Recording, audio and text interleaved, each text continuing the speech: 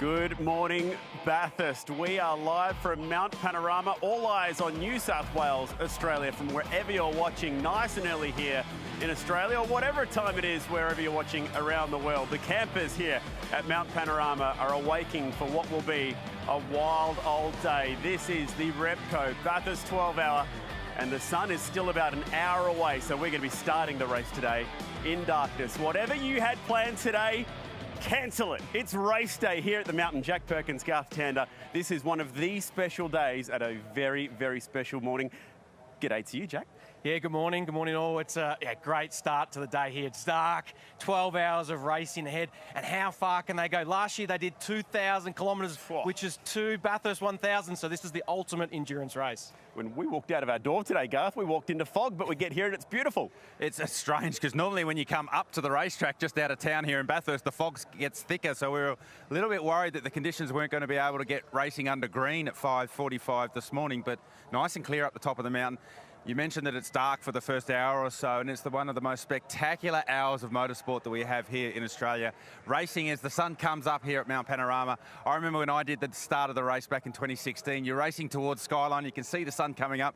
It's hard not to get carried away with how spectacular the vision is and not focus on driving the race car, but it is a really, really special part of the day. Let's chat about that Pirelli shootout yesterday here at Mount Panorama, and with all the big names inside that top 10, Jack, it was Sheldon Vanderlinde who stood up in the WRT BMW. Yeah, absolutely. He did a fantastic job in that BMW to post what was ultimately the quickest time in the session by nearly 0.4 of a second over Brock Feeney, who qualified second last year, really stood up in that session. So we've got BMW and Mercedes on the front row, and on the second row of the grid, we've got another Mercedes and a Porsche. So all marques represented there at the front. So it's going to be interesting to see how this first stint shapes up, and with the various drivers starting the cars, just what the strategy is in these tricky nighttime conditions that Garth touched on. It was a shame that we lost a couple cars in practice yesterday. It looks like those two cars have been scratched, the Mark car and the KTM that went in at the Albert. But the good news, Garth, all the GT3 cars that have entered for the race have made it through to race day. I'm trying to think if I've ever seen that here before at the 12-hour. Well, even as you go back as far as Friday practice, and all the cars, we got through Friday with no red flags in any of the practice sessions, and sort of sat down on Friday evening going, geez, that ever happened here at the 12-hour? Because it can bite you. We know that Bathurst has massive consequences if it goes wrong, but all the GT3 entrants are going to start this race, which is fantastic news. It means that all the outright competitors are in the game, and it's going to be an exciting race. You mentioned strategy early. There's been a few strategy rule changes, and Chad, you'll get into that a little bit later, but that makes it a very interesting race strategy-wise. So I'm really curious as to who starts this race, because that makes a big difference with the pit windows much later in the day. Yeah, there are some serious stars in this field as well, and it's a very deep field, probably the deepest we've seen since about 2020, which was a win for Bentley that year. Guys, there's a genuine third of the field that could walk away with the big trophy today. Yeah, there is, absolutely. It's wide open, and that's what's going to make it such a great race. And like Garth touched on, the strategy starts now. Who starts the race? And they nominated that last night, so that's a little bit of a cat and mouse, if you like, to see who you're racing against. And that's really going to set up the rest of the day. And I think the big thing will be keeping out of trouble. We talk about it quite a lot in endurance racing, but especially in these nighttime conditions, you don't want to trip over someone, you don't want to get any damage to the car, and you've got to make sure you're there for the full 12 hours. 12 hours of racing. It's going to be like a crazy, crazy day that we always get here at Mount Panorama, but the weather could play a big factor in that as well. There's storms forecast for later today. It's going to be hot. Shay Adam, we're going to see some pretty crazy stuff here at the mountain. I can see on the grid it's pretty crazy because there are people everywhere. Good morning to you. Good morning to all of you guys up at the head of the grid. They're starting to clear things off now, and that's good news for our pole sitter because it means that there is clear track ahead for Sheldon Vanderlinde. Yesterday you earned it, one and done basically, to go out there on the mountain, but now it's a completely different ball game. How have you slept last night and gotten yourself ready for this one? Yeah, first of all, good morning to everyone watching. It's amazing to be in Bathurst for the first time doing my start. First time doing the start. It's something really special. I did the outlap earlier. Super dark on the mountain as well. No natural light from the outside, so it's going to be a tricky start for sure. I think it helps having a clean side ahead. But yeah, obviously it's a long race, so we need to kind of keep it clean in the beginning and yeah, see how it ends up. But I'm super excited to get my first start going and try and keep these guys behind for the first hour at least. Last year, you guys ran, same crew, same team, everybody's familiar with the car. It was one step off the podium. What did you learn from last year that you've thought about for 12 months coming back into the race today? Yeah, last year we were nowhere near the front on the grid, unfortunately, so we made a big step forwards on the car as well with BMW. The team knows the car better since 1 year, so yeah, I think we're just way more comfortable as a team. We have the same lineup as well, so it's obviously we know each other well, and that's important for the race here, just to get the chemistry going and make sure we don't do any mistakes. Do you think it'll be easier for the start of this race with these BMW headlights, having no one in front of you? You can turn on the high beams and start flashing the kangaroos to say get out of the way. Yeah, I have to say the lights are really good on this car. I was quite surprised. I had the low beam on and put the high beam on, almost blinded myself just from it reflecting off the wall. So it's, yeah, it works really well, and that's obviously a good sign when you go into the dark. Good luck today, Sheldon. I know that yesterday you were lucky. Today's when you need it. Yeah, exactly. Thank you so much. Appreciate it. Marcus Winkelhock, you've been coming to the Bathurst 12 Hour for many, many years. Just tell us how special this first hour of the race is. It's quite special because, you know, we don't have the 24-hour light, so the first 15 minutes are not that easy. Then it's always the risk with the kangaroos and stuff like this, so it's like it's quite a special one, definitely. We've been teammates a lot of the times in the years gone past, and you usually start the race. So I came and found you, and you said, no, not starting this year. Why is that? Too old. No, yeah, as you said, I was starting many times, so now it's time for this young gun. You got Ricardo Fella starting the car. He qualified, so we'll jump over and talk to Ricardo. Qualified first Audi on the grid this year, Ricardo. Second year here for the 12 Hour. Tell us how this car's feeling. Yeah, it feels quite good. Now a small BOP adjustment, so we should be hopefully in the game for this long race, and I'm really looking forward to drive into the day now. It's always a cool experience. I did the start already last year, so I'm looking forward. Yeah, tell us about the strategy. I mean, we get caught up thinking how exciting the first hour of the race is, but really it's about staying out of trouble. Yeah, definitely. I mean, we saw last year what happened with the factory Audi. It can go very quick. But this year we are starting a bit better positions, so the risk is maybe a bit less. Good luck, go well. Thank you. Mara Engel starting out of grid 3, starting to strap into the car here. How are you feeling ahead of this 12-hour race? Yeah, good. Obviously great to be here again, and always a special time starting this race so early in the morning in the dark. And yeah, obviously we're hoping for a good day and a strong run. Can you tell us how you prepare for these nighttime conditions? Anything interesting on the dash, or you just need to make sure the headlights are on? Yeah, I was going to say mainly the lights. That's the main thing you want. No, just get everything set up for the start of the race. Obviously nice to have a few more minutes to do things calmly, and then get ready for action. And you're partnering with David Reynolds, one of our local heroes. When's he going to jump in the car? He'll be in after me, and obviously it's great to have Dave on board. He's such an amazing character, and obviously one of the fastest drivers around this place. All right, mate, good luck. Thanks, mate. What a sight that is, the grid here at Mount Panorama. A lot of these cars will be shared by 3, sometimes even 4 drivers, and 28 cars will be ready to take the start of what will be a very long day at the mountain. What will this place throw our direction today as we race up towards 5:45 p.m. local time today? And down here in the Pirelli pit bunker, we're going to be able to break down all the strategies and break you through all the rules that you need to be across the course of the day. And I'm just going to start with some of the basic race facts here that we need to take care of. As we know, Mount Panorama is the venue. Last year we got through 323 laps, exactly what Jack Perkins was talking about. We hit that magical 2,000 kilometre mark, and that was with a 4.5-hour blast of green flag running to the end of the day. Something new for this year, we've got a full course yellow. If you watch a lot of Formula One, it's very similar to the virtual safety car. That's never been seen here in Australia. So how will that change today? The fuel window, you usually get about 30 to 40 laps, but they're actually going to be limited to 32 lap runs. That came out yesterday when they were talking about the balance of performance to keep it fair across the entire field of cars. I know this looks like an awful lot of numbers and facts, but what we're talking about here is driving time. So for the pros, they're allowed to do 5 hours and 40 minutes maximum. For the bronze drivers in a pro-am team, they've got to drive for 3 hours, which includes an hour in the second half of the day. But as we saw last year, the bronze-ranked drivers, like a Kenny Habul, who's racing in the pro class, they don't actually have a minimum time. So there's a different way that you might be able to break the strategy up. We'll talk about that soon. When we talk about fatigue, you have to have a minimum 1 hour break in between your stints, so that there's no chance of any incidents occurring through fatigue. And then, like we talked about, that full course yellow is here. Similar to a virtual safety car, when it's announced, the teams will have 15 seconds to slow down on track, and they'll be given a 15-second warning before going back to green flag. Could anyone score potentially a free pit stop as all that's happening? So let's just quickly chat about strategy before we go green today, because there's a few different ways you can break it down here. And I want to go back to 2020 when the Bentley M Sport guys got the win here with Jules Gounon late in the day, and that was a really nice way of doing it. 10 stints, 9 pit stops. They shared evenly the driver time across the course of the day. Importantly, they kept Gounon fresh for a double stint towards the end there, and they were doing 28 laps and 30 laps. That would fit nicely in what we're trying to do today. But the different way of cutting it last year that Kenny Habul and the Sun Energy team used to win that race was something completely different that we'd never seen here before. And it involved Kenny just doing this one stint very early in the day, which cleared him out for the rest of the day at that point. So then Lucas Stoles, who's the red driver, and then Jules Gounon, who's in white here, were able to share the car for the rest of the day, and on they went until, look at that, 32 laps at the end there. I'm expecting something very similar for your best drivers to be double stinting towards the end of the race. So are we going to see a similar strategy to that? Well, this year we've got 3 teams who are trying what we call the loophole strategy, where essentially a bronze-ranked driver could win this race outright. We're seeing that with Brad Schumacher in the Audi, and Liam Talbot's going to try something there as well. The real key to making this strategy work, though, is you've got to get this part of the day right. If you can hide that driver potentially in a part of the race where there's a safety car, if you can avoid going a lap down in the early part of the race, that could be the race-winning strategy right there for the drivers who are trying something a little bit different. We'll be able to track all of this live throughout the day. It's what makes this race so exciting. But before we go green here today, it's time for the Australian National Anthem with the Australian Army Band.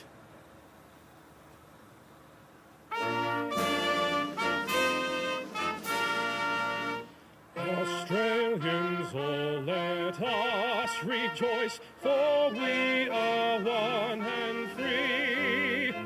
We've golden soil and wealth for toil, our home is good by sea. Our land abounds in nature's gifts of beauty rich and rare. In history's page let every stage advance Australia fair. In joyful strains then let us sing, advance Australia fair.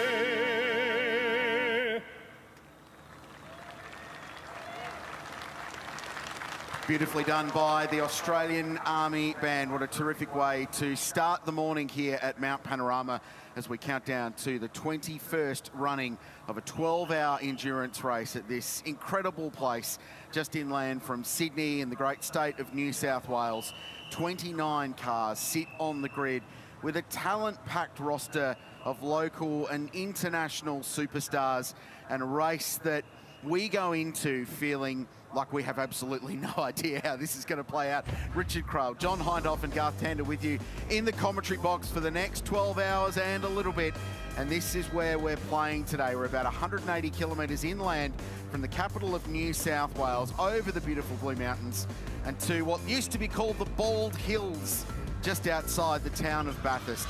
And this is the Mount Panorama circuit. 6.213 kilometres, 174 metres from the lowest point right down where we are on pitch straight to the top at Brock's Skyline. 23 corners, all of them providing some form of unique challenge that you don't get anywhere else in the world. A good lap somewhere just over 2 minutes, and pole position yesterday was set by 24-year-old South African Sheldon van der Linde. BMW on pole for the second time in the GT3 era in Bathurst 12-hour history. First South African to get a pole at Mount Panorama as well. Sheldon will start the race alongside Mick Grenier in the National Storage Racing 888 car. 29 cars should take the starter this morning. John Hindhoff, good morning to you. Just on 15 degrees at Mount Panorama, so it is a cool morning for what should be a hot race. And that's the perfect description, Craill, for this race. I've been coming since 2013, and this is my 10th race.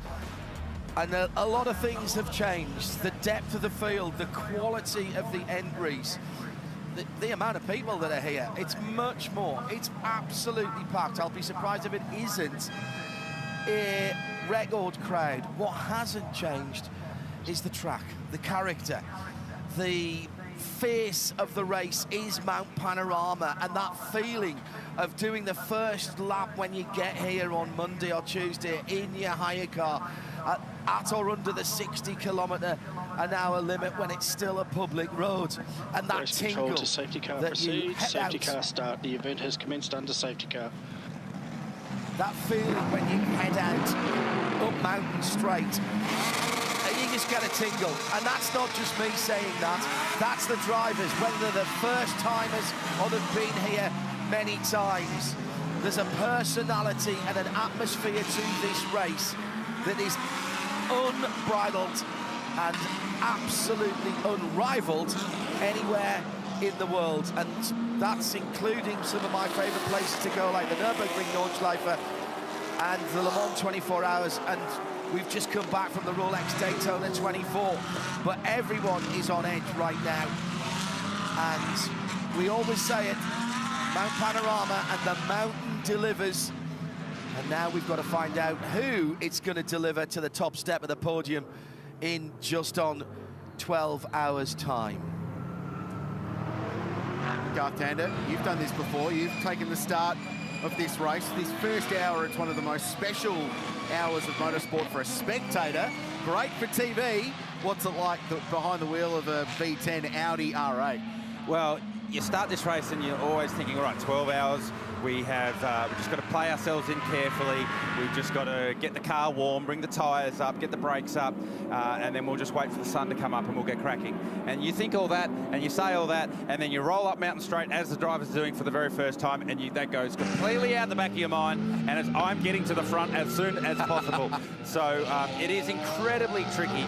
Don't let our I mean, you can see there at the Audi cutting just how dark it is. Our cameras actually do a very good job of making it look lighter than it actually is, and I can tell you it is pitch black out there, even to the point where as I was driving in this morning with Chad Nolan, we were looking for the moon to see if there was a moon actually up, because it felt so dark. And when you're driving the race car, particularly across the top of the mountain here, as you enter Reed Park, exit from the Great and up to McPhillamy, it's really hard to pick your marks. It's really hard to see exactly where those walls are. And then as you drop down here, down out towards the Great, to know where to position the car. So it's a very challenging 45 minutes of the race. Just on 14 degrees, just a little bit more at the moment. It's going to be quite humid today. Top of 29 degrees forecast in this region, but as Chad touched on at the start, there is a forecast of some thunderstorms. It's been quite a strange week weather-wise here in the central tablelands of New South Wales, and lots of storms have been sweeping over. For the last 4 days, they've either gone to the north or the south of the circuit itself, and they've missed us completely, but who knows how this is going to play out today. It's about a half moon. It's a waxing gibbous moon today, so it's about a half moon, but we took the morning off this morning. Yeah, it's so dark. Sitting down next to the telly to watch the race for the next 12 hours. We should confirm the race has officially started, and you heard the voice of James Taylor. He's the race director upstairs from us in Motorsport Australia Race Control. And it's slightly different procedure to what we might usually see, because he confirmed that the race has started behind a safety car. Rather than just having a formation lap and then the green flag, they've actually commenced the race behind the safety car, which basically gives them the tools to run it for as long as they'd like. And the word we're getting from upstairs is that they're going to run 2 laps, which is consistent with what they've done here for the last 2 years. Give them 2 laps to get heat into brakes and especially tyres. We talk about the tyre warm-up task that are these GT3 cars, that it takes some time to get temperature in. So they're going to give them every opportunity to get temperature in the tyres before they let them loose. And Garth, you were saying going into qualifying, it was taking 1.5, maybe 2 laps at prep speeds for qualifying. Now, in any case, behind the BMW XM safety car, you can do some prep, but you're still not going to be as if you were taking off on a hot lap. Oh, that's correct, and obviously no sunlight at the moment, so no track temperature relative to what we've had in practice and qualifying, so that also slows the tyre warm-up procedure. So from memory, last year we were seeing it was like 6, 7, 8 laps for the tyre to actually come up to pressure, because also remember, you're now pressuring the tyre to do 32-lap stint. You're not pressuring the tyre to do a 3 or 4 lap qualifying run, so you run a lot lower starting tyre pressure, and then the tyre takes longer to come up because there's less pressure to build in the tyre. So this 2 warm-up laps is almost the hardest you'll work throughout the 12 hours, because you are swinging on that wheel, you're using a huge amount of brake pressure to get temperature into the brakes and let that radiant heat from the brake rotor go out into the rim that then makes its way into the carcass of the tyre. So you have to work so hard here to make sure you have tyre temperature for when we go green at the end of these first 2 laps. Is it more efficient to do it that way and drag the brakes or to swerve left and right? We see a bit of both going on. Yeah, a lot of both. And with a car with ABS, you can do a lot of both at the same time. So you're actually putting load into the sidewall of the tyre. So when you're weaving left and right, you're putting load into the sidewall and effectively trying to distort the sidewall and get the rubber to move left and right from the contact patch from the inside of the rim. And then obviously from the brake rotor, you're trying to get that heat, and you're trying to get the heat come out of the brake rotor into the aluminium rim, which then goes into the carcass of the tyre. That's the important thing. Getting into the carcass of the tyre, the core of the tyre, not so much the surface. Confirmation the safety car will be in this lap. So let's have a look at this race, shall we? You saw in the Pirelli pit bunker before the start with Chad Nail on last year, this was the quickest endurance race, the fastest race run in the history of all endurance racing at Mount Panorama. 323 laps, just over 2,006 kilometres were both records, and the race run at 167 kilometres an hour average over 12 hours. It was a brutally quick motor race, and there's no reason to expect why this year, with an increase in the depth of competition, won't be the same. There's Maro Engel, desperate to add a Bathurst victory yesterday. He said in the press conference last night, having qualified third, said maybe that's the change. I've been on pole twice here before. You don't need to be on pole to win this race. Perhaps that is what gives me the opportunity, what opens the door for him to grab a Bathurst victory. Thomas Randall will start car 222, the Scott Taylor Motorsport, the all-Aussie Adventures outfit from that Aussie team with Craig Lowndes and Cameron Waters. But this is a world-class field, 94 drivers in 29 cars. There are 8 former winners of this race for 13 12-hour victories. There are more than 350 Supercars Championship race wins on this grid. There are 8 winners of the Nürburgring 24-hour, 8 winners of the Spa 24-hour, 4 Intercontinental GT Challenge champions, including the last 3 in a row, and some of the world's best, most talented racing car drivers. This is as good a field as we've seen here. Cannot wait to see how the next 11 and a bit hours plays out. I say 11 and a bit because it just makes the task seem a little bit less daunting than 12. So coming down Conrad and the safety car to come in, that BMW XM. Only the second time that BMW M has built an entire car. And if you're as old as I am, you will remember the confirming safety car lights are out. Lights are out on safety car, weaving must cease. You'll remember the brilliant M1 and the Pro Car Championship, and you still see 1 or 2 of those on the road. Well, the XM is number 2 from BMW M Sport, and that has been leading the field round. No weaving allowed. And it's a restart from the back of a safety car, so it'll be line astern. So good news for Sheldon von der Linde at the front of the field in that number 32 BMW M4 GT3. Oh, little bit of weaving. He's put the hammer down, coming down to the final corner at Murray's, and he's got a decent gap here. He'll see the green flag as he comes through, and that's a super start for the pole sitter as he goes through. Mick Grenier caught a little bit napping there, and it's what, 8-10 car lengths as they head up Mountain Straight for the first time. So we're green finally on Mount Panorama with 11 hours and 49 minutes to go. Sheldon van der Linde starting the BMW, Mick Grenier starting the National Storage Racing Mercedes-AMG. Maro Engel is behind the wheel of car 130. Laurent Vantel, the Belgian, back in car 912. Lucas Stolz starting car 75, the defending champions 2 times over. First to the Audis is Ricardo Feller, Sheldon van der Linde. And until those tyre temperatures get up, Garth Tander, they're going to have to be really careful at pretty much right across the top, because that affects ride height as well as grip. Yeah, you can hear the cars bottoming as they made their way into the cutting, and they'll bottom even more now as they make their way across the top of the mountain. Van der Linde with just over a second lead over Grenier, and it was a great start, restart, or start, however you want to call it, for Van der Linde.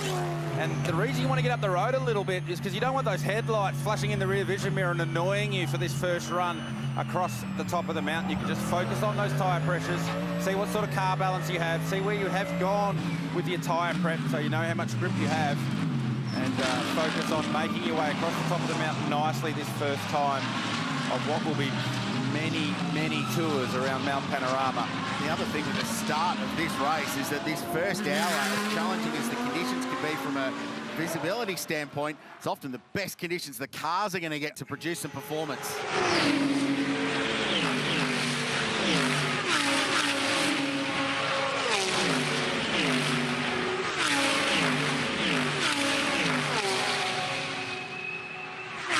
Sure beats an espresso shot, that.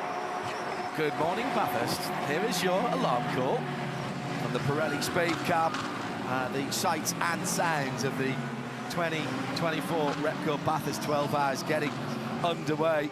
I don't dislike, actually, a single file start. It's a little less exciting down in the Hell Corner the first time, Garth, but it gives all the drivers a chance just to, if you like, to play themselves in. I think that's the first overtake we've seen at Turn 1 Held Corner, and it's come effectively on the second green flag lap. Yeah, and I'm with you, John. I like the single file start because it can get hairy, the run down in Turn 1 on that first lap, and also the run up Mountain Straight into Turn 2. So as they continue to sort themselves out at the end of Turn 2, I think that's Jamie Whincup in the 88 AMG Mercedes, battling it out with Harry King and Maxi Goetz. Called himself a retiree yesterday. Yeah, he did, didn't he? Jamie Whincup. Semi-retired. Semi-retired, having just punched out a low 2:03 to go right near the top of the practice session Saturday afternoon. That's the Johor Motor Racing 888 number 88 car, off the back of a great deal of success in recent weeks in the Asian Le Mans Series. Prince Jeffrey Ibrahim and young West Aussie guy Jordan Love will drive that car. And touch. Now, that was the WM Waste GT4 car, wasn't it? The Artura getting a little bit of hip and shoulder there early on. Chaz Boston started that car this morning, so fair amount of experience there in the local search IRC GT car. That was the car that had big damage yesterday. They've done a huge amount of work, bolted in a new rear end, and that car back on track, and contact nice and early. So 15 minutes in, Sheldon van der Linde by 1.2 seconds early on.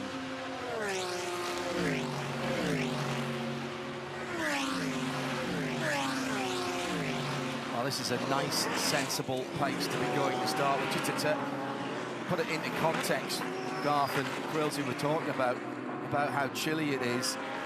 The best lap time we've seen is a 2:10. Now, granted, the line astern and they're full of fuel, but we saw people coming out for 1 hour sessions earlier on in the week, Garth, and getting straight down into the 5s and 4s, second or third lap out. So that's how tricky it is out here at the moment. Yeah, you can see the tyres coming in now, second actual push lap of the race. The first flyer, Sheldon van der Linde, was the fastest with a 10.1. The second lap, it was Michael Grenier who was fastest with a 2:06.9, so some 3 seconds faster on the second lap. Oh, there goes the 46 BMW M4 around the outside of Maxime Martin. So we've spoken about the BMW all through practice and qualifying in the lead up to this race, just how fast the car is in the first sector. I think we got a bit of a window as to why the car is so fast in the first sector, rounding up Kelvin van der Linde in the number 22 Audi around the outside in the braking zone into Turn 2. It's a very Craig Lowndes-esque move that we've seen here in the past. 1994 was a long time ago, Garth. Yeah, that's an interesting thing. The BMW is going really well, and of course they're the only car with forced induction with turbocharging in the GT3 field here this year in these cool conditions. Now they say it's always darkest before the dawn. It's actually half a degree cooler now than it was when the race started. So the temperature's just about to bottom out and then start rising as we get one of the AMGs. That's the STM car of Thomas Randall shortcutting at Brock Skyline. The best change they've ever done to this race track was put that tarmac apron there on the runoff. It used to be a gravel trap, and it used to be Carnage Central. So he got away with one there, Thomas. That car was in 12th position. I was just missed the shootout yesterday. I was just about to say. Attention all teams. Stewards have imposed a pit lane penalty drive-through to car 47. Breach of safety car protocol. David Russell behind the wheel of the Mercedes AMG. It's a breach of safety car protocol. There's a couple of elements that could be. It could be weaving once the lights were out. But we are being told by Motorsport Australia Race Control it's actually overtaking before the control line. So you are not allowed to pass another car before you get to the control line, which is right there under the Repco bridge. And Davey was quite a way back down the field in among some Invitational and GT4 cars. So I wonder if he might have just been getting past a slower vehicle at the start there and just slightly misjudged it. The first vestiges of that almost Etruscan orange sky just beginning to break through. Oh, this is the coolest air at most. Just fantastic. Mother Nature must be a motor racing fan when you see Gulf blue and gold and orange in the sky at the start of a motor race. Absolutely gorgeous, and this is why we've got such a big crowd here and so many of you watching all around the world. The first 45 minutes or so of this race, stunning.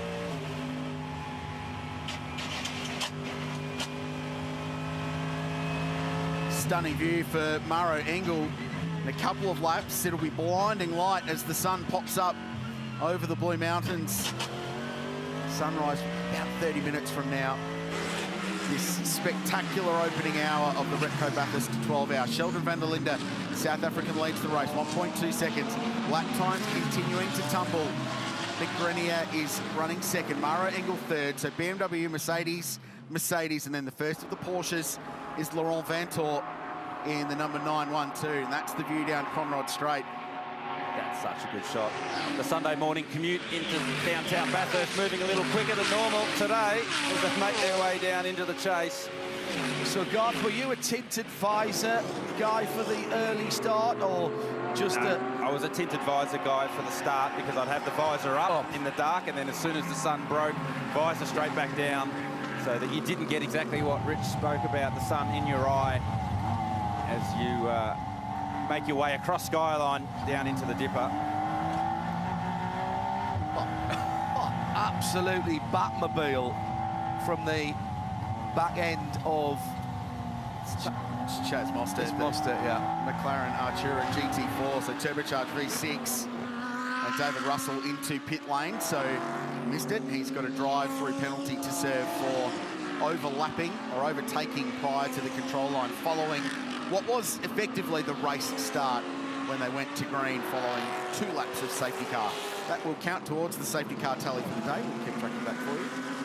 Meanwhile, a little bit of shuffling going on a little bit further down the order. So having bowled wide at the top at Rock Skyline, Thomas Randall recovers the spot and sneaks up the inside of the Hallmark Property Group car from Team MPC down at Murray's Corner. Nice pass. West Aussie Dean Fiore driving the number 9 Audi. And then Kelvin van der Linde in the 22. Rare you see Kelvin being passed at Mount Panorama. 1 passed and 2 outbraked. So Maxime Martin didn't quite get the lap out of the BMW he wanted in the Pirelli shootout yesterday. He's making up for that now. Up a couple of spots from 9th to 7th for that car. Here's another view on board the 46 BMW M4. Uses the toe nicely, switches out. And ultimately, Kelvin didn't fight this one too hard. He certainly knows there's a long way to go in this race, and probably also knows that these are probably the best conditions for the BMW horsepower-wise as well. So keep your powder dry for a fight later in the day when it really matters. And the BMWs did struggle, John, last year when it got hot in the middle of the day. This car, the leading car right now, already getting to traffic, and it was so close as they go past Bridges Mount Panorama. That's one of the risks that is going to be part of today's motor race, is that traffic, and we've seen it throughout 6 practice sessions and even qualifying, that with just 6 more cars than last year's race, traffic has played such a bigger role in trying to get a clean lap. So it is going to be a big part of today is negotiating the class cars. Not that you could see it there, but that was the bright orange Vortex 1.0 with Lionel Amarish behind the wheel and went offline quite significantly at this time of the race. Not too much penalty for that, but you're told in the driver's briefing, if you can, just stay on your racing line. And I've said that there is quite a bit of debris, surprisingly, on the outside, running up towards the tree and up towards the top of the mountain. Yeah, that's right. That is certainly something that you do have to be well aware of as this race progresses the marbles, the rubber debris, the tyre debris that gets discarded to the outside of the racetrack, and that continues to build as the race goes on. So should you find yourself out wide letting the faster cars through, it can take up to 3 laps to clean the tyre up again. And if you're consistently forced offline, you may never clean the tyre up again. And that becomes an issue for the slower cars, because then they continue to lose more performance. It's like a snowball, it gets worse and worse the more you try and be more and more polite. It can feel like a puncture, can't it? Yeah, and the car shakes so hard. So you often feel like there's something failing in the car, but ultimately it's just pickup, what we call pickup. Talking about pickup, the speed's starting to pick up at the front of the field. Just looked at the sector times, and Michael Grenier, a 50.9 in the first sector, starting to get down to some pretty saucy lap times. 32.2 across the top from RO Engel. So the 2 AMG Mercedes in second and third starting to come to life. Just a reminder of the classes and the categorisation, this being a class race, so you can tell who's where with the colour on the timing totem on your left of screen. Green is the Pro-Am battle, boys still watches. Silver class with the blue. Invitational class, the pink, that's going to be a really cool race. There's some proper talent there. It's being led by Tim Slade. Nick Percat in there, and young gun Rylan Gray squeezed in between 2 of his supercars heroes. And then the GT4 class being led by Chaz Mostert in that McLaren. Chaz handed the reins over to his younger co-drivers. Job to qualify the car, but he got the job of starting this morning. There is Valentino Rossi. Celebrated a birthday on Friday. It was Matt Campbell's birthday yesterday. Snuck that one flew under the radar, yeah. So he had a pretty good day in the Manthey Porsche. Former winner here. Valet has done a super job this weekend. Lines for the autograph session, and the public appearances have just been ridiculous all weekend, as they were when he first arrived last year. And his co-driver Maxime Martin, one of the most experienced GT and endurance racers around the world, has the task of starting car 46, and he's already up 1 spot to 7th. Sheldon van der Linde continues to lead. I'm interested to see where race pace settles in GT at the early stage of this race. And last year, they ratcheted it up really, really quickly, and we're doing 3s and 2s within that first hour. I'm keen to see where they sit, especially with the different pit stop rules that Chad touched on at the start, where there's now a timed pit stop to put fuel in the car, and what we think that's going to do is take some of the need to save fuel out of the equation, that you'll be able to run the car flat out for a stint more often this year, perhaps, than last year. So keep a lap time check on it for you, just to see where they settle into. You were talking about Max Martin on that. He was up to 6th, so Ricardo Fellas got back past him there on that last lap. And he was one of the cars in that 46 who was moving forward. So he's back in front of Kelvin von der Linde again now in the number 22. A nice spread of makes: BMW, Mercedes, Mercedes, Porsche, Mercedes, Audi, BMW, Audi, Porsche, and Mercedes for the top 10. See that quickly. If you're a Lamborghini fan, David Wall's in 17th in the Wall Racing Huracan GT3 Evo. Brand new car, they've had a really solid weekend, and dramas for the 19 Racing Ginetta G55 GT4. Already, it's Hizzy behind the wheel of this car, young English driver. One Hizzy, yeah, great opportunity for this young man. He impressed mightily in the Dubai 24 hours a couple of weeks ago, and that is not good news at all. Slow down. V6 engine, I think, has expired. There's something. Is that a brake? Right rear brake? Yeah, at the back of the car, so it's either exhaust or brake that they were a little bit worried about as they pushed the car into the lane. So, get the driver out, which is a smart move. He's done well to get it back to the pits, so we stay green as we are in the early running here at Mount Panorama.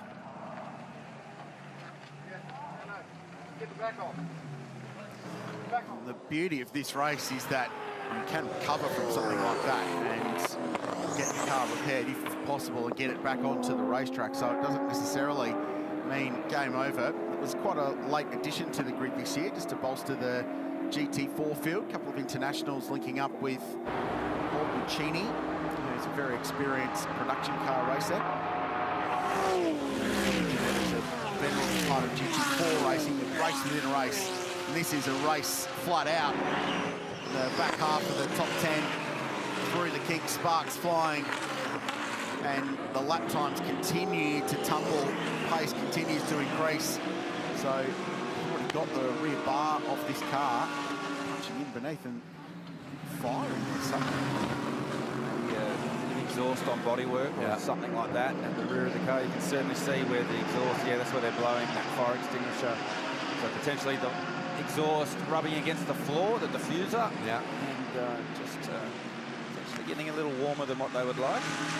Colin White, one of the drivers, knows probably more about Ginettas than anyone other than the company themselves, and is not averse in endurance races to picking up the tools. He'll have been on the baking putty this morning.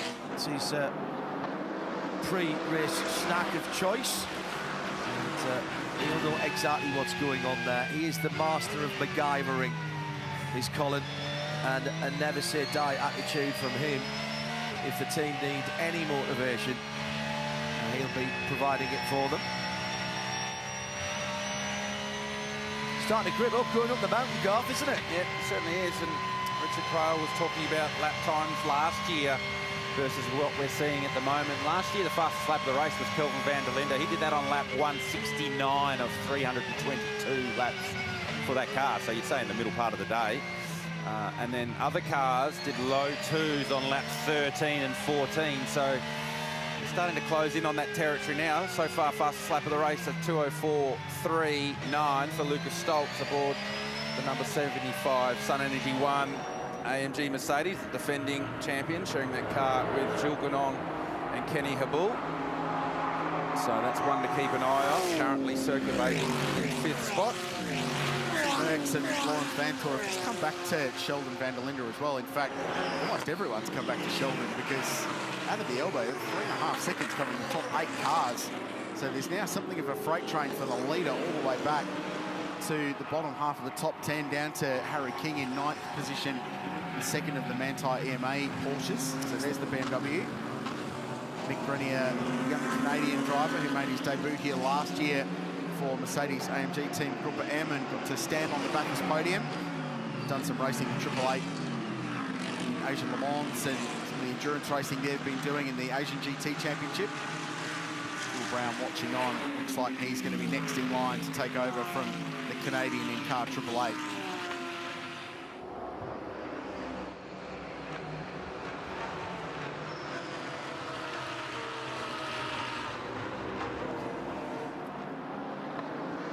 Smiles down at National Storage Racing. A little nap early in the program. You get to sleep in early on Sunday here because it becomes a very big day at the office with not many opportunities for a break as we roll into the second half an hour of the Repco Bathurst 12 hour. I thought I'd come down and see my mate Will Brown. You're getting ready to jump in. On a scale of 1 to 10, how happy were you didn't have to start today's race, mate? Yeah, I was at 11 about that. I was pretty happy. It's not as bad as it was in 2022 when me and you raced together, but it's always a bit scary starting in the dark around here, but Mick's doing an awesome job. And yeah, just keeping that second place right now. Yeah, you're in good stead, and all reports are the car's handling quite well. Have you heard much from Nick in the car at the minute? Yeah, no, I think he's pretty happy with the car right now. It's obviously pretty early in the morning, so the times are pretty fast. But no, I think overall we've got a good car today, good team. So we just got to keep it clean and see how we end up. And let's have a look what's in your hands here. You've got a little dicky seat. Is this what you put in to make sure you're nice and comfortable in this Mercedes? Yeah, that's right. I'm not very big, so I need to boost myself up with a little booster seat. So yeah, chuck that in and then I'll be right to get up on the wheel. Go well, mate. We're looking forward to watching you out there, all right? Cheers, thank you. Down in the Genetic Garage with Owen Hizzy. And Owen, they're actually backing up a new car. How much bodywork can they pilfer off this one to put on your car? It's exactly the same car, so everything in that car can go into this car. So yeah, so that's all what we're doing, taking spares away from that one to put onto this one. It was unfortunate that dry shaft let go after the straight, back straight, and then unfortunately it then caught fire. So not the best start, but rather it go at the start than the end. And you got the right crew guys working to try and fix the car. Should be able to get it back out? Oh yeah, we should easily be able to get that back out. It's just one of those things that we just can't control. But knowing the team, the car and everything, it shouldn't take too long. Thanks for the chat. Thank you. Oh, what an absolute disaster. It's been running fine all week and then pulled the drive shaft out. Wonder if he maybe just ran across the back of a curve or something and it's rattled it out. It can happen. Happened to me when I drove one of those. Lost the right drive shaft at the rear. Should have remembered that. You can whip down now, give him a hand to fix it then, John. No, that is not a very long time since I picked up spanners, and it goes back to my early days of driving when we all had to keep our cars on the road ourselves. If that was a Hillman Avenger, I could whip the gearbox out and change the clutch for them, no problem at all. That was my speciality. Our leaders now starting to make their way through the GT4 competitors. Chaz Mostert, new experience for him.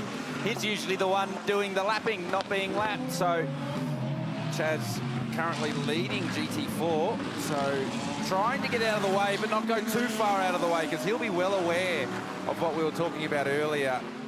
Get the build up or the pick up on your tyre and how that can affect your performance. So Chaz staying full right as the BMW comes by. There'll be an Audi come on by very shortly. There he goes, Kelvin van der Linde. Those two duked it out for pole here a couple of years ago. So, and that McLaren is not a slow race car. They can do 2:14s at this place, but it shows you just the level of performance these GT3 cars have got. It's really spicy at the front now. This massive freight train of cars all the way down to Harry King in 9th position, locked together. 5 seconds covering the top 10. That's Jamie Whincup. Get him back, Chaz. Get him back. There you go. Oh, you'll love it. Yeah, that's right. Chaz will be loving that. He has got no chance, but shows the nose.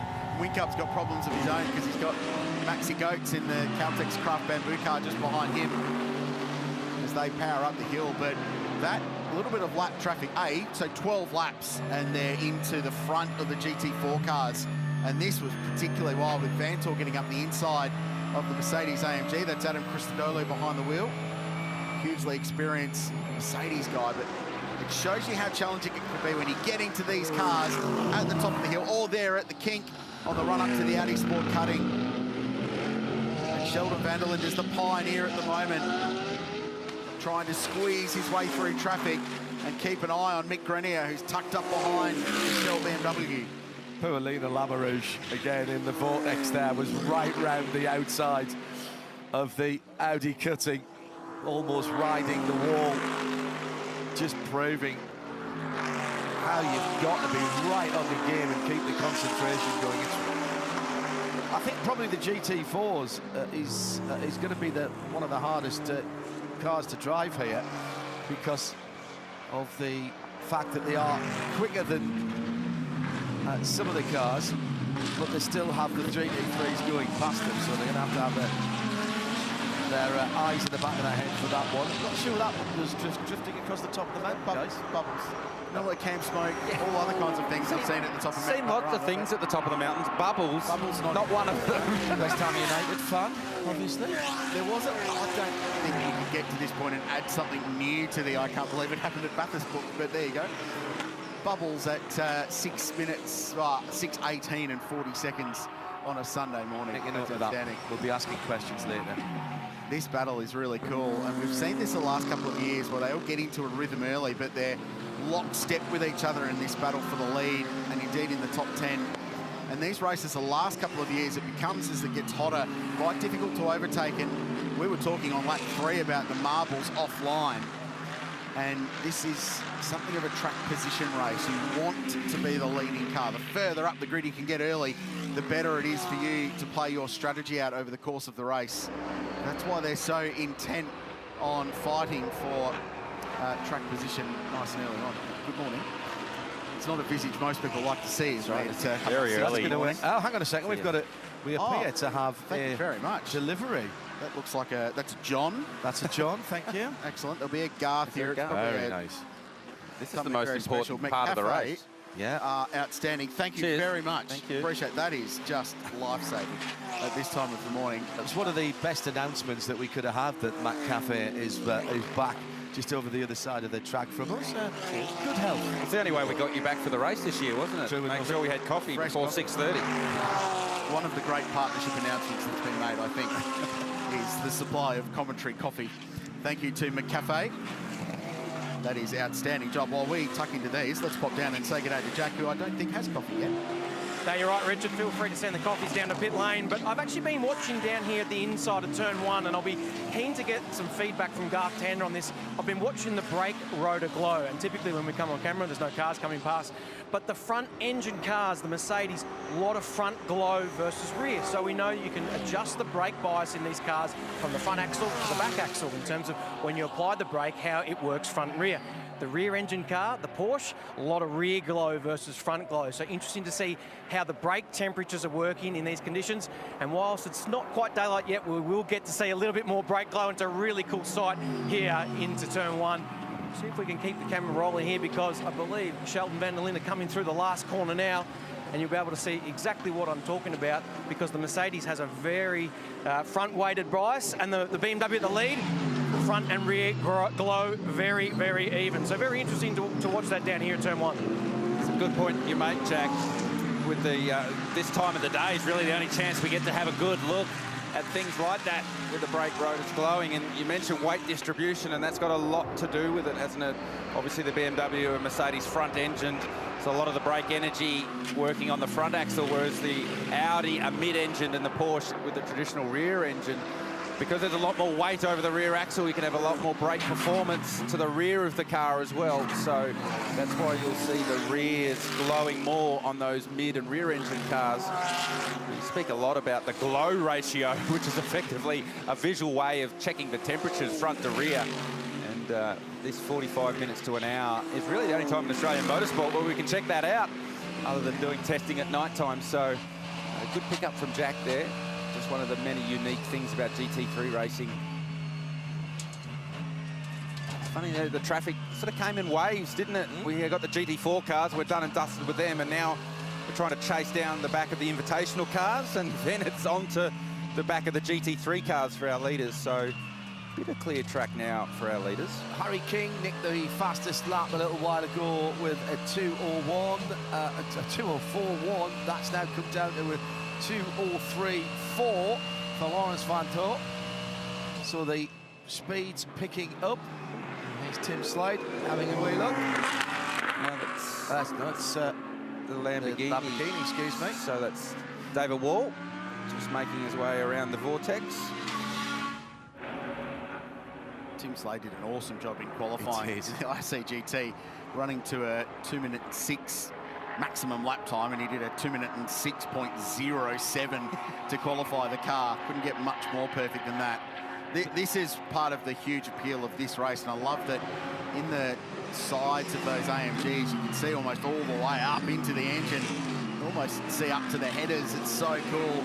They opened those out a few years ago because they had problems with tyre pickup getting caught where the exhausts go through the sill, and you can get serious fires out of that. In the AMG cars, even on a really overcast, gloomy day, you can see the exhaust glowing, so they certainly run very high exhaust temperature on that car. So we are coming around to 6:25 in the morning at the mountain.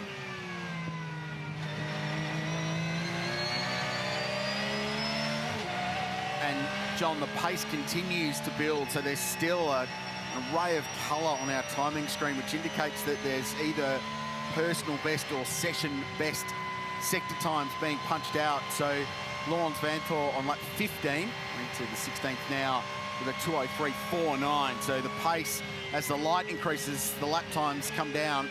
And this is pretty typical of what we see in this race, where it is something of a happy hour at kind of the wrong end of the day, where cars are just humming along nicely and punching out good lap times. So it's still Van der Linde by 0.6 of a second. That margin's been pretty consistent since the start, somewhere between 6 to 10 car lengths. BMW continuing to lead. Harry King leads Pro-Am in 9th, with Jamie Whincup second in 10th. Best of the silver cars is Luke Yilden in 14th position in the 44. Invitational is Tim Slade. He is in 17th position in that number. Superb looking and sounding number 91. The white car with the Martini livery. They've all been pretty well behaved at the moment. I'm impressed with this. You don't win a race on the first few laps. I am getting the absolute Paddington stare. I'll just message James Taylor to get the safety car on standby, should I? Because I think we've been pretty good this weekend from a commentary curse point of view. We've done all right so far. I don't think it's not a thing. It's not a thing. I love that commentators think that they've got some control over the curse. I like to think we've got more influence than we actually do. We do. As you're learning, as you join our I can tell you right now, as you're fanging around Mount Panorama at 6:25 in the morning, you're absolutely not thinking or worrying about what the commentators are saying. If you are, you've got bigger problems. I'm heartbroken. I'm sorry to burst your bubble, John, but I would have thought this far into your broadcast career, you would have figured that one. Wind picking up at the top of the mountain, that is something to keep an eye on. Sort of coming into driver happy hour now, because you can see. Yeah. So the cars were loving the very start of the race with the cooler conditions, so you had car happy hour for the first 40-odd minutes. And then we'll have now about 20 minutes of overlap where you go into driver happy hour, and then the temperature starts to rise, and then the tyre will go away. And it'll then start to lose lap time as the sun breaks, the UV comes in.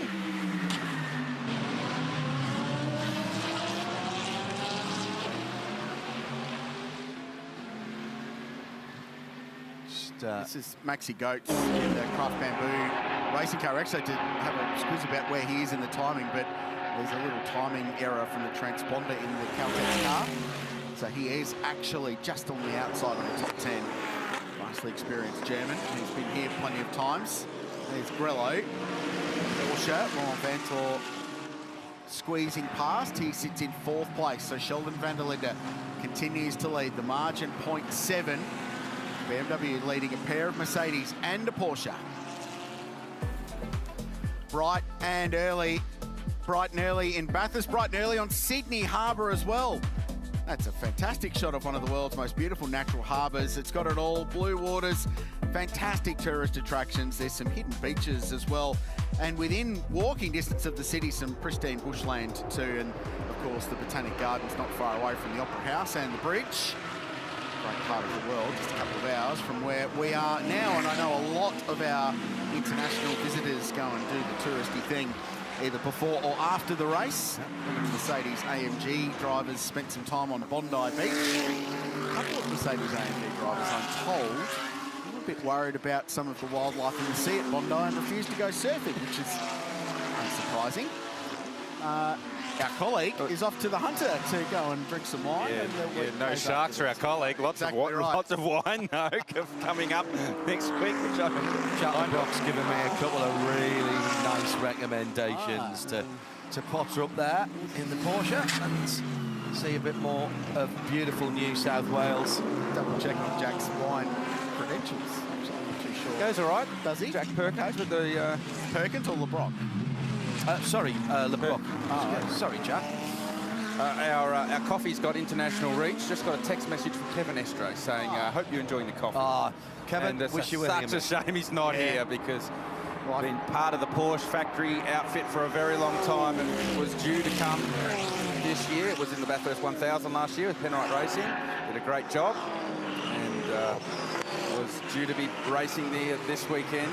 Shipping delays meant that Porsche could not make it. Yeah, Hub Auto worked so hard and they were on the verge of flying a car here, but it wasn't going to get here until Friday and it was just too big a call to make. Yeah, you get the feeling Kevin would have been smack in the middle of this battle back right at the front. Yeah. Awesome driver. He was really good in the supercar last year. He did a mega job. A really good job. Outstanding, yeah.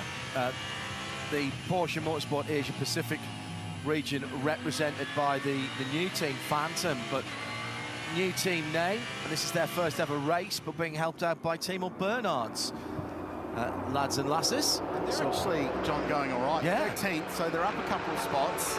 They missed the shootout. Jackson Evans is behind the wheel of that car. And they've just gone pretty quickly, so they're in the low 3s, as are now the top 15 cars in the race, all in the threes, or very much near it. This is that leading battle. So Maro Engels come back to the rear of the national storage car for Group M.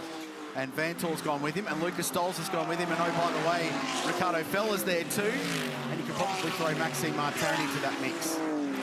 45 minutes in since the start of the race, and just over 8 seconds cover the top 10. So no one getting up the road just yet. Jamie Whincup, 10th spot. It's actually Jackson Evans in that Phantom Global Porsche, just set the fastest first sector of the race, 50.5. I'm not sure that carried within a 50.5 in qualifying. So tells you a lot about track conditions when there's no sun on it and it's still nice and cool. Lena Labarouche again right in the middle. I think that's the third time that Vortex has been lapped, but they're in their own race. They just want to get through this one. French bespoke race car builder. It's one of their first efforts. They've got a new for 2024 car, did some development on it in the Middle East at the back end of last year, and then raced in the Emirates a couple of races in January. And that's the new car, the 2.0 Vortex. That is an all-carbon fibre chassis on that car. Hopefully, we'll see that coming over here next year. Talk about the international reach. We've talked about this in the past. Racing drivers want to be here. Hello to Robin Liddell, Stephen McAleer and Jordan Pepper, who are all tuned in around the world at various times. They're spread across the globe. It's 7:30 in the evening in the UK. Gentlemen, let's have you over here shortly. Well, Jordan Pepper won with Bentley. Yeah. He did. 2020, first South African to win here. Sheldon van der Linde, the first of his countrymen to do the job in qualifying. So this is on board David Wall, former Cup Australia champion, GT champion as well. A little bit of AC. Only 14.5 degrees outside at the moment. A bit more than 14.5 degrees inside the Lamborghini right now. We were talking yesterday in qualifying how you can sort of relax at the end of Conrod at 280k an hour, and that's a pretty good example of just one-handing it into the chase, just adjusting the air vents. I can tell you just how powerful those air vents are. You've actually got to run with your visor down because it blows that hard, it dries your eyes out. So I was just marvelling at this lead bunch. Every time we take a shot down Conrod Straight or up Mountain Straight, the first 8 cars are all in the same shot. They make their way down into Forest Elbow, line of stern. And if you listen, the start of a 10-lap sprint race. Yeah, absolutely. If you listen carefully, you can hear them bottoming out. Hashtag B12HR. If you are joining the conversation, hello to John Smith. I'm not sure where you are. This might be a silly question. Could the cars bottom out at the dipper? Not just there. Well, it's 3 or 4 times across the top, particularly when you're full of fuel. Yeah, so it's full of fuel in the cooler, denser air as well. There's more downforce. So that was one thing I really noticed. We tested here. There's a test weekend or a test couple of days in November.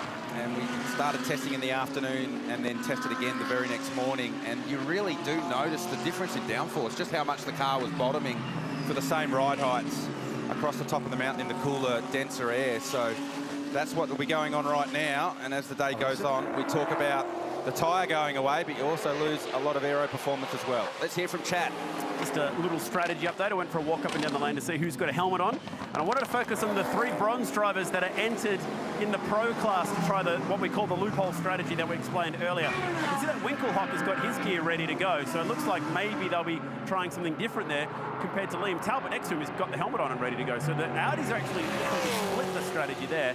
I went down to Sun Energy 1 at the very top of pit lane, and they're sort of hedging their bets. Both Jules and Kenny Habul have their race suits on, but no helmets yet. So still waiting to see a late call. It was Kenny hopping in at the first driver change last year, but that was after Luca did a double at the beginning of the race. It's a good point, Chad. Thank you. And I think if you're Audi, you're mad if you don't split your strategies between those 2 cars. Just to, if something goes wrong for one, your other one's still in the mix. And just to recap on that driver time scenario, and it called it the Kenny rule, because they read the rules better than anyone last year and worked out that if you entered a bronze-ranked driver, so an amateur driver by the definition of the FIA, who seeds all the drivers around the world from platinum down to bronze based on ability, success, career, history, age as well, especially. If you put a bronze driver in a car that's entered in the outright class, there's no minimum driver time requirement. So only has to do 40 minutes of the race, and then your two professional factory works awesome superstar drivers can do the rest of the day. And it basically becomes a two-car or two-driver entry for the rest of the day. And that is what won Sun Energy won the race last year. Audi doing the same thing with their two cars, the number 2 and the number 22, with Liam Talbot in that car, the orange car, and Brad Schumacher in the number 2 KFC entry. So get that driver out the way as early as you can. It sounds harsh, it sounds callous in a way, but both of those guys, Kenny as well, fully prepared to do the absolute minimum, because ultimately, at the end of the day, the trophy looks exactly the same. Exactly. They don't mention any of that in the fine print when you look back at the record books. So been used to great effect by the Sun Energy One team in years gone by. And it was actually through the COVID period where it was the Pro-Am race that the team sort of tweaked onto this and thought, hang on a minute, we can make this work for an outright deal. And that's when we all scratched our heads like, that's not going to work. And they made it work last year. And like you said, Rich, Audi have now decided, hang on a minute, there might be some value in this. So, with 51 minutes in, these cars running, and the fuel capacity in a GT3 car varies mark to mark, and it's part of the series of checks and balances called Balance of Performance that SRO, the governing body of global GT3 racing, applies to all the cars to equalise the performance. Anywhere between 105 and 115 litres fuel tank capacity. So they've now 22 laps in at about 3.5 litres a lap burn, somewhere in the vicinity of 80 litres of fuel gone. And the idea is, from an SRO and a governing body point of view, is that a stint will be somewhere around 32 laps worth of fuel. And that will work out to be about 1 hour and 10 into the race. So that's why the theory is you can do this race on 9 stops, all going to plan. I say all going to plan, which rarely goes to plan at this place. Yeah, our Radio Le Mans statistician and strategist Paul Trustwell actually does do strategy for teams now. He always says, if it all goes smoothly, and you can almost hear him putting the brackets in, which it rarely ever does. You can speak with the infliction with an asterisk in it. Yeah. Trusses does I love being in those strategy meetings when they say it all goes to plan and all the drivers just roll their eyes going, show me a race where it's all gone to plan, because it never does. And that's the mark of a great team. It's how you bounce back when it doesn't go to plan. On board here again with Calvin van der Linde as we make our way up Mountain Straight. You can see that big green light on the light module just to the right of the driver. And that's showing us that we're under green conditions. That's actually the light module that shows when the safety car comes out, when full course yellow comes out, or should the worst happen, we go red. That actually flashes inside the car and the drivers get that information firsthand. And then you can see the counter on that counting up right there. That actually tells you the stint length. But it always goes a little bit out at the start of the race, because we've currently been going for 53.5 minutes and it's showing 58 on the counter. That's because that works from when the ignition in the car's turned on, not from the start of the race. So the first stint's always a little bit out, but it resets when you have your pit stop. So the next driver that gets in, you get a very accurate readout of how long you've been in the car. So that actually tells you where you are in the stint as a driver, because you have an understanding of how long the stints are going to be. And we've been talking about minimum driver times. The regs in terms of maximum driver times, well, get out there and drive as long as you need to, really, but you must have an hour's break in between getting out of the car and getting back in. Talk about getting in. There's one of our superstar drivers, one Valentino Rossi, suiting up to get ready to jump aboard the number 46 BMW M4 WRT Mercedes. Spoke to Valentino yesterday, said, so you're going to start the race? Basically, in the best Italian, no chance, was the reply, and I don't blame him. I feel like he has the ability to pull rank. I think you can pull rank pretty heavily when you're Valentino Rossi. The driver time regulations, basically no driver can do it more than a double stint. So 150 minutes cumulative in the car at any one time, and then you have to jump out for that 1 hour, which is why last year we saw Luca Stoles and Jules Gounon basically piggyback between the two of them at the end of last year's race, and that certainly helped them get to the checkered flag, claim an amazing victory.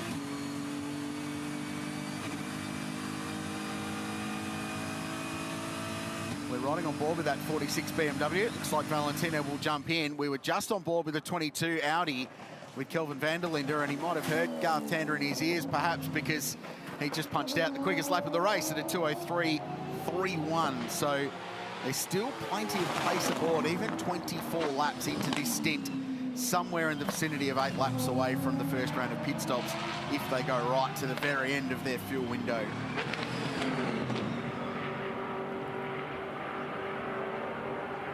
So just settled down at the front as well, and van der Linde just pulled a second or two away from, it's 1.2 now, from Mick Grenier. They've just started to separate themselves a little bit in that leading freight train as we go back and have a look at the IRC GT of Daniel Gillison. Might be wondering why the beautiful blue livery is interrupted at the back with some black. Well, they had to raid the spare parts bin.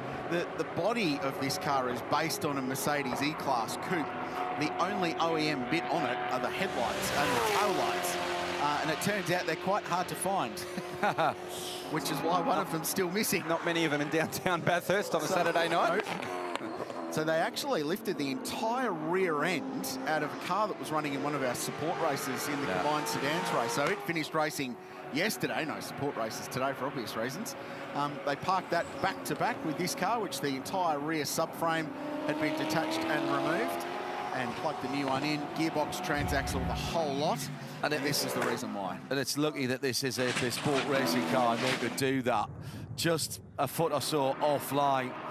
And a huge incident at the top of the hill. It wasn't just the hit, the first hit, it was their second hit, Garth, that did the damage at the back end. Certainly that second hit, you can see the energy go through the car and significant damage to the back of that one. So great job by this team to get the car back out and running again. Daniel Gillison, who's been involved with this Mark car and IRC program for quite some time, done quite a few miles in these cars. So smart play by the team to get him in at the start of the race. The first time the car runs after its rebuild was the start of the race. So best to have someone who knows the car very well, understand and make sure that it's all working properly before they get into the grunt part of the day.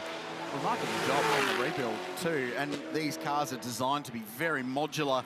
There's only 8 bolts that hold that entire rear subframe, which has got the transaxle, the alternators mounted on the top of the gearbox at the rear of the car for weight distribution. Really impressive stuff, and that team worked hard. This is the Manthey EMA Porsche Boysell Pro-Am class car, just giving the wall a scrape at the top of the hill. Harry King getting up close and personal.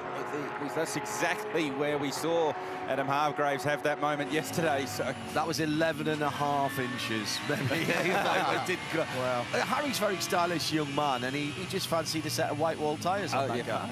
Yeah. He did that in the Carrera Cup round here when he made his Bathurst debut in October. And needs to remember, it's not a Carrera Cup race that goes for 25 minutes. He's got 10 hours and 59 to go at Mount Panorama.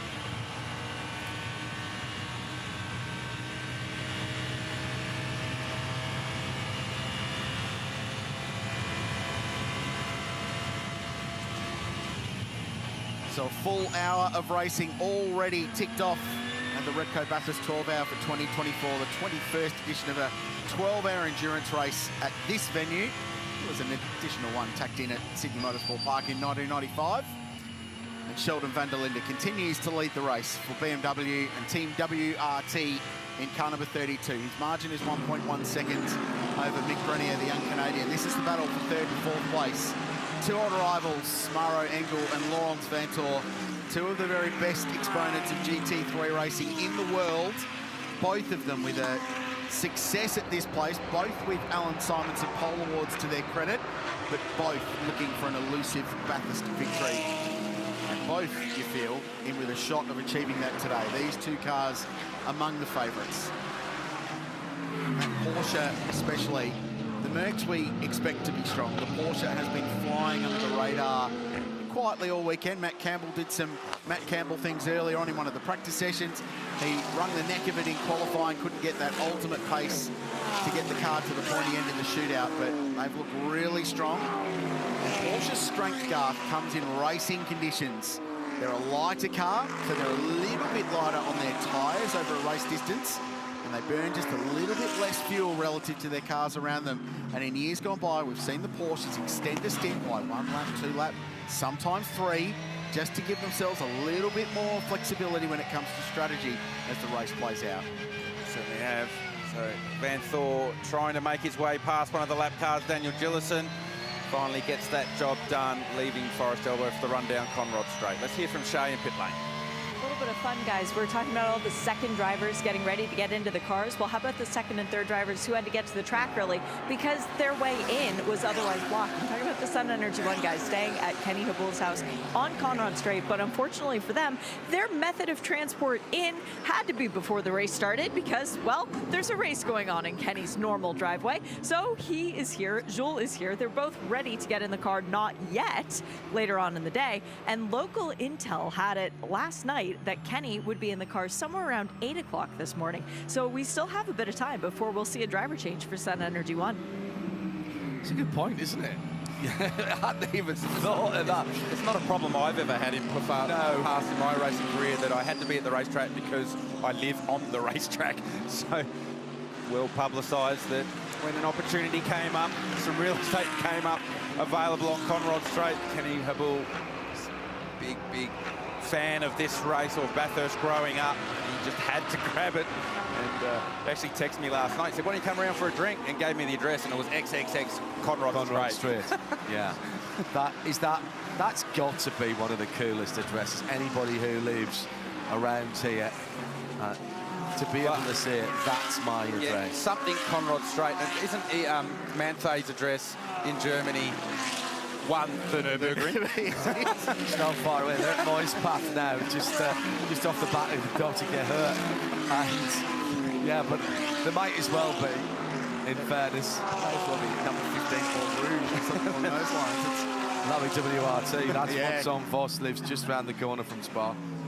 There is property for sale on Conrod Straight at the moment. You keep tempting us with this. Well, Rick will have it he'll buy it before the end of the race. I had a lot of tickets in that 200 million Powerball that was going the other week, and I was very disappointed that I wasn't staying there this weekend because lucky numbers didn't come up. I'll get the real estate website up for you, Rich, and you can start putting bids in. It's a bit beyond my means, Garth. The 5-time Bathurst champions, I think, should be able to get up there in the property market. They're just driving past it right now by the view. Is there room for Chad to land his helicopter there? He could like land the private jet on that driveway. Yeah. Yes, definitely. True enough. This is that leading group of cars.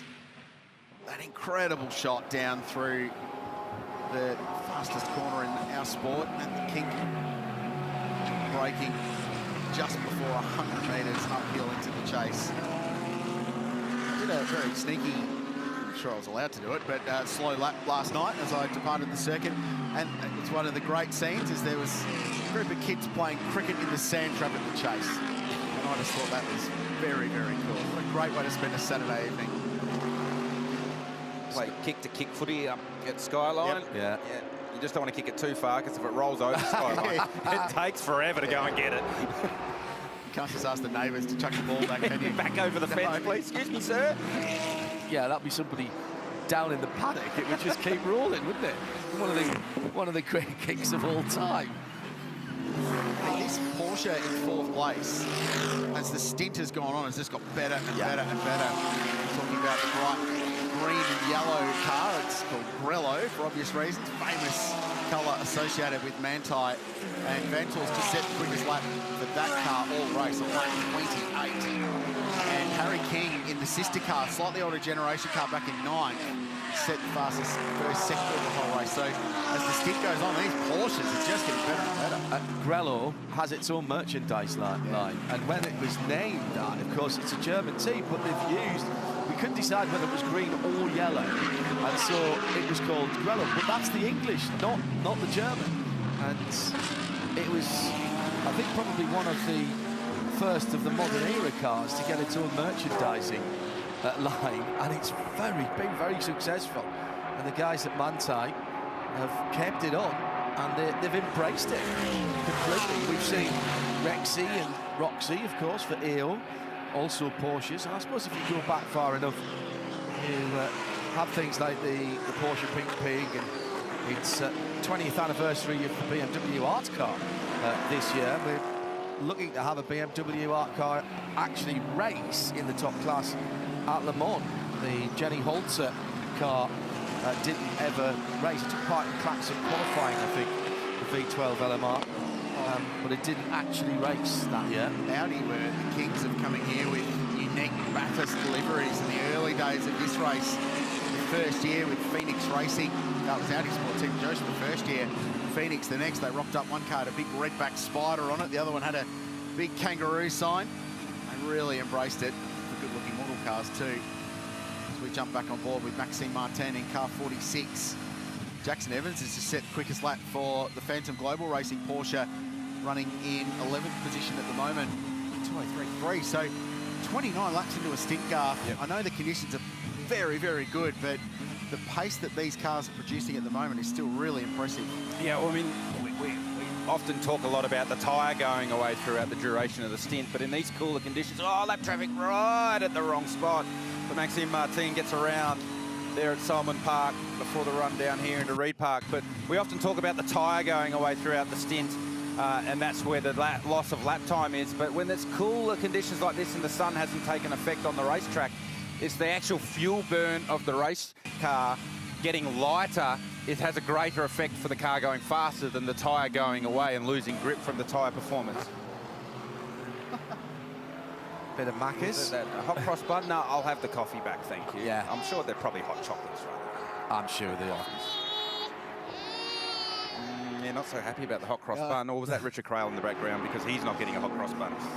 Yeah. Oh, Michael Grenier up the inside of the 702, and then that's when we picked up this shot on board with Maxime Martin, the 702 catching its breath right where you want to put your car. So that's Jeff Emery in that invitational. And have a look in the rear vision mirror. You can, or the camera, you can see Calvin van der Linde coming in for the kill. So had that one covered by from all angles there. You don't pass at McPhillamy Park, Kelvin. And he's into the first to the pit lane. stops. That is Kelvin van der Linde. The orange and blue number 22 Audi. So first scheduled pit stop. Out come all the plugs, radio, water. And Goats behind him as well. Yeah, so Craft Bamboo Racing doing the same. So 30 laps into the race and an hour and 7 minutes of running and the first round of scheduled pit stops. See a driver change, and that's Liam Talbot jumping in, reigning Fanatec GT World Challenge Australia champion. He's the bronze driver in this car, so you'll expect him to drive now, and that may well be his job done for the day, as long as he gets 40 minutes plus a little bit under his belt in this stint. Now, they're not changing tyres on that car. They're having a look at the front end of the AMG that's in there. And the difference in regulation this year, and they can be a little bit more relaxed with their pit stops, is that there is a minimum time in pit lane you must adhere to when you are doing a stop that includes refueling. And it's 85 seconds. And that is from the line at the start of pit lane to the control line at the end.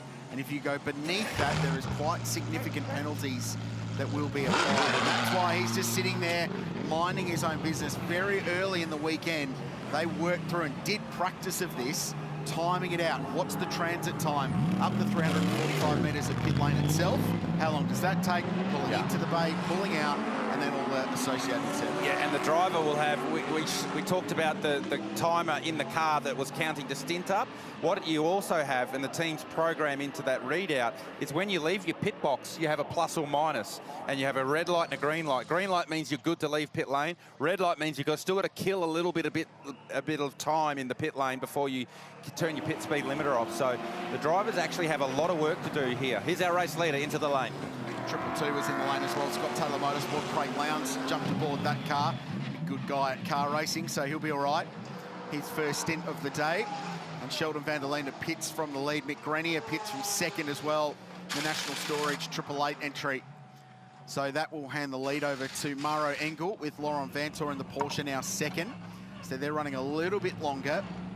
You'd expect them all within a couple of laps of each other given the early running's gone SC free, barring those 2 laps at the start of the race. They made some changes on that Lamborghini. They were putting the jack holder underneath the left rear, and they only took the left rear off. So maybe some adjustment, maybe some spring or damper adjustment. A damper adjustment or ride height adjustment under the rear of the car.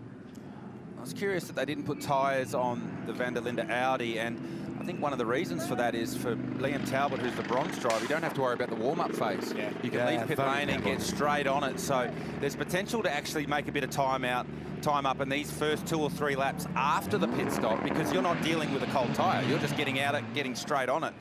So Kelvin would have known that they were going to double stint the tyre at the start of the race, so maybe didn't take all of the performance out of the tyre as well.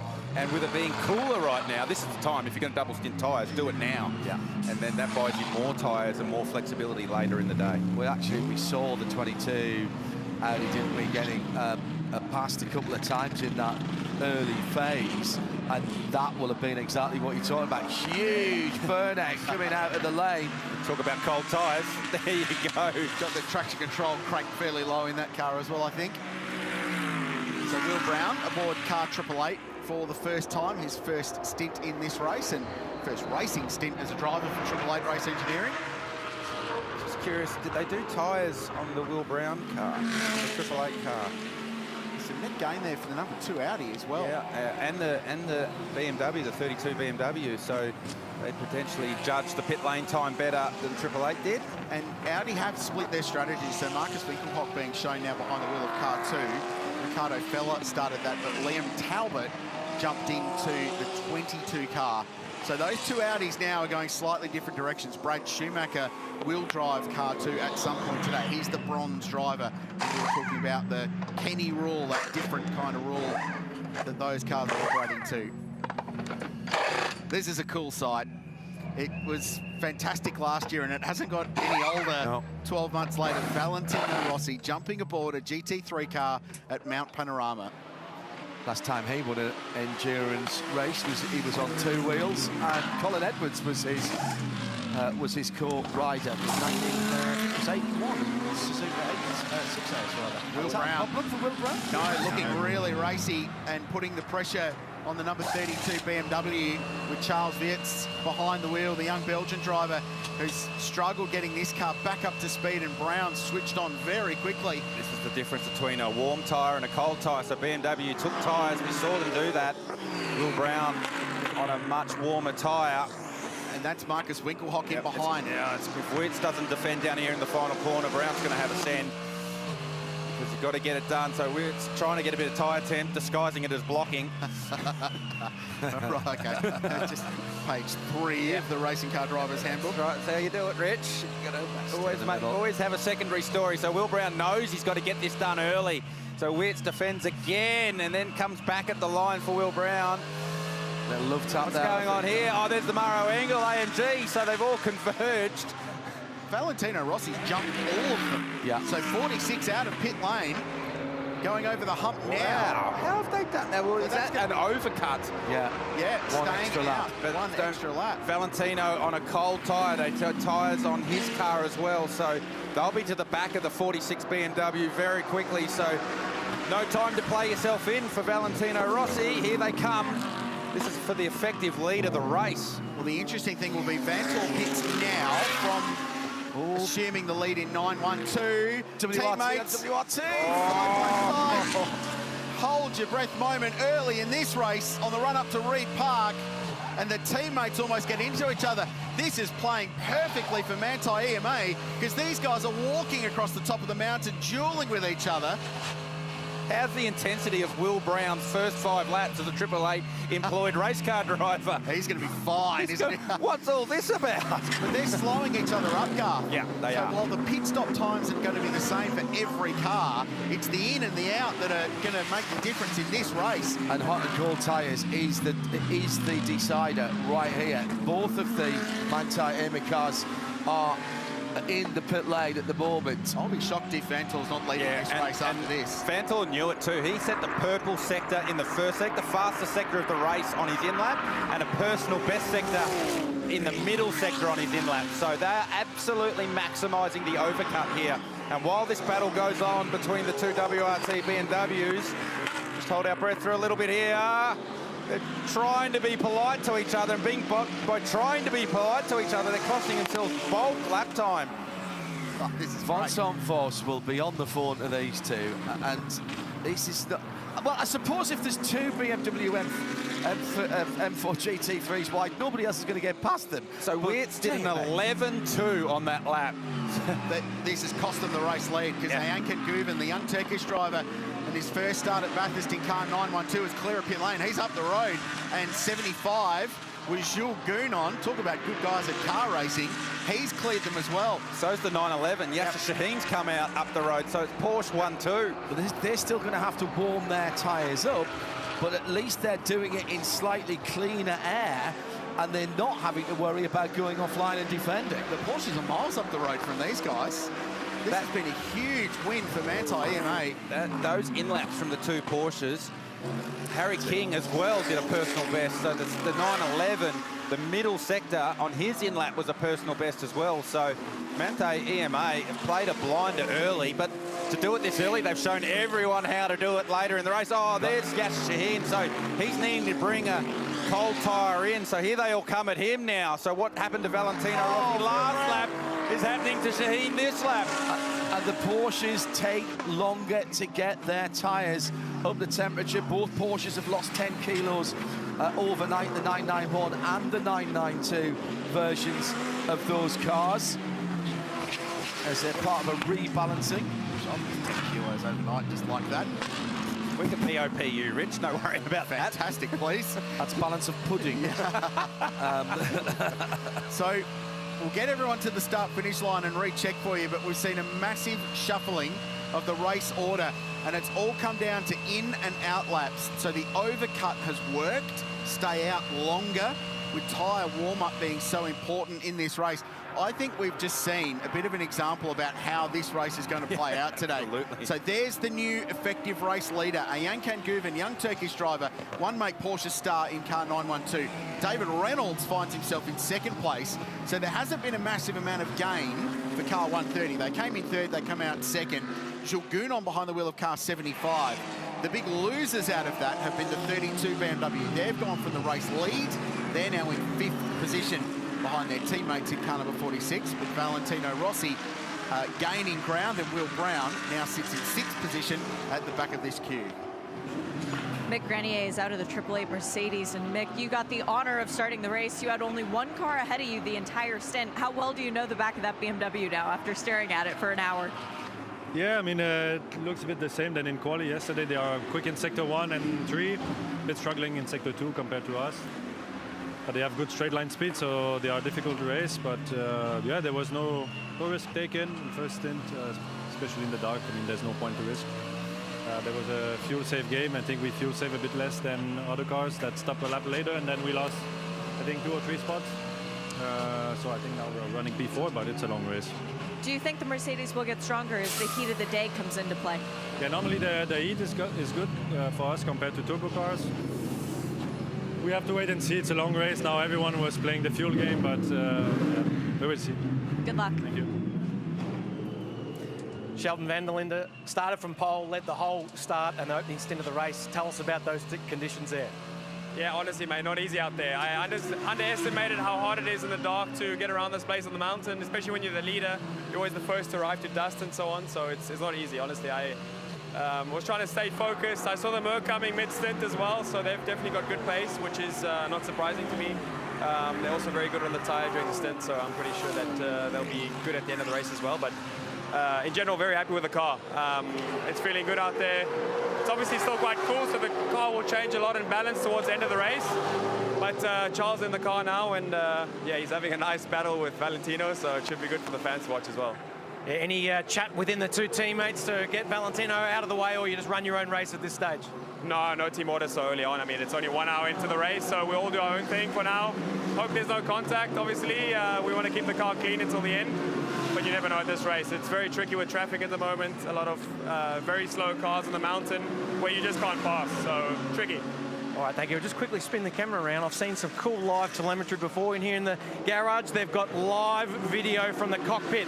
Very cool indeed. I'll be watching that throughout the day. Thanks to Jack Perkins down there with Sheldon van der Linde. What a great stint he did, leading his first laps at Mount Panorama. Let's have a look at how this has played out. 5:45 a.m. this morning.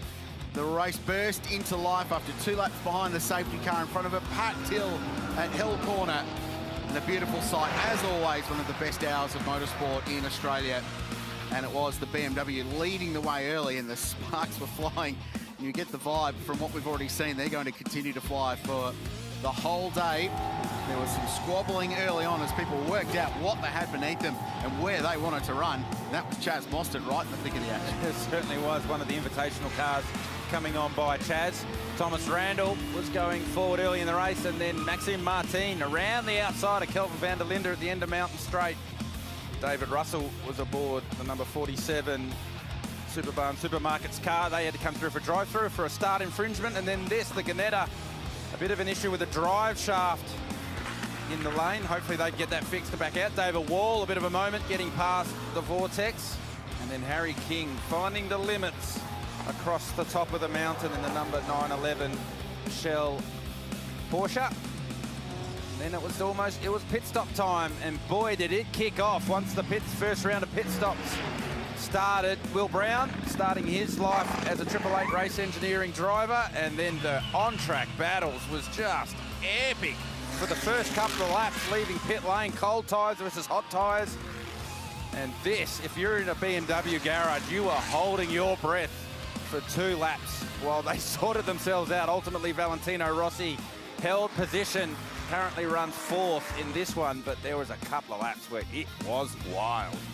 And through all of that, car 912 was able to grab the lead. Now this was unfolding while we're looking at those highlights. So car 222 coming out of pit lane right into the midst of a battle pack as well. And the leader going through. So Lowndes behind the wheel of that car, and the Mark II entry squeezed off the road straight up into Griffin's Bend. This from the Sun Energy One racing car with Jugun on behind the wheel. So they get past STM. That is our race leader. And Yankan Guven behind the wheel. Oh, squeezy over the crest. It is barely 3 cars wide on the run up to turn 2. Visit New South Wales Corner. Here's how they stand on the Pirelli leaderboard after almost 90 minutes of racing so far. Fantastic fast start to this year's race. Laurent Vantor started car 912. They've got some gain through the pit stops. Car 130, the Mercedes next. Sun Energy One creeping into it in 3rd place. And then the 2 BMWs with 32 having led the race early back to 5th position. Jamie Whincup, nice job early in car 88. That car sitting just outside the top 10. Craft Bamboo car running well. Craig Lowndes behind the wheel of 222. And you can see the class cars. So the Method Motorsport McLaren Artura GT4 car 25 leading the way over the AMG GT4. And here is confirmation of your class leaders. So Guven leads the race. Shahin leads the Boycell Pro-Am class. So he's out there against a bunch of pros now. Luke Yulden leads the silver class. That's the blue highlight, former Bathurst champion. Cam McLeod is a superstar young driver doing a really nice job behind the wheel of the IRC GT car, and they are leading the invitational class. In their pajamas to racing today, which I completely understand. Cool morning on the mountain, just on 14 degrees when this race started. Nice and crisp, especially at the top of the hill where it can often be a couple of degrees cooler up there. Still taking some time to get some temperature around, still showing about 14 degrees outside at the moment, but the sun has poked its head up over the Blue Mountains, and we're into that dawn couple of hours now. Well, everyone sorts themselves out. So the differential in lap time between those fast in laps, Garth, from the 2 Porsches, we had them down in the 3s, didn't we? And they're turning. What are they doing last time around? 6s? 5-0 for Guven. 5-0. So peak lap time for that car was a 3-3. So the full tank having a big effect on the performance of the cars. And as they get lighter, the performance will come back. All Right, so let's dive into the Pirelli pit bunker, guys, and we'll chat a little bit about the pit stops that we just saw so we can break down a few of the new rules that were introduced. We heard Rich talking the fans through some of those that we just saw on screen. And the two biggest changes, fellas, that we've seen this year are these two top-line items right now. So minimum 85 seconds in pit lane. And that is from the moment you enter pit lane to the moment you exit pit lane. And it's because it's the easiest way to keep track of that through the timing screen. So what that means is that a lot of the time you'll be sitting stationary for about 20 seconds once the pit stop is done before you get moving. The other big change this year, which sort of slipped under the radar before we got here, is that you were allowed to refuel and service the car, change tyres, at the same time. That last year was fuel first, tyres second. As always, the car has to be switched off, which is very different to what we're used to seeing in this part of the world of motor racing. And the speed limit is 40 kilometres down pit lane, which is substantially slower than where it is in a lot of places around the world. And someone's just dived into the pits, and that's the number 9 Audi making a second stop very early. So I'll get on that in a second. But let's just quick over to some of the other things that are going to matter here. You may have noticed that there's some armbands being worn in pit lane, and this is what the colours mean. So white for the car controller, you'll have one of those. You're allowed 4 refuelers. They've got the orange armbands. Changing the tyres, you're allowed 3 mechanics, and they'll be using 2 rattle guns as well, so you can't change 4 tyres at once. You can either do fronts or rears or right and left, and then the driver assistant can get in there to change drink bottles, help with the driver change, the radio, the cool suit system, anything like that. So when you're watching the pit stops today, just a few things to watch out for. Speeding in pit lane, there was a lot of drivers doing that in practice earlier in the week. Making sure the car is always off during a pit stop. Not always pitting during a safety car. That has happened in the past, but with the 85-second minimum, I wouldn't be surprised if we see them taking whatever pit stop chance they get. And for the first time ever, guys, we should be seeing drivers pitting during a full course yellow. I can't wait to see how that one in particular, like it does in Formula One, will change the course of the race today. And a lot of that's going to come down to where you are on the circuit. And that is the only bit of rolling the dice of full course yellow. I think it's a great way to neutralise the circuit quickly and to get back to racing quickly. But it's a little bit of a roll of the dice, because normally the leader under safety car, of course, would get the first chance to come into an open pit. It will depend where they are. And we should say, by the way, that full course yellow could be the prelude to a safety car. It can, if you will, get upgraded to a safety car if necessary. First time we've used full course yellow in Australian motorsport, really, at this level. So a lot of the international teams potentially have a little bit of an advantage there on how to react should that fall and whether to take a stop or not. So that's something we'll need to keep an eye on. It's a bit of a change in strategy.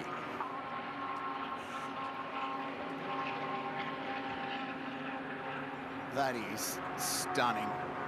Absolutely stunning. That's old school Bathurst coverage, isn't it? Where they had the camera at the top of the hill and that grainy, just in colour shot that you'd see the two Moffat Ford dealers going side by side. You were headed to that shot.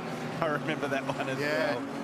That's awesome. So this car came to the lane just previously. Oh, it's made contact with the inside wall. Lee Holdsworth. So lucky that there wasn't a secondary contact there. So you could see hit the inside wall and ran him wide. Might have done a tooling there on the back end of that car. Lee wants to put the Powerball on, because that was very, very lucky indeed. So it came to the lane and they're back out again now. So obviously not too much damage to that car. So smart from Lee to bring it back to the lane and have a bit of a check and make sure that's okay before pressing on. You can recover with 10.5 hours to go from something like that.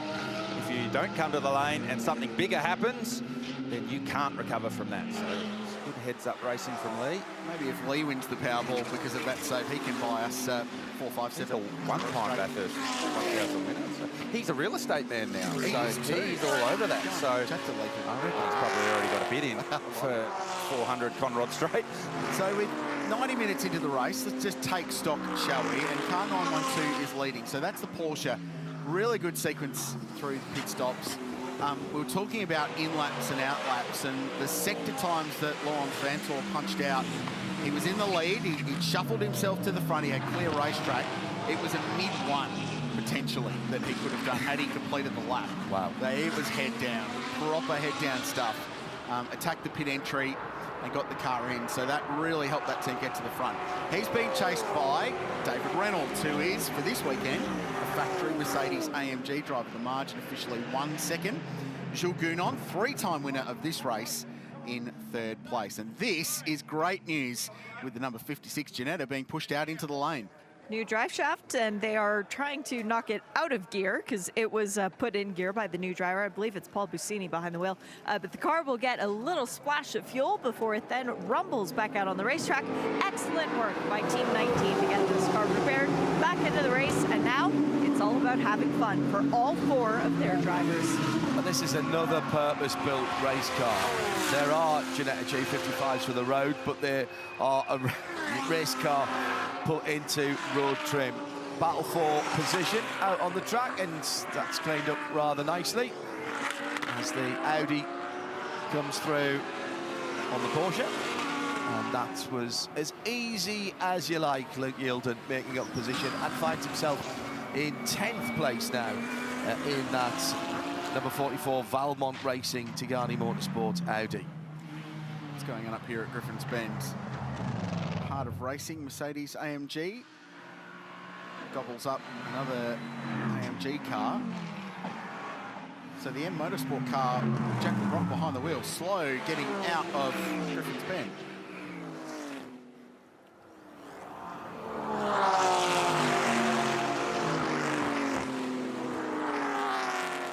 Leader coming across the top of the mountain and down into the Repco Dipper.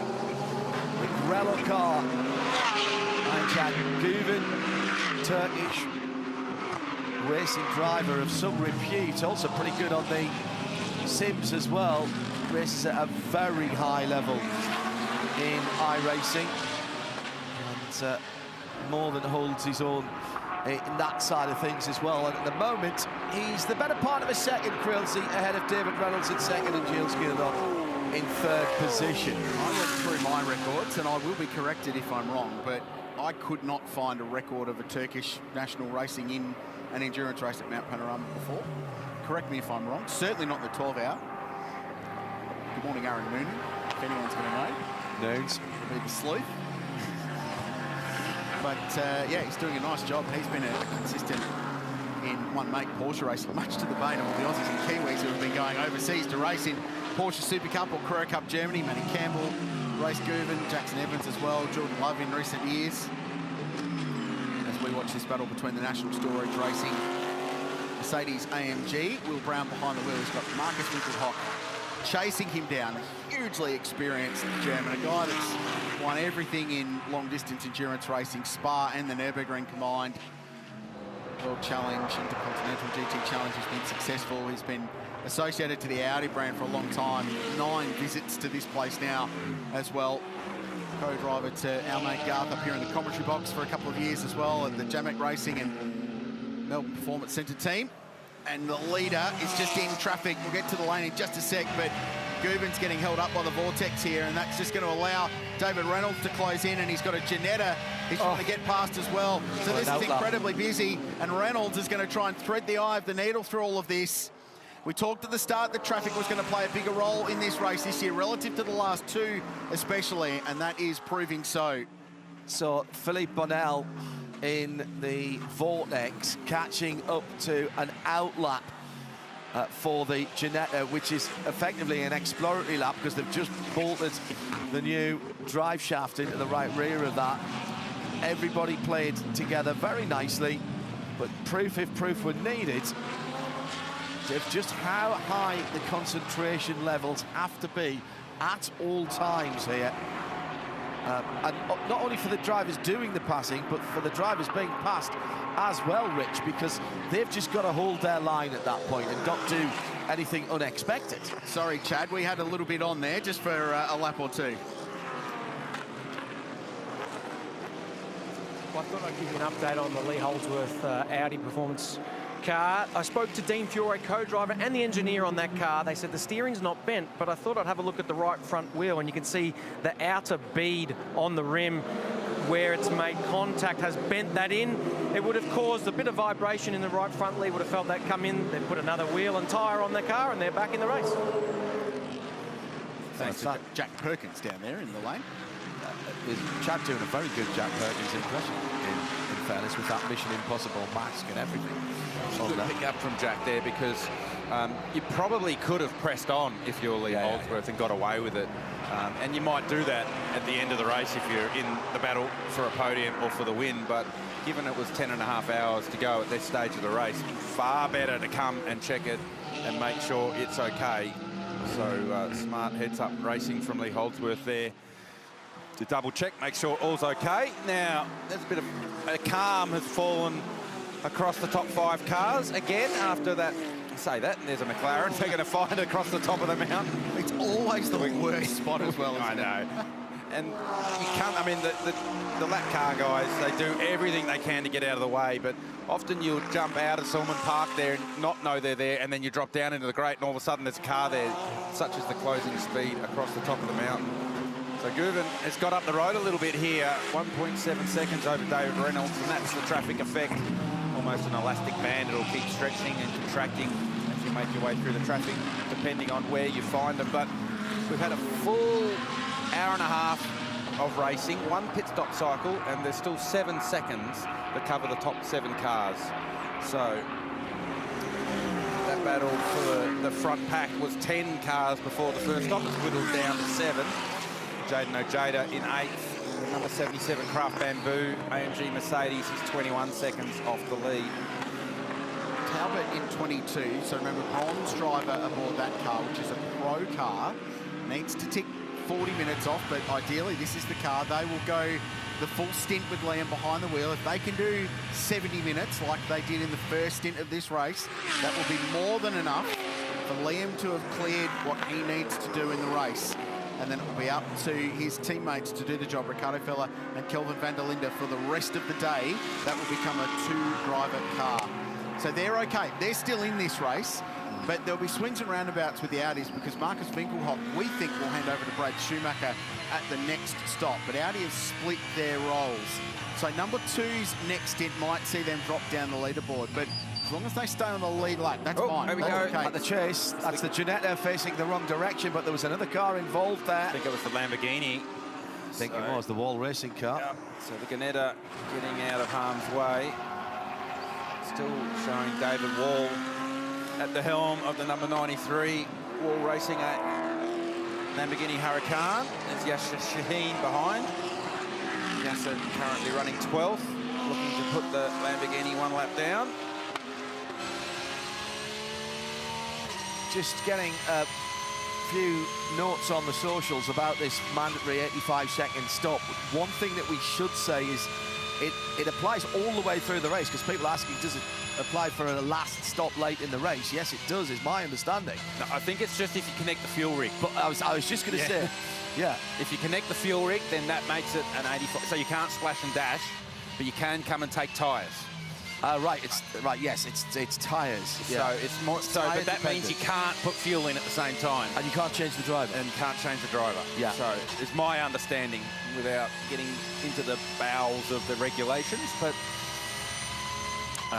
it has taken away that splash and dash option towards the end of the race that we've seen some teams use. So we will see a different strategic element in the last hour and a half of this one than what we've seen in previous 12-hour events here at Mount Panorama.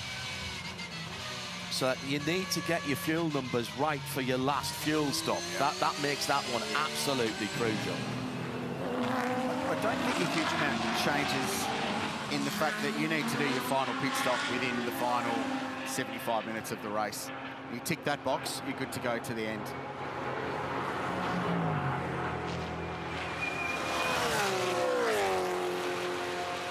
Now in 38 into the race, 10 hours and 19 to go as they lays down Conrod Straight. Race leader heading up through visit newsouthwales.com corner, run up to the Audi Sport cutting. And Guven now 2.9 seconds in front, and just keep a look at the trend of those Porsches, because they got better as the stint went on in the first stint of the race. So let's get a little bit more of a larger sample size in this second stint, see what they do as this race progresses on, and that's going to give us an indication of where they're going to stand later in the day. Remember 12 months ago, Matt Campbell came on really strong at the end of last year's Repco Bathurst 12 Hour and was harassing Jules Gounon and bouncing his Porsche off fences in his pursuit to try and get the race lead.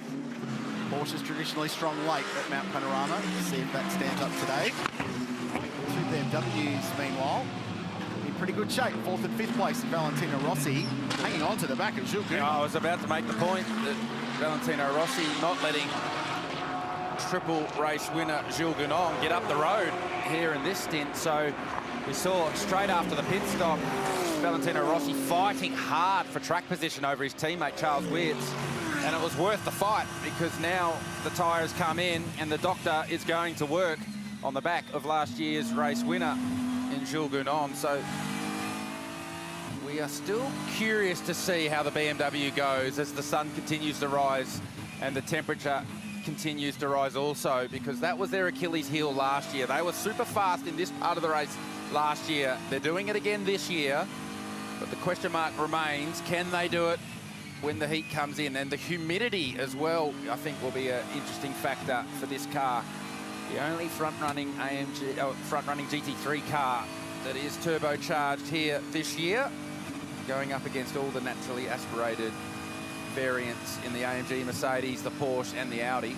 And if it's been one thing this week, it's been humid all week long. A lot of moisture in the air. That will play a role. This is awesome from Rossi. He was good last year, but he's now a driver that's had 12 months worth of really solid experience behind the wheel of the M4 GT3. So he's a sharper implement himself, let alone a year's worth of experience under their belt with this car for Team WRT. They only switched to this car from Audi, years of being a factory Audi team at the start of last season.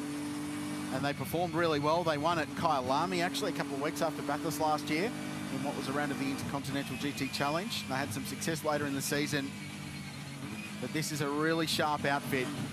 And as Garth said, the only question, what do they do in the heat of the day? How do the cars go in the heat of the day? But for mine, there's no questions over drivers. And certainly in this car, they've added Raffaele Marciello this year, and he's a guy that's done awesome stuff in Mercedes over the years in the Repco Bathurst 12 Hour. Former pole sitter, ridiculous overtakes, all of the bits and pieces. So looking forward to seeing the guy they call Lello behind the wheel of car 46 as this race evolves.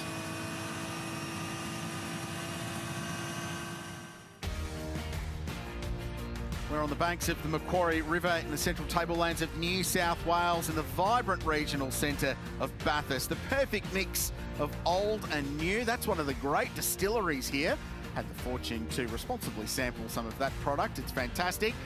There's rivers, there's bars and restaurants, arts and crafts, there's music as well.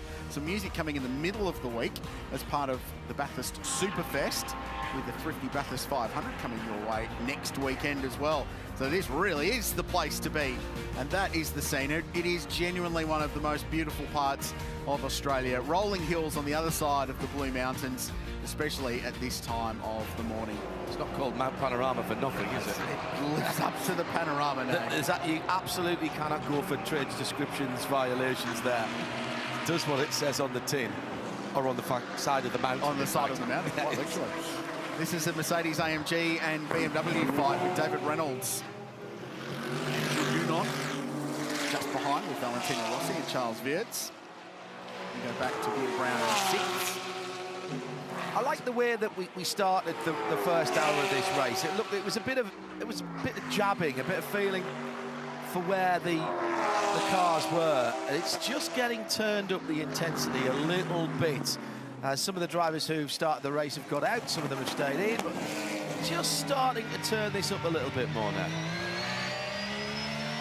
That period after the pit stops, or through the pit stop cycle, man, the intensity was through the roof. So here's our race leader, Ian Chan-Guven, through on Paul Tracy, who's running in the 702 car in the Invitational class. Gets the job done. The lead that Guven enjoys over David Reynolds in second place there in the AMG Mercedes. It's 2.5 seconds. Uncharacteristically scarmy screen there on the Porsche. Whether that was something between the layers of the tear-off strips that are on there, whether that was on the inside of the screen, I'm not sure, but you do get them when you do put plenty of those tear-offs on the windscreen. You do get a lot of distortion and it gets quite hazy. But you need to run here. You'd probably have 12 tear-offs on the screen because you'll get rid of one every pit stop. And if you look very carefully, you can see the little tabs, fluoro tabs up in the corners, on one side or the other of the air pillars of the cars.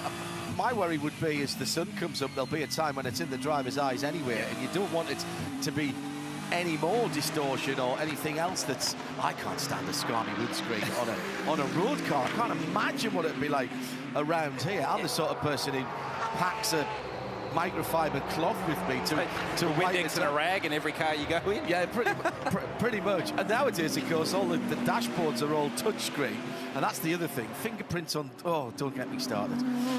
Down at Hell Corner, a couple of moments ago, a little bit of a run-on for the 111, and that is no harm, no foul for Grant Donaldson in the Mark II, sitting in third in the Invitational class. It's got excavation sponsorship on that car. I wouldn't want to go much further into the gravel trap, otherwise it would have to do a bit of excavating itself. The battle for second is tightening up now. Incredible. Second through fifth. Very, very tight. So David Reynolds aboard the 130 AMG Mercedes that Mauro Engel started. He's not holding these guys up. No. We haven't had what you would describe as a proper go for an overtake here. It's still early in the race. An hour and 3/4, hour and 45 minutes into this. So at the moment, again, what's happening from the pits? Are the pits talking to these guys and giving them lap times? Your fuel number doesn't really matter as much as it used to here. So they're asking them to hit a lap time, or they're just leaving the guys to get on with it? You're letting him go at the moment, given it's this early. I mean, should it get a bit spicy and the drivers start taking a few risks, you might just radio in and just remind them to be patient and take their time. But I'm not sure you'd need to radio Jules Gounon and remind him to be patient. So he's going to pick his moment. But David Reynolds doesn't make many mistakes at Mount Panorama. So really, if an opportunity for Gounon presents itself with lap traffic, you might look into it. But at this stage, you just sit in and wait. I mean, Duvern's got up the road a little bit now. It's 4.1 seconds, first to second. It's great for that car. They've really worked the pit stops well, and they had that advantage, and they've actually pressed it home from here. You don't want damage on the car that's going to affect the performance here, particularly not straight line performance, so knocking a guard in or taking off one of the dive planes on the front of the car.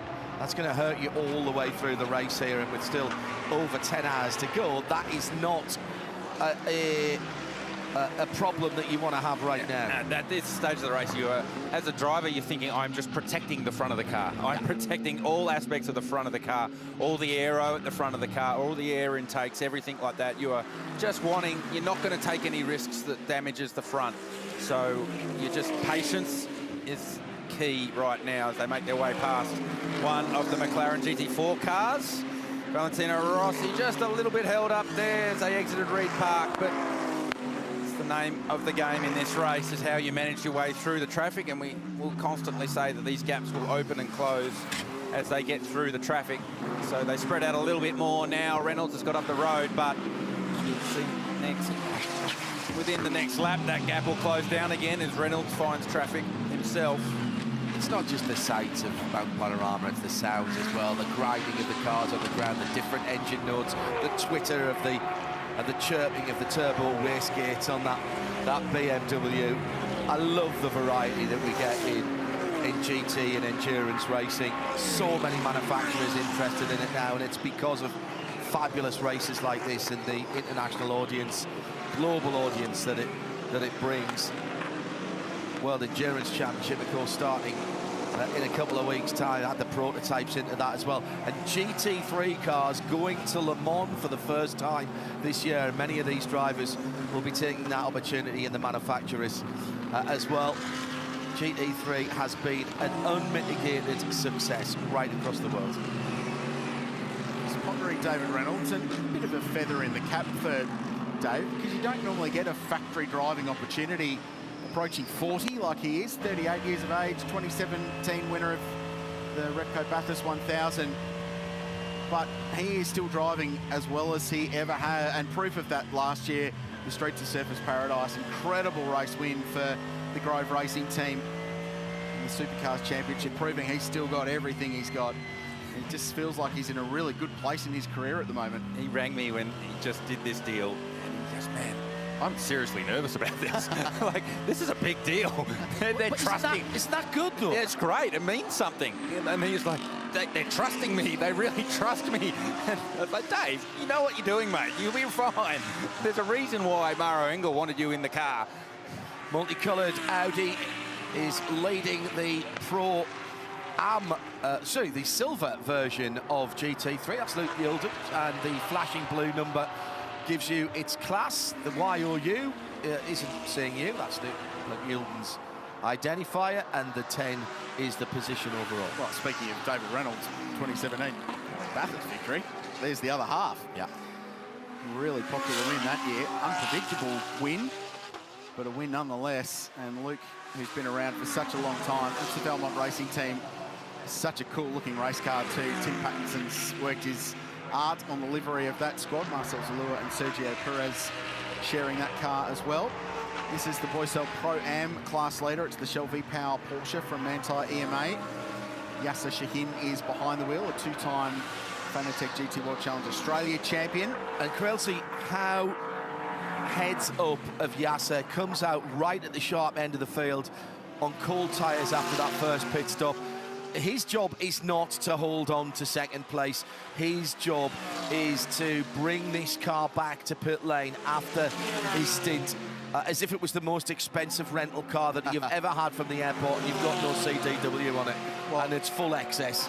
He will be very switched on about what his job today is, which is a Pro-Am class win. Correct. Unlike his rival Liam Talbot, who's going for outrightness, willing to sacrifice some driving time to do so, Yasser and this team are going for a class victory. Now, if they happen to be in a position to challenge for an outright result later in the day, then brilliant. And when you put Harry King in this car, then it is absolutely going to be in contention for an outright win. But Yasser knows where he's at.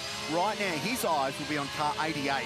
That's the Johor Motor Racing 888 entry with Prince Jeffrey Ibrahim behind the wheel, who is between, well, Craig Lowndes is between he and Yasser Shahin. So they're the first and second in the Pro-Am class. Yeah, and he's got at the moment around about 15, 16 seconds of a gap at the moment. And that's what they'll be telling him on the radio from the pits. You're doing a great job, hit your marks. This is not the time to fight any battles for that car right now, Gov. No, that's right. Here's our invitational class leader, Cameron McLeod. Aboard the number 91, beautifully turned out Martini livery, Mark Mustang, and young Cam doing very good things in his career. A lot of raps on this kid for the future, internationally and here in Australia. He was over in the Middle East racing in some endurance racing over there earlier this year. He'll be in the Dunlop Series next week at Bathurst for the Thrifty Bathurst 500 weekend, the second part of the Bathurst Superfest. Wait, it's he is very, yeah, he's good. Kid, he has made a mark. There's Matthew Campbell watching on from pit lane. Talking about guys that have made a mark. Yeah, just a bit. Just of one. a little bit. Yeah, but just on Cam McLeod, following in his dad's footsteps. So his dad is Ryan McLeod, who has starts in great race, starts in this race and every other race at this place that's just about ever been held. And the grandson of Peter McLeod, who won here in '87 with Brock and the Holden Dealer team. But a great racing family, but he's taking Ryan's approach, which is just drive everything.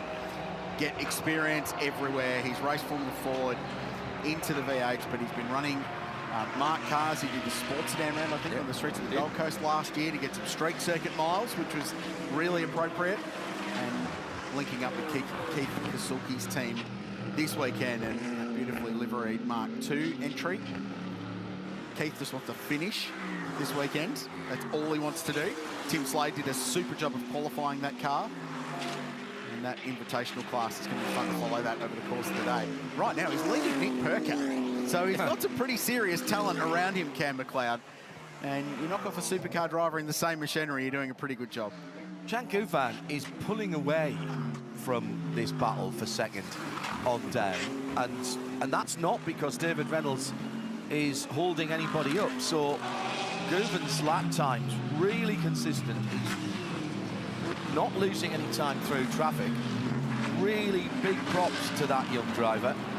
And it's not like Reynolds is holding Jules Gounon up either. So this gap and this is starting to spread the top 5, but Gounon has gone up the road nicely, and that battle for track position after the pit stops was crucial for the 912 Porsche as they continue to lead.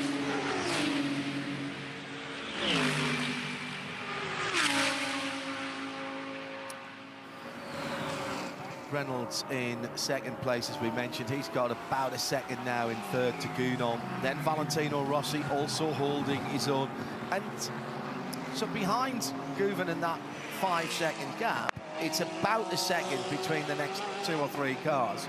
There's a couple of seconds behind Charles Vetz to the 888 next up, which is Will Brown at the moment. Marcus Winkelhock next up. Leader going up the mountain straight to Griffin Bend. Nice that little battle, and look at it's almost formation driving here, Grillsy. It's a great way to get a vibe of who's where relative to each other. So there's Winkelhock in the leading Audi. Go back and we're going to pick up behind them Jaden Ojeda. So the Caltex car for Craft Bamboo Racing. Great to have them back for another year. Runners up here 2 years ago. Murrow Engel was one of the drivers that year for this squad, based out of Hong Kong. Hugely experienced race team, headed up by Darryl O'Young, who won this event twice as a driver for Audi. Canadian of origin is Darryl. It's a really successful race team, and they put a really nice program together. And then looking for Joel Eriksson, who's in the number 13 Phantom Global Porsche. There he is in 9th. Back to Liam Talbot. So Liam settled in 10th position in car number 22, 51 seconds from the race lead. The next car will be car 44, Luke Youlden. Some of the lap cars in between. There's the Vortex. It's a cool car. I hope they keep coming back. The 2.0 version of that is 110% carbon fibre. It's a cool thing. Big LS Chevy V8 mid-mounted. Go back to find David Wall there, who is a lap down in the silver class Lamborghini Huracan. Quite a lot of track position back to find Luke's 54 back. The next car in the line is Craig Lowndes. There he is. So Lounsey has exited Murray's corner and has just slipped his way past Yasser Shahin. So that is a change of position for 12th and 13th, but they are still on the lead lap, 1 minute and 43 behind. There's the Ginetta, great to see that still circulating with Paul Pacini behind the wheel. They're running 29th. And then through all the lap cars and the class leaders, the unmistakable sight and the flashing number on the windscreen of 001 is Yankan Guven, our race leader. So that's the field, every single one of them. 29 cars started, and at the moment they're all still running, which is great stuff to see. That battle for second has closed down a little bit. Second, third and fourth. When we saw them last lap around, going up Mountain Straight, there was about a second between all of them. It's probably a little under half of that at the moment. Is the R now is Jules Gounon in that very bright car, is closing up on David Reynolds. So great battles all the way through the field, but this event is so much more than just a car race, and it has been really busy on and off the racetrack, both in the paddock and in Harris Park, and we sent Jack Perkins out and about to find out what's going on. This is the Chemical Guys Rides and Coffees, and I tell you, judged on the popularity, every year this is packed full of people, and Luke O'Neill, this is getting bigger and bigger every year at the Repco Bathurst 12 Hour. It is, mate. This is our biggest year yet. We've been here 7 consecutive years. We started, I think, the first year we had maybe 50 cars. This year we have 95, and we are at capacity. It's growing really well, and it's great to see that the growth of this is with the growth of the 12 hours. It's coming back after COVID and becoming the event that it was pre-COVID. You know, huge. So exciting. There's some really cool cars here. We've got a mixture of old stuff and new stuff. What's your favourite car here this year? Look, these two are favourites. This is an old D-type Jag, and a bit of a modern twist with the R8. I'm a little bit of a fan of a McLaren. Everyone knows that. Anyone who knows me knows I love McLarens. There's the new Artura there, which is the new V6 hybrid. And the SUV of choice, the Aston Martin DBX 707, which has 700 horsepower for you to get the kids to school faster. Dare I ask, what's the most expensive car here? There is a pretty stunning purple Lamborghini STO.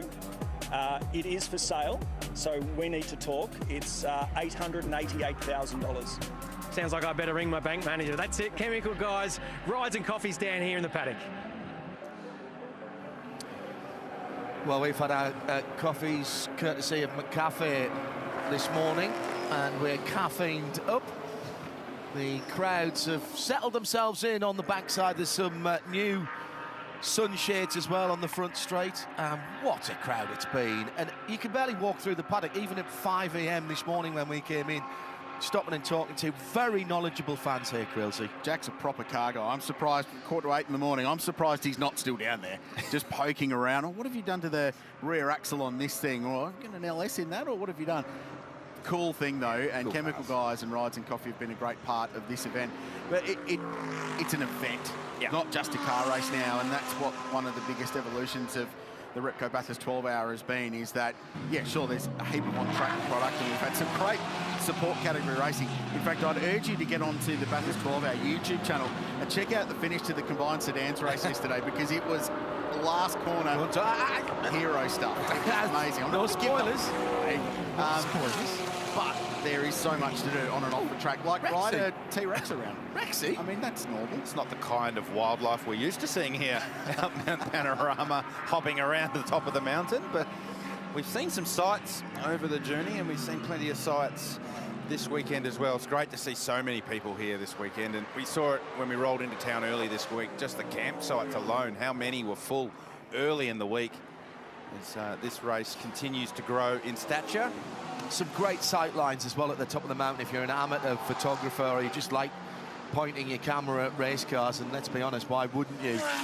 No big high catch fencing there, so you get some cracking panning shots, or if you're clever and you've got a really fast shutter speed and you can freeze the cars going through, get a nice depth of field with all the view back down into the paddock.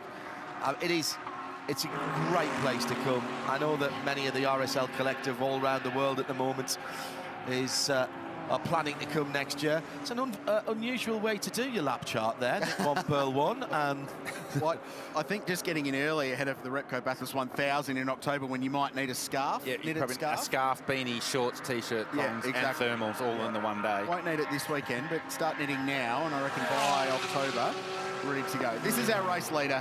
It's Manti EMA, a bit of a joint forces operation between one of the most successful GT teams in the history of everything in Manti Racing, and EMA Motorsport, which is an Aussie squad headed up by Alex Frames. They've been around for a long time, now running a multi-car operation in Porsche Carrera Cup Australia and in Fanatec GT World Challenge Australia. And this is the leading car. They ran in the DTM last year and won it, which was an awesome job. So really cool to see what this program is achieving. They're putting their best foot forward, and Yankan Guven, the young Turkish driver, is pulling away in front, 6.5 seconds, the leading margin. And we've gone through another race hour, now under 10 hours to go. I always like the onboard shots, Garth, to see how the drivers are coping with what's going on. I remember the overhead shot we had of the Bentley back down through the years, and just seeing the paucity of movement, how still they are, how relaxed they are. You would not think he was pulling the speeds he's doing. You would think he was driving it around the paddock at the moment. And that's what you want. That's a driver that is at one with himself and the car. At one with himself and the car. He's just done the fastest lap of the race when we just took that on board, a 3.2. And it looks like he's heading down to Macca's through Sunday morning coffee. It does. So 6.9 seconds, the gap first to second. And you're right, John, just looks incredibly calm behind the wheel of this car. And that's how you want to drive. I mean, the energy burnt is energy wasted. And if you're moving around too much or, you know, worried about the rear vision mirror, just focus on your inputs, focus on the job at hand for you. And that's how you go fast. And Guven proving that. So that Porsche continues to show speed.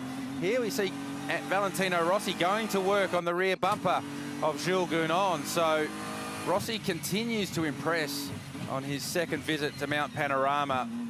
I think Krellsey's point that he's had another year of GT racing in this car and building his experience. He did one of the support races at Le Mans. He's been out to the 24 hours at Dubai and done some racing there. In fact, he did that before he came here last year.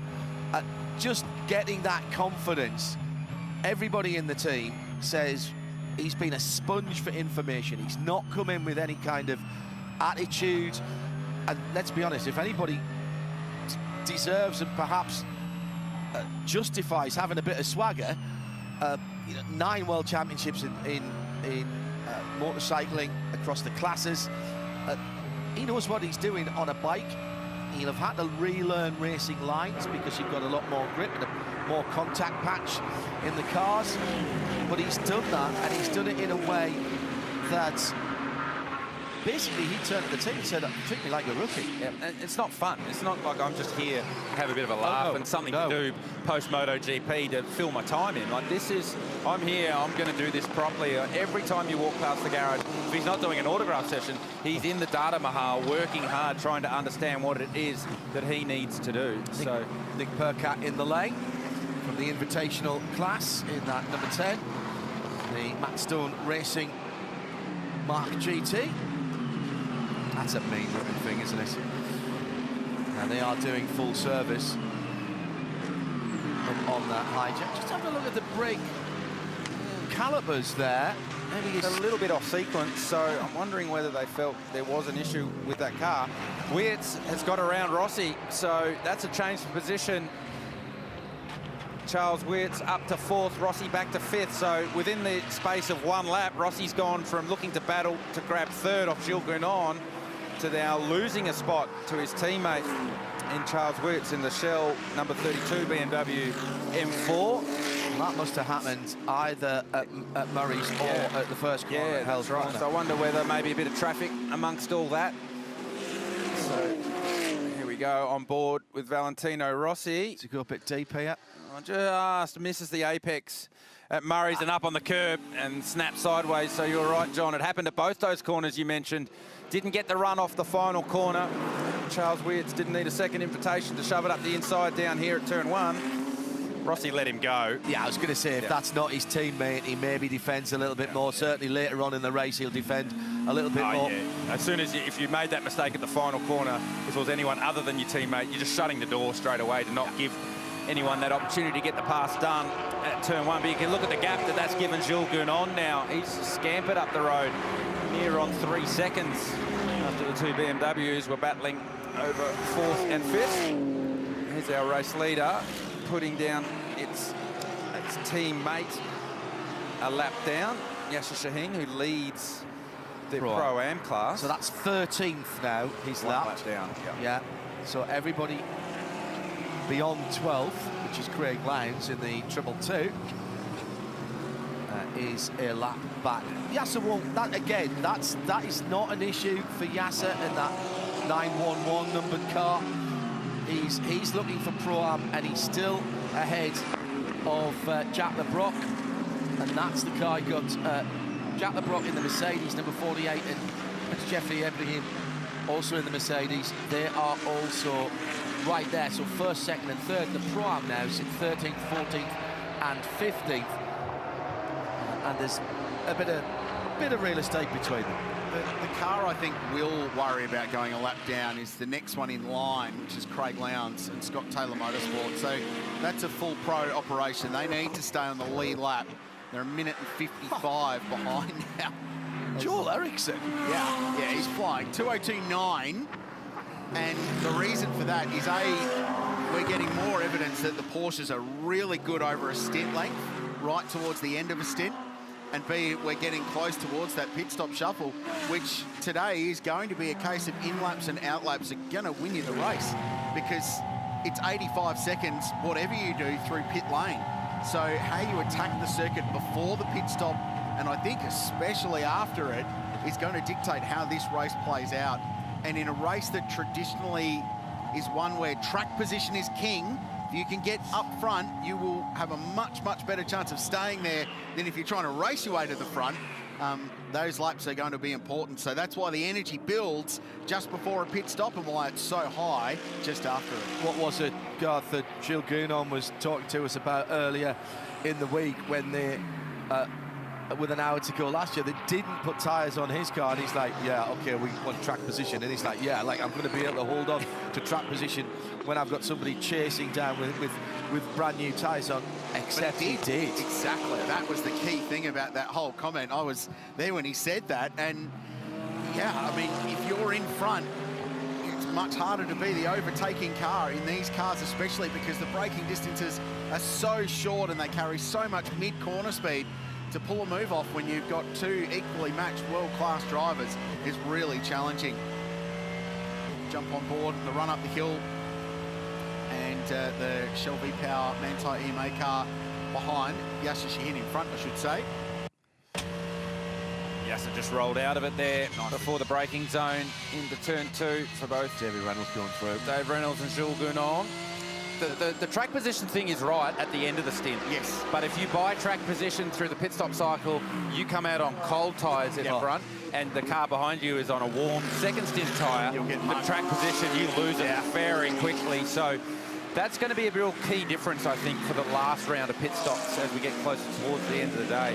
How do you do your last stop? Do you make sure you double stint your tyres for the last one, just so that you come out of the pits and you're on it straight away, after what we saw Jules Gounon do last year? Charles Baird squeezing past Yasser, who's dealing with these leading cars at the top of Mount Panorama. I'm sure the team at Shell V-Power Motorsport Park in South Australia watching on. The Bend, which is the circuit that the Shahin family have invested an enormous amount of money in. Cool new drag strip they've built there. Garth, massive amount of people turning out for Top Fuel racing recently. The National Drag Racing Championship going along nicely. 30,000 people turn up to the first event there to see Top Fuel cars. Very cool and a great investment for Australian motor racing. We'll go back and find the Lamborghini. So David Wall showing behind the wheel of this car. Just the one helmet stop in, so he's double stinted. Yeah, double stinted. One of the few that did double stint at the start of the race. So just trying to get this car into the race and settled. Get through that craziness of the start in the dark and the first round of pit stops. David Wall, incredibly experienced campaigner. Running this car for Adrian Dietz. Tony D'Alberto and Grant Denyer also aboard, so 4 drivers in the Gen 2 Lamborghini Huracan.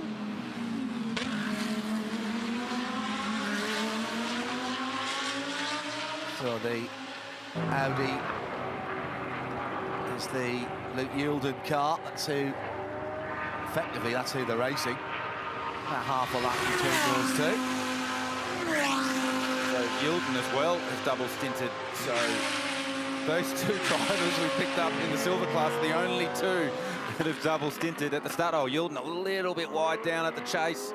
Gets away with that one. Pretty good guys at life to double stint though, Luke Youlden and David Wall. They've done a lot. Here comes Youlden now. So it was a timely pickup. Don't forget, if you're watching our coverage internationally and you'd like to see more of this, well, next weekend is the opening round of the Repco Supercars Championship. And if you're watching outside of Australia, you can watch that via Superview, which is available at supercars.com. I know Shay Adam is a subscriber. She's on board with that. Checks out all the Supercars racing, so catch that. It kicks off next weekend with the Thrifty Bathurst 500, so 2 250k races, 2 top 10 shootouts, and all the other associated fun. Great support race program too, and looking forward to that. So supercars.com/Superview. If you're around the world watching our coverage, and there is an enormous amount of people doing so, jump on board. Yes. Yeah, I'll be tuned in next weekend. So standard stop, nobody running around. There's no need to hurry. You can't buy time in these 85-second stops. What you'll also notice as well is even when the tyres are done, the car does not drop down onto the ground. That's a regulation, and I like it. If you're going to be fueling the car, it's got to be off the ground or on the ground. It can't be both. So obviously if you're not changing tyres, it stays on the ground. If you are changing tyres, it goes up, the fuel hose goes in, and only when that hose comes out will the mechanic pop the valve at the back of the car and drop the car down. And that's a safety measure. You do not want the car going either up or down while the hose is still in. Fire up and drive away. Valmont is a business owned by Sergio Perez and Marcel Zalua. They're commercial interiors business, very successful. Those two boys have been in business for a long time. They've been teammates forever, but only driving the same car for a short amount of time, because in the past they were racing one-make Porsches against each other, which made it much more competitive. Now they've got the same goal to get there rather than knocking each other off, but they're really passionate about going motor racing. They had a good campaign going last year in a Mercedes AMG. Unfortunately, that car crashed out at the top of Mount Panorama midway through the race. Really good-looking race car. Speaking to Marcel Zalua the other day, he said, we're stuck with this purple and yellow and blue thing now because it's become so popular. Yeah. They're going to have to commit to it. It's a bit like Adrian Dietz and his livery on the Lamborghini. Lee Holdsworth aboard the number 9 Audi. Halfway through his stint, currently down in 17th in the Pro-Am class. Is Jackson Evans, suited and booted. Oh no, it's Sebastian Boos. Yeah. Very similar helmets, those two. So this has been a really good job from Phantom Global. Yeah. They're running 9th, Joel Eriksson behind the wheel at the moment. And they're on the same window as pretty much everyone else around them. So 29 laps since their last stop. It looks like they're coming in soon. The fist bumps there for Bastian, getting himself and the crew fired up for a stop. But they've played themselves in really nicely. And at the moment, only 46 seconds away from the race lead. Yeah, Gilles Gounon and Charles Verts putting in their fastest laps of the race last time around. We're burning that fuel down. Here we go again, Garth. This is the intensity getting really ramped up as we come to the end of this next stanza, the end of this next 27, 28, whatever it is, laps, as Yasser gives up another position, but that's fine. He's still holding on to... That was Jack. That was Jack position. And for position, not only on track, but in class as well. So, Motorsport, AMG, Mercedes taking over the lead of that one as some of our front runners come to the lane.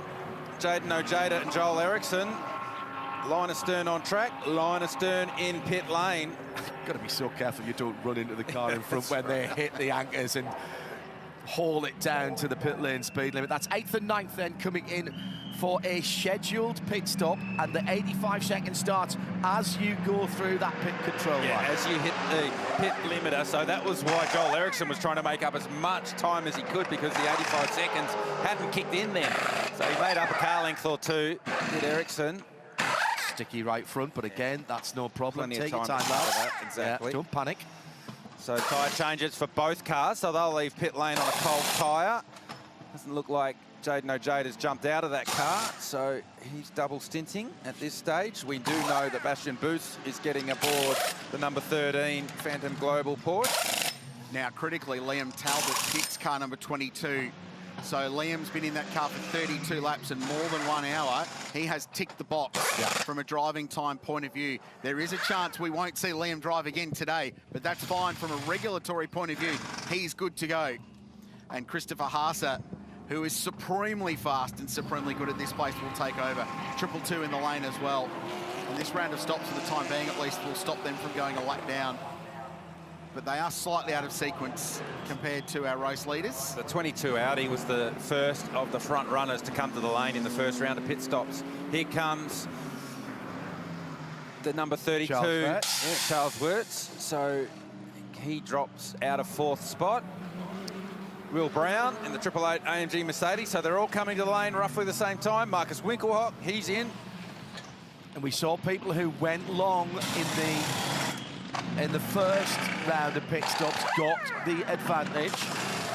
Gilles Gounon, Garth has pointed out, doing Gilles Gounon things, sets the car's quickest lap of the race. Second lap in a row he's done that. Yeah. Just ramping up, as we were talking about, just ramping up that intensity again. So what he's hoping for is David Reynolds to pit a lap earlier than him. Yep. So that Gounon gets 1 lap of clear track, because he's currently stuck under the rear wing, 0.4 of a second behind Reynolds as it stands.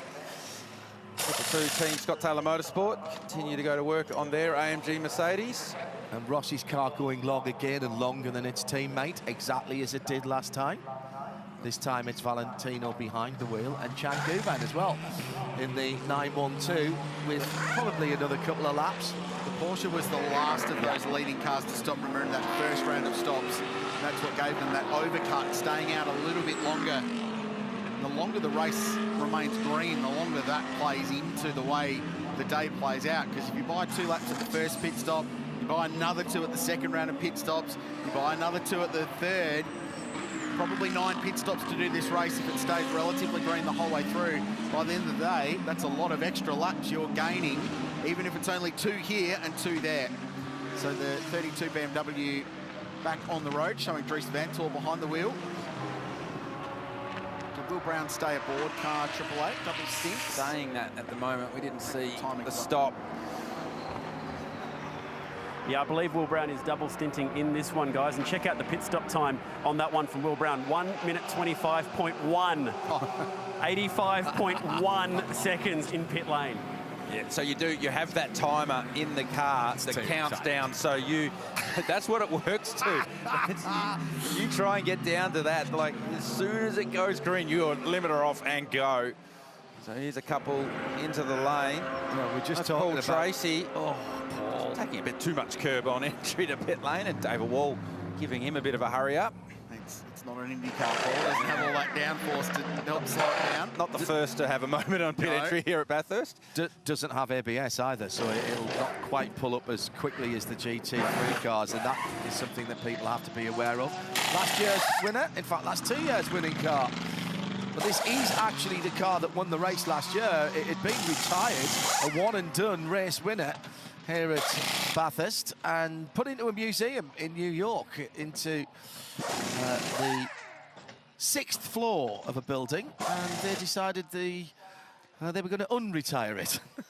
Bring it out, had to crane it out. There's quite a high global demand for GT3 cars at the moment, so the manufacturers can't spit them out quick enough. So they had to go back to last year's chassis Sun Energy 1 racing. So that will be Kenny Habul jumping aboard that car now, much in the same way that Liam Talbot has already done his driving time in 22. We expect this to be Kenny's stint for the day. So he'll jump aboard in his quest for 3 Bathurst victories. Gunon jumps out after a very good stint in car 75. Valentino Rossi jumped out of his car, and Lello Raffaele Marcello will jump on board car 46. So that's particularly exciting. I love watching that guy go to work. Yeah, so maybe a little bit long on the driver change there for the Sun Energy 1 team. Car controller with a bit of urgency, wanting that car to get out of pit lane in a hurry. Here comes our race leader into the lane. So they've gone super long again in the 912 Mante EMA Porsche. And does Gouvan stay aboard the car, or does he jump out? I think for flexibility for driver time, you pop Matt Campbell in now. And that's a hairy little moment for the National Storage car. So Will stayed aboard that car and work its way past the second of the 2 Method Motorsport McLarens, Tom Heyman behind the wheel of nice driving by Tom. Higher car. Yeah, nice driving by Tom Heyman there to realise that the faster car doing down the inside wasn't going to make it into the pit lane. So leader in the pits, and so is Judd. Yeah, I get the reason why they were so quick to get the 75 out of pit lane. Check out the pit lane time, guys, 106.8 seconds. They just lost 20 seconds in that stop. And I wonder if it's because maybe Kenny's still suffering a little bit with that back, and they were worried about the driver change being the weak point for him this week. Yeah, it looked like the driver change was a little longer than anticipated. And good point that you make, Chad. Kenny Habul still suffering from back injuries after a monster shunt in the lead up to the Spa 24-hour race last year. Yeah, off our race leader prior to this pit stop cycle goes. So interesting comparison here with Lello left of screen, Marcello in car 46. And we wait for the pit exit for Grello. So Lello and Grello. Oh, no. Sorry. Out of pit lane, so clear. And the 912 looks like it's going to retain a net race lead here for this. Raffaele Marcello. 25.7, by the way, the pit stop time there. Raffaele Marcello, his first competitive laps as BMW driver. Yep. That's a strange thing to get my head around. Yeah. Now that he's made the jump from AMG, at some point Porsche need to hire him. Yeah, and Lello he needs and to drive the Grello car. Oh my goodness. Just makes sense to me that has to happen. Totally.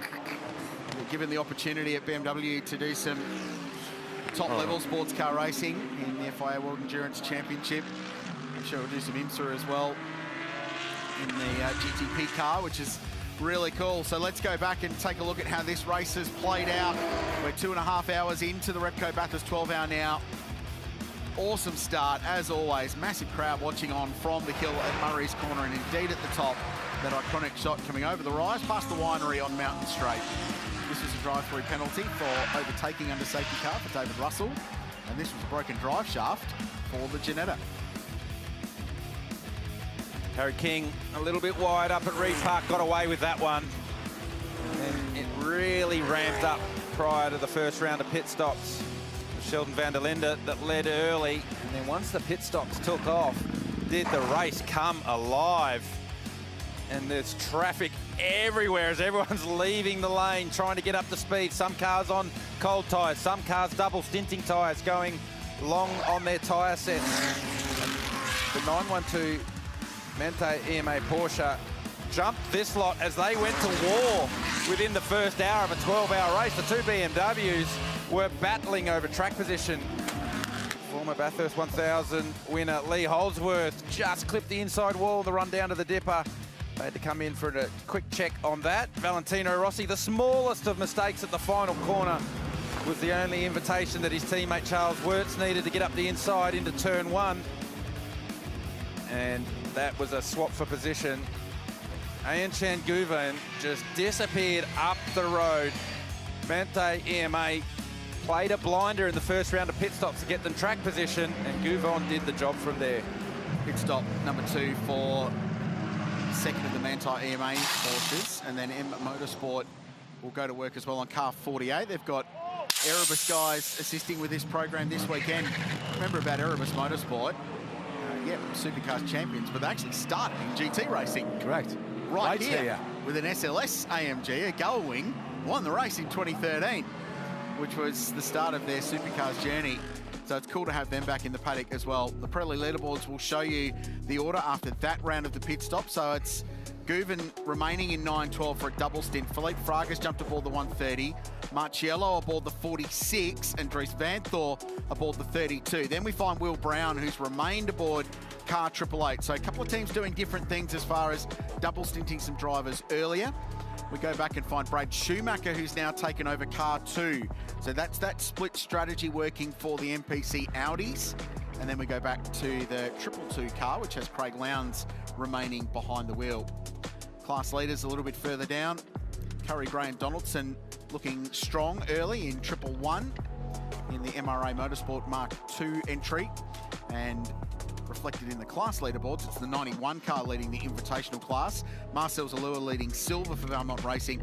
And Griffo, great supporter of this race, the AMG GT4 leading the way in the GT4 class. Griffo loves this race. It is his weekend out every year. Passionate supporter of Aussie motorsport, and looking forward to the continued rise of GT4 racing in Australia, which is going to kick some goals this year. Talk of somewhere between 16 to 20 cars for the domestic GT4 category. I was talking to Rod Wilson from Zagami Automotive in Melbourne, and they've got 6 McLaren Artura GT4s coming their way. There's a host of BMWs coming into the country. We've seen Method Motorsport here with their 2 McLarens. Exciting times for GT racing in Australia. I love GT4. I think it's a great category. Really is, and more power to their elbow for encouraging people. New GT4 machinery from Ford as well with the new GT4 Mustang, and we've got a new Aston Martin Vantage GT4 as well. Aston launching their race cars before the road car on which it is based had been seen. And that's really brave of them, causing Robin Liddell's team in the States, actually, Rebel Rock Racing, they ran it in a sort of automotive zebra camel type, camel type livery at Daytona a couple of weekends ago. These 2 BMWs locked together again, as they have been since. They've swapped around again. And that extra lap again has done exactly what it did the first time around. This time it's 3rd and 4th for these guys. Just looking at the lead, guys, the 912 Porsche over the 130 AMG Mercedes, and they're the same two cars that were first and second prior to the pit stop. But the gap now, and I'm waiting, you often got to get caught out and wait for the timing screen to reset, but the gap's out to 22 seconds. Yeah. It was 5 before that previous pit stop. So whether it's traffic, I mean, Felipe Fraga's last lap was a 2:08, so as he continues to get back up to speed after the pit stop cycle, but 22 seconds, first to second, a gain of some 17 seconds through that pit stop cycle is immense. Well, I presume Changuven left his tyres on. Well, that's what the only thing I can think is. So that's not 17 seconds. That's 5 seconds. Big chunk of time. 4 or 5 seconds a lap. It wouldn't be that much. No way. So there's more to that story, but Mante EMA continued to play a blinder with the 912 car and strategy. Let's hear from Shay in pit lane. No matter how much fun we are having broadcasting this race, it doesn't even come close to what Liam Talbot got this morning. Liam, you don't need coffee when you get laps around Mount Panorama, but what was it like as the sun was coming up? Yeah, it was super cool. Obviously, you go over Skyline through the S's and you can't see because of the sun coming up, so that adds to the excitement, but it's so much fun out there. In a GT3 car, laps of Mount Panorama, wow. It seems like everyone's kind of behaving themselves so far this morning. We were talking about how the elbows aren't quite out yet. When are you expecting to see this nervous energy start to manifest? Yeah, well, it's good. It's an endurance race, so you need to play into the race and don't push too hard too soon. Sometimes you get caught up in someone's accident, so yeah, fingers crossed it stays a bit more clean and see what we can do. What's the rest of your day look like? You want to go back out for more laps, I know. Yeah, I'm pretty sure I'll get another stint. I'll put my hand up. I'll put it up like extra high. But yeah, super cool, part of the team and whatever it takes. So big thanks to NPC and Audi Sport for putting this on. And happy birthday, Penny, and hi, Kenzie, and hi, Theodora. Good luck the rest of the way. Thank you. This smile that you can only get from doing the early morning stint at Mount Panorama. Just under 9.5 hours to go. We're still watching the opening exchanges here on the mountain.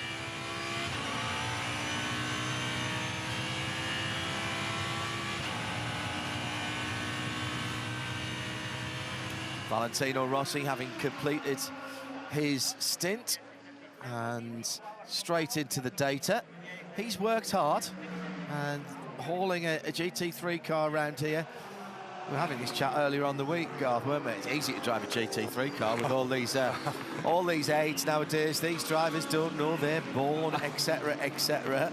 Some of the most uninformed comments they could possibly have. I love it when people tell me it's easy to drive a GT3 car because they've got ABS and traction control and a huge amount of aero. So righto, you go have a go and see if you can get within 1 second of the pros that drive these things, because I've tried and I've done a lap or two around here and it is hard work. So for Valentino, that battle that he had straight out of pit lane after the first round of pit stops and the pace that he had to stay on the rear bumper of Gilles Gounon all the way through that stint was seriously impressive. So the 46 car with Raffaello Macciello aboard now continues to run third. And the 46 car slowly making its way towards the front. Started from 9th. And just picking them off one by one. To be fair, there's a point to be made about that as well, about the bronze drivers. They do an unbelievable job to get even within a fraction of those guys that are in the car. And Kenny Habul's actually, he's come out this morning and talking about that gentleman driver tag being overrated, because they're not. They work as hard at their driving as any of the pros do, and to get within a few tenths of those guns in those cars is a huge achievement. Have you seen Kenny's state of physical fitness, by the way? Yeah. He's ripped. He got on it after that crash, hasn't he? He's gone right worked hard. Works hard at the driving too. It's not their primary source of income, but the gentleman tag probably came from early GT driving, and it's moved beyond that now. Like these guys, like your Kenny Habuls, your Yasser Shaheens, your Liam Talbots, your Brad Schumachers, they are not gentleman drivers. Stefan Vendel at AMG likes to say late starting professionals. And I kind of like that tag. Lucky Heinz, who's up on the top of the mountain, said he's just, talking about Kenny, he's just diving down the inside of somebody into Skyline. He's late. He's got the afterburners on. And he's in traffic at the moment, and he's doing the job that he's out there to do. Keep that car in contention, keep all the little bits of carbon fibre on the front of it, and get through this stint. It's a good little battle pack too as he looks down the inside of the elbow. Is that Grant Denyer? It's V10 of some description. That's Lambo, sorry. Grant did his first 6 of Mount Panorama earlier in the weekend as well on this brand new Lamborghini. Boy, TV lands. Lives just the other side of Mount Panorama, proper Bathurst local. And he's in his first stint in that car. So Kenny gets by. He's got Jaden Ojeda behind him. That's for track position. And then Bastian Boos, who should be pretty rapid aboard the Phantom Global car, he's actually just got past Jaden Ojeda. So that Porsche continues its march forward.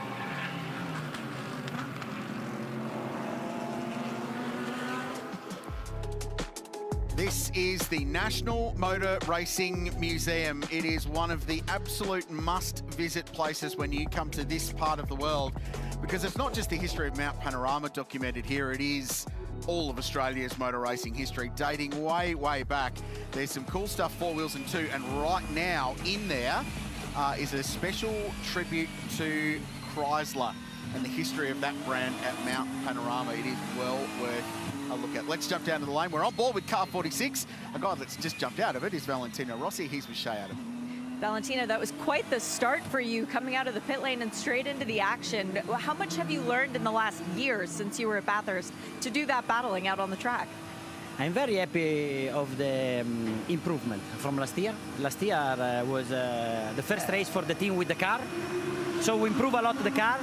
But also during the last year, I also improved the driving and the way to bring at the limit the GT3. And I'm happy because I'm a lot faster than last year. And my stint was very good. I can fight all the stint together with Gugnon that won last year and is very fast. And also with Charles, with Verst, with my teammate. And was good. I enjoy a lot. We are on the fight. I mean, the Porsche looks a bit too fast. But the race is very long. We need to understand our performance when become more hot. Good luck the rest of the way. Thank you. Ciao. Hard not to be impressed by that guy. Look, we've talked about him already, but he's not messing about. We were talking about this earlier in the week, Garth, weren't we?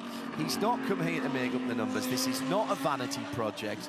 He's come to be a race driver, and by no means is he a weak link in that car. We've just seen him. His lap stint average was a 205 flat in that first session, that first stint that he did. Yeah, he said that. He said, I was on the rear bumper of Jules Gounon, and he won the race last year. I'm pretty happy about that. And he should be. He should be. I mean, John, you've seen a lot more of him than we have here in Australia.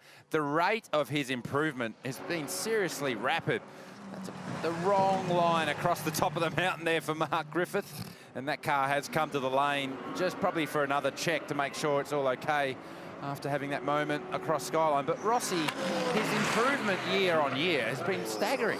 That's, you know, confidence in the car, confidence in himself. He's raced a couple of GT3 cars with his friends in the past before it all got as serious as it did. And his first outing was in an Audi. With WRT, with Vincent Voss's team, and you know, when they switched to BMW, that just ratcheted everything up. And I know that he would not be here if he didn't believe he could do it. He does not want to be the weak link, and he's not. And he said to Vincent right from the start, "You've got to be honest with me," and they have been, and he's good. Yeah. He is just good. Rather annoyingly, he's a lovely bloke as well. Ripping. Fun valet fact, he's also a damn fine DJ as well, because at the last party that WRT had after a couple of test days at Spa, they took over one of the hostelries down in the town centre, and round about midnight, Valet went onto the decks and proved that he could beat Mix and do all the DJ things, not just on vinyl, but on the digital side of things as well. And a good time was had by all.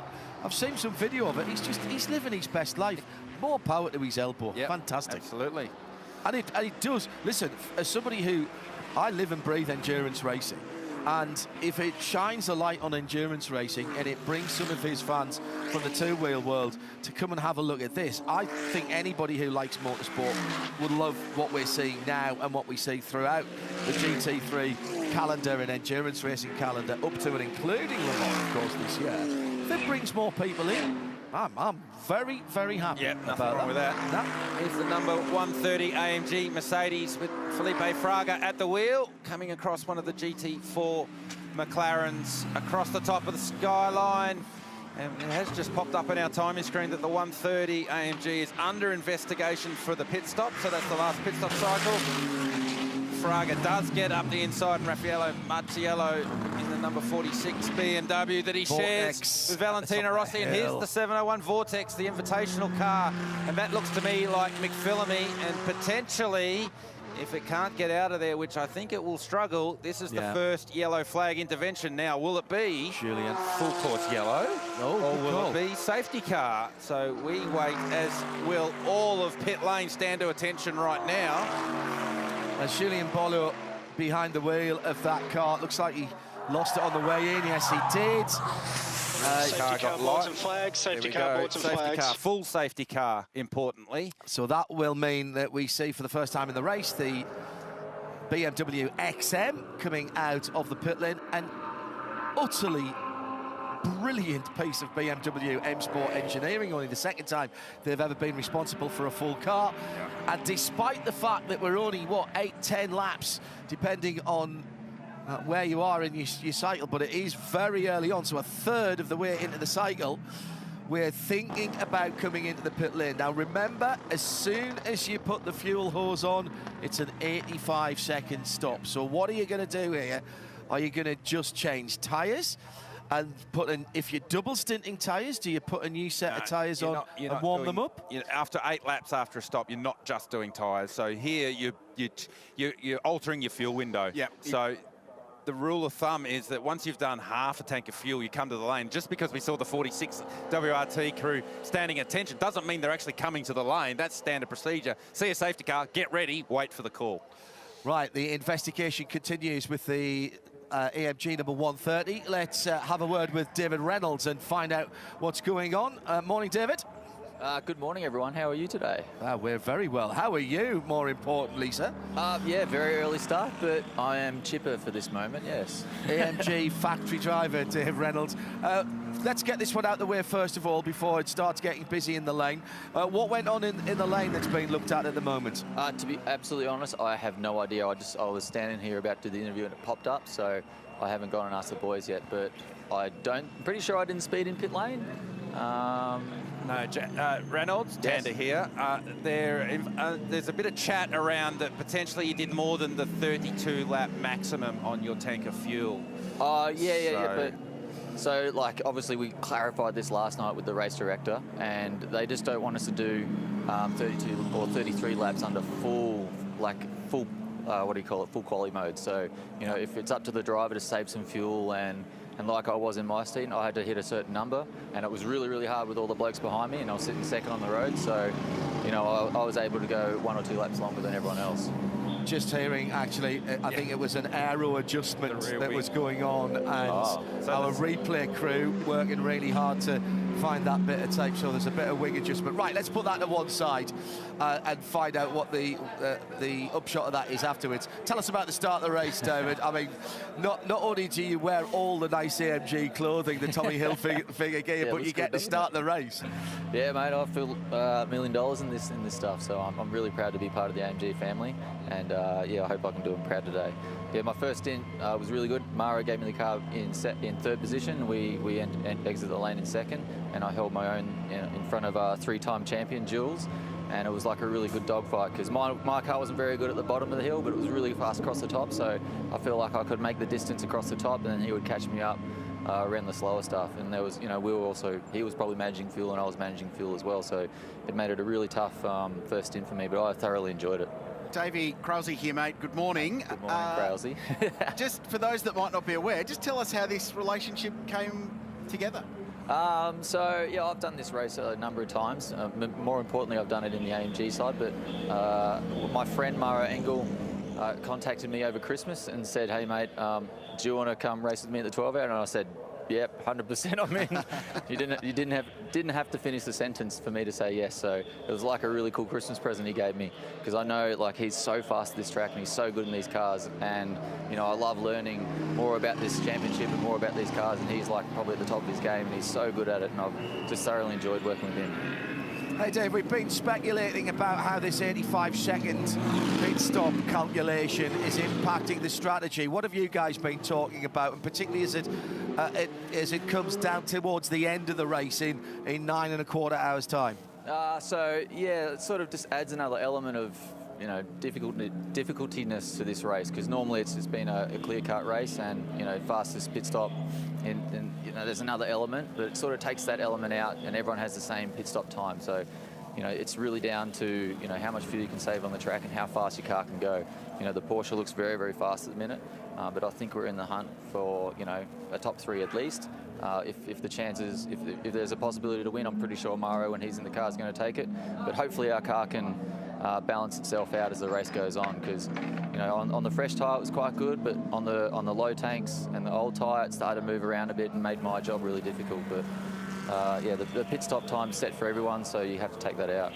Davey, very quickly, there's some pit stops happening, but just cast your eyes forward. 7 days, Thrifty Bathurst 500 coming up. How are you feeling? Yeah, I'm really excited to start with my new team, Team 18, and yeah, I'm going to worry about that on Monday. I'm going to worry about this race today, and then, you know, relearn everything again for my right-hand drive. No ABS, no traction control, supercar that does 300 Ks instead of 270 Ks with, you know, a third of the amount, or a quarter amount of downforce. So yeah, it's a completely different car. So, you know, it's really, really hard for me to come and drive these cars and be on the pace straight away, because I only drive them once a year, and they're just so different than what I'm used to. Even the left-hand drive, I'm still getting used to it. But, you know, all in all, I think I'm holding my own and I'm doing okay. Doing a super job, mate. Thank you. Good luck for the rest of the day. Thanks, boys. All the best. See you later. Well done. Race well.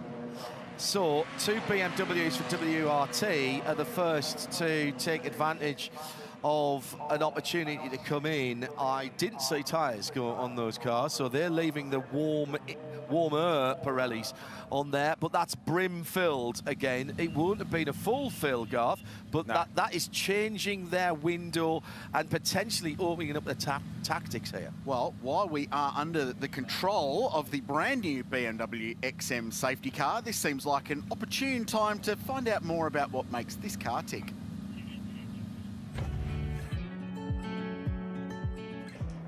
For the 2024 Repco Bathurst 12-hour, the official safety car has been chosen as BMW, and BMW has brought the beautiful new XM to lead the field around. I'm here with Brendan Michelle, the product manager for BMW Australia. Brendan, this car is phenomenal intrinsically, but the racing aspect of it and the design, tell us a little bit about that. Yeah, well, it is a fantastic car, and we are very excited to be here at Bathurst this weekend with our very special, our first ever BMW XM.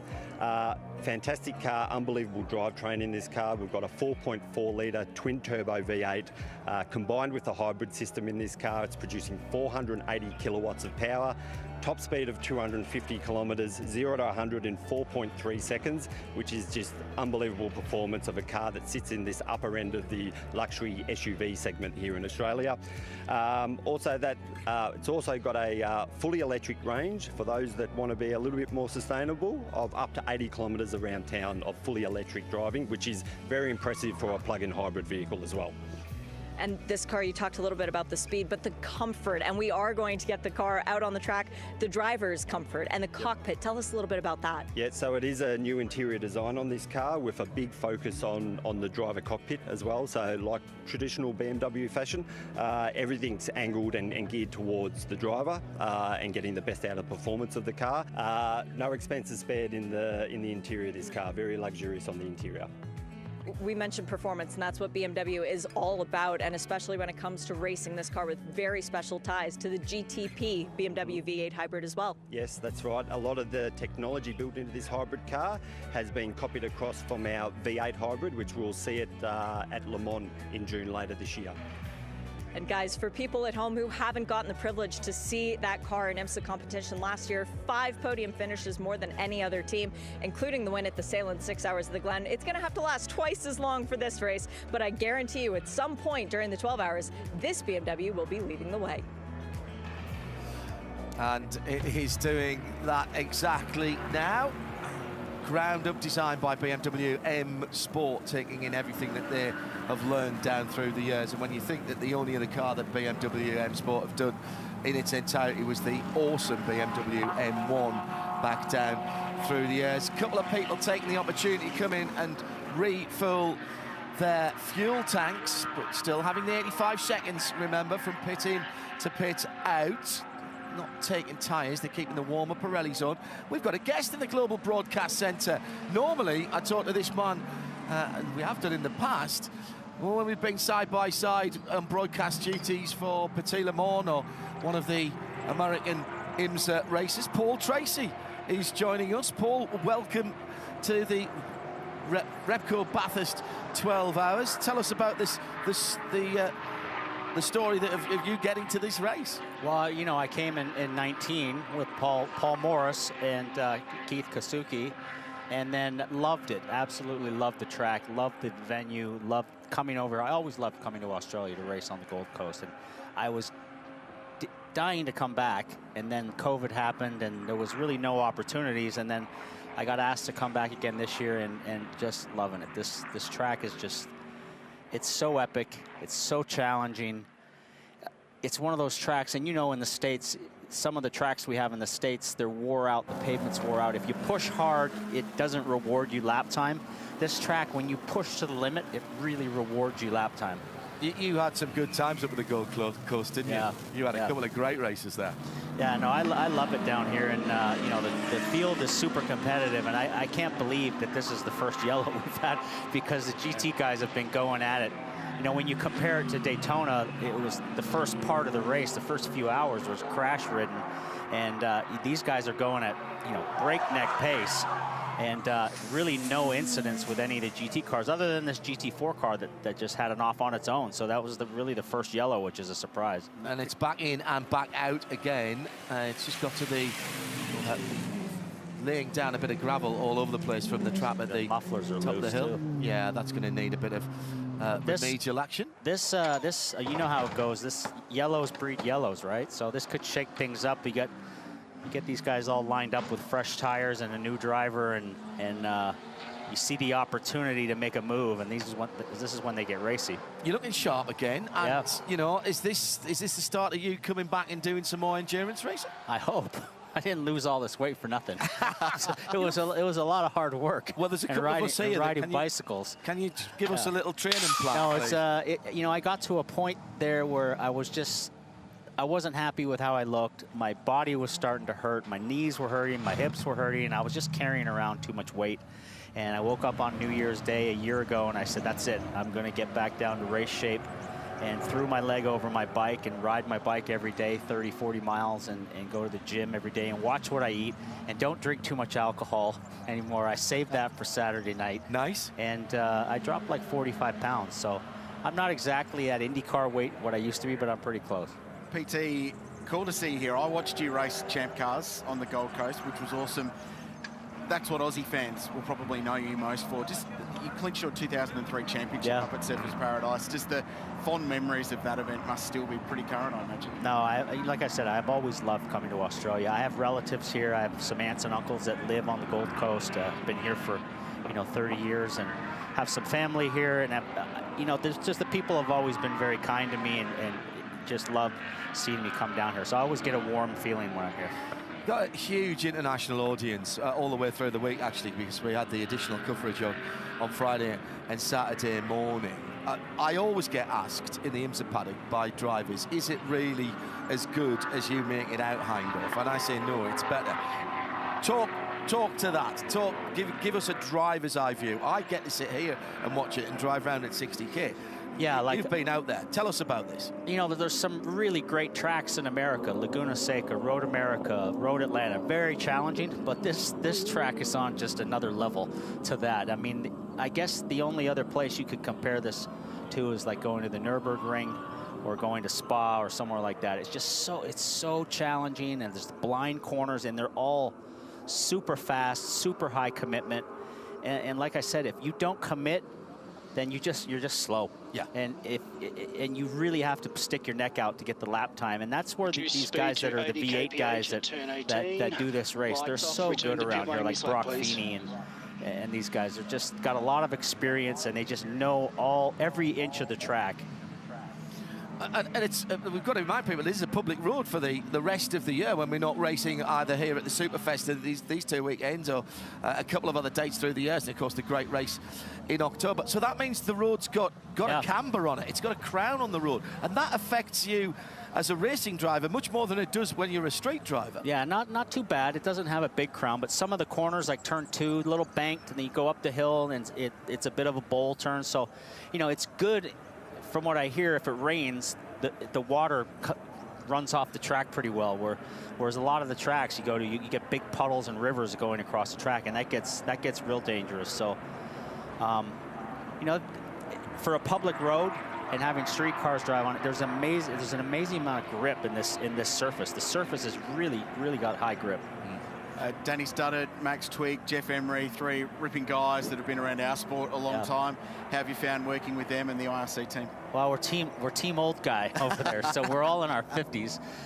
Jeff started the race, and he he got in, he couldn't see a thing. We didn't, you know, this is the IRC car it's basically a club sprint car. And it's not really designed for endurance racing. So they put some little off-road headlights on it. And they say, oh, yeah, they'll be good enough. You just follow other cars and you'll be fine. And like, right. Jeff got it. He's like, I can't see anything. So it was, you know, he just struggled around there for a little bit till the sun came up. And, you know, we're in a situation where, you know, we've got kind of sprint brakes. So we don't have enough brake to go the full 12 hours unless we really take it easy. So it's a bit of a throwback.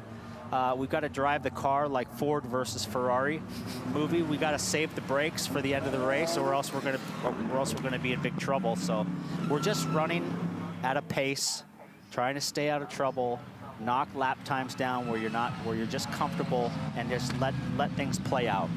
You're the Christian Bale character. Yeah. Very sure. Yeah. Not as good looking as Christian Bale. Well, you know, you've got your admirers, BT. You always have had. All right, so if you're the Ken Miles, that's really good.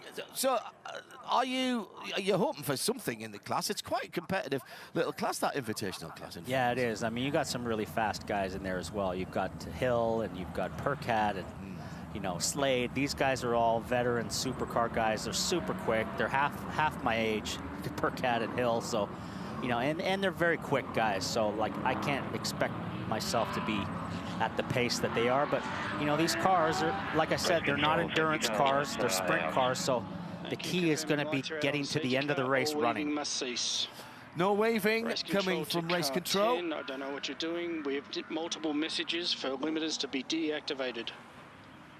So that was an interesting, that is the Hollinger car. Paul's class rivals, that's the Superglass Racing Matt Stone entry. So John Hollinger behind the wheel, 21st outright, second in class, just behind Hadrian Morel. So lights out on the BMW XM safety car, and Ayanke Guven will lead the field back to green. He's got track position, and he's got a couple of lap cars between himself and Felipe Fraga, and that's key because you cannot overtake Paul until you get to the control line. Yeah, you got a couple of GT4 cars here right in the front of the group here in the mix, so that's going to make it frantic when they get up over the top of the hill and go across the mountain with those guys in the mix. Remember the 2 BMWs sitting back there, and the Q, the M-coloured one, and the Shell coloured machine. Those cars did come to pit lane. They gave up a tiny little track position and off for one of that is the Merc GT4 car, isn't it? Locking up the right front there. That again, I think, was turning in on the grass, and now it's 3 wide, going up Mountain Straight. Just looking to see if all the Pirellis have survived on that red GT4. I think they have. The McLaren Artura, the WM Waste Management car, right in the mix as well. It gets a big hit from the 32 BMW with Dries Vanthoor behind the wheel. Yeah, Vanthoor gave the GT4 car a little shot in the bumper there, and now it's going to get real tricky for all these guys going across the top with that McLaren right in the middle of the field. One percenters can win or lose you this race here, and a drive-through penalty is coming the way of Mercedes-AMG Team Grupper M for that infringement during the pit stop. So we saw the rear wing adjustment while the refueling was occurring. So they will have to serve a drive-through penalty. So 33 seconds transit time they are going to lose as a result of that. And imagine if that had been called 10 minutes ago, that would have been negated with the safety car. So, you know, it is that snakes and ladders board that Lounsey had out the other day. Yeah, those are the little things, like those little mistakes, you beat yourself in a race. You make a mistake like that on the last pit stop for that car with that Feeney's in, it could cost you the race at the end of the race if you make a mistake like that. You may notice that that isn't Garth Tander, whose voice you just heard. Paul Tracy, PT, alongside us, making a second trip to the mountain on the restart.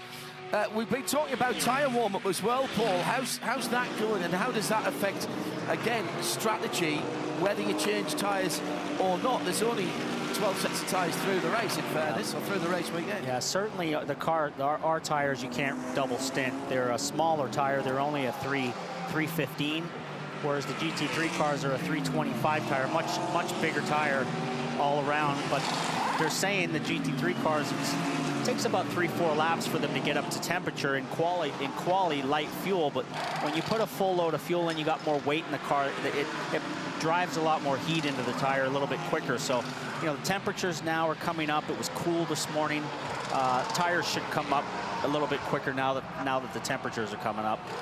Getting racy again towards the sharp end of the field. Chris Haas are at the end of a group of cars that starts with the battle for what, third, fourth, fifth, and on down with the two BMWs, Marcello Lello in the 46. When then Dries Vanthoor had that little moment in the 32. They are teammates, different coloured cars. Then it's Brock Feeney, then Bastien Bus in the Porsche. Kenny Apple doing his stint as well, and that safety car, he's burned a bit of time. Tight there, that's real tight.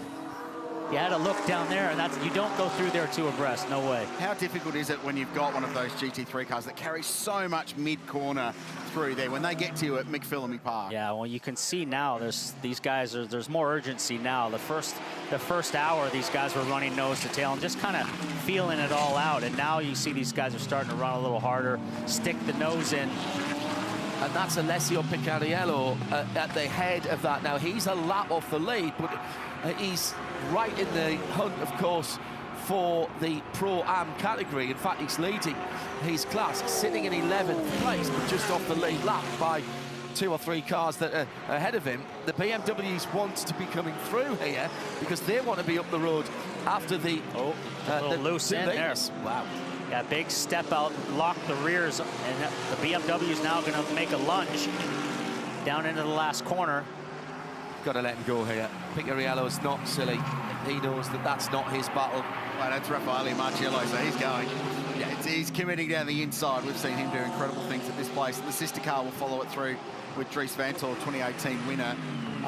Philippe Fraga's going with Guven for the lead, 3/10. Remember, the Porsches have taken a little bit longer to get up to proper operating temperature with their Pirelli tyres, but with that looming drive-through penalty for 130 coming soon, and they need to serve that within 3 laps of being notified with the black flag. I think Fraga's got to be the busiest guy in motor racing. He's in GT3 cars, he's in LMP2 cars, he's in LMP3 cars, he's in Brazil stock cars. This guy's all over the world every week. There's plenty of endurance racing to do. You've obviously been keeping a close eye on the GT3s, Paul. What do you reckon to one of those around here, and maybe you doing some more driving? Yeah, I mean, I'd love to. Obviously, there's very limited opportunity because there's only so many of these factory cars, and they're all factory drivers. But I mean, if I ever got the chance, I'd love to do some long races, maybe Daytona, or be a third reserve driver or something. Here's Raffaele Marciello trying really hard at the Audi cutting and just clipping the inside wall there. Well, this is his first race as a BMW Works driver. Maybe he just hasn't judged the width of his car. Did he catch the wall there? Oh, yeah. Oh, yeah. You gotta be so careful you don't knock the toe out or even break the toe link. get up on top of the hill and break a toe link, then you're basically a pinball bouncing off the walls all the way across the track. What's your driver rating now, Paul? What's that? Are you still a gold? I'm a silver now. I applied for a bronze because I just turned 55, and the FIA turned me down. They said try again next year. All right, okay. No wonder I can't get a drive-in bronze when Paul Tracy's likely to be there as well. Oh, this is brilliant stuff. Just under 9 hours to go here at the mountain.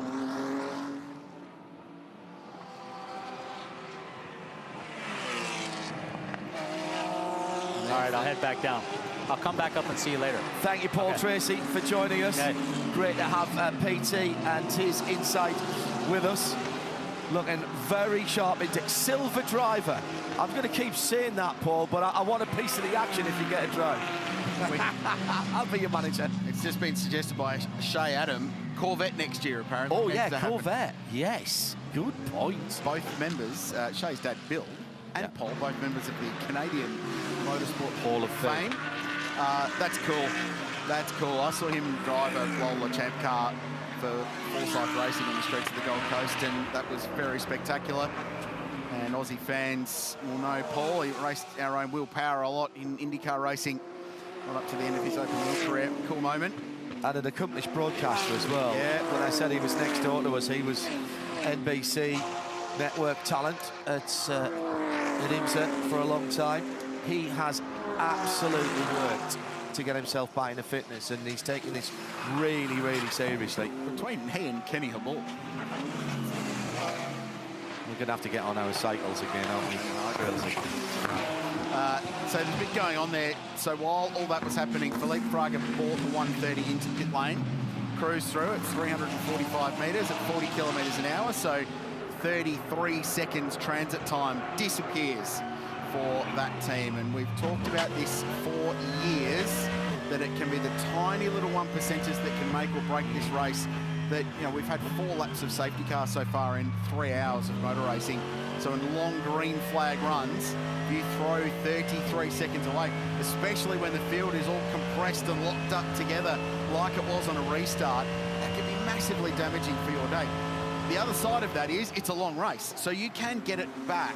But man, it's the last thing you need to be doing. And if you're watching online, either here at the, you've got the timing up online, either here at the track or further afield, remind yourself that that 130, that pit stop wasn't a pit stop. That was a drive-through. It'll still show as an extra number in the pit stop column.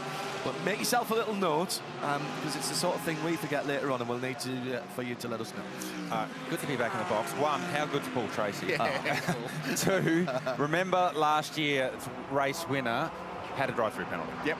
So it's nice and early. If you're going to have a penalty, have it in the first half of the race. Gives you plenty of time to fight back. So the 130 now finds itself roughly 1 minute off the lead of the race. So and people plenty of time to get back in the game. People were asking, what was that penalty for? Are you not allowed to make aero changes during the race? No, that's not the case. It was the fact that they were doing it while they were refueling. While the hose was in the car, that's what grabbed them the penalty. Guven then by about 3.3 seconds. That little scrap that was going on behind and getting past the GT4 cars has opened up a bit of a lead again for the young Turkish Porsche sensation, who's doing a brilliant job double stinting the Pirellis and himself, and he's leading here and got clear track ahead of him. Beautiful day for him at the moment. Supercars season 2024. A lot has been learnt, a lot has changed, and we've got a lot to look forward to. It starts with the Bathurst Superfest. Following the Bathurst 12 Hour, it's time to kick off the new season at the thrifty Bathurst 500. Brace yourself for another great race, Australia. It is showtime. This year, a new champion will be crowned. Take your pick. It could be anyone's. Who gets the job done today? Ticket information can be found at supercars.com. Supercars, unforgettable. It will be an unforgettable way to start the Repco Supercars Championship. It all starts next weekend, the Thrifty Bathurst 500s. Head to supercars.com to get your tickets and get trackside and join the many people that will stay the week in this part of the world as part of the Bathurst Superfest. Lots to see and do in between the events, and then it all starts on track next Friday. All the coverage coming your way in Australia, but also around the world via Superview. Supercars.com has all the information. Changing of the guard again in the Supercars Championship. So looking forward to seeing how all of that plays out. We're 82 laps in to the Repco Bathurst 12 hour. We've been going 3 hours and 8 minutes now. And the leader is Ayankan Guven by 2.7 seconds. 49 laps he's been in the car. 17 laps into this stint into pit stop. So there's been quite a few cars that have gone off sequence that took the opportunity of that yellow to get some service done. So 5 cars, including Raffaele Marciello, Vantor, Feeney, Ojeda and Haase especially, all took the opportunity of a yellow to peel off into pit lane. Will Brown, am I interrupting breakfast or morning tea here, mate? Yeah, I think this one's morning tea. Had a bit of breakfast before the stint this morning. Now, first stint as a Triple Eight race driver. Hey, it was all happening there at the start amongst those BMWs. Talk us through your first stint there. Yeah, no, it was a fun first stint. Obviously, the BMWs came out on cold tyres, but they've got pretty good straight line, so couldn't get past them. But, yeah, I probably got to pick up a little bit of pace. Obviously, Brock's doing an awesome job now and some fast laps, so hopefully we can build into it throughout the day and come home strong. You didn't change tyres, you left Brock on your sort of lightly used ones. How's that going to play out through the day, managing the tyres, managing the driving time and all the stints? Yeah, I think it'll be good. We double stinted the first set of tyres, and then I put a green set on and warmed him up for Brock, being the nice guy I am, and there he goes. So, yeah, no, it'll be fine. I think a few people double stint tyres throughout the weekend, throughout the day. They seem to be lasting pretty well. This is only your second time in the GT3 car. We did it a couple of years ago. How is it driving these different cars, Mercedes, Porsche and whatnot? Yeah, it's definitely different. I tell you what, it's a lot different to the supercar. So, yeah, just trying to get used to that. But it's a long race, and it'll be a good one. Looks like we've got a spinner at Forest Elbow, so I'll go back to the commentators. Oh, no, this is not right in the middle of BMW M Forest Elbow. And it's the Superbarn AMG car. This is the number 47 machine that's gone around. I don't think it's hit anything, Garth, and nobody hit it. Oh, no, apparently there has been a bit of a coming together with the 111. Side by side, oh dear. Oh, big contact on the inside wall for the 111 as well as they fight over the apex at Forest Elbow. So Theo Kunduris aboard the 47 Superbarn AMG Mercedes. And that was the 111 Mark Mustang that was involved in that one. Rylan Gray aboard that. So straight into Gray's pit for come to Rylan. pit lane Yeah. to check, but that was a heavy contact with the inside wall. The rest of the field getting around. So Kunduris did a nice job there to actually calmly get reverse gear and get out of the way and press on. So bit of an argument over the apex. No, well, actually that car had the least damage coming out of it. So I don't think they had done anything wrong there. I mean, there's a little bit of room on the inside, but I'm not sure where Rylan thought he was going to go. At some stage, he's got to turn left into the corner. No harm, no foul for the Superbarn car that continues up on Mountain Straight. We might have the Pirelli pit bunker, but there are far more advanced technologies in the STM garage. This Mercedes team knows how to figure out strategy. Craig Lowndes, we've just established on the board what everyone has done so far today, but how is the Mercedes? Yeah, we're getting there. We're just sort of moving Cam along. We want to get to this 84 and we can shoot up to 98, get our lap back. That'd be really nice. The car's okay. It's just a little bit twitchy under brakes, and that's something we're trying to rectify as we do some running around. Thomas started the race. He said it was actually quite greasy this morning, cold conditions, everything else. So again, just got to be careful. We just stay out of trouble, circulate around. We were about 5 minutes short of the lucky dog. So if something happens from now on, we'll get our lap back, which is really what we're looking for, because we know we've got a good, consistent car. Maybe not a fast car, but at least it's consistent. Do you think as the day heats up, the Mercedes will continue to get better and better? Well, I hope so. I think that this track will evolve definitely over the day, and at the moment it's got a bit of cloud cover, but if it does rubber up, it'll definitely help us because the car is a little bit loose. So if we can, that'd be really good, but we'll have to wait and see. Like at the moment, Cam's in the car. Both Thomas and I have been saying the same thing about the car and the way we're explaining it to the engineers. So as I said, we're chasing it a little bit, but hopefully it'll come to us later in the day. As far as time out of the car goes, is there any better way to recuperate than to have a smile and a laugh and to just enjoy yourself? Well, we do, as you said, with the fun garage. So Thomas has been really the joker, and of course he's got the multi-spring. So he's saying if we stretch it this way, it's a softer version. That's a harder version. So yeah, Thomas is really the one that's keeping us all amused at the moment. We've got to do something. Well, yesterday we saw an on-track camber adjustment, as the team put it. Not from you guys, from a different team. I like the movable spring movement too. Yeah, we've got all that going on. And as we said, we've got the strategy board, we've got the wind weather station over there. It's not spinning, so it's obviously very calm at the moment. So it's calm before the storm. Good luck the rest of the way. Control attention all teams. Stewards have imposed a drive-through penalty to car 111, breach of driver conduct. That was for that unnecessary contact up at the BMW M elbow. That car now in the pit lane.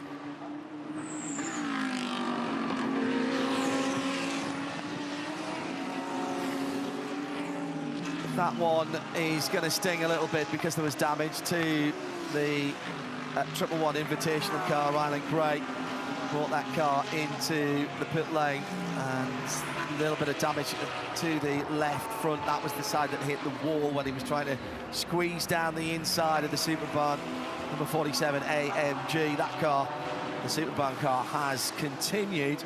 8 3/4 hours still to go, and the pace heating up again at the sharp end of the field. Traffic dependent, of course, but the gap has come down. The number 912 Porsche 992 GT3 are now being caught by Raffaele Marciello, and Dries Van Toort is only another second or so back. So the two WRT turbocharged BMW M4 GT3s right with the leader now, after Chan got a good run away from the restart, helped for a little bit of slower traffic in between himself and the rest of the field. But it's at the end of the stint when the Porsche tends to come alive and the fast laps are coming in. Remembering, Garth, that those two BMWs have got probably 10 laps more fuel in those cars than the Porsche. The Porsche did not stop. That's a good point, John, that both BMWs came to the lane under that initial safety car that we had in this year's race. So they've bought themselves a much bigger fuel window at the end of this stint. So remember before the safety car, Guven had a gap of near on 23, 25 seconds. And that safety car's, one, negated that track position, but two, by Mante EMA not coming to the lane, they're going to have a different fuel window. That's not going to make a huge amount of difference right now. But if we go stint on stint on stint on stint to the end, that 10-lap fuel difference, the differential in the window, could be the difference between making it to the end or not. You don't know right now. Nope. So all you're doing is you're just giving yourself a bigger window. You always, through the race, we always talk about just make the windows bigger. Give yourself more flexibility in your strategy. And I think BMW have done that now. Whether it works for them later, they don't know. We don't know. That's what makes 12-hour racing so good.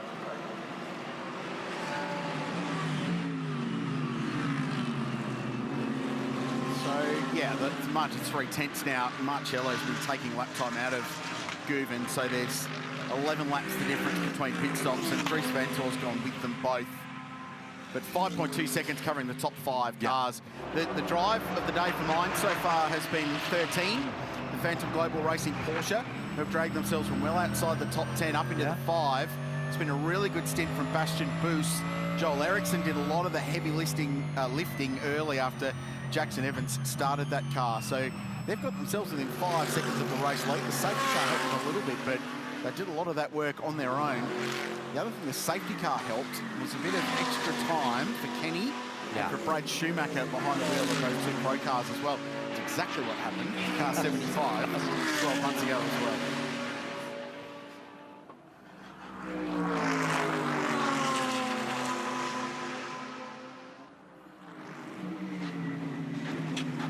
8 hours and 40 minutes of the Repco Bathurst 12 hours remain.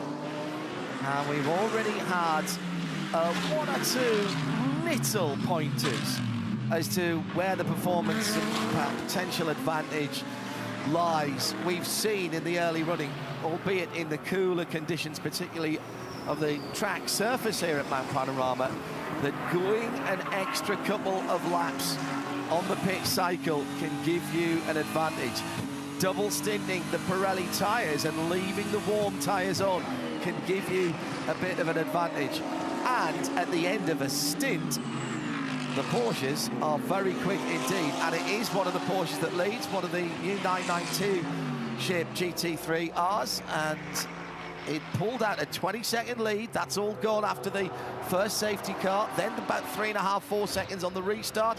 But the two WRT BMW M4 GT3s are hunting as a pack at the moment, Garth, and the top three go up through the cutting to the Audi cutting as one. Yeah, 1 second covering the top 3 cars, 5 seconds covering the top 5. So that safety car has condensed the field. Certainly, Richard Quayle, you mentioned that the drive of the day so far is the 13 Phantom Global Porsche. Bastian Booth at the wheel of that one, and he's doing a great job first time here out Mount Panorama. So they continue their march forward from deep in the field after qualifying. Approaching the 3.5-hour mark of this race, so a quarter of the way in, and this is how it's played out so far. The start in the pre-dawn, 5:45 a.m. on Sunday morning, as is tradition. And as the light came up, so too the intensity in the first round of pit stops. The BMWs were slower, the Porsche better. It got track position and got to the race lead. And this was incredible stuff. Cold tyres, a mix of drivers, some fresh, some not. Big moment for Lee Holdsworth, just brushing the wall on the run down into the dipper. This was the GT4 Mercedes AMG, which has otherwise had a pretty good day so far. The 701, the Vortex French car making its debut at Mount Panorama. This was the cause of the first BMW XM safety car period for the race. It was on the circuit for 5 laps on the restart. A nice free kick for Janke Guven because he had 2 lap cars in between himself and the 130, which was driven at the time by Felipe Fraga. He would have to serve a drive-through penalty, however, for a pit lane infringement. Meanwhile, the BMW helping move one of the Method Motorsport McLarens out of the way. The 46 with a brief brush of the wall at the Audi Sport cutting. This was the adjustment that caused a drive-through penalty. If you want to do work like that, if the car has to go in the garage, is the regulation, and they had to serve a drive-through as a result for Mercedes AMG Team Gruppe M Racing. But after 3 hours, 20 minutes and 45 seconds, car 912 leads the way, and we're going safety car because the number 91 Mark car has found the fence at turn 2 at the top of Mountain Straight. 5, so a second 4, safety car period 3, will be called. 2, 1. Speed limiters must be implemented. David Stewart, Deputy Race Director, calling the shots from Motorsport Australia at Race Control. So whether it's a full course yellow or a full safety car, they do get a countdown to go down to 80 kilometres an hour regardless, and then the safety car will pick up the leader of the race. Yeah, it's Hadrian behind the wheel of that car, and Hadrian Morel and the Mark II in that very striking livery. Very mean-looking cars, those machines, but that is potentially, well, oh, he's lost it again on the way in, and he's gone straight across to the unguarded concrete on the other side of the circuit. So starts off sliding the car, and then it spears across to the right-hand side of the circuit. Yeah, just wide. You can see as it came into shot, he was already wide and offline. So in the marbles and in the dirt, and then just too much. The lock could have opened the wheel a little bit, let the car flow. But it's unfortunately gone around, got that inside wall, as John said, and heavy damage to the front of the 91 Martini livery. It looked spectacular at the start of the race. A little less spectacular now, unfortunately. And that was the car that Tim Slade. And the leaders were on the scene. So that was just local yellows at that stage. You can see the green flag waving, so they sort of resume hostilities once they get past it, but there's just enough room to get around the back, so you can obviously see why we've gone safety car. So the pits will stay open, and now we've ascertained why the accident happened. We can look ahead to what happens from a strategy point of view, because it's been 23 laps since our leader pitted. I wonder if they take this opportunity to dive in for some service, for some fuel. But the BMWs don't need to. Laps. No, If I'm the leader, you're coming. If I'm BMW, I'm not. Correct. So. And now's the time to do it as well, before the field's packed up. So get into pit lane as quickly as you can. You're going to lose less track position now. And that's what BMW did nicely at that last stop. That's why they're still at the front of the field with an effective extra stop. Correct. And driver change it will be for the leading car, I reckon, here. Yeah, well, you can't go any more than a double stint for time behind the wheel. So Guven's been behind the wheel for 55 laps. So he jumped in at their first pit stop. Done 2/3 of the race so far. Good news is that Adrian Morel is out of that marked car and making his way into the arms. Oh, the beach is coming as well.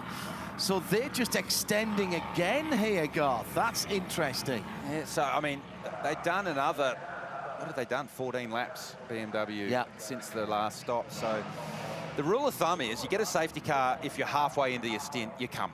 Yeah. So for Porsche, it was a no-brainer. BMW's obviously decided, well, we're only going to get another 14, 15 laps up the road, and we're going to have to come again anyway, so why not do it under safety car? And plus the two drivers in the BMW have only done 26, 25 laps. So they're okay in terms of their stint. They can do another full stint. And they're okay, whereas Guven had to come, so this has actually fallen at a pretty good time for them. So did BMW do tyres? I reckon not. They might send them here and have the advantage of having fresh tyres. Well, they didn't do tyres last time. Remember, they just did fuel. So let's hear from Chandler Lane. He might know more. I'm just down at the Audi crew at the moment because they were one of the teams, at least with the 22, that did take that last pit stop for fuel for Christopher Haase. I can see for car 2 that Winkelhock is about to get in, so that would suggest that Schumacher with those 22 laps has achieved a part of the race where they think that they are good to get home with their 2 other drivers. I'm trying to scurry down pit lane to see what they're doing at the 75 to see if they're going to try the same thing with Kenny Habul. And just watch out for that driver change if they do, because that's their weak point this week. Yeah, only 25 laps on the Pirellis for Raffaele Marcello and Dries Vanthoor, 26 actually for Dries. And here they come down the lane, and just waiting to see the Sun Energy car rolling out as well. We're hearing both BMWs took tyres, and I think Kenny's probably going to be able to tick the box as well. So he got in the car just on 8 a.m. local time. It's now 9:10. So he's done that 65, 70 minutes, almost exactly what he did in the race last year. So I wonder if they pull Kenny out of car 75 now to tick that box. So we heard Brad Schumacher's done enough as well. So this is a fascinating little period of the race where things could change. And we think car 22, the Audi, may well shuffle to the front.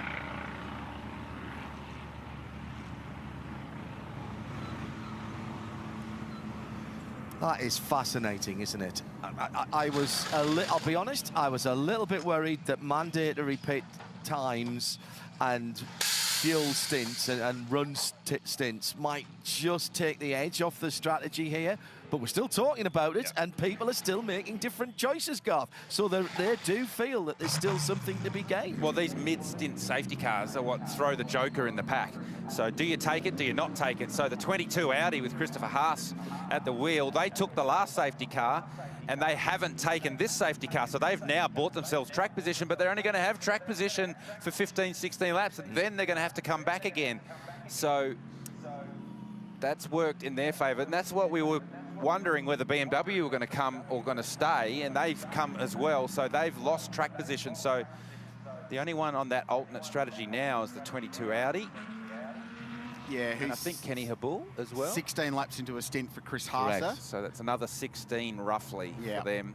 Maybe a bit more, because safety car, you don't burn as much fuel. So I think the 22 can afford to stay out if they want to. Habul, 25 laps in the car, so within 7 of fuel range, basically. So I would be surprised if they don't pit this time by. That's the view at the back of the BMW XM. That's cool. Like a tracking shot. That's outstanding. High vantage point. Yeah, not wrong. Matt Campbell is behind the wheel of car 912 now, the Porsche that was the race leader before this sequence. And then Maxime Martin back behind the wheel of 46. So he's taken over from Raffaele Marciello. Charles Wirtz is back behind the wheel of the 32 BMW as well. So both BMWs, not only did they take tyres, they took drivers as well. Yeah, and that if you're changing drivers, it makes sense to do the tyres and give the new driver a new set of boots. They will take if they're brand new, they'll take the edge off them a little bit behind the safety car, but they're still not going to be up to full. No, but you can certainly build more temperature on the safety car before you go green. Yeah. Lucas Stolz is ready in the lane, has helmet on, has Hans device on. Not a lot of action as to whether or not the folks down here at Sun Energy One are going to be leaping into the lane anytime soon. So the longer that they push Kenny Habul into this stint, the more flexibility they will get later in the run. So that is the advantage of keeping him in there for now. But they've definitely gone off strategy, haven't they? Do you think, Chad, they'll wait for deep in this safety car maybe to make that change? So it's still done under safety car, but right at the end of the safety car. You'll give up track position, but you might tick the time over that you need to for Kenny. Well, they've achieved the time already. Yeah, I think they're safe on time, absolutely. Okay. It gives them a bit more time later in the race on that flexibility, I guess is probably what Garth means. Yeah. Is that the longer that he sits in that car, it's one extra lap or one extra minute that you get the flexibility back with Stolz and Goon on later on. The other thing to take into effect, Chad, is that the lucky dog rule is in effect now. So if you are one lap down or more, you will get that lap back. You'll get waved around as the lights go out behind the safety car. You will then get waved past. So you will gain at least one lap back on the race leaders.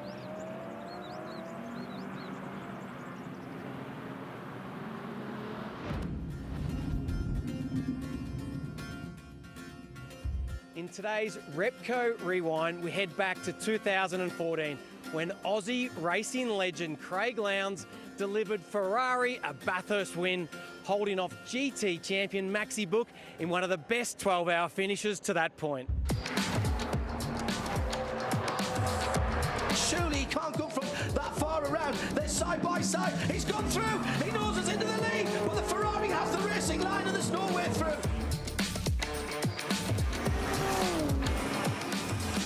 The leader gets held up. He's got to go one way or the other. Here comes Maximilian Burke down the middle, over the top of Rock Skyline, and there's nothing in it again. Here goes Book. He'll try around the outside again, but Lowndes drives it down the middle of the road. He'll hold on. It's going to be down to the traffic. It's the Donut King Lotus that holds up the leader. But once again, Lowndes positions his car right in the middle of the road. But here comes Burke round the outside. And he's not coming from that far back. He's not coming from that far back. Craig Lowndes brings home Alan Simonson's Ferrari and wins the Legway Molly. 12 hours for 2014. Bathurst delivers. Well done, mate.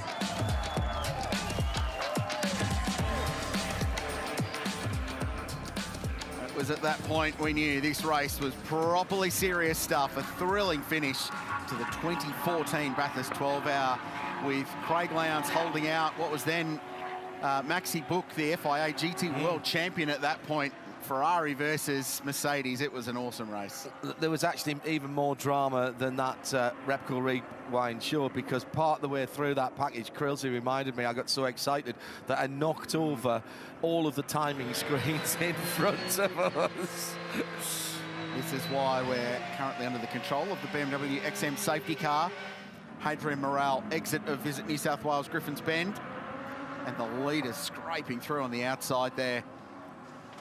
And while that's all been going on, pit stops. Heart of Racing are in pit lane, and Ian James will jump out of the number 27 car. So while this procedure goes through, when the lights are extinguished on the safety car, the cars that are one lap or more down will gain their lap back. They get waved past. It's not a full lap. They get about 35 seconds. They get waved past at the top of Conrod Straight when the lights go out on the safety car. But this is how the leaderboard sits right now. Still a bit to unpick through all of this, because there's a whole bunch of different strategies playing out.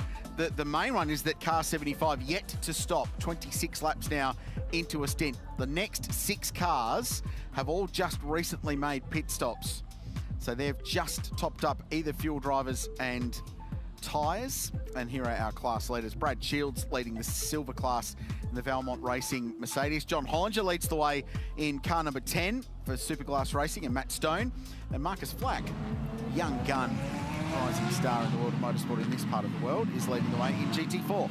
Hearing from one or two eyes over the top of the mountain, thank you, Scott, that there's still one or two little enclaves of cars that haven't quite made it onto the back of the safety car train, and whether that's a little bit of confusion from a driver, because it only needs one at the head of the queue as to how fast they can go, or whether they're limited to 80. You are allowed to go a little bit quicker to catch up to the back of the train. Yeah, that's right. I mean, we heard in the previous safety car that there was repeated attempts to get one of the cars to turn off their 80km/h full course yellow limiter. So it's still, certainly for the Australian drivers who haven't done a whole lot of full course yellow stuff, just understanding when is the right time to turn it off to catch the train. And now that we have seen that car of Hayden Morale make its way onto the flatbed, the track is clear, so they are able to form up behind the BMW safety car. We're just theorising here, guys, whether that they're going to bring Kenny Hibble right at the end of this safety car period to buy a bigger window. And he goes past the lane. No, he doesn't. He comes to the lane. So it's Kenny has fulfilled the minimum 40 minutes. Correct. But if he does just 40 minutes, it makes the driver windows for Jules Gounon and Lucas Stolt super tight. So the more that they can open the windows for the drivers, it gives them more strict flexibility as well. Down here with Chan Guven, the star of that second stint. You were out there for such a long time battling elbows out, and your lap times were so consistent. Talk about your first time at the mountain. Is it everything you expected and more? Yeah, first of all, when I go out with cold tires and leading, it was quite pressure, first time in the mountain, but yeah, I tried to take it easy without losing the position. At the end, I managed to keep it, and then yeah, the pace was great, and during the stint, team asked me if I would like to do double. And yeah, I say yes, I would like to do it. I feel great. And then yeah, second stint will be a bit harder. Now with safety cars and everything, I think race changed a little bit in terms of direction. Everyone in the pack now. So yeah, we will see. But so far, car feels great. And yeah, definitely with Lawrence and Matt and with the team, we have a strong package. You have so much virtual racing experience. That's really where I first heard of you. How different is it when you actually get out there and there's elevation? Yeah, first of all, I find out in the track walk when I start going uphill, like already in turn 2, I feel okay, that's quite different. And also yesterday, maybe in free practice 4, I think, maybe you guys remember, I have a small moment. So also it's a little bit different about the sim compared to like off lines. When you miss the limit line, there was no grip and wall is super close. So yeah, it's lucky that I find the limit in the test without hitting the wall. And yeah, so far I'm super happy with the track, so I really enjoy it, and yeah, hopefully we can finish where we are. Good luck the rest of the way. Thank you. Find me a race car driver that doesn't want to do a double stint at the start of this race. Yeah, that's they right. Don't exist. The track's cool, cars are gripped up. Let's have a go. Car. Maintain speed 80 kph, lights out at 19.7. There will be a wave by. There are multiple cars entitled for a wave by. Please maintain driver's right. When you reach Forest Elbow, turn 18, please. So multiple cars means all cars from a position 11. Yeah. So 2/3 of the field are coming on by here to get a lap back. That's good news for some of the cars. So the first one getting a lap back, Cameron Waters in the 222. Scott Taylor Motorsport car, Yasser Shaheen as well. So, and it's brilliant news for Lucas Stoltz, because it means quite a lot of cars that would have been between him and the bulk of the GT3 pack, the rest of the top 10, is what we're talking about. That they'll have gone. So he drives back, but it's almost like a class split. Yeah, back onto the field that he's racing heads up with. So that's a really good point, John. And I wonder whether the Sun Energy team have also thought that through and thought, well, they're going to get wave buys, so we're losing track position, but we're not going to get caught in the slower cars on this start. And he's charging round, putting energy into his Pirelli tyres as well. They would have popped out, had they stopped at the very start of this safety car, they would have popped out 6th or 7th in the queue, just with the split with the track positions when everyone was doing 80 k's an hour before they packed up. So really, they've probably only lost 3 or 4 spots total through that process. What it also does is take us from 10 cars on the lead lap to 16 on the lead lap. So we get an extra 6 cars that will get that lap back. And this is the wave-by process now. So that's Cameron Waters behind. So what you do if you're Cameron Waters, from this point on, you are head down, going as hard as you can, because you know the track's clear up the road. So you need to maximise this opportunity now. You're not going to catch the back of the train. So the lights are out now, and they go back on. Yeah. I wonder if they're waiting for all the cars to come through. But no overtaking, by the way, for the cars that have gone through. So once they've gone through, what's the horrible one of them's gone off. So is that Ibrahim's gone off. So you see one of the cars, you are allowed to pass if the car goes off the racetrack. So that was the Honduras car. So Ibrahim was doing what he had to do. That's what he had to do. You have to go, and you have to go hard. But on a cold tyre, just overrun it at the chase. There's absolutely nothing worse when you get the wave by than somebody just pootling around and taking their time. He's just overrun himself there. And I can tell you, he would have had both feet on the brake pedal there trying to stop that car, because you know on a cold tyre the ABS locks you out. There's nothing you can do about it. So those guys are running and running hard. The rest of the field coming to go back to green. Matt Campbell, who's just jumped aboard the leading Mante EMA Porsche, takes him to the line. So restarts have been vigorous today. Let's see how this one plays out. So those cars that have unlapped themselves are running up Mountain Straight towards the top of the mountain. So they get about 35 or 40 seconds back. Up the hill they go. Campbell with a great restart. Martin behind the wheel of car 46. This is Mick Grenier, the Canadian, behind the wheel of the National Storage 888 entry. Charles Viet's in front in the WRT. BMW behind him is Jackson Evans for Phantom Global. This car right in the mix now, having started a lot further back. Maxi Goetz, the German, in 77, the Caltex car, and a pass up the inside. Kelvin van der Linde has got behind the wheel of car 22, so they also stopped through that sequence, and he's got himself up to 8th place. Porsche's jumped away a little bit again on the restart. This is becoming more than just coincidence. We're seeing a pattern here. Porsche good at the start, good at the end of the run as well, and Matt Campbell's lit up that 4.2 V8 at flat 6 and started to pull away. Sorry, I had a bit of all of our engine in it, have they? Yeah, I reckon that's just a 928. It's just a caged Matt Campbell. He's been caged up for 3 odd hours wanting to get in this race car. So just unleashing some energy that's been caged for a while. So you're right, Campbell's 1.2 up the road on this restart. And what that safety car's done, Garth, is basically cleansed the top 10 bar one car. Actually, I stand corrected. It's cleansed the entire top 10. So only Maxi Goetz has stayed in the car for longer than 3 laps. So everyone else is fresh aboard that car since the safety car. Maxi's been in it now for 18 laps in that 6th place, number 77 car. And it's put pretty much everybody as well, Krilsey, on to the same pit stop strategy. So we talked about the cars that were unlapping themselves with the first lucky dog of the year. The first car that did that was Cam Waters. He's just making his way out of turn 2 up towards the Audi cutting as the leaders make their way down to the final corner. So that's how much you get up the road. You don't get the full lap back, but you get the opportunity, should another safety car come your way, to get on the back of the train. So you've got to go and run because you know that the leaders are fast. They're going to get to the rear bumper again. So Waters, although he's not on screen, in position 11, needs to continue to run to keep that car on the lead lap for as long as possible. Yeah, I quite like the lucky dog rule in that respect, that it doesn't give you that full free lap. It's not back. a free kick. You've still got to work. You've got to work and work hard. Really, to get you back into that equation. Here's Prince Jeffrey under pressure from the Lamborghini at the top of the mountain. So not for outright position, these two. Ibrahim currently scored in 14th position. Tony D'Alberto 17th, but there's a lap between them. So they're cars that have unlapped themselves. So that gives you an idea of where the cars that went past the safety car are at the top of the hill, while the leaders are running up now, just past Reed Park to Solomon Park. Got the people asking about, side by side, thank you. Coming through. A couple of people asking about the green dots on the scoring pylon.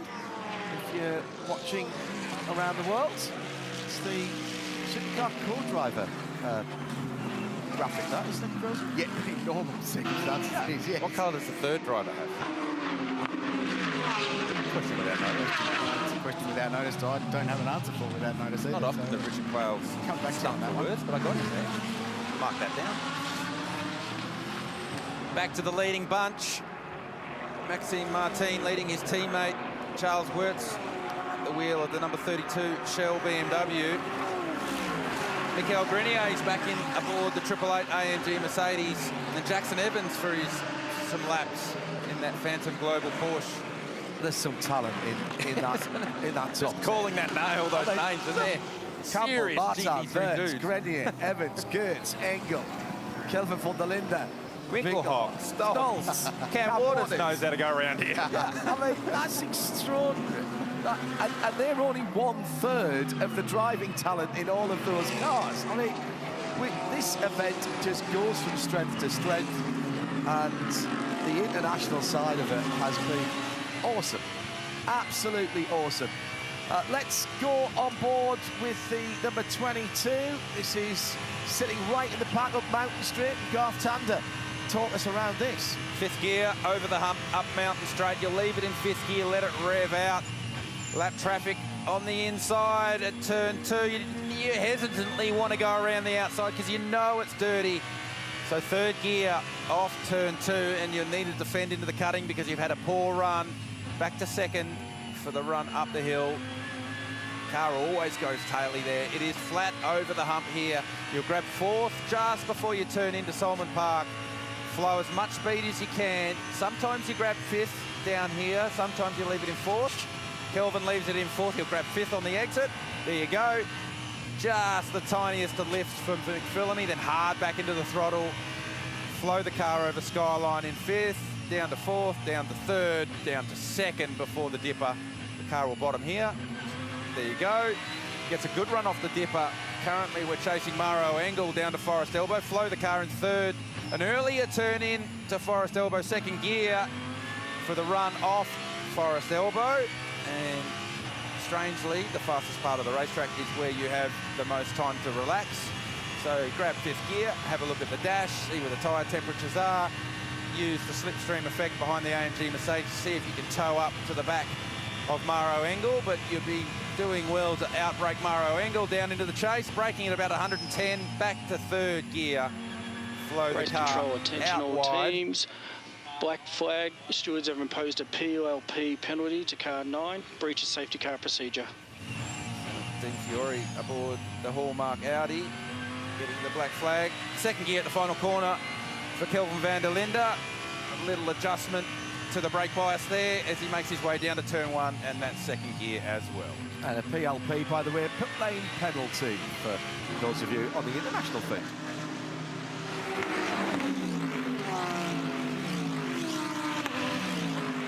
Pass for position as WRT go side by side. They're blocking the track there.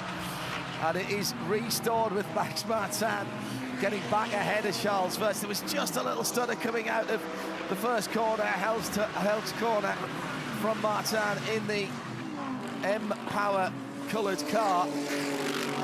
Again, I think that might have been more aggressively fought had they not been teammates. So Martin has got clear air behind it. Oh, he turns into the grass. How many times have we seen that this week? So just too wide on entry, loses the rear in the grass, gets away with it, but then has to go straight into defence mode from his teammate. And that was then how they exited turn 2. This is another replay. Oh, the 111. He's just come back out again. Yeah, so that's drama. Is that on the outlap from the damage from earlier at Forest Elbow? So Ryland Gray behind the wheel. It's shown in pit lane again now, leading their class not too long ago. We talked up that invitational class, and it's been dramatic for one. It's given us plenty of excitement, hasn't it? So Ryland Gray, very young, just starting out in his professional motorsport career, so learning all the time. Attention all teams. Stewards have imposed a pit lane penalty to car 93, breach of a pit stop procedure. Tony D'Alberto, that's Ball Racing, and the report is failing to turn the engine off during the stop. So that probably explains why Tony's just set that car's personal best lap of the race. He's been told about the drive-through, and now he's driving angry. Try and make up as much time as he can. 94 laps for that car. They're 2 laps back as this intense battle pack continues.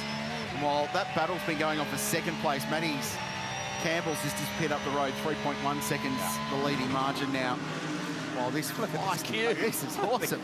So Mick Grenier for Triple Eight. Jackson Evans is in behind him in that blue and gold Phantom Global Porsche. Then Maximilian Goetz for Caltex in the 777 car for Craft Bamboo Racing. Maro Engel. So they were 32 seconds behind the leading group before that safety car with that drive-through penalty. Right back in the mix now, only 5 seconds from the race lead. Only 3 seconds out of second place. Less than 7 covering the top 10. Correct. So 3 different manufacturers in that group, and people complain about balance of performance.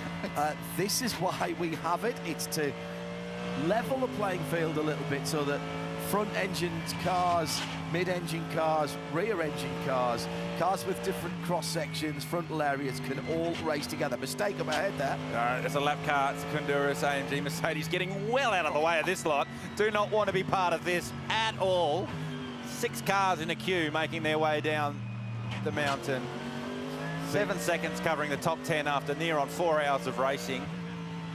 Hello to Jimmy Broadbent, international sensation, and known racing driver as well. He's tackled the Nürburgring a couple of times. Jimmy, nice to know you're watching and listening. Need to get you down to have a go at this one. Just coming down to 8 hours to go, and it's back on at the mountain.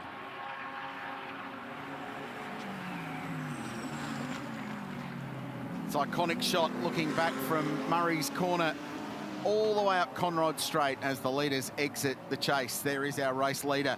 There's the BMWs warring on, the teammates with the Mercedes, the Porsche, and then the couple of Audis at the back of this queue. That's the car in 10th place, 6.7 seconds only from the race lead. Well, I'm down in Sun Energy 175 garage with Kenny Bull. Hey, great stint out there. Tell us about the car and the conditions there in your opening run. Mate, yeah, really happy. Everything went fine for me. A lot of dust, a lot of dirt, a lot of oil around the place. I was a little bit conservative. We were worried about gearbox temperature this morning in the first stint. It kind of went up a bit, so I was, you know, being the owner, I get a little more nervous than they do, so I was probably a little conservative. But I mean, I was happy. I did 5s, plenty of 5s in the race, and kept it all in one piece and stayed out of trouble. So, mate, your pace was brilliant. A lot better than some more fancy drivers. Now, in the press, you've been reasonably vocal about the term gentleman driver. Tell us how you sit on that. Yeah, some of these guys get paid too much, you know. They should be going faster. You know, I'm 50 years old, and I think I matched about half of them or more. But no, it's something that Crusher came up with, and we talked about. And you know, sometimes you get put down a little bit. You know, the gentleman guys out here, the weekend warrior. But I mean, I've been racing for 35 years, and there's plenty of places like Daytona. I'm the same speed as my teammates, you know. And I'm not looking for any of that glory, but you know, I don't want to be kicked in the balls either, and be called a mobile chicane. Now, you've had a bit of back dramas from that crash last year. How's the body holding up, and will you get back in the car later today? Man, it's a shit show. It's more dramas than a one-legged man in an ass-kicking contest. It took me about 5 seconds to get out. When you sit in one spot, it just freezes up, and then it's hard to sort of unlock it, and then once you move around, it's fine. But, you know, not bad for an old guy with a bad back and 2 bung knees. A lot of chat about Jules going for 4 in a row. This is you going for 3 in a row. And if you could do that, you'd match some pretty big names like Peter Brock and Larry Perkins. That'd be pretty cool. That's the dream, you know. I mean, I grew up watching those guys, and that was life. You know, that's what made me want to be who I am, not just in racing, in business, and in family and everything. That's the inspiration. So, to be honest, I'm happy with what I got, and I don't have any preconceived ideas. It's very tough this year. Our car's not as fast. So we're lacking some straight line speed, and we're a little heavier, so it is more difficult. But, you know, all that matters is the last hour, so let's see. Thanks for your time, and we'll catch in with you later in the day. Thank you. Well, over in the Pirelli pit bunker, we are fully dressed at the moment, and we're shaking hands because we've got Davide De Loretti down here with Shane Rudzis from the Bathurst 12 Hour, and I'm happy to announce that they've extended their deal with the 12-hour Pirelli to 2028. So it's a good news story down here in the bunker right now, David. That is wonderful news. Can you just tell us how excited Pirelli is to extend the partnership here with the Bathurst 12-hour? Absolutely. So we're very delighted to extend this partnership to 2028. As you know, GT is very important for Pirelli, and the Intercontinental GT Challenge, which Bathurst is part of, is an extremely important race all over the world, and we're delighted to continue and build upon our 117 years of motorsport. Bit of action going on the track, but we'll keep our chat going right here, mate, because it's a lot to manage, isn't it? A lot of tyres and a lot of staff. Can you give us some of the numbers? Yeah, absolutely. So this weekend we brought around 3,000 tires and about 40 staff in total that are assisting all the teams and making sure that tire management is dealt with properly. And what does that mean for the technicians up and down pit lane? Because I see a lot of men and women in Pirelli shirts diving in and out with tyre gauges in their hands. Absolutely. So they basically have shifts for 12 hours. They've been here since the early morning, and they're in and out, helping teams and making sure that all tires are managed properly and providing them with any assistance they need with the tires. So that's part of the package that we offer as well. Well, I think your staff could be very busy in a minute, because I believe we've got another safety car period here, but that is wonderful news. Congratulations to Shane and the team at the 12-hour, and congratulations to Pirelli on extending that wonderful relationship out through the year 2028. Top of the mountain, Yasser Shaheen in the bunker. I need more than a sandwich to get it out of there, Garth, and waiting to find out whether he jumped or he pushed. He's almost exactly where the vortex ended up, and he was in close with the Heart of Racing car. The SMS front machine. Was there a little tap here? I think there might have been a bit of hip and shoulder. This one will tell us, John. Glenwood. Yeah. In the M Motorsport. Not enough room there. He can't pass unless you're side by side. So doesn't need to be much, does it? Because the car's, the car's right there. The car's light and unweighted anyway, and then you can see around goes Yasser into the gravel trap, doing its job and arresting the car. But that takes out one of the real contenders in the Pro-Am class. Yeah, my apologies. The M Motorsport car, not Heart of Racing. We're a little bit on a different part of the racetrack with Alex Riberas at the moment, but he will, of course, gain a position as Yasser is already down to 4th position. That was the battle for the lead in Pro-Am, wasn't it, that was going over the top. So a genuine battle for not just for overall, but also for class position. Yeah. But I suspect that will be being looked at just over our heads in Motorsport Australia Race Control. I don't think it'll take much time to work that one out. Yeah, it's a tricky part of the racetrack to get through there, get a pass done. You need to have, you can pass the slower cars like the fast cars, but when you're passing for position with GT3 versus GT3, that makes it a real challenge. So safety cars out. Do you come to the lane or do you not? And 888 have come to the lane, as has Craft Bamboo, as have the 130 of Group M. So all the AMGs are in the lane. It's 10 laps. You know, you were talking about that before. It's another 10 laps. Yeah, so now, if you've just got into this, as most of these drivers had, they just had a new set of Pirelli racing rubber the last time around, so they will not change tyres this time. No, you see, there are tyres. I think Mick Grenier just overshot the pit box at National Storage Racing there. By half a postcode. Well, and I think part of the reason was because the sister car was in the lane as well. So Prince Jeffrey Ibrahim in the 88, see that car just being dropped off the jacks now. It is relatively tight to get in there, especially when you've got your 2 team cars. Well, there's the 4 AMGs. They're all line astern up that end of pit lane, so they're all doing their service. I mean, even though you've overrun, it doesn't really matter because of the 85-second rule. So the 88 leaves first because it was there first. So tyres going on 888. Interesting. When was that last in the lane? Well, Grenier's only been in the car since the last safety car, and the Craft Bamboo car not going anywhere was there. It did not launch, so they've lost some track position there over the 130. Yasser Shaheen gets back going again and have a go at the gravel. Get off the coming out of racing that line. car. Get off the racing line.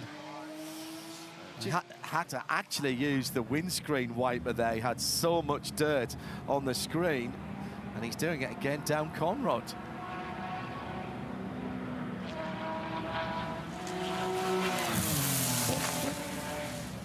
Now he's Can't pass that car moving slowly, and it's gravel central. Isn't it? So right where you need front grip as Forest well. Elbow, there we are, Forest Elbow. This is the first cars coming to the scene where Yasser Shaheen had just been depositing half the gravel trap from McPhillamy. So what this safety car does do is it works for Craft Bamboo Racing from a driver point of view. Now this is under safety car on the exit of the dipper, and the Vortex has turned around or been turned around. Was it getting a tow? Why is the safety truck there? Well, I'm not sure whether, maybe was the Vortex the first car on the scene after Yasser Shaheen got going? We've got a replay. Let's check it out, because that is a strange place to be parked. It hasn't got a helping hand. You can hear it in the background. It's just gone around. So that's lighting up the rear tyres, isn't it? Trying to. And the safety truck, the Amarok, VW Amarok pickup was there. Now the Julien Beaulieu, who was in the gravel earlier and brought out our first safety car for the first look at the BMW XM, he's still at the wheel of that car, and he's going to be guided by the marshals as to when he can turn around. So this is good for 222. Not only did they get a pit stop, and by the looks of it, a driver change as well, but they were a car that got the lucky dog, the wave by the last safety car.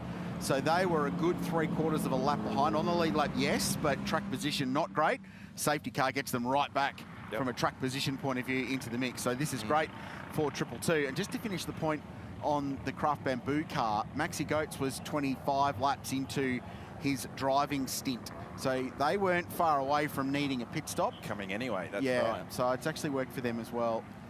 So even for Cam Waters, if he goes a lap down, should the leaders pass him again, you get it straight back now with the lucky dog. But you want to, if you can, hopefully they've timed it so you can get back out in front of the leader under this one. So there you go, he leaves. So what you got to do now as a driver is you've got to check the red light at the end of pit lane, make sure that's not on, it's still green. So yeah, he's fine. The 222 gets out and they will get to the back of the queue. So nice recovery for that team. Guys, we've completed the first third of the race. Under 8 hours to go. Just under 100 laps. Yeah. Been a bit bitty. Looks like the Sun Energy one's coming back down the pit lane. Yes, indeed. So this will be a top off of fuel as well. Remember, they pitted right at the end of the previous safety car, so they potentially have had the shortest run of everyone. Yeah, Lucas Stoltz, just 9 laps since he got into that car. So again, this is a car that will not take tyres. They'll leave the tyres that were put on 9 laps ago, keep the heat in the Pirellis, and get back around to the end of the safety car. There'll be a few cars that are waved by, and he'll be back on the end of the safety car train for the restart.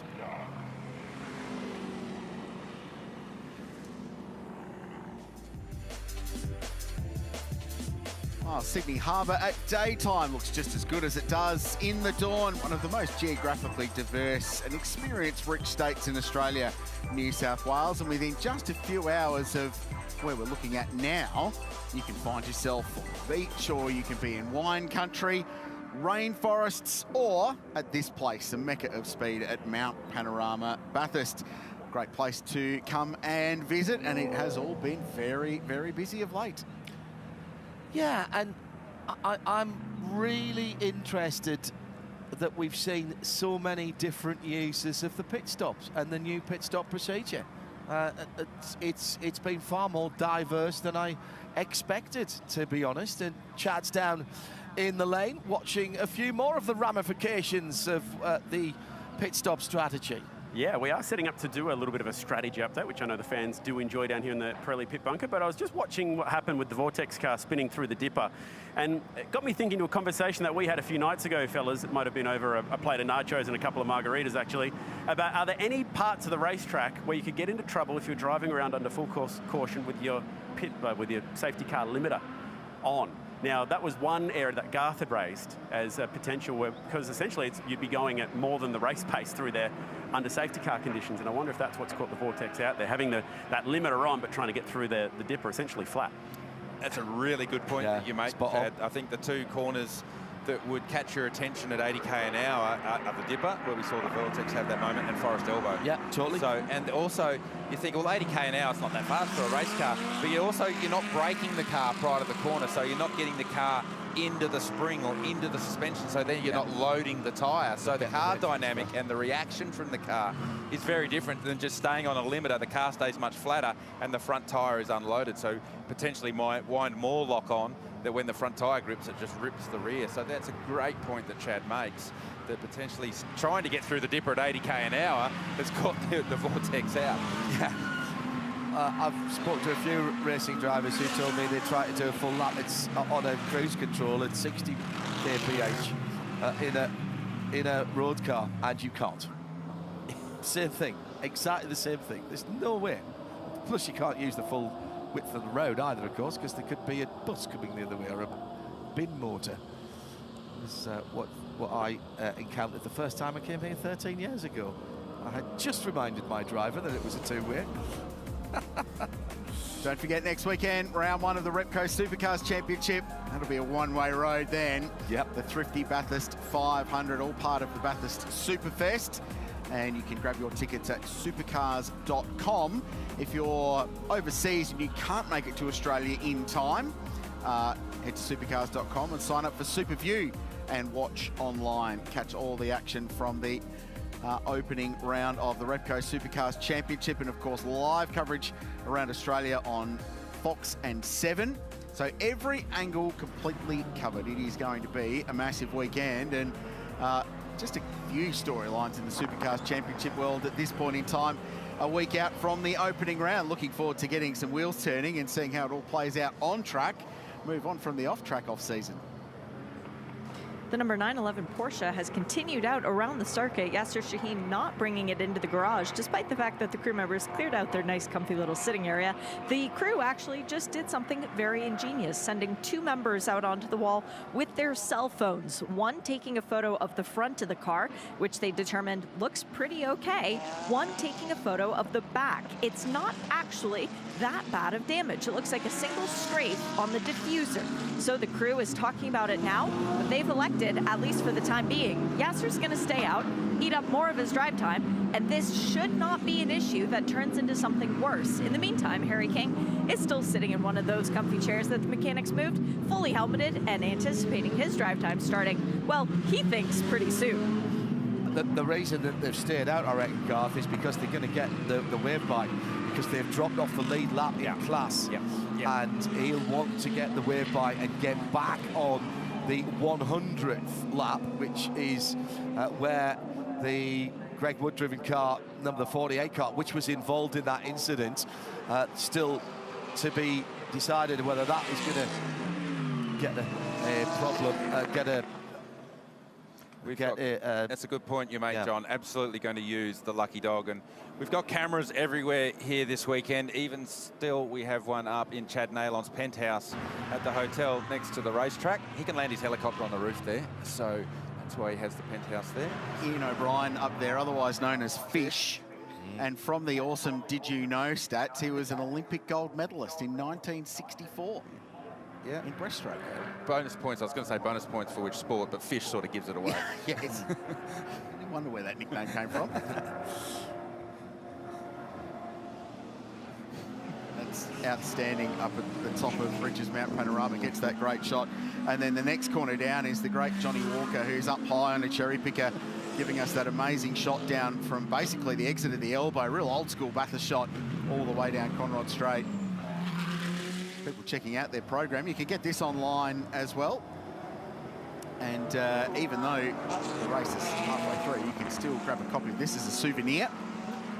Jump online to the Superstore. The team there have put together a very, very nice publication that will keep you entertained for hours, even post-race. Garth, some very nice stuff in there. Yeah, well, there's lots of anecdotes in there, Crailsy, that'll keep you entertained. Probably should have got one of those before the race started to do a bit of preparation, so I could understand what was going on. I have literally read it cover to cover. Yeah. It's really very good, and I've had at least 4 people asking me to take some back.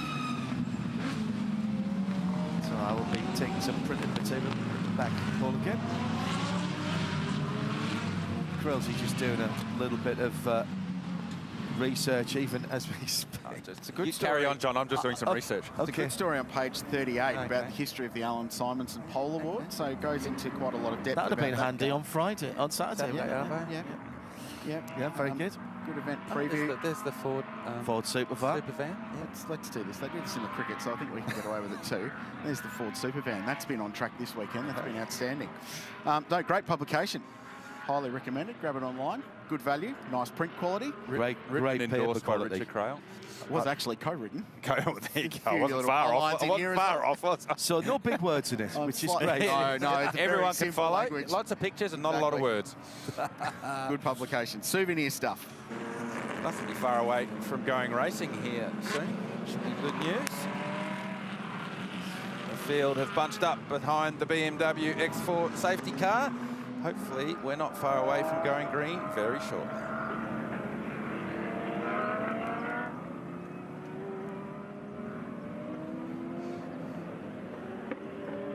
So expecting one more lap at least, and because the teams have been notified of the wave by up on the timing screen, which will come when the lights go out. Cameron Waters watching from pit lane. Tommy Randall, I think that is, watching from pit lane. No, that wouldn't be because Tommy's behind the wheel, so it would be Cameron. Go with your first choice, Krause. Come on, not Lambs. With a hat. Hard to tell with those hats. Race control to safety car at turn 18, reduce speed to 80 kph, Well, please. hey, listen, there's 3 drivers in there so far between the 2 of you. You've named all 3 of them, so has to be one of them. He's just How many times do you reckon Craig Lowndes stood at pit wall and watched cars go past the Bathurst? On the tip of the hat. Hey, Lowndes, if you're going to wear a big hat like that, make sure the wind don't blow it off onto pit straight. We don't need to be doing an extra lap under safety car for debris for Craig Lowndes' hat. Race control to all pits. Race control to all pits. Clouds debris on the track. Please ensure that all hats are secure. How many times we would have been watching from pit lane, given he won so often here. He was always in the race car. 7 times a winner in the great race, 2 in this race.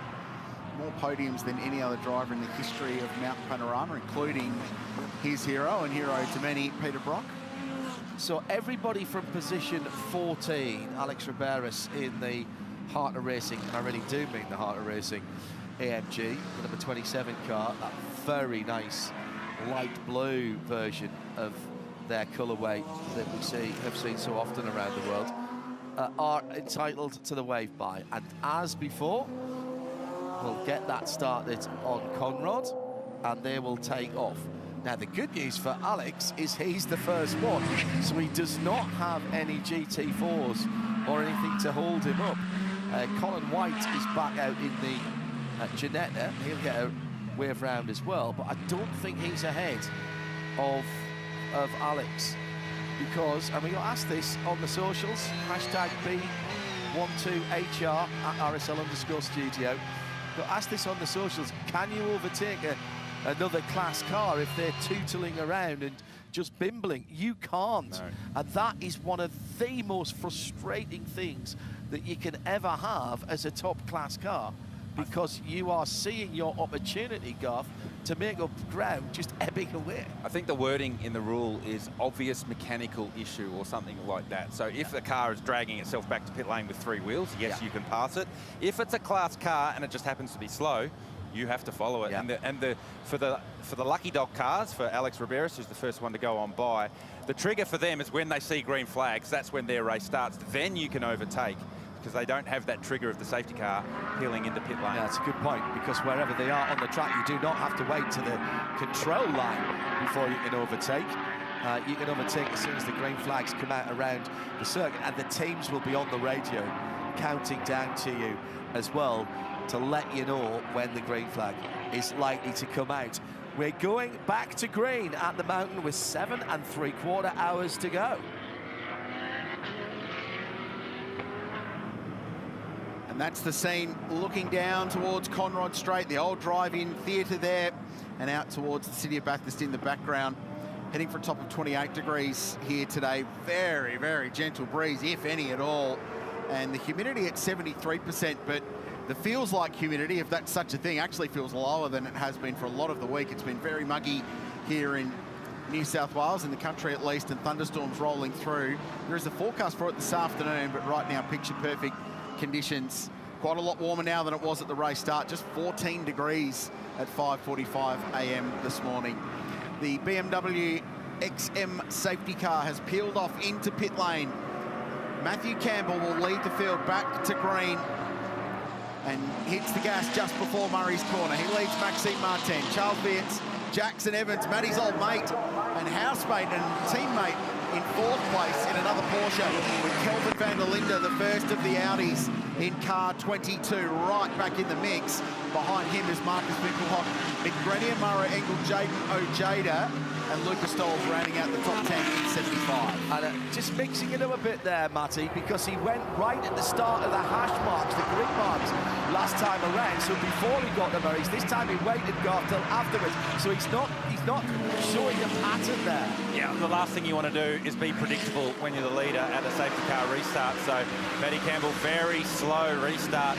And what you try and do when you do a slow restart like that is you want to leave or gas it up right at the most convenient place for you and the most inconvenient place for the car that's following you. So what you do is you wait till you're in the mid-corner, you go, and then the car behind you has to go before the mid-corner, jumps on the gas, understeers wide, and you jump up the road and you go. So Matty Campbell, plenty of tricks up the sleeve of his race suit that he's starting to show early.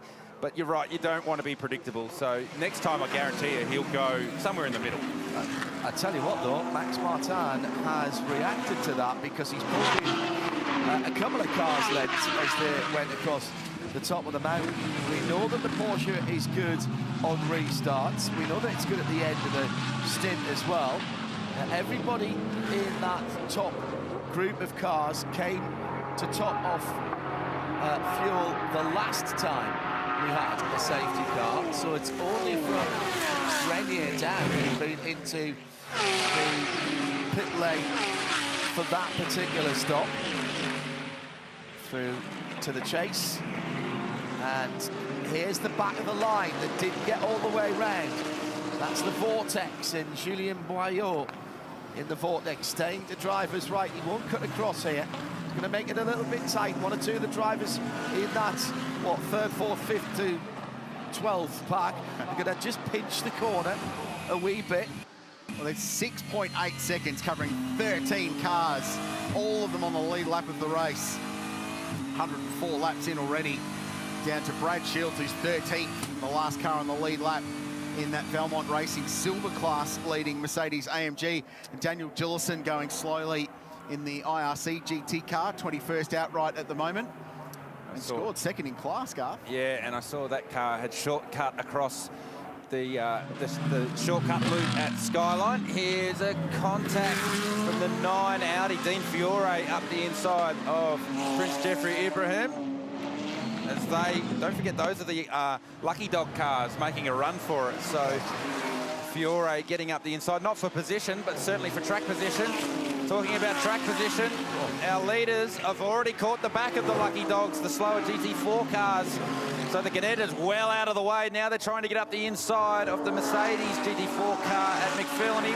Really tricky to get it done there. The leaders are through. The 130 of Maro Engel goes around the outside, and then you've got to be so careful here going around the outside. Look at that. That's such a graphic example of the marbles, the dust and the junk for the run down to the dipper. Some of which was put there, of course, when Yasser Shaheen came back down the mountain. It was Colin White in the Ginetta. He's a very experienced driver, and he did a great job of staying out of the way. Just announced a full British GT campaign for this season. Wish Colin all the best on that. Got a shot of Thomas Randall in the 222 Scott Taylor Motorsport AMG Mercedes right on the rear bumper of Lucas Stoltz. So don't forget, it wasn't that long ago that car was a Lucky Dog car, and then they got this previous safety car to work for them, came in, got fuel, and they're well back into the game. So nice use of these safety cars for that team to get themselves back close to the top 10, currently running 12th. And then here we go, Stoltz around the outside. You can hear the marbles in the guards, and just look at the dust and junk. And I can tell you, it is so slippery And that's a scary moment. Yeah, I was thinking, oh, no, come back. Well, I was teammates with Kelvin van der Linde here one year. We were leading the race and he went around the outside there and it didn't end as well. So into the wall. So there is a blanket rule at Audi. You do not go to the outside there because of that. Well, that was a pretty sure what a year, wasn't it? Up the inside of the Mercedes Arturas. 4 cars. They've been running line astern almost all day, those two. Formation flying for those guys. For the Marcus. Motorsport. Chaz Mostert, a director there, just getting them at all the wrong places, and a little free kick from Matt Campbell in front as they get to Tom McLennan, one mate Porsche racer who's just getting gobbled up around the top. Outside at Reed Park. It's going to be outside again at McPhillamy. Marcus Winkelhock first, and now just a little hesitation for Jaden Ojeda in the Caltex car. Lucas Stoltz is right there. Spare a thought for the GT4 drivers. Like, where are they meant to go? Oh, there was contact. Yeah, where are they meant to go? Because there's such a queue of cars coming at you here. What are you meant to do? That is the second time this race where a BMW has got into the back of one of those McLarens. And I think it was the same one, the 32, Charles Viet's behind the wheel. There's literally not a gap in the queue to change lanes to get out of the way. So you literally just have to wait and hope that you get on through. Endurance racing, patience is such a part of it. Have another look. Coming out of the dipper. Oh, if there wasn't contact, it was really close. It looked like the McLaren had a big slide, which indicated that it could have had a little nudge. Yeah, so it's Chaz Mostert at the wheel of that one, and he was pulling the car tight to get offline, leaving the dipper. And Wirtz wanted that bit of real estate as well. Strikes me that we probably won't ever say this again, this next sentence, but that Artura, the least aggressive and exotic-looking car out there. If you saw that car, if you saw that car on the road, it would turn heads, and it looks pretty stocky, you know, and it looks tiny in amongst the big wide GT3 versions of the cars around it. And I don't mean that in a bad way at all. It's just an observation. It's a relative, isn't it? In the Bathurst 6 hour, that thing would look like a spaceship. Exactly. Against some of these things, you're right. Well, Matt Campbell, through all of that, has gained 1.6 seconds over Maxime Martin. Probably the bigger loss there was Charles Vietz in the second BMW, who gave up almost 2 seconds to his teammate, and there is the margin as they run up the hill behind the IRC GT car. I should say hello as well to Kevin Hinton at McLaren. By no means taking a pomp there. Oh, no, we love them. We love They're them. really cool. It's the undercover GT car here. It's brilliant. And may we have more of them, please. We weren't far away from having some McLarens back this year as well in an outright capacity. Just announced their colour scheme for the WEC. And an homage to JJ Leto's win at Le Mans in 1995. The Reno Clinic car that won that year, JJ driving, I think, a triple or a quad skid stint during an absolute storm of rain overnight. At times he was 30 seconds quicker a lap than the rest of the field. 4 hours and 20 minutes now into the Repco Bathurst 12 hour, 106 laps in the books. And this is how it all started early on. Familiar sight now of that Shell Helix BMW leading the way. And it's had a good stint towards the front of the field today, the first round of pit stops. That's what they say when they mean hit your marks. Literally, smash them. This was frenetic stuff after a round of pit stops. 4 track position. Teammates Will Brown was in the thick of that. The first racing safety car. We started under safety car, but this was the first full course situation in the race, was the Vortex spearing off. This was a drive-through penalty cause for Group M Racing. They've since rebounded from that and run comfortably inside the top 10. This was a hairy moment at the BMW M elbow. Rylan Gray trying to get up the inside of Theo Koundouris. There was contact at the elbow, then big contact at the exit of turn 2 for Hayden Morale in the 91 Martini Mark Mustang.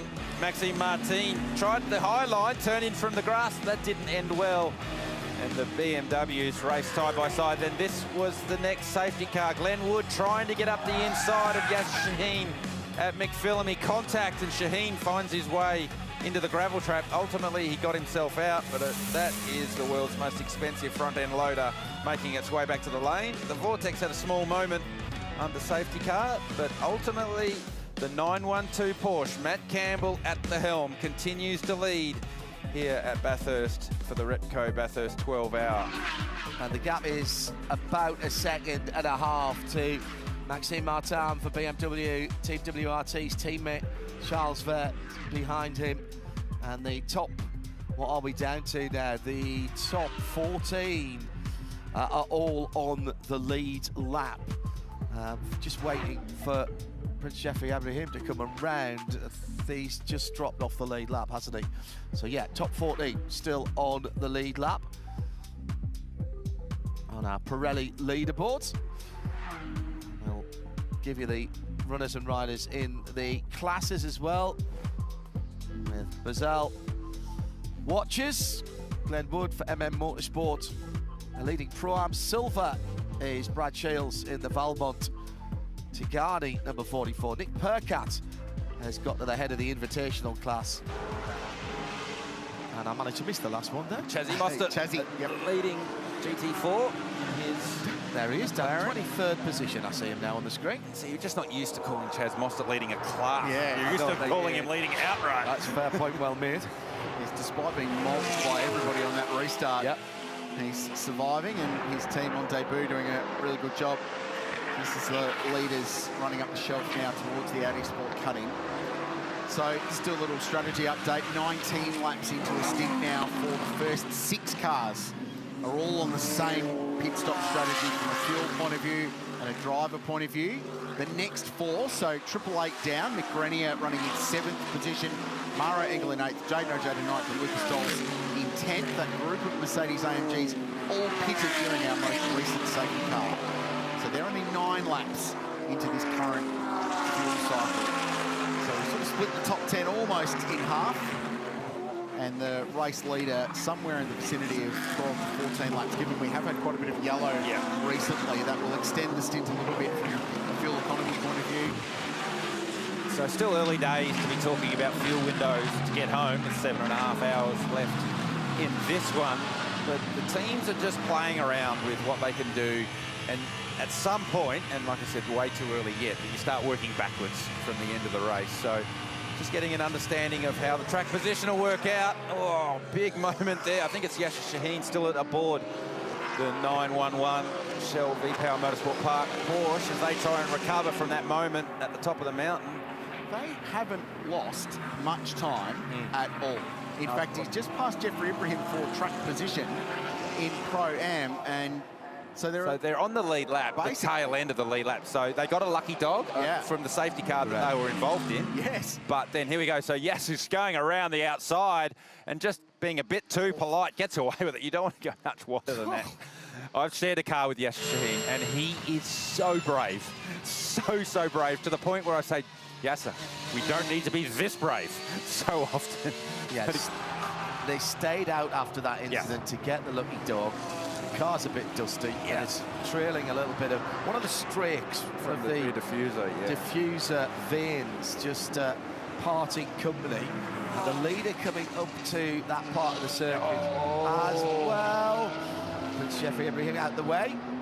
So Shaheen's on the lead lap, but he's only on the lead lap by about 20 metres. Yeah. So here comes Matt Campbell, teammate ultimately to this car, but he's not going to hang around and do him any favours and not lap him.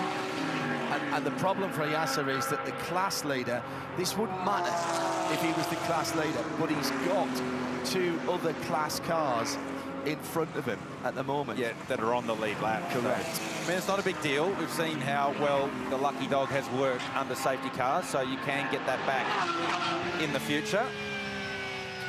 From Austria, right turn lover, hello, Johannes says, what happened to the pretty KTM GT2? Unrepairable damage after that practice incident, but Krilsey, you'd spotted the team haven't packed up and gone home. They might have packed up, but they're still here. No, I'll tell you where they are. Stand by as we watch this lap. They're right there on the 505 Conrod Straight, drivers left. That's where Garth Walden Racing staying. The whole team there. They sent a shot early on this morning on the balcony of very nice property there. That place has an amazing man cave out the back with years of Bathurst memorabilia tucked away into it. It's a little secret hidden gem of the mountain, one of memory. So worth checking out if you ever get the opportunity. So g'day to GWR. They're watching on. Matt Campbell, meanwhile, clear in the race lead.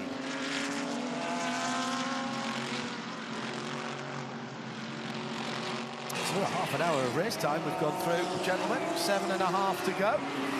And at the front of the field, Matt Campbell more than holding his own against those two very fast BMWs. Down at the first corner, Colin White has found out why they call it Hell Corner. Hell's Corner. Colin.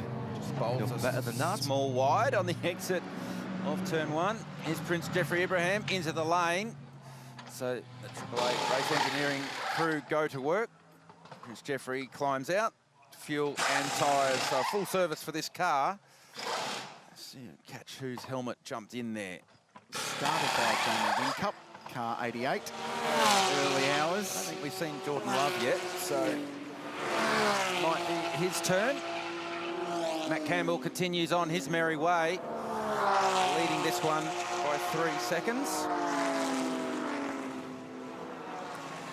So we're riding looking at this Grello Porsche, brand new car, 992 generation Porsche. It's new, it's fast, it's leading the race. It's got a former winner on board and a guy who won the Daytona 24 just a couple of weeks ago. Let's crank it up, shall we? Enjoy a lap of Mount Panorama with Matt Campbell.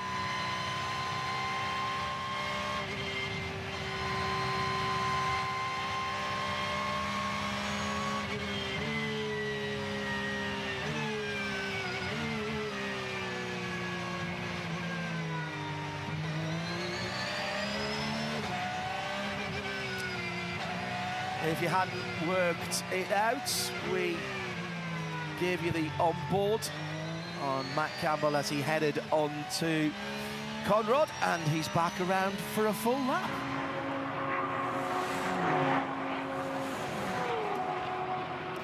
It's a scene on Conrad Straight. There's the race leader, which is going at a fair clip at the moment with Matt Campbell behind the wheel. Very close to matching his quickest lap of the race last time by. Martin out to 4.1 seconds. Maxime Martin runs second for BMW. His teammate, Charles Vitz, running third. Jack Perkins, meanwhile, is in the lane. I am, Richard, and I just thought I'd take this moment in the race to grab one of these LED displays that you'll see in the front window of every car on track today. This is courtesy of SAS Technologies. These devices are made in Germany. They're called LumiRank, which stands for illuminated sign, and the rank, which shows you the positions and things like that on the racetrack. 512 LEDs. It only weighs 260 grams, and it's got its own active cooling device. And this little part here is the the antenna, which relays the information back. So what information does it show? Driver's surname, first 3 letters. The colour of the numbers represents the class the car is racing in, and then it will hold the name for 3 seconds, and then for 4 seconds it'll tell you the position the car is running, and if it's flashing, that means that car is leading its class. It has devices like that, Quilty, have transformed multi-class racing, not just for the spectators, but for us as commentators as well, particularly in darkness, when sometimes you can't see the colours of the car. You certainly can't see even illuminated number boards if you're looking directly at the front of the car. So to be able to see 011 on the front of the car, you would know that that was Greg Wood and he was in the Pro-Am class because of the colour of it. You can do all sorts with that as the Blue battle flag pack comes flying. over the top. Yeah, Brock Skyline and the AMG GT4 car just bails across the runoff there, which is probably a sensible life choice when you're getting to that point, being mugged by all of the race leaders and the Ginetta earlier that lap as well. It's the Superbarn Supermarkets car in pit lane. James Konduras was behind the wheel. He and his brother Theo, one of 3 sets of brothers in the race, James and Theo. That's the brothers got to be a record. Vantor and the brothers Van der Linde, which is really cool. So these 2 boys from Canberra head up Superbarn Supermarkets, and they've been putting together a really good team with David Russell also sharing the driving duties aboard this entry. So run by Tigani Autosport. They're running a Mercedes AMG and an Audi, so hedging their bets. And that's just an idea of the Lumi rank that Jack Perkins, who what we haven't seen was him trying to program PER and then 001 aboard it just secretly for his next driving experience. Alrighty, so we are over 1/3 race distance into this year's Repco Bathurst 12 Hour. So let's take a moment here in the Pirelli pit bunker to dive into how this race is tracking. I'm going to throw it up and down with the commentary guys. We're going to chat about how this race is tracking and what we think might be happening strategy-wise. Guys, I could probably hear your brains wondering how far into this race we're going to go. We've had a few safety cars, haven't we? So if we go to our form guide, it'll give us a bit of an idea as to how we're ripping through this race at the moment. We're travelling at just 25 laps per hour, so it's going to leave us somewhere around the 2019-2016 marker. We're looking at getting bang on 300 laps. Now that's at the current form that we'd be going on, and obviously with the 2 formation laps that we had since we started. So it's a slow start, but remember last year we had, what, 4 hours and 4.5 hours or something crazy, all the way up to the checkered flag. So at the moment we're looking at, I can actually check that with my green flag run button. There you go, it was 4 hours and 45 minutes last year, green to the checkered flag. So if we do get a big green run, fellas, we can expect that number to blow out. But the cool part, let's get the commentary boys in on this one. Let's go to the strategies, because I'm happy to say that we've got some live strategies queued in and we can now dissect how this race is starting to unfold. So, fellas, give me a number that you can see from along the bottom, and we'll chat about how their race is going. All right, well, we may as well start with the leader. I've got somewhere I do want to go, but let's start with the leader, 912. So walk all the way to the other end of that very large TV. Ta-da! Now, they're going for a pretty basic strategy at the moment, which is drive it till it's empty, stop. Drive it till it's empty, stop. Now, you're allowed to do 32 laps in a stint, remember? Why did they do 33 at the start? Because there was a safety car, so it wasn't normal race conditions. So they're allowed to go a little bit longer. That strategy, guys, reminds me quite a lot of that one, the one that won the race for Bentley. There's a chance that they're going to do this in 10 stints, 9 stops. So that's the Porsche sort of wild card at the moment. They're not worrying about coming in and filling it up every time the safety car comes out. They're trying to do exactly what the Bentley guys did a few years ago. Okay, so let's follow that up with one of the combinations we've been talking about, which are the Audis, who are rolling the dice with a bronze driver in their lineup. So what about 22, currently 5th with Kelvin Van der Linde? So they started with Van der Linde in the car. He's back in there now. So it would look something like this if I got my red key out. He's sort of doing these ones at the moment. That's orange, stunning. But, you know, colours aren't my forte. So that's how they're tracking at the minute. Where they got their work done is obviously here, because they were able to get Talbot in and get his chunk of the race out of the way.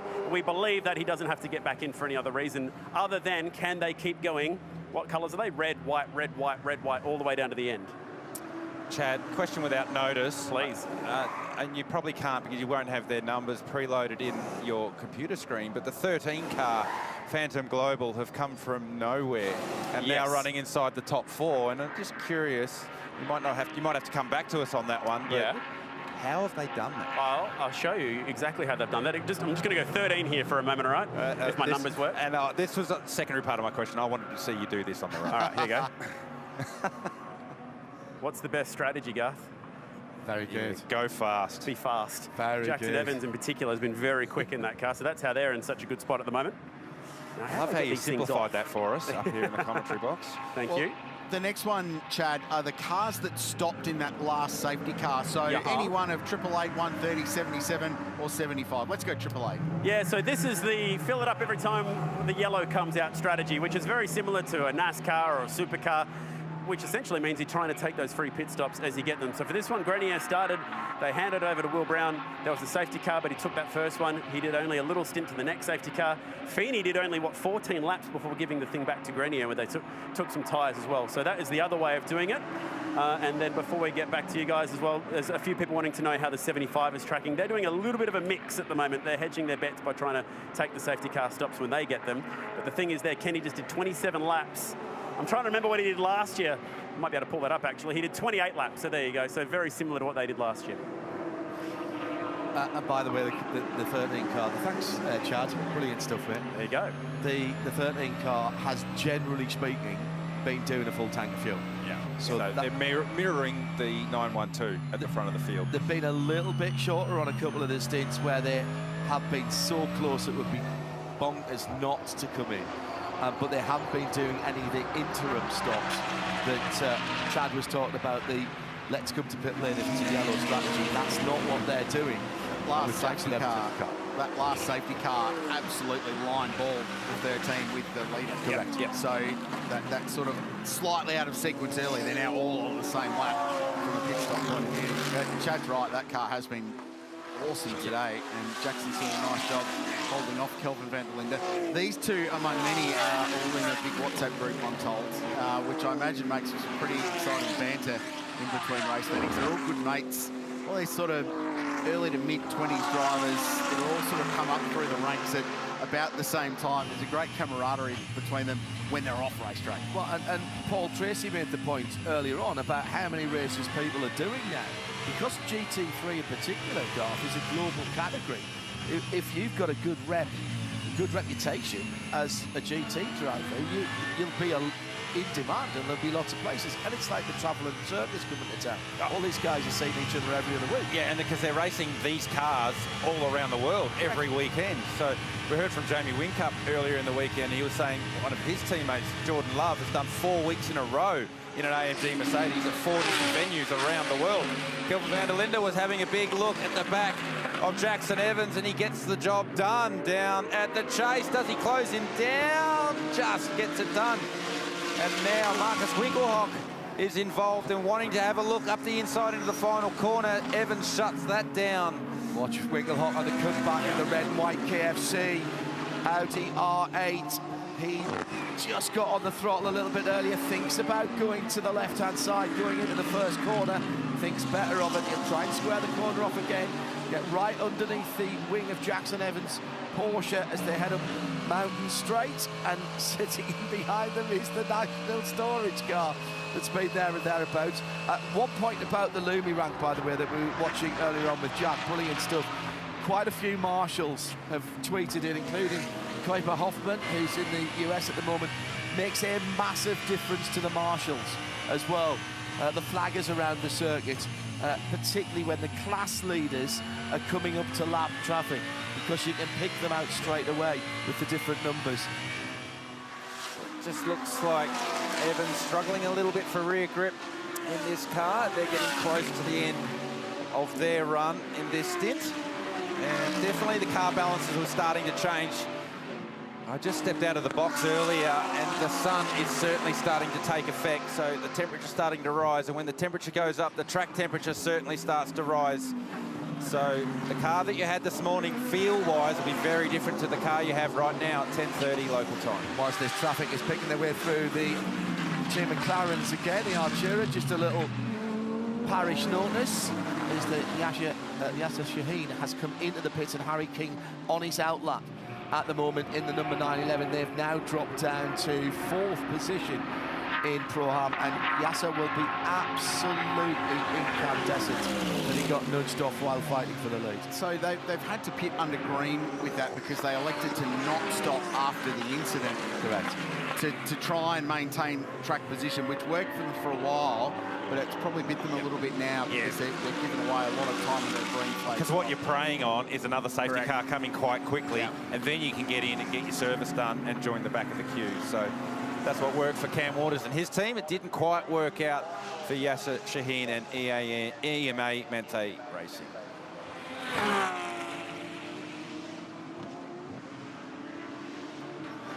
We're not far away from the next round of pit stops either.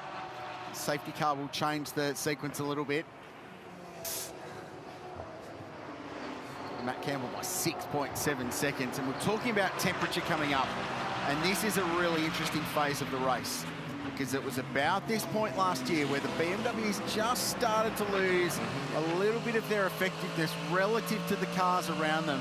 As the ambient temperature comes up, the heat comes up, turbocharged BMWs gave away a little bit more. That is the biggest question mark of this race for me now, is to see how those cars perform over the next sort of 3 o'clock, because they were good at the end of the race last year, Garth, and the 32 car ended up, I think they were less than 50 seconds away from that winning battle. But they just lost so much time in the middle part of the day. That's, to be honest, that's the main reason I jumped out of the box, to go and have a feel of the temperature, because you can look at we're getting told it's 23 degrees, but the feels like has such an effect on the car.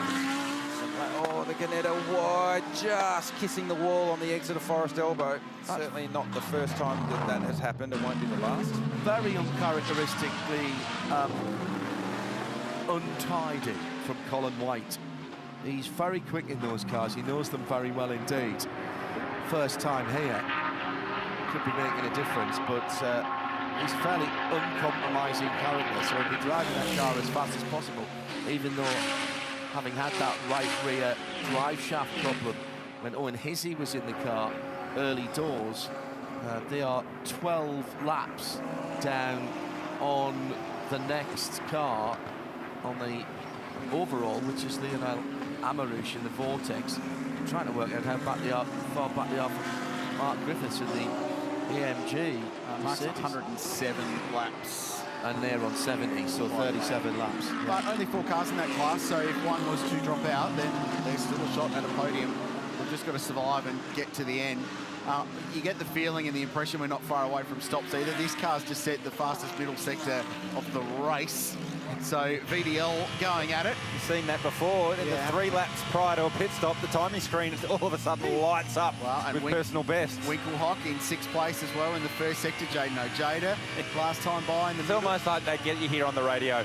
We're going to box in 4 laps, and then they drivers go, let's go. Right. Well, again, because of the 85 seconds, there's no point in saving fuel. You just turn up the wick. You know, use that fuel. Off you go. And particularly if you know you're going to change the tyres as well at the next stop, Garth, you might as well. There's no point in leaving any performance in them. Certainly not going to reuse these tyres after this weekend. So you've bought them, you might as well use them. And there's just, with that pit stop time, there's no real incentive to go and lift and coast and save and wobble around. And they're all getting caught up in traffic. And Van der Linde will be the one to capitalize on all of this. And Maxime Martin can't go through. Van der Linde will try and go around the outside of the BMW and Charles Wirtz. There's no room there. They'll finally get to them on Conrad, but a busy moment for the 2 BMWs and the Audi. Really excellent driving by a battle pack that goes from 2nd all the way down to 6th position as they hit traffic, just coming down through the S's towards the BMW and elbow. The positions have stayed the same. Not sure entirely how. Jackson Evans got a real good draft up behind them. So in fact, we're going all the way back down to Maro Engel at the back of that. Oh, the issue again for the Vortex. Dirty tyres, I think, there for Lionel Amarouche. Certainly ran long at the final corner. Maybe slightly late on the middle pedal as well. So this battle pack energised again. This is 2nd through 7th. It was through some lap traffic at Forest Elbow, bunched them up and it energised them. They were all battling over position. Kelvin van der Linde wanted to go around the outside at Forest Elbow. Haven't seen that done too often in the past. Engel's on the back of this now as well in the 130, so that's all the way down to what is that 8th position. And remember, that car has had a drive-through penalty, so they are back in the game already. So this is what energised this pack and brought them all together. This is great. So the Lava Rouge trying to stay out the way. But how's Van der Linde just goes, oh, well, outside, no problems. Nothing ventured, nothing gained. Well, true. That happened in a massive battle for second place in 2015. Lawrence Vanthoor just went, oh, I'll just go to the outside. That might work. It might pay off. It's such a Van der Linde thing to do as well. So he's up to 4th place. That car looking really good now. The Audi, the race is sort of coming back to the Audis a little bit. They split their strategies early on with the bronze drivers in those 2 cars. So, curious, Rich, have both the Audis done something similar to what the 75 car done, and it got their bronze driver time done already? They're done, yes, 100% done. So, I mean, those drivers, the bronze drivers, would like to think that they are going to get back in the car at some stage. They're not getting back in the car. So Brad Schumacher ticked his box quite comfortably. They did 25 or 26 laps, which is more, from a drive time point of view, was 60 minutes plus. They only needed to do 40. And it's not mandated that they do 40. It's based on the other 2 drivers not being able to do more than 340 minutes of the race.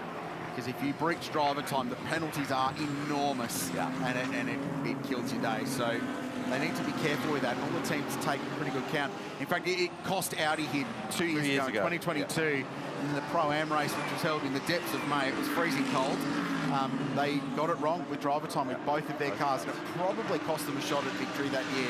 So it's something that teams need to be very, very careful managing.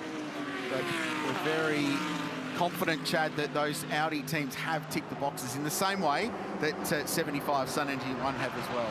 Yeah, but I wouldn't be surprised if we see drivers, you know, not exactly at the bar in the last half of this race if you're Talbot or Schumacher or Kenny Habul, because with that minimum rest rule of 1 hour and the 32-lap limit, that's almost... Oh, big one with the BMW across the cutting. Up into the fence hard and almost over it too. One of the key contending cars, it's Charles Weerts, has had a very large accident on the run-up to the Audi Sport cutting.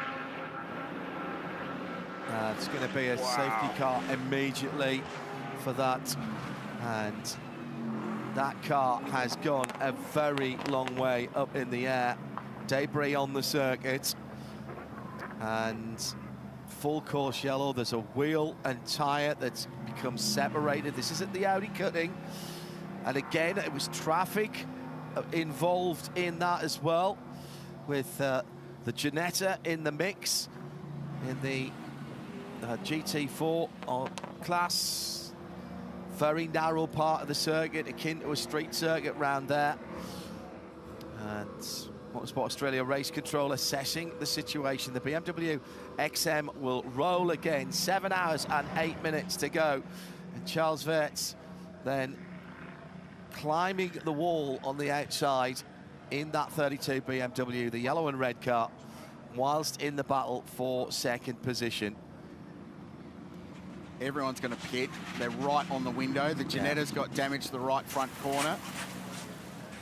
It's Dries Vanthoor, who was so good in this car early on today. They have been electrifying all weekend. Pole position for Sheldon van der Linde. Only driver into the ones in the Pirelli shootout yesterday afternoon. Lifted the Alan Simonson pole award. Was pleased with it, but said tomorrow's the money day. Tomorrow's the day that counts. And 4 hours and 50 minutes into the race, their day is done. That shows how close they were to a pit stop. So Weerts trying to go around the outside of the Ginetta and absolutely right on top of the wall. That's a low percentage move there, even on a GT4 car, isn't it? Here we go. He's got to make a decision. There's nowhere. Where's Colin going to go? Yeah. Colin's up against the wall on the left. Yeah. Unless Scotty beams him up, that Ginetta isn't going anywhere. Yeah, I mean, the Ginetta had signalled its intentions. It was staying to the inside, but just the smallest of contacts tripped the BMW up, and so lucky it just rid the top of the concrete fence and not up and over. We've seen that in that part of the racetrack in the past. And utter desolation. BMW team, that side of the garage, Dries Vanthoor, disbelief. Sheldon van der Linde had his helmet on, ready to go, and we were teasing. The pit stops were not far away. They were coming. They were all coming. It wasn't going to be that late, but probably the next one. As a result, they're all in now. Pit lane, everybody in. 7 cars, 8 cars, all rolling into pit lane for another round of pit stops, which they'll get under yellow. However, with nearly 5 hours gone, that's the first major contender that has gone out. Well, that's the first GT3 car that's crashed. Correct. This weekend. The whole weekend, well, yes. which is just completely balmy that we've got that far into it without that kind of a drama for a key contender. So Manthey EMA go to work on 912. It's the unique way of cleaning a windscreen on a 911 Porsche is to jump on the front. The car's dropped and away we go. Pretty sure when you get your road car 911 Porsche service, they don't clean the windscreen like that. Well, you wouldn't appreciate that from your local Porsche centre. I'm not having that, thanks very much. I might have PPF all over mine, but I'm still not having that. Thank you very much indeed. So a couple of cars have stayed out. Jaden Ojeda stayed out in 77, but remember they're a little bit out of sequence, so it's been 22 laps since they stopped, so they're going to get a turn at the front. Lucas Stoles has stayed out in 75. The driver's been in the car 30 laps. The car has been out 21, so they're out of sequence as well. So Laurence Vantor back behind the wheel of 912 now.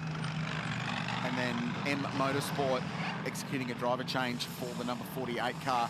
Glenn Wood out. No penalty, by the way, being applied for that contact earlier with Yasser Shahin, and the Janetta now in the lane as well. Look at the wheel. It's broken the centre out of the wheel, and obviously the front bar all damaged. So this car's been in the wars all day. All right, let's go back and unpick this. So the run up through the kick towards the cutting. Ferocious impact and riding the wall like a stunt bike on the outside of the Audi Sport cutting. And this from our fixed camera, basically the apex. And you can see the car sliding and sliding, and the reason the camera stops is because it's pushed the wall back into one of the camera cables. Yeah. So there's a driveway right there. Yeah, there's a gate there. It's called the cutting. It is accommodation you can rent, and there's a temporary fence put there, so as the BMW's hit it, it's broken the camera cables for there. Yep, our cameras on the cutting. You can see that fill in there. At first look, it looks like Colin's in the middle of the road, but from the onboard of the 22 Audi, he's right over to the left-hand side of the track. I do not see what he could have done differently there. The Ganetta's like straight out of turn 2, signalled its intentions. I'm staying to the full left of the circuit. Unfortunately, it's right on the pinch point, right on the apex of the entry to the cutting, and Wirtz has just misjudged it as he's turned in.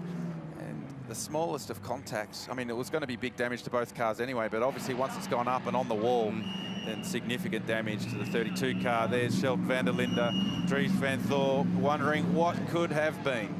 Disconsolate is the word that applies to both of them right now. I asked if either of them would mind having a word, and they both said no. Right now, it's not a time where they want to say things and regret saying things, but I was in the WRT garage, actually, when that contact happened, and the uproar from the mechanics was, well, I'm sure you guys could hear it from the booth. It's just one of those things that when disaster strikes on the racetrack, and it's the team that you're standing with, it is quite the cacophony of sound. But yeah, the crew immediately sprung into action for the sister car, the 46, which came in from second place. Maxime Martin got out, Valentina Rossi got in, and now they've shifted one pit box forward. Both pit boxes are available for both cars, and they did the service on the car that wasn't blocked coming into its stop, because another kick in the gut, the Team 19 AMG was in its box as well. So busy pit lane down here, but good on WRT for keeping composure, at least, to not screw up the stop for the car that is still in contention. Certainly have to be somewhat emotionless when you're in the garage and you see the other side have a drama. You still have your car you need to work on. So the 46 crew get the job done. Pit stops underway while we're under the BMW safety cars. We clean up at the cutting.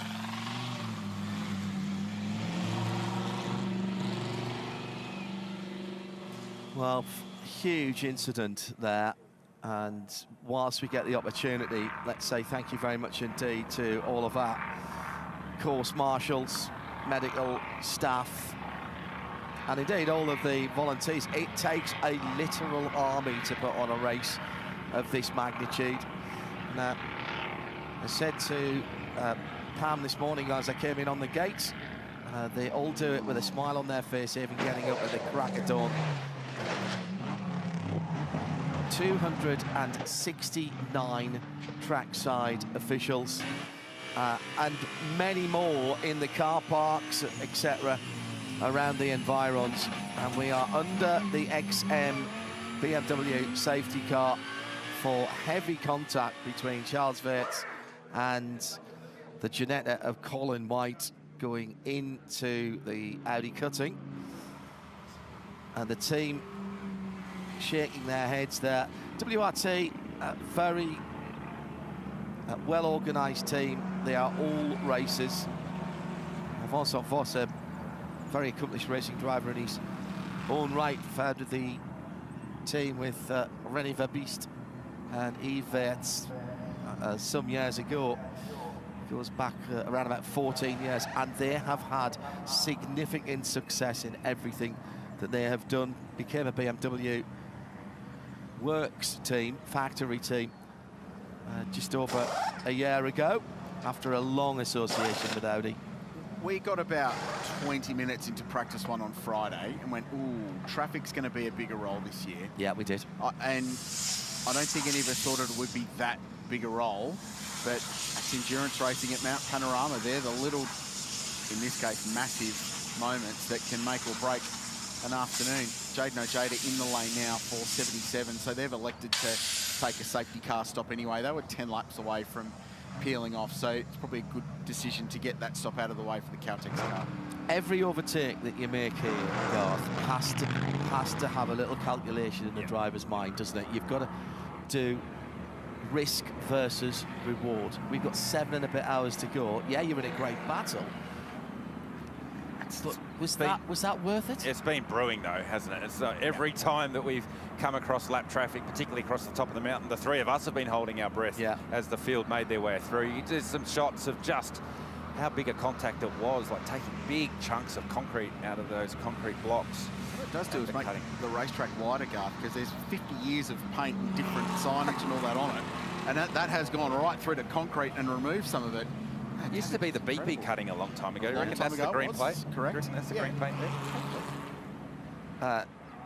This from a couple of people. Is this time for multi-class racing to be gone and make it a GT3 only race at Repco Bathurst? My answer straight away to that is no. It would significantly change the race, and the joy, one of the real joys of this race, is that it isn't just another GT race. It is multi-class, and long may it remain that way. That's my 10 cents. Well, there's the Opera House, Sydney and New South Wales, home to unique and diverse natural and cultural experience. They can energise you like nowhere else. It's warm and welcoming, inclusive, and there's always something new to discover. The Opera House there, and had some big performances there over the years. Simple Minds were playing there just recently. I think Ice House were there a couple of years ago as well. Some great Aussie bands, and of course, all the concerts and stage shows as well. Great place to go and visit, and just a couple of hours inland, you find the BMW XM safety car, and just a couple of metres below where we are, we can have a chat to Cameron Waters, who's been driving the 222 STM Mercedes, who find themselves in the top 10. Cam, good afternoon. How are you? How's your day been so far? Yeah, g'day guys. Haven't had a bad day so far. We lost a lap pretty early on, but got it back, and yeah, Tommy did a really good job then, and got the old fella in now. The old fella. Don't tell him I said that. Don't worry, we are telling him. You've just told the world. Cam, what has it been like? I mean, you're probably young enough. You grew up as a Craig Lowndes fan, no doubt. So what's it like actually sharing the car with CL? Yeah, it's been amazing, to be honest. So I'm doing all the test days, and even this weekend, it's been a lot of fun. The vibe in the team's been so much fun. I've raced Craig for years, and he's always hitting me and passing me, so it's good to team up with him. This whole team's just got these mad vibes. Pairing up with Tom, and they've got whistles, and they've got it all going on, spiders and all. Now, we'll get to your setup behind you. What is going on there? We'll get to your setup behind you in a minute. I want to talk about your off-season, mate, because you've kept yourself sharp by running a 1,000 horsepower sprint car around the racetracks of Australia. How's that gone for you? I wish it was 1,000. It was only 900. But yeah, I've had a lot of fun in the 410 sprint car over the summer. Did probably 20 shows, so most of the weekends I was in the race car. So yeah, had a really great off season. Got a few podiums, a few heat wins, and yeah, had a lot of fun. But back to what I usually do now, and that's asphalt racing. Now, give us a little guided tour of what's behind you, mate, because I feel like the catering department down there has outdone itself. Oh, mate, we got it all going on here. So, yeah, we got fruit, not very much fruit, obviously. Chips, lollies, chocolate, more fruit, which is no one's eating the fruit, but yeah, lots of chocolate and fried food, which has been the hit of the day so far. Cam, I'm loving the fact that the biggest platter there is the one that's full of chocolate. So clearly that's a fast mover in that garage. But eyes forward, obviously we've still got 7 hours left in this one, but then a very big weekend next weekend. First round of the Supercars Championship right here at Bathurst. Yeah, obviously we've got a lot of racing to go today. We just need to keep it clean and be somewhere in there at the end. Raw car speed, we're probably not quite there, but keep it clean around here. You never know what can happen. And got a massive week here next week as well, round 1 of the Supercars Championship. So looking to get back in that car and hopefully we can kickstart our year in that pretty well. Karma signed off in the booth. For a few years now, your team have been promoting Get Checked and prostate cancer charities and awareness. Really important message that you guys are putting out this weekend. Yeah, it's amazing to have the prostate cancer on the car this weekend. I guess there's 2 parts of it. We're trying to raise awareness of men to go get checked, and then the other part of it is we're trying to raise some funds as well. So 2 things we're trying to get sorted, and so far it's been amazing. All the fans have been coming up and donating plenty, and we've raised a lot of awareness as well. And we can see the QR code there. You can scan that at home and donate to that. They've raised an enormous amount of money over the last couple of years. Last one, mate. Post-motor racing, possibly an acting career coming your way. I saw the Tickford Racing launch video. Very impressive from you and young Thomas. Yeah, we've been doing plenty of acting lately. I don't know if it's good, but I've had a lot of fun doing it. So at Tickford, we're trying to do stuff a little bit different, have a bit of fun with our social media, and you've got a fair bit more in the pipeline, so watch your space. Well done, mate. Great to see you. A good day so far. You're inside the top 10. Go well this afternoon. Cheers, fellas. It's Cameron Waters, Scott Taylor Motorsport, the 222 car, and as we've touched on, a great cause that team's raising awareness and huge amounts of money for. Hey guys, we've got the 911 Porsche into the pit lane, and I just want to point something out. They finished the service on the back of the car, but look at how it's now missing 2 strakes out behind the exhaust. That's actually from the floor, and that carbon is not something that you can just simply bolt new ones onto. You can, but it's a longer process. In order to get that additional downforce on the rear of the car once again, they would have to change the entire floor, which involves removing the bumper and a lot more nuts and bolts than I'm sure that they want to do. So with Harry King behind the wheel, he's going to evaluate if this car is okay downforce-wise for the remainder of the race, or if they are going to lose too much, perhaps we get to a situation where they then feel that they have to change the floor, because the downforce levels are only going to get worse and worse as the race goes on. And critically, they just put sticker Pirelli tires on the car. That tells me that they are already struggling with the balance of the car, the fact that they did sticker tires the last stop as well. I wonder if it makes a difference going around left-handers and right-handers, as they've only lost part of it. Asymmetric setup might work for them. You never know. It's a predominantly left-handed track.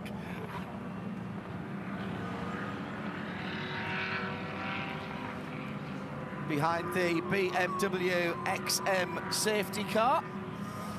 And we've seen rather too much of it. We love it, but this time, well, in fact, every time, absolutely no choice other than to go to it from race control. We have got the full course yellow option this year. What is going on? So what's he going to catch that is with ultimate, a bait that big? That is ultimate practical joke territory. Yeah. And there are people I know that would have a serious issue with that being dropped in front of them. Yeah. Oh, that's a concern. Just coming up to midnight in the UK, already into Sunday if you're joining us in Central Europe. Hello to Chris Whitfield, who's celebrating his birthday. Your granddaughter, Tessa, has asked us to say hello to you. One of a huge international audience who's tuned in around the world, throughout Europe and all the way back into the USA. And the list of drivers is getting longer and longer. I'm going to say what I said earlier. yes, it is as good as we say it is. In fact, no, it's even better. This is a dream place to come and watch, and if you can put something together to bring another car here, then do come. I know there's a couple of cars that didn't quite make it this year that we were hoping to see. GT4 pit stop now, Control to safety car, maintain 80 kph. Lights out this lap, please. Wave by to commence from turn 18. Well, that's good news. A couple of points. So cars that couldn't make it, and speaking of McLaren, g'day to Garage 59. They tried to get here, but the shipping dramas unfortunately meant their McLarens weren't able to make it. But they, I believe, are keen to come back next year, which would be great, because every time we've had an outright McLaren here, they've been really spectacular, and were runners up here in 2020 behind the Bentleys. So it'd be cool to see the McLarens back. On the safety cars, this is officially the 5th safety car period of the race, which equals the total number of last year's race. But remember, 4 hours and 50 minutes at the end last year, green the whole way through. So we're at the same point as we were last year, 8 the year prior. So that pit stop underway, and Jesse Bryan, his first stab at Mount Panorama, takes over from the boss, Chaz Mostert. And there's a little bit of WAU colour down there as well, because Chaz has drafted in some of his supercar team to help out the pit stops at Method Motorsport this weekend. I do like that Artura. It's a very unfussy design for a supercar, very clean. And the GT4 version making its debut here on the mountain. The other point I was going to make about the Shaheen car was that they'll get a lap back this lap and put them back on the lead lap. So I don't think they're pitting to change diffusers and lead that. They're close to being back in contention for the Boycell Pro-Am class. So I can't see them stopping to change that for the sake of a couple of aero components in the back of the car.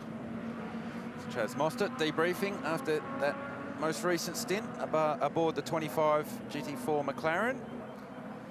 As the rest of the field continue to form up behind the BMW X safety car. Hopefully we're not far away from going racing here at the Bathurst 12 Hour. Supercars season 2024. A lot has been learnt. A lot has changed. And we've got a lot to look forward to. It starts with the Bathurst Superfest.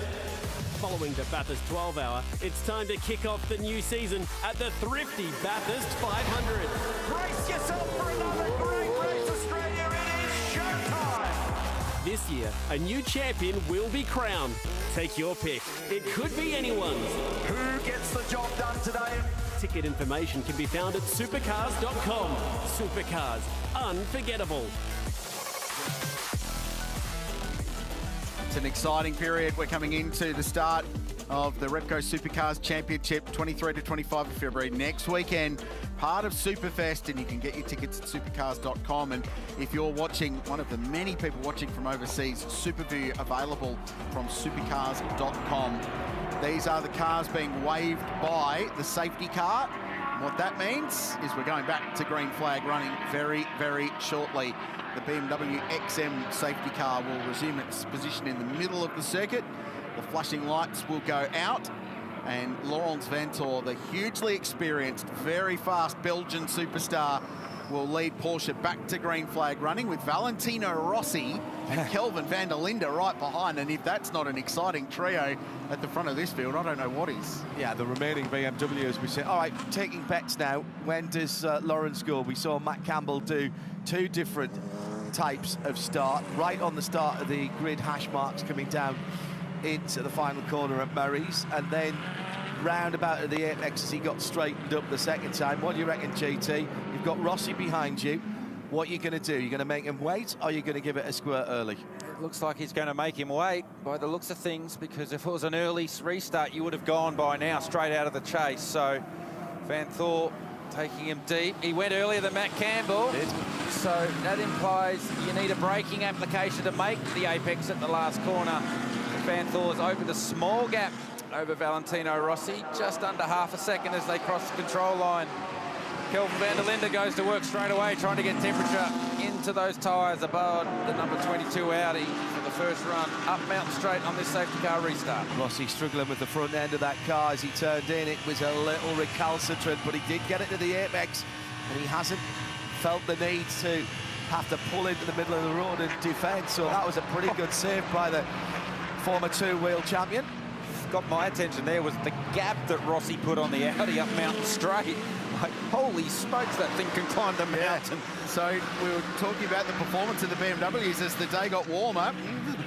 Tick at the moment. So far. Okay, yeah. There is some cloud cover coming in over the circuit, but holy cow, did that BMW get between turn 1 and turn 2 in a hurry? The Americans would say it's got some motor.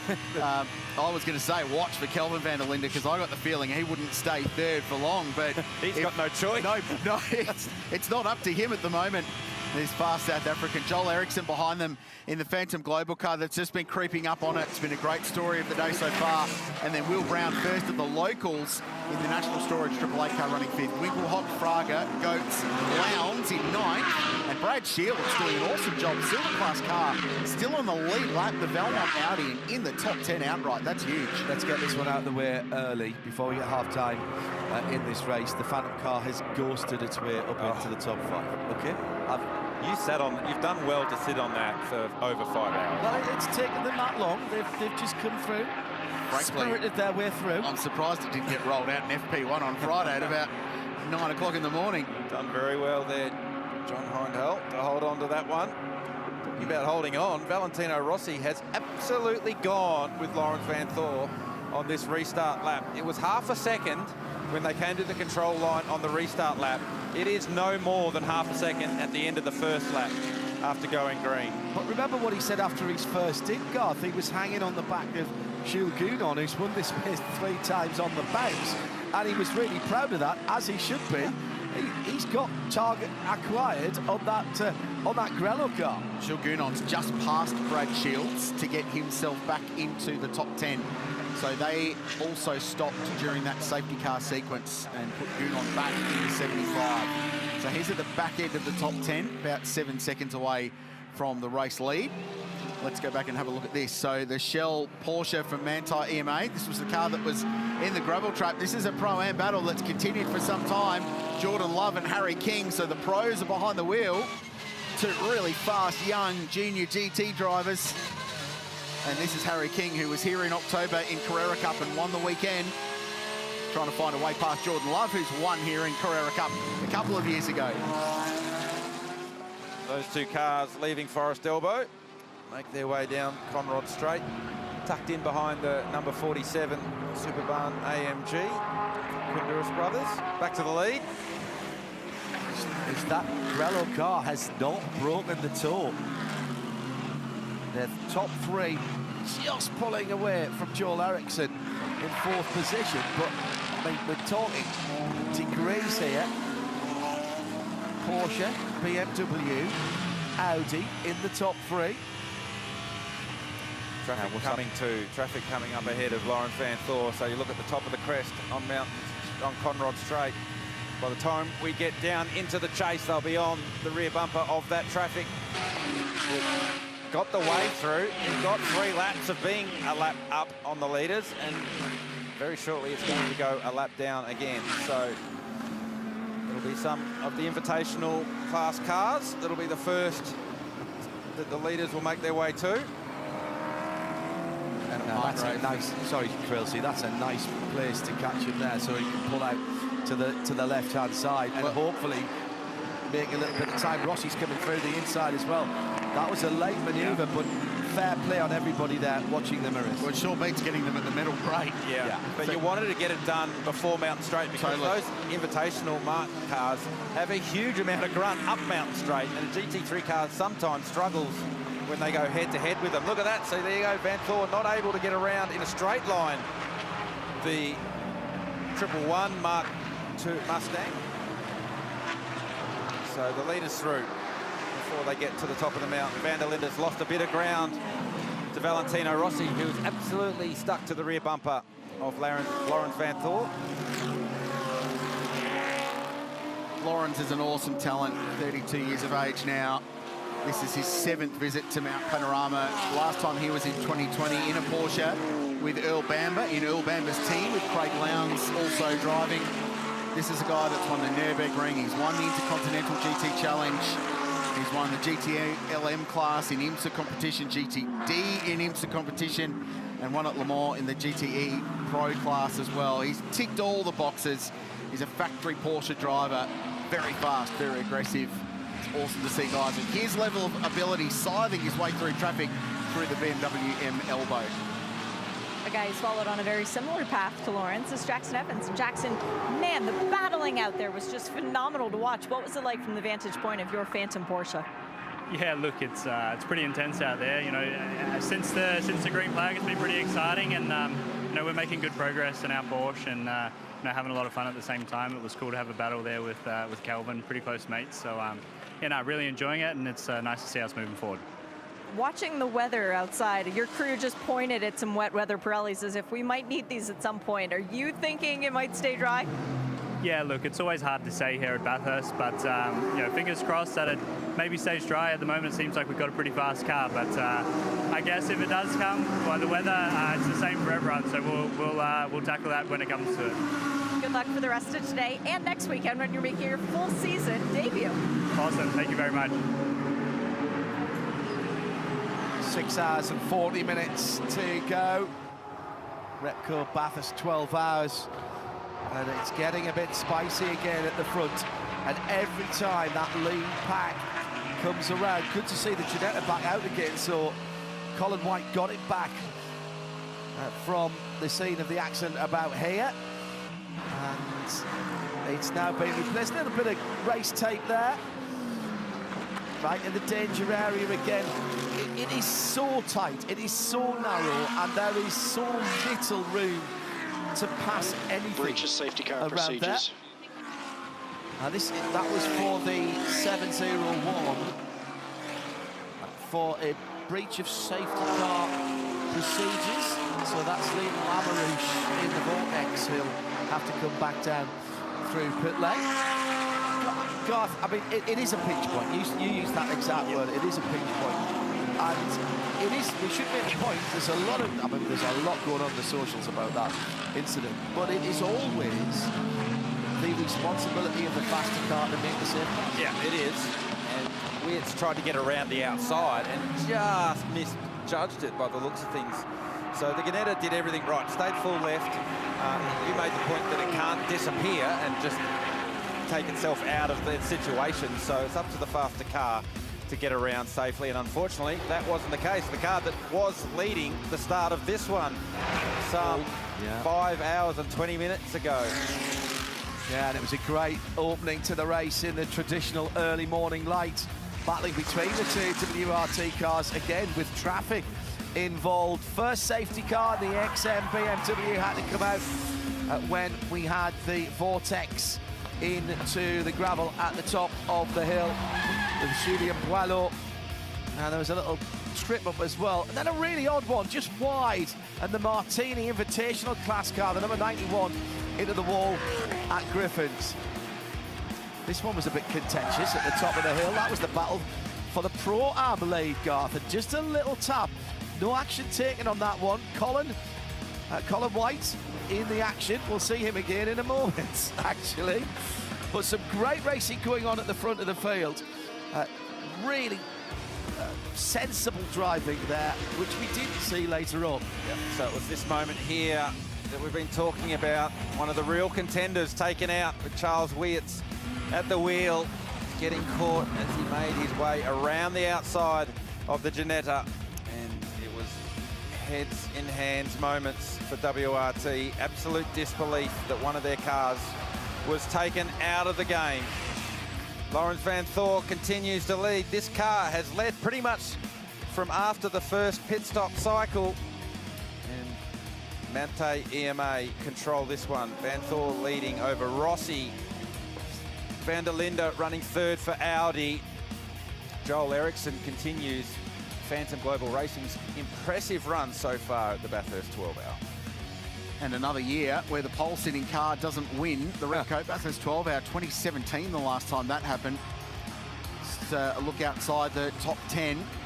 So a lot of cars still on lap 129 following that last safety car, down to 16th position, which is awesome to have that many cars on the lead lap, which will obviously pay off a little bit later on in the day when we come down to a race to the flag. We'll confirm the class leaderboards for you as well, with thanks to Boycell Timepieces, great Aussie company. Lawrence Vantor, of course, leading the pro class. Ross Gunn on top in Pro-Am now. That's been an ever-evolving battle for Heart of Racing by SBS. The Bathurstian, Brad Shields, still 12th outright for Valmont Racing, leading the way in silver. Cam Hill, Canberra's finest, up to 18th position outright and leading the invitational class. And Jesse Bryan in 25, the leading car in the GT4 category in the Method Motorsport McLaren Artura. 6 hours and 36 minutes to go in the Repco Bathurst 12-hour this year. We're 130 laps in the books, approaching that magic 1,000K mark. And then it's on to see how far we can go. In last year's race, the first to crack the 2,000-kilometre mark since Bathurst 24-hour race a very long time ago that you've got fond memories of, Garth Tander. It was a long time ago, Rich. Very long time ago. I didn't bother talking about that one. It was that long ago, but it's almost like it took twice as long to get that race done as the 12-hour. Yeah. How'd you go? It went okay. Yeah. The thing about a 24-hour race is it's twice around the clock. Yeah. That's how that works. Just gotta live with it. Gotta live with it. Once is enough for today. Yeah, we're going to cram plenty in. Don't you worry about that. Oh, yeah. If you're wondering what the big number 1 is there on the dashboard of the Group M AMG, that's just the driver selector to tell us the nominated number 1 driver is behind the wheel of that car. I love the way the GT3 cars don't even have full steering wheels now. It's full Bruce Wayne Batmobile stuff. Yeah, it's a yoke. It's a driving yoke, not a steering wheel. The GT3 steering apparatus getting even more complicated. Not quite as full of switches and knobs as the old GT Le Mans cars, which had 4 different sets of paddles behind them and about 74 switches. But we're getting there. Yeah, they're getting there. Every time I jump in a GT3 car, there's more and more buttons there, more paddles to move, different modes within ABS, different modes within traction control, different throttle maps. On the Audi, the clutch is on the steering wheel. Did the Audi have the brake balance on the steering wheel? No, the Audi still has the brake balance knob, electric brake balance adjuster, which is down on the centre console. How often would you use that in a lap around here? We see the supercars every corner. The brake balance? No, you pretty much said it. It's more about fuel load for the Audi. So you adjust the brake balance for the fuel load. You use the ABS map more, if you like, because in the past you used to have different amounts of ABS intervention, 1 to 9, for example, whereas now 1, 2, 3 will be a certain ABS map, 4, 5, 6 will be a next ABS map, 7, 8, 9 will be another, probably a wet ABS map. So you have various different maps for different degrees of how bumpy the circuit is, different degrees of how much grip the track has. So that's what you adjust more to these days. And same for TC, traction control? And same for TC, and also for throttle maps as far as how the throttle works, whether it's a linear throttle map or a progressive throttle map or a digressive throttle map. It's the manual's getting bigger every year when you get a GT3 car. You lost me at paddles, to be honest. From all of that stick shift. Stand on the throttle and it goes real fast. Thank you. Succinct as ever, Mr. Tander. Thank you very much indeed. Little threat of weather over to the far side of the circuit. But at the moment, nothing but plain sailing for Lawrence Vantor, who's just set that car's best lap of the race on a 2:03.1. The Pirelli, the Repco fastest lap, excuse me, is a 2:02.987. Joel Ericsson's car set that earlier on in the race. About to be beaten though, because Lawrence Vantor is going quickly. Last time round at 2:03.14, quickest lap for that car on lap 131. 2:03.0 almost beats it. So he's got a turn of speed, which is backing up another thing we've been seeing today across the duration of the race. Philippe Fraga just wide on the exit of Murray's, is that as the stint goes on, that Porsche is really strong. So I was just taking note at the start of this stint after the restart. that Van Thor brought that tyre in very gently. And you know, we were celebrating the fact that Valentino Rossi was hanging onto the rear bumper of Lawrence Van Thor, but I did wonder at the time whether it was just Lawrence just bringing the tyre in gently, because what that does is it just extends the performance of the tyre deeper into the stint. And we saw him do that right at the start of the race. His in-lap was absolutely mega, and that's what launched him to the front of the field and maintained the lead. And that was 100 laps ago, the work that he did on 3/4 of the lap. 7 laps of this stint for Lawrence Van Thor, and indeed for the guys behind him, have been run under safety car, so they will go longer on this stint than 32 laps. He's on his 32nd lap since he rolled out the pit lane right now, and that gap is growing towards 3 seconds here from Valentino Rossi.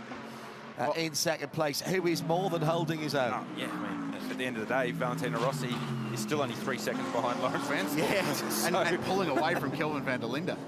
Yes. Which is no mean feat. So Porsche, BMW and Audi, the top 3. The first of the Mercedes AMGs, who have a numerical advantage in the field this year, 10 of them, which equals an all-time record in this race, in fact, for the most number of any one brand.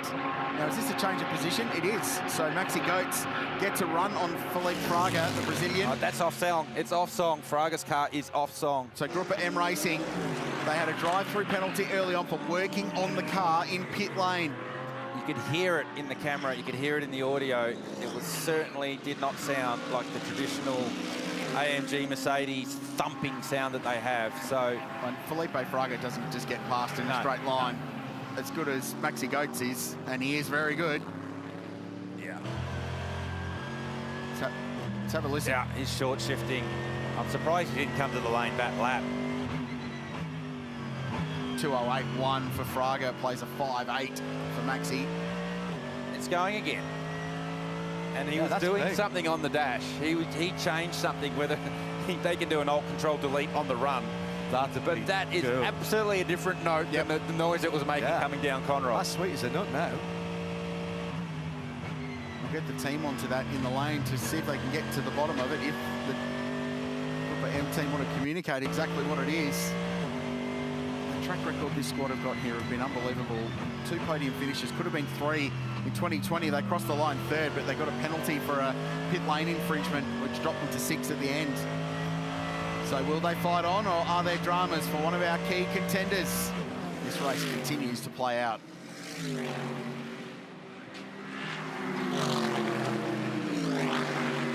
And right now, it appears that this 28-year-old Brazilian, Paul Tracy knew a lot about when he was up here in the commentary box with us earlier today. Vastly experienced guy. It's only his 2nd visit to Mount Panorama. In fact, he was part of this team in 2020 in that race that I referenced. So a safe pair of hands, 12 laps into this stint, following that last safety car when everyone peeled off into pit lane.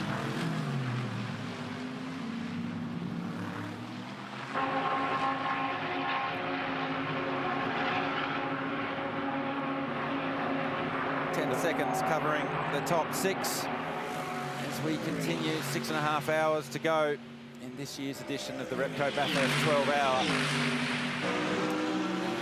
Felipe Fraga, I'm just curious as to what took place with this car 1 lap ago, because it sounded like it wouldn't pull the skin off a rice pudding, to quote the great Dick Johnson. But all of a sudden, it's back alive again and pressing on. There's Jules Gounon in the background behind Fraga. I feel like that car's just gone underground strategy-wise for a little bit here. Just ticking a few boxes in the strategy column to get themselves in a position for later in today's race. So Gounon down in 9th, Fraga 8th. Lawrence Van Thor 3.6 seconds up the road from Valentino Rossi in 2nd. Kelvin van der Linde for Audi still 3rd. The 2 AMG Mercedes that we have on screen for you right now, 8th and 9th.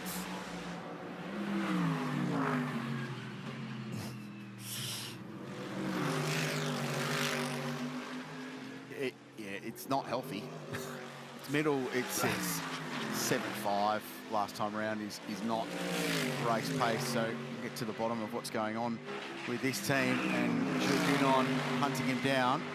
Sun Energy 1 car 18 seconds away now from the race lead in this extended little green flag run since our last BMW safety car period. All the curb and a little bit of grass on the run down the skipper. Nothing wrong with the steering wheel in that car. It's clearly going around corners all right. Trying to make the most of mid-corner. Doesn't have much squirt up and down the straights.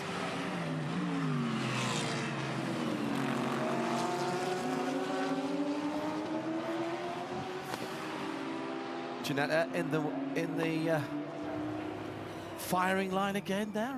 No. Just Jordan Love lawn mowing services leaving turn 1. That's a very fast and expensive mower. That's right, just a little bit wide on the exit of 1 for Love, who's got Harry King disturbing him in the rear vision mirror on board here with King in the 911 Shell V-Power Motorsport Park Porsche.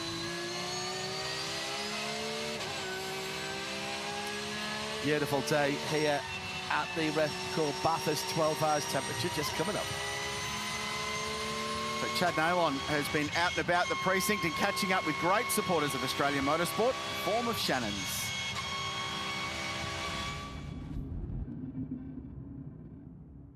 Yeah, Shannon's have been such a wonderful sponsor for motor racing in Australia for a very long time. Such great supporters, and they're continuing that support here in 2024. Check it out. This is the Shannon's Super Rig. It's positioned down here at Harris Park, so you've got a wonderful view of the last corner here at Mount Panorama. There's lots to see inside and on top. Of course, you need some simulators. For everyone who's down here and want to get their hands on the actual racetrack and feel what it's like to be out there. We've got a bit of old school Holden versus Ford on the simulators here this weekend, so that's pretty cool. There's some interactive touchscreen stuff inside where you can play little clips of legends of motorsport, the Shannon stuff that celebrates the tremendous history of racing, particularly here at Mount Panorama. There's an underside to one of Jim Richards' old Mustangs, which you can walk under and check out the exhaust system, what that would have been like. They've done a pretty cool job in building that. When you walk all the way to the top, you have an uninterrupted view of the circuit, particularly the last corner.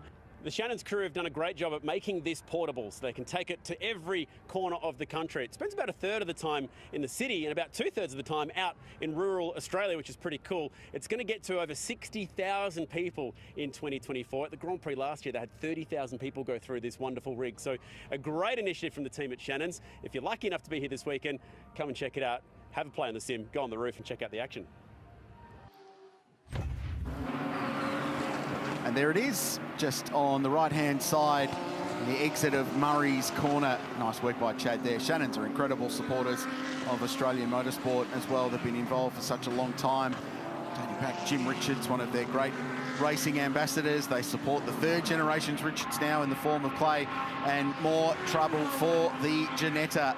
It has been in the wars today, and it's now, well, it's actually taken out one of the little thrifty signs at the top of Conrod Straight. So in Hissy Creelsey, the young British driver, I think he's had a whoopsie coming down the hill, has he? Yeah, that's just out of Forest Elbow, little kink as you head onto Conrod Straight. So not sure whether he's done that by himself or because it's a strange place to have a moment. There's no real lateral load on the car there. Speed limiter in 10.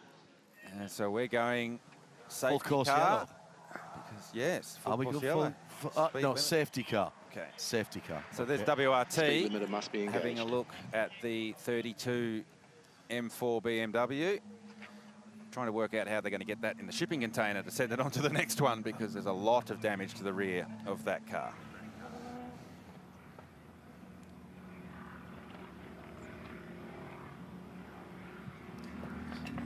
This yellow has come at the perfect time for the Group M Racing Mercedes crew. You guys hit it square on the head. They were having some issues with overheating, and the discussion in the garage that was going on was, can we make it until the next possible yellow or pit stop window before we need to bring the car in to then use what are effectively scuba tanks to try and blow out debris from the intakes? The answer was, ooh, it depends when that pit window opens, because if it is as it should be, Probably not. Lots of fingers crossed. But the good news is the yellow's out, and there are sticker Pirelli tires out in front of their garage now being laid out, as well as for their neighbors, the AMG Team Craft Bamboo racing car. And both of these Mercedes will be coming into the lane, but it is an overheating issue for Felipe Fraga that they have been monitoring. And just a quick little note for you guys, on this 77, you might have noticed that Maxi Getz and the Juice have done all of the driving up until now. It's going to stay that way until we get into the second half of the race. They're planning to hold back Danny Juncadella, keep him fresh, and then, well, use him completely in the second half of the race. But they think there's a serious advantage to having a fresh driver when everybody else is starting to get just that little bit of tired in the peak heat of the day. So they've got Danny Juncadella on full charge at the moment, and they're going to completely discharge him. Oh, so a moment here, so then contact. So that's leaving the dipper. Yeah. For the Ginetta, and then, yeah, so obviously damage to the car. That's a toe link, it's gone. And another wheel, so it's punched the centre out of the wheel. We saw that in its previous skirmish with the BMW up in the cutting. And rear toe link gone, front wheel gone, and that's ultimately why it's parked to the left of the circuit, out of here, out of Forest Elbow. It's just on the start of concrete. Round Forest Elbow with a rear steering and not having a front left-hand wheel. Oh, and he'll be disappointed with himself for that. He holds himself to very high standards. He is a young man with a very big future in endurance racing. So remember where you saw and heard about him first. Leader to the pit lane. Now, this is spot on, actually, because they're just completing lap 32. They could have gone a little bit longer. So absolutely no point in staying out any longer for Lawrence Vanto. He'll trundle up to the Grello sign, and the mechanics will go to work. So, top 4, top 5, top 6 cars, all they make their way into pit lane. Van Thor out of the driver's seat as we await who will arrive. Brand new tyres going on the 912 Porsche. Janko Guven will jump back in, was very impressive early on. It's his first visit to Mount Panorama, this young Turkish driver, but very experienced. Everyone in the lane, so top 10 cars all peel off. So everyone basically on the same strategy. The only difference is a couple of drivers have double stinted. So Kelvin van der Linde's been in the car 47 laps. Marcus Winkelhock 48 laps. Everyone else has only had a relatively short stint. So it wouldn't surprise me if we see some teams electing to keep drivers in their cars. And this will be a round of pit stops where the in and out laps don't count because they can't be any quicker than 80 kilometres an hour. So as long as you hit your 85 seconds, pit in to pit out, you're going to be okay. So Audi got stuck actually behind its own team car there. So the 22 might have been a chance to get in front of the 46 BMW, but they'll leave as they entered. So driver change for the Porsche. Rossi remains behind the wheel of 46. Chris Haas has taken over from Kelvin van der Linde in the 22 car. Ericsson remains behind the wheel of 13. Brock Feeney now in 888. We wait for car 2, who had Marcus Winkelhock. Maxi Goetz remains in 77. We heard from Shea about their strategy. Jules Gounon still behind the wheel of 75, and Ricardo Fella's actually lost one spot in that. Yeah.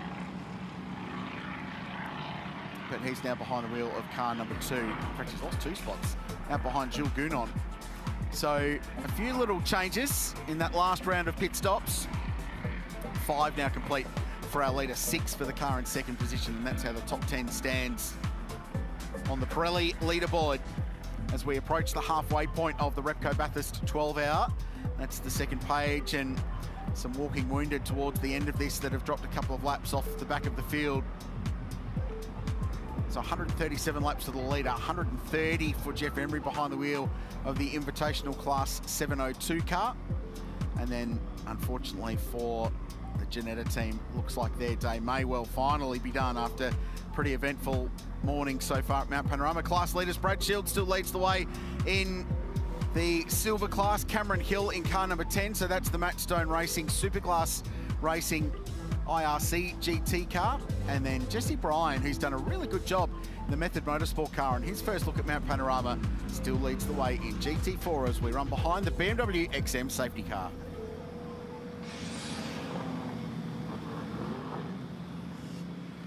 If you think that's going to end the Giannetta's day, if Colin White's got anything to do with it, they are the Black Knight of motor racing. Tis but a flesh wound. It's missing an arm and 2 legs at the moment, so if they continue to punch on, all power to them.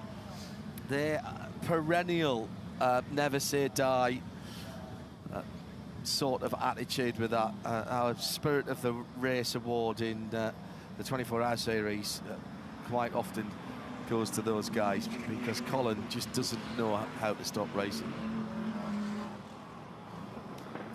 Garth and I were just sharing a knowing look at a weather radar. John, I'm sorry, we... It was Valentine's Day earlier in the week. That's a nice big heart coming our way. Yeah, well, I just actually, while you're doing the leaderboards, I just quickly jumped out of the commentary box to have a look at the direction the weather is coming from, because you can have all the radars and the video and all the rest of it in the world. Meaningless. Sometimes you just got to stick your head out the window and have a look, and it's very, very dark that way towards turn 1. That way. That way. I believe that is the west. Yes.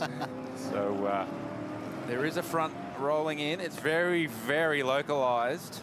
Very, very small rain shower. Well, intense, but very small as in the ground that it's wetting.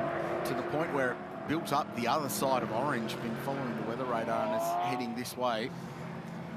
So we're not promising you anything, but we're just letting you know that the sky's very dark in the westerly direction. Those of you that do know about weather at Bathurst, it does come in new and unique ways every time. Never ceases to surprise. Well, and that scene on the flatbed truck, it looked to me like the Giannetta was going to the we're not going to take any further part in the race yard, probably next to the Shell BMW. We'll confirm that. That's a bit embarrassing, considering they came together earlier on. Well, yeah, that's going to be awkward, isn't it, when they roll in there? That's a conversation. Fancy seeing you here. Yeah. So the Giannetta guys will be asking to drop it on top of the BMW. And vice versa. Yeah, well, yes. There's always I'm sure there's two sides to every story. And you're never wrong when you're a race car driver or team. How many sides to the story? How many drivers were involved and add one, actually? Probably. And the answer is N. Yes, and then the internet has its say as well. There'll be all sorts of judgment. There's the XM. Fabulous piece of kit, that, Creelsey. The entry-level version of the car, the 50E, has over 500, no, nearly 600 horsepower when you put the electric motor on it. The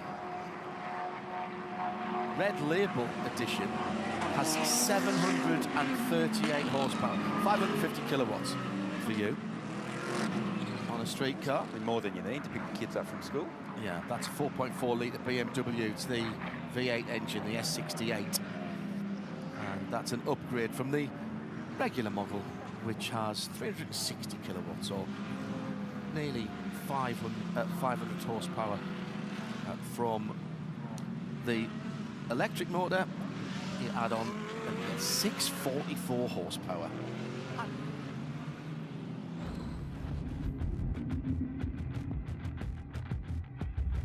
We're winding the Shannon's time machine back to 2020, an insane day that saw many spins and monster crashes. Nails the tyre wall. Oh, there's contact from behind, and it's fired it across to driver's right. This will be a big job to get this car back on the racetrack. Again, it's the top of the mountain that's claimed another victim, and again it's one of the Ouch 14 Valvoline cars. Now 4 cars have a big wiggle at exactly the same point.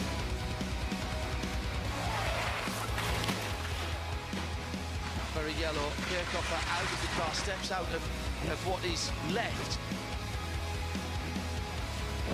Watched a lot of motor racing at Mount Panorama. I've never seen that there before. That's how. He's walking away.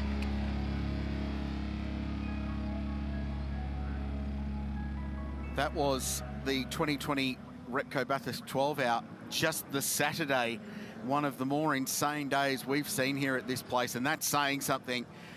scorching hot conditions. We had an Aston Martin upside down at the top of the mountain, huge impacts, dramatic day. A huge shootout at the end of the day that Matt Campbell got pole, and the following day we saw Bentley break their Bathurst Duck and win the race just before a massive thunderstorm hit Mount Panorama. The Bentley crossed the line and then it rained, and there'll be shades of that by the looks of that shot, looking out towards the west with really big dark clouds, and they are coming this way. We've had this in the region for the last 3 days we've been here, and it's either gone to the north or the south of the circuit, but that is heading directly for us at this point in time. It's a little bit earlier in the day. Yeah. It had been sort of mid-afternoon the last couple of days when it's gone either side of us. That big shower, though, in the Bentley, Gilles Gounon literally said a prayer as he was coming in, because he could see the weather coming in, because the Bentley was not good in damp or wet conditions. And he literally said a prayer at the mountain. He totally believes that this place has a character, a persona, personality of its own. Oh, hello.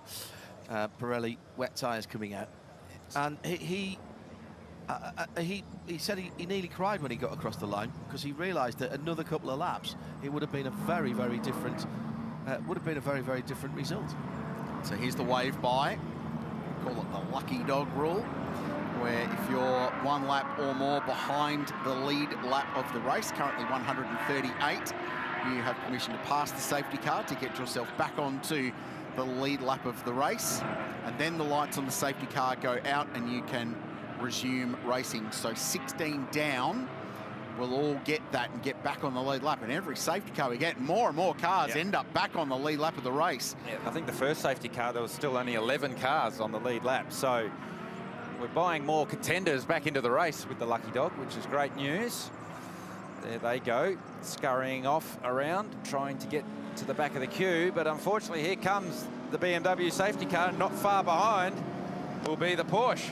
Fair head of steam, the safety car getting back in the pit lane. With that amount of power. Yeah, it should. Yeah, and an electric motor to help it along. Now, so this is the third different driver for the leading Porsche. Where does Chad Gouven? Gone. He's gone. Yep. Really early. Yep. So that's the earliest of anybody there, Garth. And he's going to have to break into the final corner. And Valentino Rossi right there had a decent restart last time around when he was chasing Van Zyl. Well, this field need to make hay while the sun shines now, because the weather is on its way. They were driving straight towards it now. So almost halfway through this race. How long into this stint can they go? Very wide, the vortex off. Scott Taylor Motorsport car, Craig Lowndes behind the wheel, taking evasive action. Ross Gunn behind the wheel of Heart of Racing. The 27 AMG was the same. Up the inside goes Brock Feeney. Big move, gets it done on Joel Eriksson. For 4th place. Track position critical in this race, that's a nice one. So Mercedes AMG get themselves into the top 4, so it's now Porsche, BMW, Audi, Mercedes, the 4 key brands in this race, in the top 4 positions outright as they run up the shelf for the first time. So good restart, Ayankan Gouven. Valentino Rossi still behind the wheel of 46. Chris Haase is now in that orange Audi, and Brock Feeney doing Brock Feeney things up to 4th. Yeah, that number 22 looking ominous again. That bright orange and blue Audi in the hands of the Rabbit. Haase is Rabbit in German, so obviously that became his nickname straight away. Good little battle pack following on behind as well, Garth.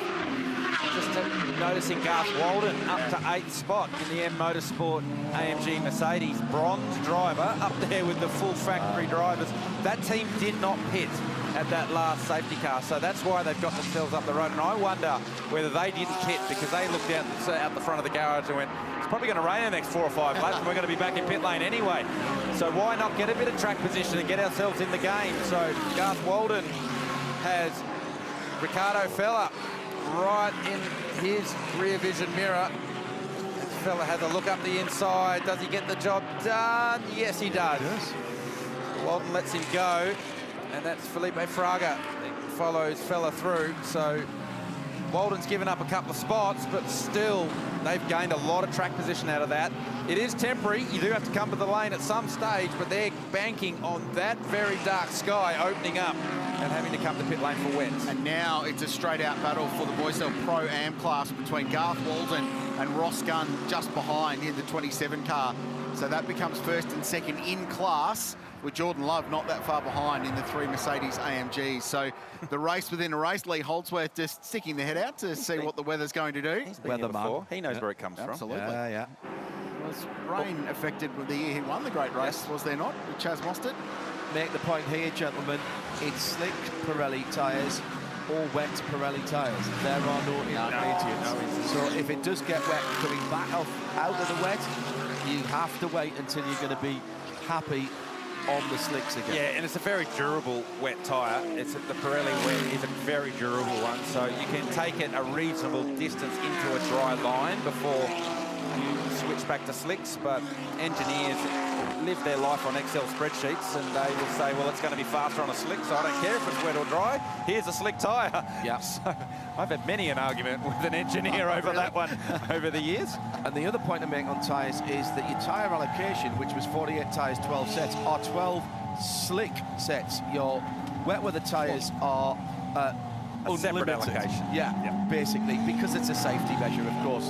You can't run out of wet weather tyres. A safe tyre for the conditions. Yeah.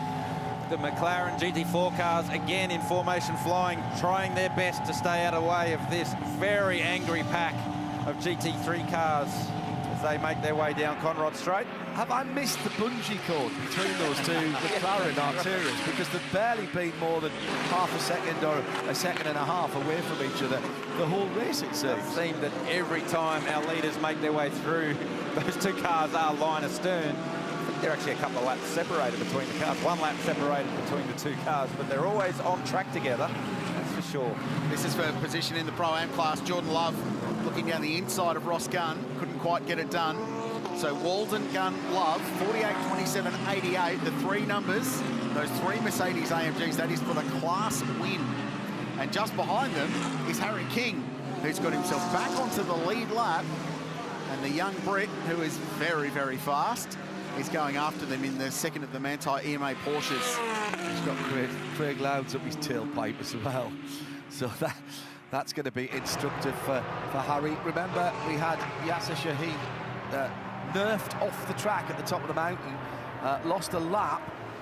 They played the lucky dogs as well as they could to get it back in there. That's 3 safety car restarts in a row where those 2 poor McLarens have found themselves utterly mugged by all of the leaders within about 20 seconds of going back to green. That's the exact term I was going to use, mugged, because what are you meant to do? So the number 9 Hallmark Audi doing its best to stay out of the way. Mark Sini at the wheel of that one, trying to stay offline. So hard to do across the top of the mountain. Stays to circuit left for the run to Skyline. Nice job. Yeah, actually braked to stay out the way there, not even just a little lift. Now they get to the Mark car and the IRC GT.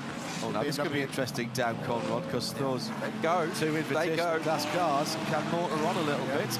So we've seen this all day in waves. When we catch the lap traffic, you catch it in waves. First the GT4 cars, then the Stewards have Invitational. imposed a pit lane penalty drive-through to car 911, breach of safety car procedure, waving after lights are out. Yeah, another international driver caught out by the rules here in Australia. As we go back to the lead, Guven gets the job done up the inside. Rossi follows him through, as does Haas. And look at the cube forming behind, though.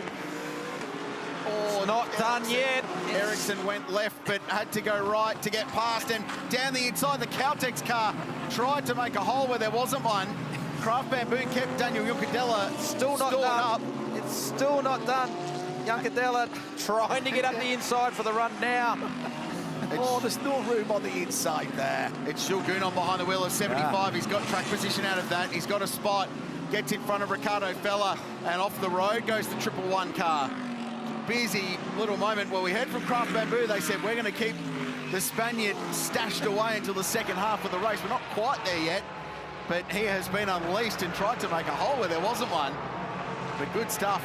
Danny Yuncadella up to 6th place for Craft Bamboo. We've just been quietly creeping up on it today. They were strangely, I think the word's anonymous last year. They just weren't quite in the mix all race, but a much stronger performance this time around. So far, so good. Team watching on, going, what's going on? He see himself. Then he sees himself. I'm trying to watch where my car is. 3 minutes to halfway. Get the halfway there memes ready. Hashtag B12HR. Great scrapping once again. Over the top of the mount.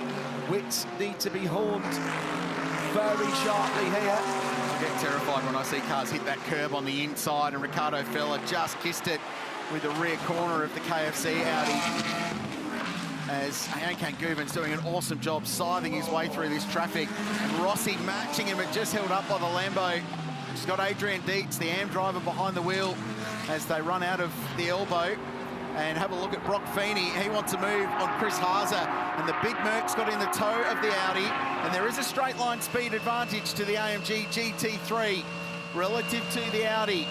He won't do it on Conrad. What about under brakes? Into the chase. Haase defends. Rossi just in front. They can all see the race leader. You can see as they went down Conrad, Haase didn't defend all the way, just left 3/4 of a car width to the inside, and Feeney wasn't going to be able to get down the inside. Look at Rossi having a crack for the lead. So Rossi trying to use the lap traffic to his advantage. We talk about the 222 team who've got snakes and ladders in their garage. We're seeing it live here today. So a point that's been said to me by Declan Brennan out in the US is Rossi here, we've talked about him more than holding his own. He's only at the start of his career in terms of this level of racing. The guys around him have all been doing it for years. How much better is he going to get? This is only 1 year that he's been doing this. It's like when you're training a driver, you find the big chunks of lap time in big chunks. And then when you get closer to the front, the gains are far more incremental. But you have to be impressed. I mean, we marvelled at what a job Valentino Rossi did last year. To see the improvement 12 months on, to be doing what he's doing now, forget about the lap times, the racecraft is what's impressed me the most. The way that he's got his way through traffic and not given up lap time to these guys that live in these race cars and have done since they were born, effectively. Yeah. So for me, it's not the lap time that's impressive, it's the racecraft and the positioning of his car relative to the lap traffic. Hashtag B12HR. Dave Alcock says, can we just recount how many cars are actually out there at the moment? There seems to be far more now than there were when we started. That was just an insane restart. You're not wrong, David, but I promise you, we have no one sneaked in the back way with a couple of race cars. Let's have a look at the counter, top left corner of your screen. We're now in the second half of the race. 6 hours down, 6 to go in the Repco Bathurst 12-hour. And 3 seconds cover the top 5 cars. And there are 16 cars on the lead lap of the motor race going into the second half. So this is all to play for with the threat of weather impending. We've had several reports that it is actually going to happen. It's one of those things at this place, you never believe it until you actually see it. Right. Everyone's looking at me and sending messages going, no, it's actually going to happen today. Yeah, they've said that every day this week. Yeah, I've been here enough, Rich. You've all been here enough now to know that until the actual black stuff is wet, you don't believe it. It's the old weather rock theory. If rock, wet, raining. The wind has picked up a little bit. Yeah. As I say that, the flagpoles are limp outside our window, but I looked at them 30 seconds ago, Garth. Don't shake your head. And they were blowing around. So it is a bit gusty at the moment. Let's call it gusty. Chad? I've come up here to the 12-hour club, guys, because I found Christoph from Borzell Watches, who are sponsoring our Pro-Am class. He can both give us a weather update as well as tell us all about weather. We're going to be giving out some watches here today. Christoph, tell us about Borzell Watches, because I've been having well, I've been drooling over these watches actually for the last 5 minutes now. Tell me a bit about the company. Thanks, Chad. Well, we are Borzell, Australia's watch since 2011. We made watches. So we're from Sydney, North Shore in Sydney. And we've made watches for the Royal Australian Air Force, for the Royal Australian Regiment, so a lot for the defense. And we are lucky since last year to be the official watch of the Bathurst 12-hour. We absolutely love it here. We did a watch last year, which was a tribute to Liquid Moly. It was the last year as a sponsor. So we did red and blue on the bezel for them for the watch. And this year we did a watch that's completely different. It's green. So first we use a 316L sandblasted surgical grade steel that we put with a black IP coating. Gives a very racing look to the watch. And then we went with a green dial, because it's green here in Mount Panorama, but also because of the latest logo of the Bathurst. I don't know if you saw, it's absolutely brilliant, a lot of colors, and we picked up on the green. It has Bathurst, 12 hours, 720 minutes, but the feature that I love the most is actually the case back. So you can wear it upside down if you want. Won't tell you if you want. It's not great to tell the time, but it looks so good. It has an open case back, which is the first time that we're doing that at Bosel. So it shows the movement, the beautiful Swiss-made automatic watch movement inside. You can see through transparency, and that's one of the best features of the watch. And also something that I forgot to mention is that we're only doing 100 watches. So last year's watch sold out. This year's watch we're doing 100, 12 for the winners of the race, and 88 for the general public to buy. They have a little bit of something in the crown, either Mount Panorama rock for the winners, or there is a tire marble from the racetrack here, from GT3 in the crown. Beautiful. I love the tiny little bit of detail from Mount Panorama, makes it even better. Christoph, well done. And the lucky winning drivers from Pro and Pro-Am will be able to take these home today. How cool is that? Nice, Chad. Yeah, timepieces for winning major endurance race are a bit of a tradition around the world, so I love that we've got an Aussie company to do the job. So there's been a change of position. Chris Haase has slipped his Audi R8 LMS past Valentino Rossi, who now finds himself defending from Brock Feeney, with Joel Eriksson just in behind them as well. So this is the battle for third, fourth and fifth place. And I don't want to do the dramatic it's going to rain thing, but as we have a look at this moment, so it was an error from Rossi at the top of the chase that's dropped him off the road, and Haase was able to take advantage. Just got a message from Cam, who works for Ford in the PR department. He said, raining hard, 5 minutes from the racetrack. So we're going to roll with this. We've heard that here before as well. I'm rolling with it. We've heard this before. Let's hear from Shay in pit lane. Well, let's get some more local intel. Brad Schumacher, you call this place home. You've seen this weather your entire life. Is it going to rain? You know, if you look out towards the southwest, it looks like the world's about to end. So usually if the weather comes from that direction, then it does rain. Looking at it and the clouds are rising quite rapidly, I'm thinking for sure we're going to get a shower. It was a rough start for your team and MPC in particular for the start of the bronze session. Got all the bad luck out of the way. Race has been going pretty well so far. I'm not going to jinx anything. But your duties, are you going to get back in the car? I know you want to.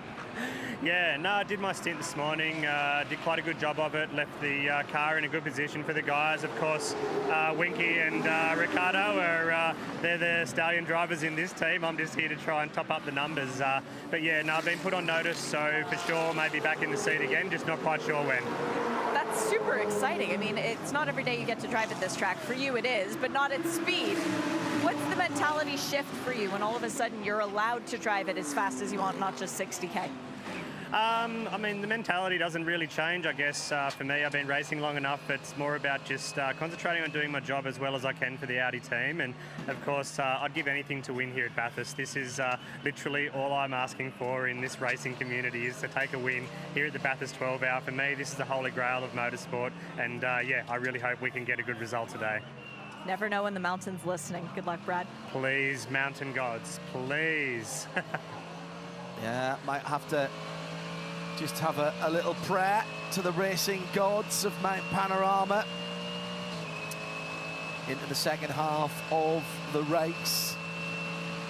And Chad Govan still leading by about 4 seconds now, Chad.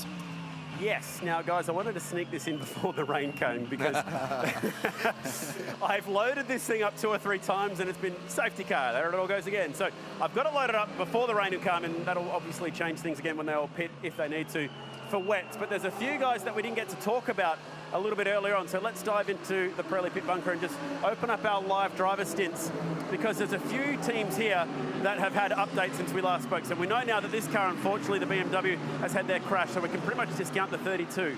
But Garth, you were asking earlier about car 13. So I've added it to my tracking list today, and this is how they've gone so far. So they've gone Evans, Ericsson, Bus, and then repeat. And they've only done that one half stint, which is when the safety car came out.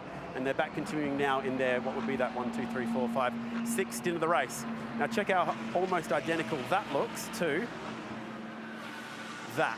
Okay, wow. So what they've done, I love this, right? How good is this genius thinking from the 13? They've gone, okay, guys, quick strategy meeting. Mante Racing are really good at this. Why don't we just do whatever they're doing? Okay, everybody ready? Great. So all they're doing right now is just following exactly what car 912 is doing. They've got a Porsche. They've got a Porsche. So hang on, we've got 3 drivers. They've got 3 drivers. We'll just do what they're doing. So that's actually pretty clever.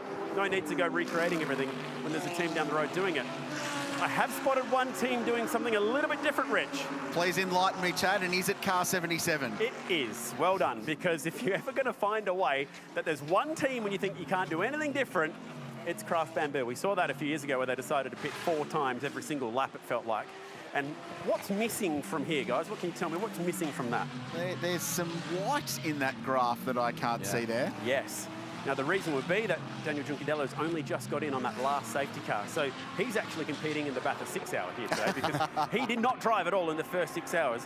Ojeda did a nice job in his first time here in an AMG car to say, all right, he's pretty much done anything that he needs to do. I'd probably expect Gertz and Juncadello to just get the job done. The only real advantage of that is that Daniel's nice and fresh and ready to go. So they've saved some time for Daniel Juncadello to be nice and ready to just keep driving through the afternoon. That could really help, particularly in a wet, dry race when fatigue could play a factor.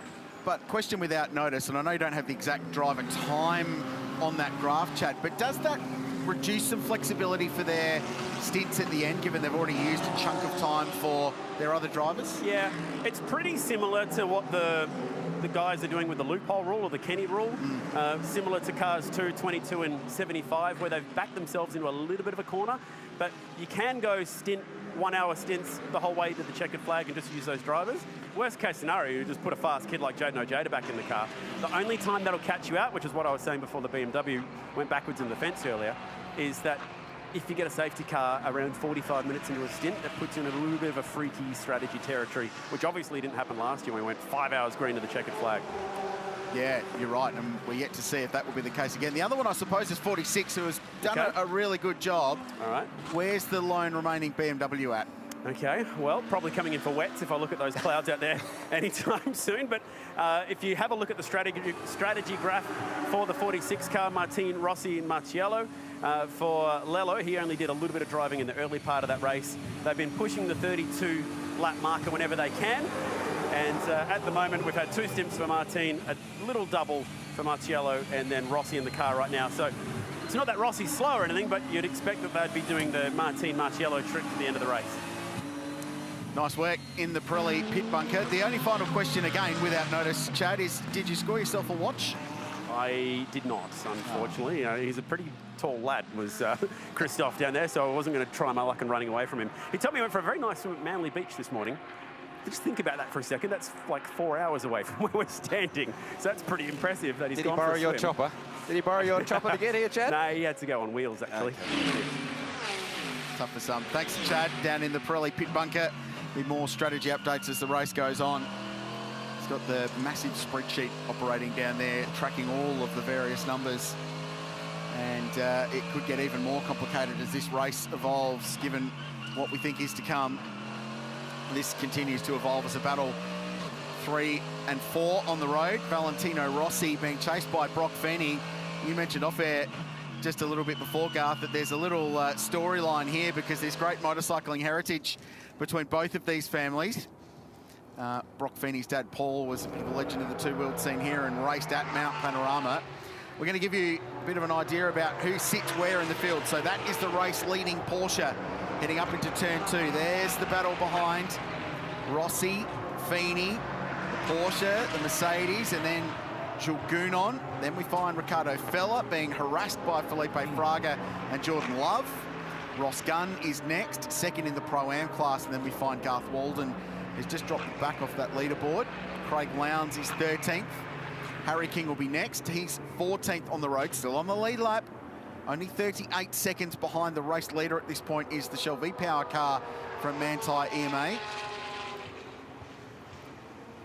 And then it's quite a way back to Marcel Zalua, who's jumped behind the wheel of the silver class Valmont Racing Audi R8 that's done such a good job today. Luke Youlden and Brad Shields sharing that car with Marcel and his mate Sergio Perez. IRC GT. Jeff Emery behind the wheel of car 702 with a Lamborghini just in behind with Adrian Deeks behind the wheel. And that is a car in the wall on the run down into the Repco Dipper.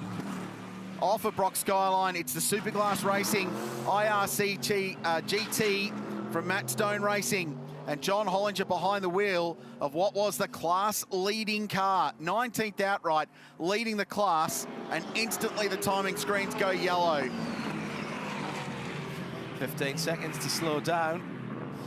And Chan Guven, again, when he has built up a wee bit of a buffer, is going to be hauled back.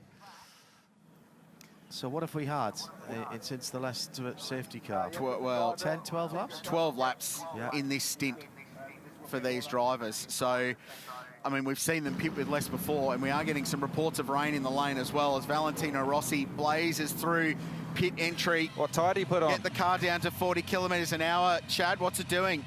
Not feeling a heap of it in the lane at the moment, but I just wonder, we've seen so many teams elect to pit at the end of a safety car window, which is typically very strange. Are you better to just wait right now, wait for the weather, wait to see if you're better to be pitting in 2 laps strictly for the sake of tyres and switching to a wet tyre? Because if you go out in a slick right now, you might find yourself back here in about 5 minutes.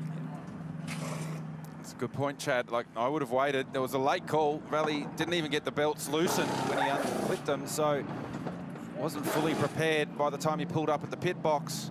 And with the threat of weather, as soon as that safety car came, I was like, right, do you pit now or do you just wait? Because the weather is coming. We expect it is going to rain. You can see it. It is actually drops spitting coming from, and that's at Skyline. So it's starting. How intense is that rain going to be? So here's Hollinger. Oh, down the number 2 KFC. Yeah, He was right there. It was. Smoke, there's usually fire. Says the racing driver. And race control takes a very dim view of pro drivers making contact with AM drivers.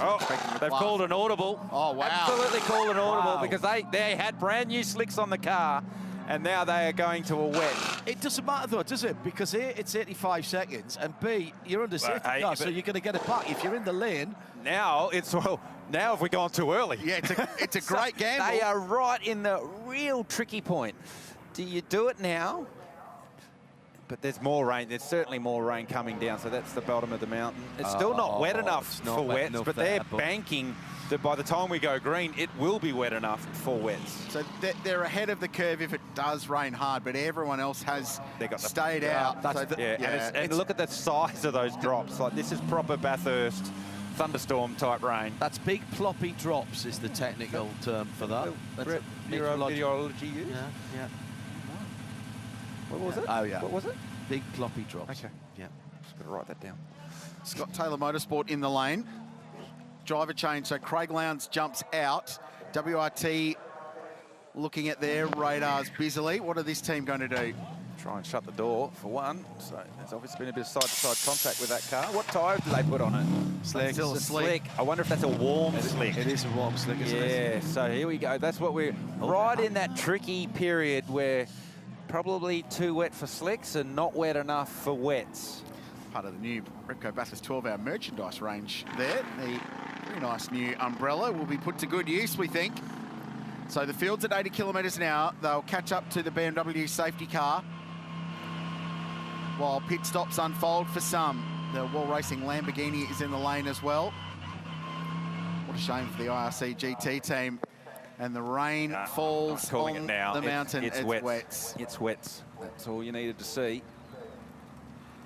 Generally work on the ratio of wet versus dry on the ground. And when it's more wet than dry, that's good enough for wets. Yeah. That is going to get very wet very quickly. And we've had a decent bit of time where the sun has been covered by the clouds, so there's not that much heat in the tarmac either. So it's not going to evaporate so easily. 5 3/4 hours to go, and we've got more drama. And this time it's been provided by Mother Nature.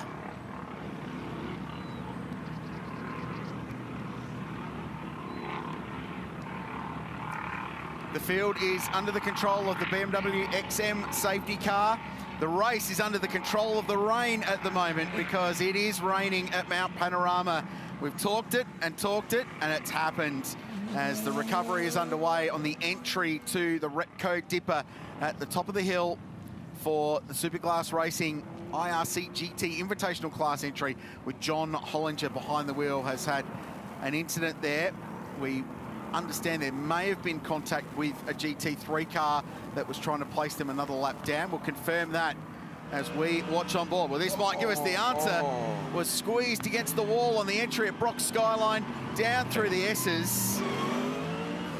There was certainly contact. There was 100% contact. But the run to Skyline, wow, that had our attention. So Hollinger potentially didn't see that Ricardo Fellow had a run on him, and then ultimately there was contact in the S's going down to the Dipper. We're under safety car. Once the safety car boards came out, the sky opened and rain began to fall. And yes, it is certainly going to be wet enough now for easy choice now, Garth, isn't it? Really?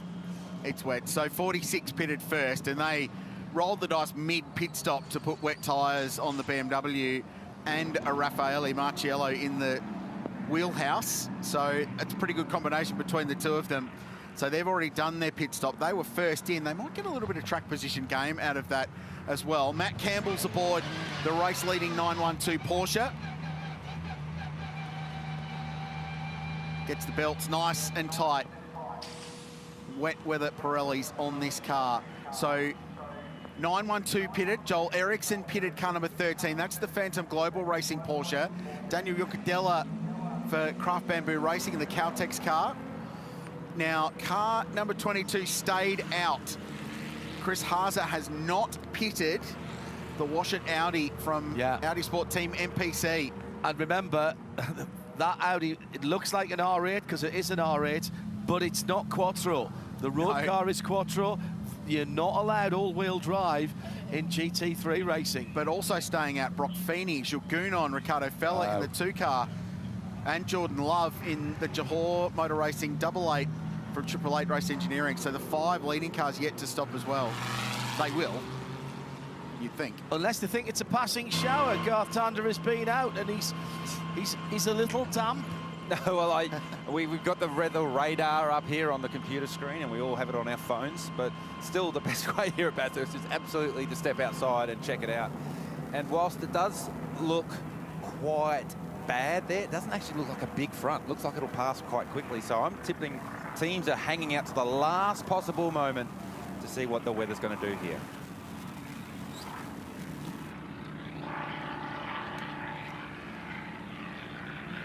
So the rain is falling at Bathurst, and rain at Bathurst is just, I often say, for excitement, just add water. We don't really even need to do that here at Mount Panorama, but it is very, very wet. It's big drops. Chad nailing us down in the pit lane. Have you got your brolly, Chad? I don't need it, thankfully, in the Pirelli pit bunker, John, but what I was keeping an eye on in the chaos then was the pit stop times, most of which have been around the 85-second mark. Now, unless I'm seeing numbers that were incorrect, I had car 912 in the pits for 64 seconds, and they did a driver change. So just keep that in the back of your mind at the moment. Right, thank you. It did get my attention when Matt Campbell left the pit box that it looked scrambled, like Matty was looking into the pit bunker. He wasn't looking at the car controller. Probably was getting a lot of chat on the radio. It looked like there was a lot of confusion going on there. So that does correlate with what you said, Chad, that potentially there was some confusion around the pit stop time there. So we think then at the front of the field, Chris Haase is on slick tyres in the 22 Audi. The 888 Brock Feeney still on slicks. Jules Gounon in the 75 Sun Energy 1 AMG still on 6. Ricky Fella, yeah. Jordan Love as well. I think the first car on a wet is Matt Campbell. So, and this car, when we saw it in the lane last, had left with a warm slip. Yeah, I'd agree with that. I don't know whether they've come back and grabbed the wet or not. McLaren Artura going on to wet tyres. And a new set of tyres going on the Hallmark Audi as well. And that was a slick Pirelli coming off. I suppose the longer you wait, the better chance you have of working out whether you actually need to change whilst you're behind the XM safety car. Oh, so have a go at this. So Haas is going to get stuck behind the tilt tray that's bringing in the car that's brought out the safety car. Let's hear from Shay in pit lane. A little bit of extra intel, guys, on that Matt Campbell kerfuffle. When they went to do the driver change, Matt's radio didn't get plugged in, and Ancon actually had to go back in the car again. John opening the door and trying to get to the radio to plug it in. As soon as he closed the door was when the pit board went up, which officially releases the car, but it hasn't always been the indicator of when the driver then leaves, so that could have been a little bit more confusion and a little bit more stress. And just to let you guys know, we are now seeing rooster tails in full force down the front straight, and a storm warning has just been issued on all the local TVs. So if you're a fan around the track, you might want to seek shelter at this point. Both of the Audis have just come in from the pro class, both the 2 and the 22. It will be tire changes for both cars, no driver, no fuel, and they are going to full wet Pirellis. If that radio wasn't plugged in, then they couldn't tell him to wait either for the 85 seconds. So that could be a problem. Repco Bathurst 12-hour highlights. We're into the second half of the race now. Wow, there's some stuff that's played out already and so much more to come. This start feels like a long time ago all of a sudden with the way this race has changed and evolved as the weather now falls at Mount Panorama. This was the Vortex car 701 in the gravel at the top of the hill. That was the first safety car. This was the second. Car number 91 into the fence hard at the entry to visit New South Wales corner. Controversial moment. Yasser Shahin turned around. Glenn Wood, the GT driver with the contact at McPhillamy Park. Racing has been properly intense, as you'd expect, with some of the world's best drivers going at it. Very, very good cars. Hugest moment of the race so far. Around the outside of the lapped Ginetta and the race-leading BMW of Charles Vietz behind the wheel. Led early, was right in the mix at that point. Crunched into the fence hard on the entry to the cutting and then out of the race. And then not that long later, the Ginetta's tough old day continued with damage on the run down the hill. This is Brock Feeney putting a move up the inside at turn 2. Nice pass. And then a little error from Valentino Rossi, the first of his weekend. Not the only one to do it today, though. And that caused him to drop some track position. And then this is the reason we're currently under the control of the BMW safety car, was contact between the KFC Audi and John Hollinger in the IRC GT car. And just as the field needed to get to pit lane when the safety car was called, the heavens opened. And a really busy moment with some of our leading cars caught up behind a recovery vehicle entering pit lane. This is how things stand with 5 hours and 30 minutes to go. Under safety car, the Pirelli leaderboard shows car 912 still leading the race with Matt Campbell now behind the wheel. Bastian Boost, that car up to second place, the Phantom Global Racing Porsche. So they're 1 and 2. And Craft Bamboo Racing up to third place with Danny Yucadella behind the wheel. Over the page, so car number 2's dropped back to 11th after that pit stop. They were last to stop as people throw wet weather tyres at their cars, and then you can see the class leaders a little bit further down. We're down 3 cars, at least at the moment. Class leaders, thanks to Boycell, Campbell, Ian James leading the Pro-Am battle. Sergio Perez still leads the way in silver. John Hollinger was leading the Invitational class, and I think they had a couple of laps up their sleeve actually prior to that accident. And then Marcus Flack doing a nice job in car 25. So that's the scene. That's the famous Mount Panorama sign. And Garth, you stuck your head out the back of the commentary box just moments ago. I did the same. What you didn't mention was that the atmosphere is as electric as the skies at the moment. And you could cut the tension out there with a cricket stump. The air's so thick. It is properly dramatic out the back of the paddock. Everyone's scrambling to work out what's going on. Spectators taking shelter. Corporates, not so much. They're pretty happy. Everyone in the suites up above the garages on pit lane having a very, very nice day. Those new shelters on pit straight They're a welcome addition for the sun and the rain, so that's worked out nicely. Good point, yeah. So now, the whole complexion changes, Garth. What are you going to be changing on the car as a driver? What are the put wet tyres on? Yep. That's going to raise the car up a little bit as well. They have a little higher profile. A little bit, probably 2 millimetres of ride height. The car comes up. The first thing you'll do is you'll change the ABS setting on the car. You'll change the traction control setting on the car. So most cars have got between 9 and 12 settings for, depending on the manufacturer, for ABS and traction control, and some of those settings are dedicated solely for the wet. So probably 3 settings in the ABS for wet, 3 or 4 settings in the traction control for the wet as well. And the engineers will be on the radio letting the drivers know, based on the amount of water on the track, what sort of settings to start with, and then it comes down to driver feel and car balance. So we've had absolutely 0 wet weather running. Some of the boys on the top of the mountain pretty happy with it. Probably enjoying a cool change with the weather blowing in. But we've had 0 wet weather running in practice and qualifying leading up into this one. And from memory, I think 22 was the last time we had some wet weather running, and that was early in the morning. So not these sort of more tropical conditions that we have here today. Felt like half an hour ago, those that had umbrellas up were shading themselves from the sun. And give it 30 minutes at Mount Panorama, and it is a tropical thunderstorm coming at you. Oh, this is under safety car. Daniel Bilski behind the wheel of the Prestige Iveco GT4 car, run by Mark Griffith's team. A little moment. The IRC GT just in behind. That's the car that Paul Tracy is part of. We had him in the commentary box earlier today, former Champ Car World Series champion. And that's the scene right now at Mount Panorama in less than 7 days' time. What will happen at the Thrifty Bathurst 500? It's part of Superfest, which rolls all the way through the week.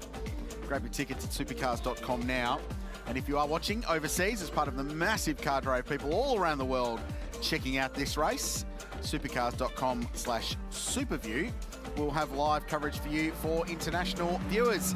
Someone who will be part of the Thrifty Bathurst 500 next week for Walkinshaw and Andretti United, but part of his own race team this weekend, Method Motorsports, Chaz Mostert. Hello, Chazzy, how are you? G'day, guys. How you going?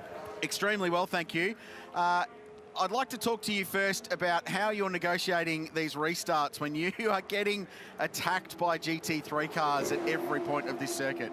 Well, yeah, first of all, it wouldn't be Bathurst without throwing a mid-race rain in, so yeah, thanks Bathurst gods. But yeah, look, it's pretty fun, to be honest. I feel like I try to make it a bit harder for the GT3 guys this year. I feel like I'm just trying to mix it in, maybe a little underpowered and a little bit undergripped. But it doesn't last very long, and then they disappear from me, and then I generally see them in about 8 or 9 laps time. Chaz, new race team, Method Motorsport, you're part of this. For those that might not be aware of it, just tell us about the team and how your involvement came about.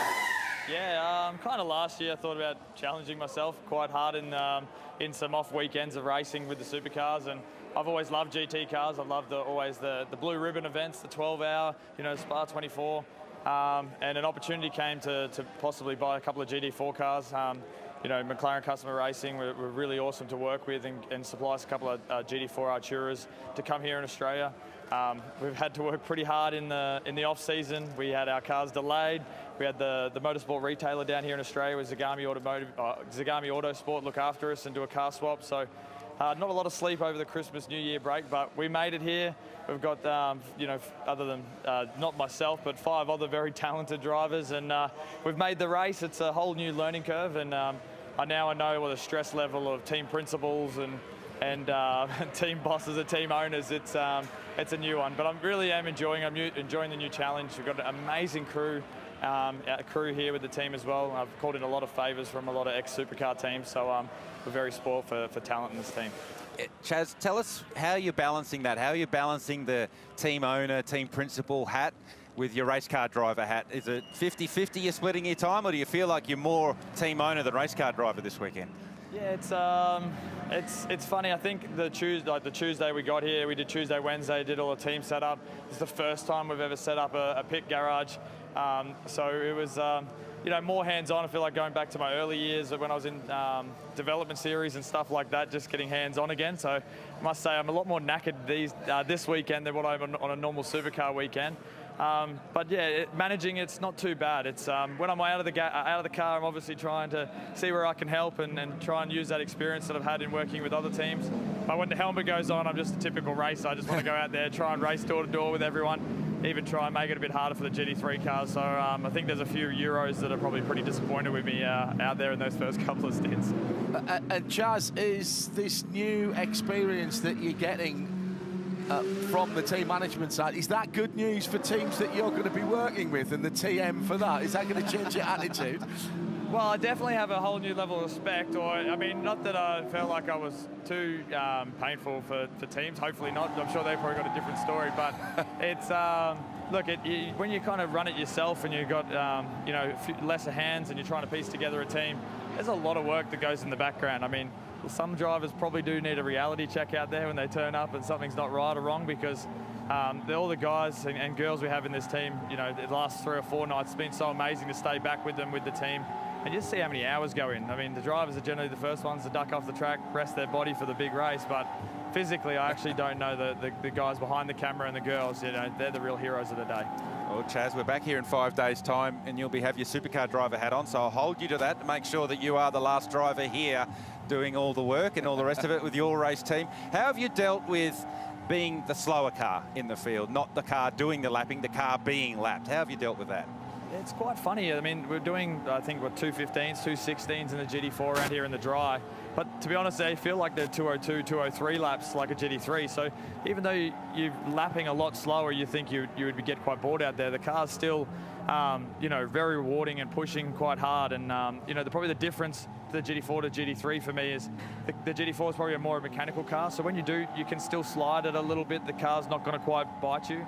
I think it's, a really good young junior car or an AM car to get involved in. GT3, you've got to, it's like Garth, where you're around here, you just got to get your other foot on top of the other foot and keep that throttle down, even though you actually want to lift off to create the grip with the aero. So, it's definitely a different beast, but saying that, they're still an absolute hoot to drive. You've got a couple of really impressive young guys with you this weekend behind the wheel, Chaz. Is the plan to keep hold of some of them and run them through this program for the year? I would like to, for sure, try and run a young junior program in GT4, and then obviously have some AMs as well, and try and help with that type of driver coaching and throughout the year. I've challenged myself pretty hard to get here to the biggest race of the year for GT cars, but I'm still working on some stuff for the series. Don't have anything locked away there, but I'd love to be running these 2 cars in the GT4 series this year. And last one, mate, next week, we've got to look forward to it a little bit. The Thrifty Bathurst 500, you're back with WAU. Where are you at? How's testing gone? And what's your thoughts and feelings going into next weekend? Yeah, testing was really great. Obviously got a new engineer this year. That's a real different mindset for me. So it's been a long time since I've had a different person being married to as an engineer and driver relationship. So it seemed pretty good on the test day, a lot of positive vibes. But saying that, guys, I'm that buggered, I can't actually even think that far ahead. I think me and Cam Waters have a golf duel on Monday, Tuesday we've decided to do. So if you guys are kicking around and don't have anything to do, maybe we could have an Ambrose or something. Nice work. Well done. It's great to see this team here. It's a great addition to the sport. Well done for your role in getting involved, and best wishes for the rest of this race and indeed the year. Thank you very much. I just want to say hi to Reece, Andy and the doggos back home. I wish you girls were here with us, experience this, but thanks for all the hard work in the off-season, and also, obviously my parents back home too. Thank you. Nice work, Chaz Mostert. Well done. Method Motorsport, keep an eye on that. You can guarantee that they'll be doing some cool things throughout the year as GT4 evolves here in Australia. 16th on down have cleared off and have done their wave by. And no, that'll be next lap. That's eligible next lap. Excuse me. Yeah. That'll be an adventurous lap. That's actually the first real opportunity to push in the rain, and you've got to make hay while the sun's well, the sun's not shining anymore, but get up the road a little bit, because that's your lucky dog opportunity. Yeah. So talk about pioneer. Yeah, talk about adventure into the unknown. Pathfinders. Yeah. And the first one of those, David. So good guys behind the wheel, though. David Wall is the first of the cars a full lap down. 2 times Aussie GT champion and Carrera Cup champion. Lee Holdsworth won the great race a couple of years ago. David Russell, who with Mark Seeney have got the most starts in the GT3 era of the Bathurst 12 hour. He's been very good in these cars. Paul Tracy, he goes okay. Pretty good. So they'll be the ones race waved control by. to safety car, maintain 80 kph. Lights out at normal position. Wave by is entitled from turn 18 this lap, please. Return to pit lane this lap. Which will be this lap around. So the lights will go out halfway down Conrod Straight.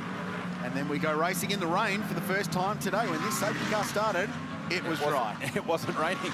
Well, the first car into pit lane when this safety car came out was the number 46 of Valentino Rossi. They put slicks on and then changed their mind mid-pit stop. And it was a smart move because they would have come straight back in to grab a set of Pirelli wets. So that car will now restart 5th. When you go back and reflect on your life choices, that's probably a good one you've made there, I think, to make that decision.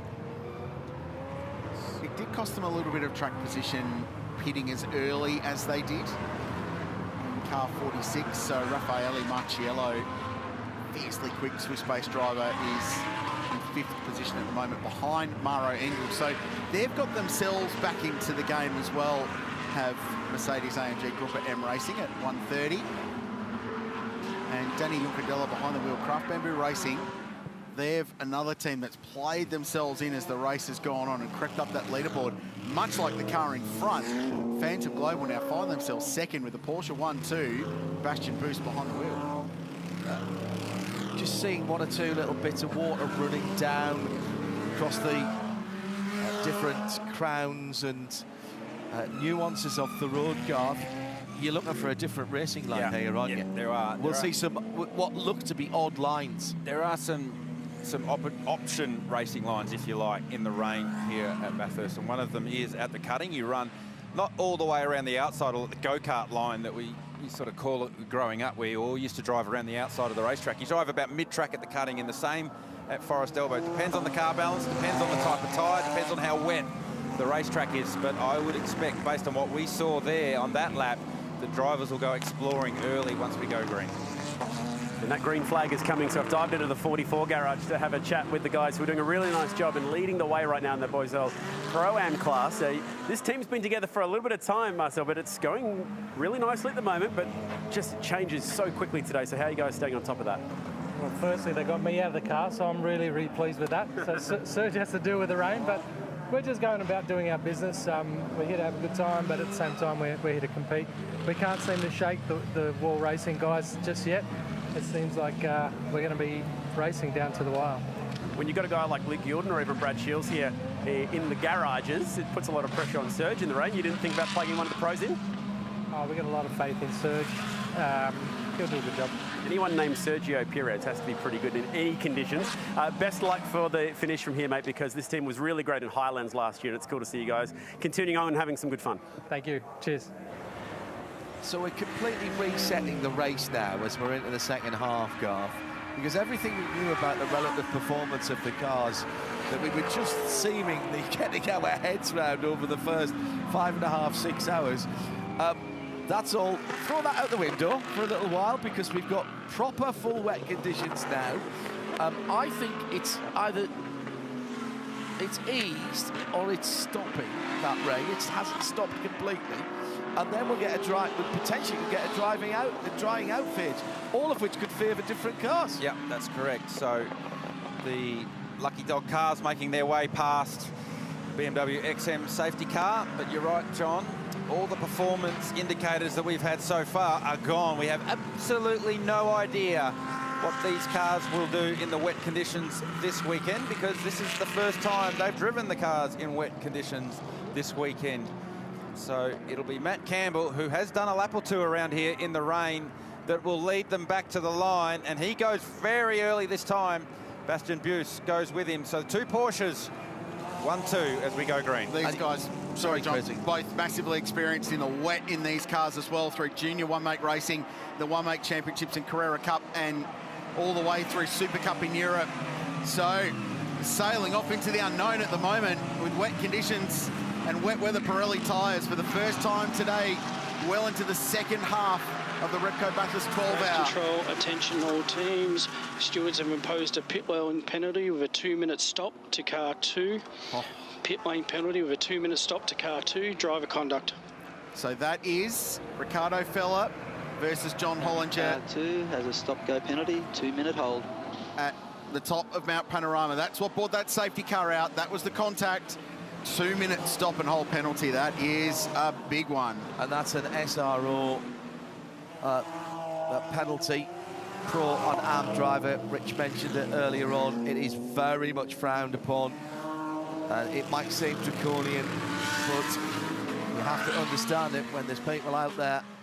Check out what's going on right off screen out of the Audi Sport cutting. It was like peak hour in the middle of Bathurst on a rainy, wet day in the middle of winter. They were just tippy-toeing, trying to get up the hill and negotiate the lap cars as well. And Matt Campbell's just disappeared up the road here. He's going to get to the Race back control, of attention all number teams. 19. Stewards have imposed a pit lane penalty to car 912 for a pit stop breach. Wow, race leader. Through penalty for car 912. Race leader with a pit lane drive-through penalty. So that was a driver change that they did, and they didn't respect the 85-second pit lane mandatory minimum. Our pit lane crew were right onto that one. Right on it. They saw that happen, and we picked up the vision of Matt Campbell looking somewhat confused and leaving in a hurry, and it turned out that it was too much of a hurry. So our race leader, who had dominated this race pretty near on 120 laps, will have to serve a drive-through penalty. So that puts it's the number 13 Phantom Global car in the lead of the race. Yeah. Yeah, absolutely. That's another 992 car as well, of course, the newer version of the Porsche. And remind you that particular team in its first race. Here's the KFC car coming into the pit lane. Might as well get your Kindle out and start reading a couple of chapters. This 2 minutes going to seem much longer than that as it heads towards the penalty box. Ricardo Feller is the driver who has been penalised, and he's going to take the pain now, Chad. Yes, he will. So if you are the Mansa EMA team, there was a little bit of discrepancy on the regs if you had to pit on the first lap that you get told about a penalty, but we already seen, was it the 130 got the drive-through and they went a couple laps before coming in? My question here to Garth would be, would you leave them out for the maximum amount of time to try and build as much of a gap to negate just how many spots you'll lose in the traffic here, given that he's got the clean air and no mist? Well, traditionally, yes, that's what you would do. You'd go to the maximum allowable window, as we've got one around at the Audi cutting. One of the IRC cars is around. Paul Tracy. Is that Paul Tracy? That's the leader. Has that had contact? Is that damage on the left front guard?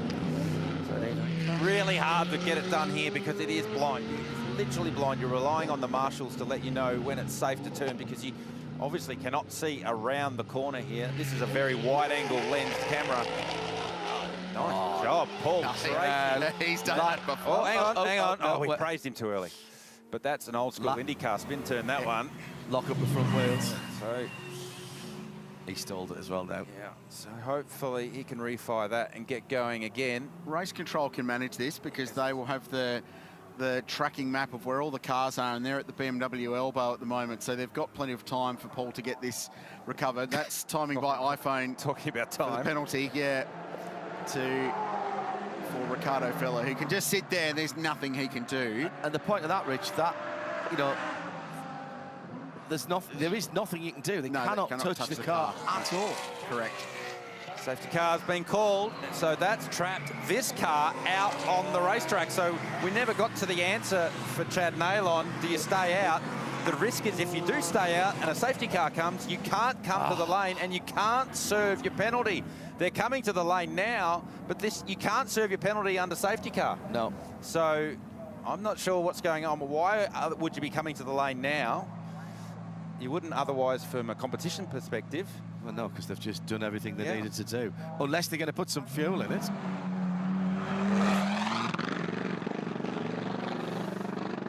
Lots of questions to be answered.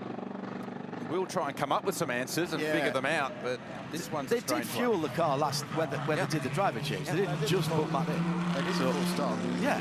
Well, that's a bizarre one. He's going to trundle through pit lane. He's going to have to do it again.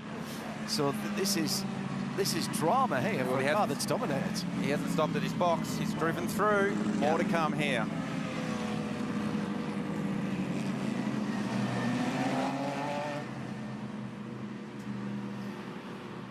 Well, that's a head scratcher. But remember what we were told by, I think it was Shea down in the lane, that they struggled to get Matt's radio plugged in, and Chan had to go back and help him to do that. Do we have some kind of communications issue? Because they had plenty of time to say stay out there. Well, it would have had to been intermittent because he wouldn't have otherwise known about the penalty. Yeah. Because good point. The radio. So very strange. Like, Matt Campbell knows you can't serve penalties under safety car, and he knew they would have been under safety car because he had the full course yellow limiter engaged. So still curious to know what's going on with that one. The net result of all of it is that we have a new race leader, and it's Bastian Boos in car 13, which is the Phantom Global Racing Porsche, which is a brand new race team. They have never raced before in this iteration. Run out of Porsche China, Timo Bernhard's Team 75 helping out behind the scenes. They started well outside the top 10. They have chipped away and chipped away all day, and they now find themselves leading the Repco Bathurst 12 Hour with a little over 5 hours to go. In second place is Craft Bamboo Racing with Daniel Juncadella behind the wheel. Maro Engel in third for Mercedes-AMG Gruppe M Racing. So that's another team that has recovered from a drive-through penalty early on today, was Gruppe M. And this is just how Paul Tracy had his moment at the Audi Sport Cutting. Shay.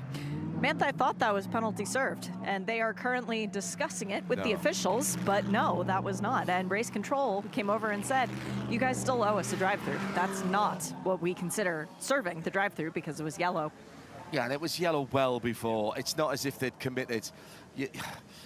You might have a case, Garth, if you're in the lane and you've committed to the lane as the safety car is called, because at that point you have to drive across the grass not to come in. That's right, and the safety car was out. Well, the safety car had been called when Matty was on the braking zone in the chase. Yeah. So they may have just tried a swift one there, Manto EMA, but they'll have to come back through when we go back green and give up another bunch of real estate. Real drama for the car that's been dominating so far.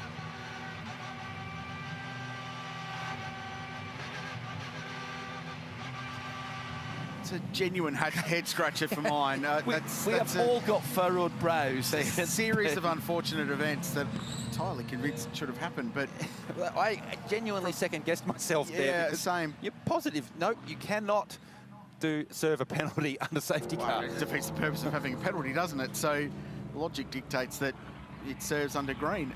Yeah, that's a strange one. So right now, that little tour through pit lanes dropped them to 6 on the road, but they'll have to serve that under green when we go back to green flag conditions. The other news is it's not raining anymore, by the way. So that shower has passed, at least at this point, and you would expect the track now to dry. So unfortunately, the flick spin has not been effective in getting the 702 IRC GT back underway. There was a bit more of contact than I'd realised with that car, to be honest, gents. And the front clip sort of at a funny angle. Yeah. You see the top of the front tyre. I just wonder if there's maybe a little more damage. Yeah.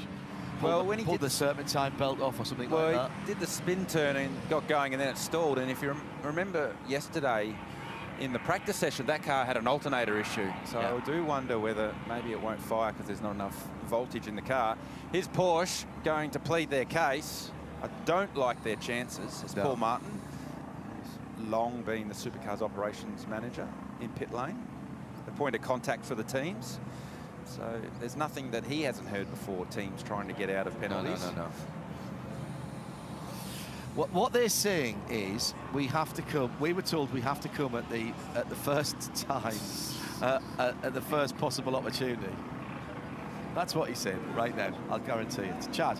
I'm just reading through some of the regulations, which I know Rich would have access to up there, so maybe he can have a little flick through and see if I'm missing anything. But I reckon the argument that they could be making down there at the moment is that, as far as I can see, there's nothing actually in the regulations under 3.4 penalties that says you can't serve it under a safety car.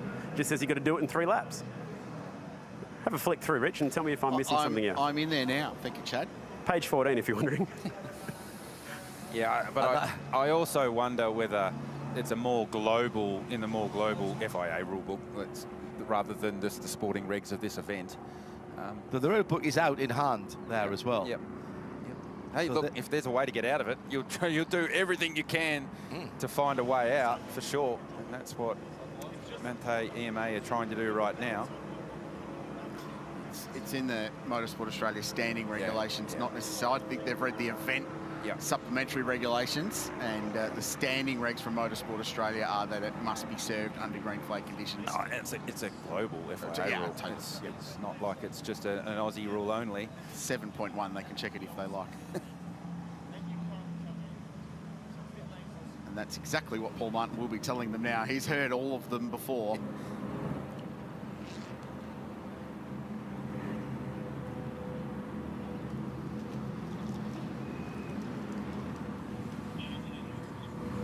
So, interesting times at Mount Panorama, just for something completely different.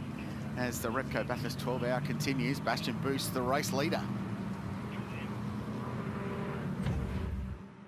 Well, Ronald McDonald House Charities are the official charity partner for the Repco Bathurst 12-hour this year, and they've got a wonderful setup outside the track to come and check out. If you're here this weekend, I've actually come down, I found Grant Denyer down here as well. He's done a lot of great work with McDonald's over the years. First, let's chat about the charity and the great work that they do. Well, first of all, $5 from every coffee goes straight to the charity, Ronald McDonald House, and you think about the wonderful work they do for kids who need critical care, you know, in a moment of sheer desperation in their life, when times are tough. It's a place where them and their families can go and receive the care they need, but also remain as a family unit, because that's the most important thing. You know, when a child's going through the trauma of receiving some potentially life-saving care or indeed some treatment, you know, they need to have their families around. So it's an environment where they can all live together and receive the care they have. And out here in the Central West, it's so important, because we also take care of all of our brothers and sisters that work in all the farming communities far out west. So they absolutely depend on this resource.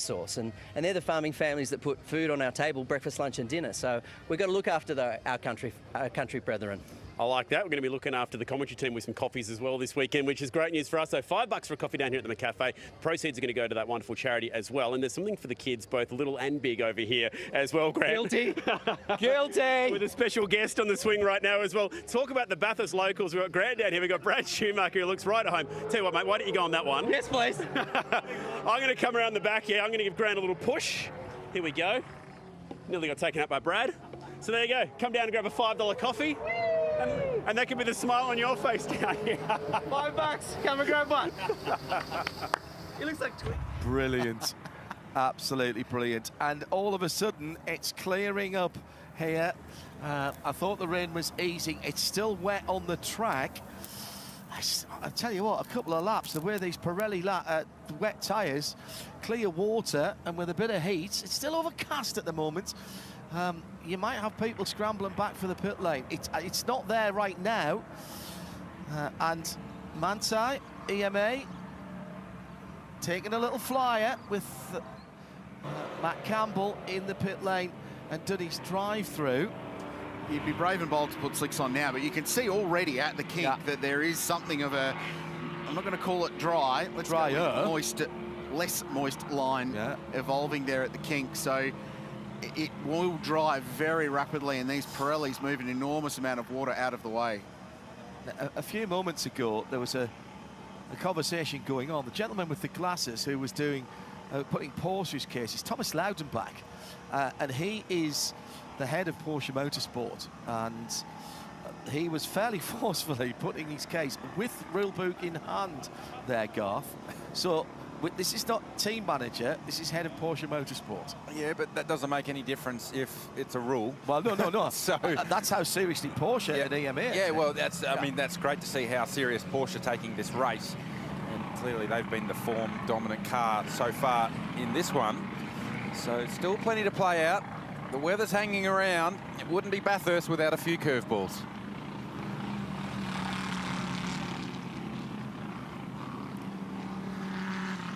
Curveballs or topspin googlies, well, I'm not sure. I think there's sliders, curveballs, all sorts going on at the moment. It's all happening. Real shame to see that car out.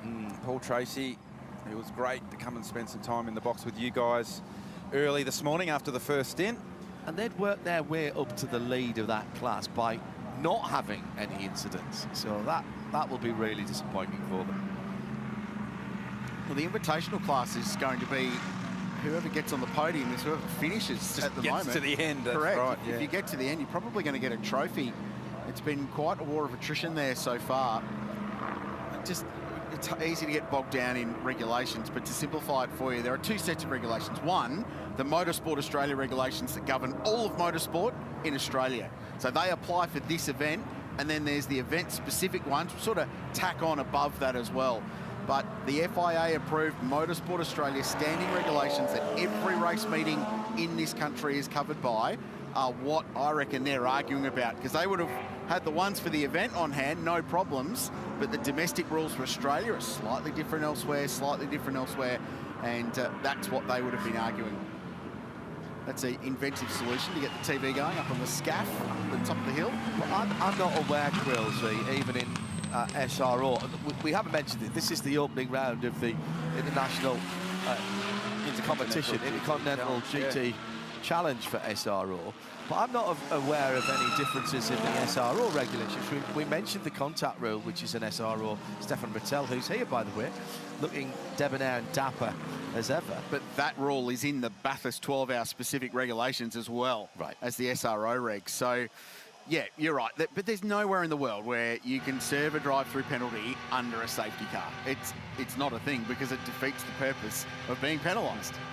Or it minimises it at the very least. So the net result is that this guy is going to have to serve a drive-through penalty and lose 32 seconds plus pit in and pit out under green flag conditions once this race restarts. And then he's just going to have to do Matt Campbell things to try and make it all back up again. Oh, there's still 5 hours to go in this one, and you made the point earlier, John, that it looks to be drying a little bit, and there is a dry line forming. And I would think that if we were under green conditions now, we would have a dry line on the racetrack. Yep. So it's not going to take long at all. So there's going to be another round of pit stops. There's going to be all sorts of things that potentially go sideways there. So they are opportunities to get yourself back in the game. When things go sideways, if you play it right, you can get yourself back in the game. So it's not the end of the world for the 912. It's annoying, but it's not the end of the world. And you know what? They've taken a flyer on it. If it had come off, then they would have minimised the loss of time. They're not going to lose that much more. The field's going to be packed up. They'll be able to get back around, pick off some of the other cars, and work their way back through. I'll guarantee that car will be back in with a shout before too long. They'll be calculating that. Just remember, they can't do anything else to the car when they come through, so they can't change back the slick tyres or anything like that. 5 hours to go.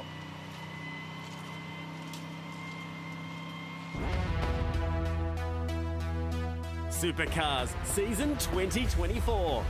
A lot has been learnt. A lot has changed. And we've got a lot to look forward to.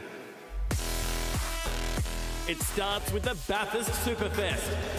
Following the Bathurst 12-hour, it's time to kick off the new season at the thrifty Bathurst 500. Brace yourself for another great race, Australia. It is showtime. This year, a new champion will be crowned. Take your pick. It could be anyone's. Who gets the job done today? Ticket information can be found at supercars.com. Supercars, unforgettable.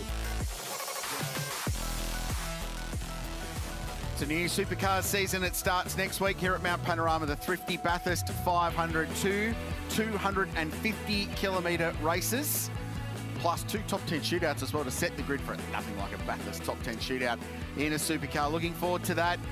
It looks like we're going to have a new champion this year. Ford Mustang versus Chevy Camaro. The racing's going to be great. And if it continues on the way it ended last year, where we had some surprise winners, Garth Tander in those closing couple of rounds, it could be a really exciting way to start this year's Repco Supercars Championship. Yeah, certainly can't wait for that one. Picking up hostilities here at Mount Panorama for round 1 of the championship. It's time to have a roll in the hay, Rich. Just a bit of a reset. A bit busy at the moment, Garth. I'm sorry. Roll in the hay. Let's hear from Jack Perkins in pit lane. Yeah, thanks, Garth. I thought I'd just update you on the track temperature. So before the rain, we had 38 degrees, and now it's at 26. That's still relatively warm for these conditions, so we need to start thinking about the crossover lap time when you go from wets back to slicks. And in supercar land, it's around about 2 minutes 18, so you might like to expand on that, Garth. Yeah, 2 minutes 18 for a supercar is the transition time. What do you reckon here, lap time here? Probably 16, 15, 16 would be the crossover. But Jack's point is valid, that it's very, very warm, and even you can see visually how much drier, how wet it got during this safety car, but now how much it's drying out under that same safety car. And the track will dry even more quickly once the cars get back up to racing speed. The other good news just through all of this, so there was one question mark over the penalty, which was car 912. Car 2, however, had that 2-minute stop and hold. They're okay because they did that under green. Yeah. And then this safety car's been perfectly timed to get them back to the back of the queue, and they're still on the lead lap of the race. So they're going to be all right. The other news is that from Mattstone Racing, just heard from Slade Perrins, who's the team media boss down there, and they're working to get that car back on the road, Supergas Racing IRC GT, which is great news for them. Shay.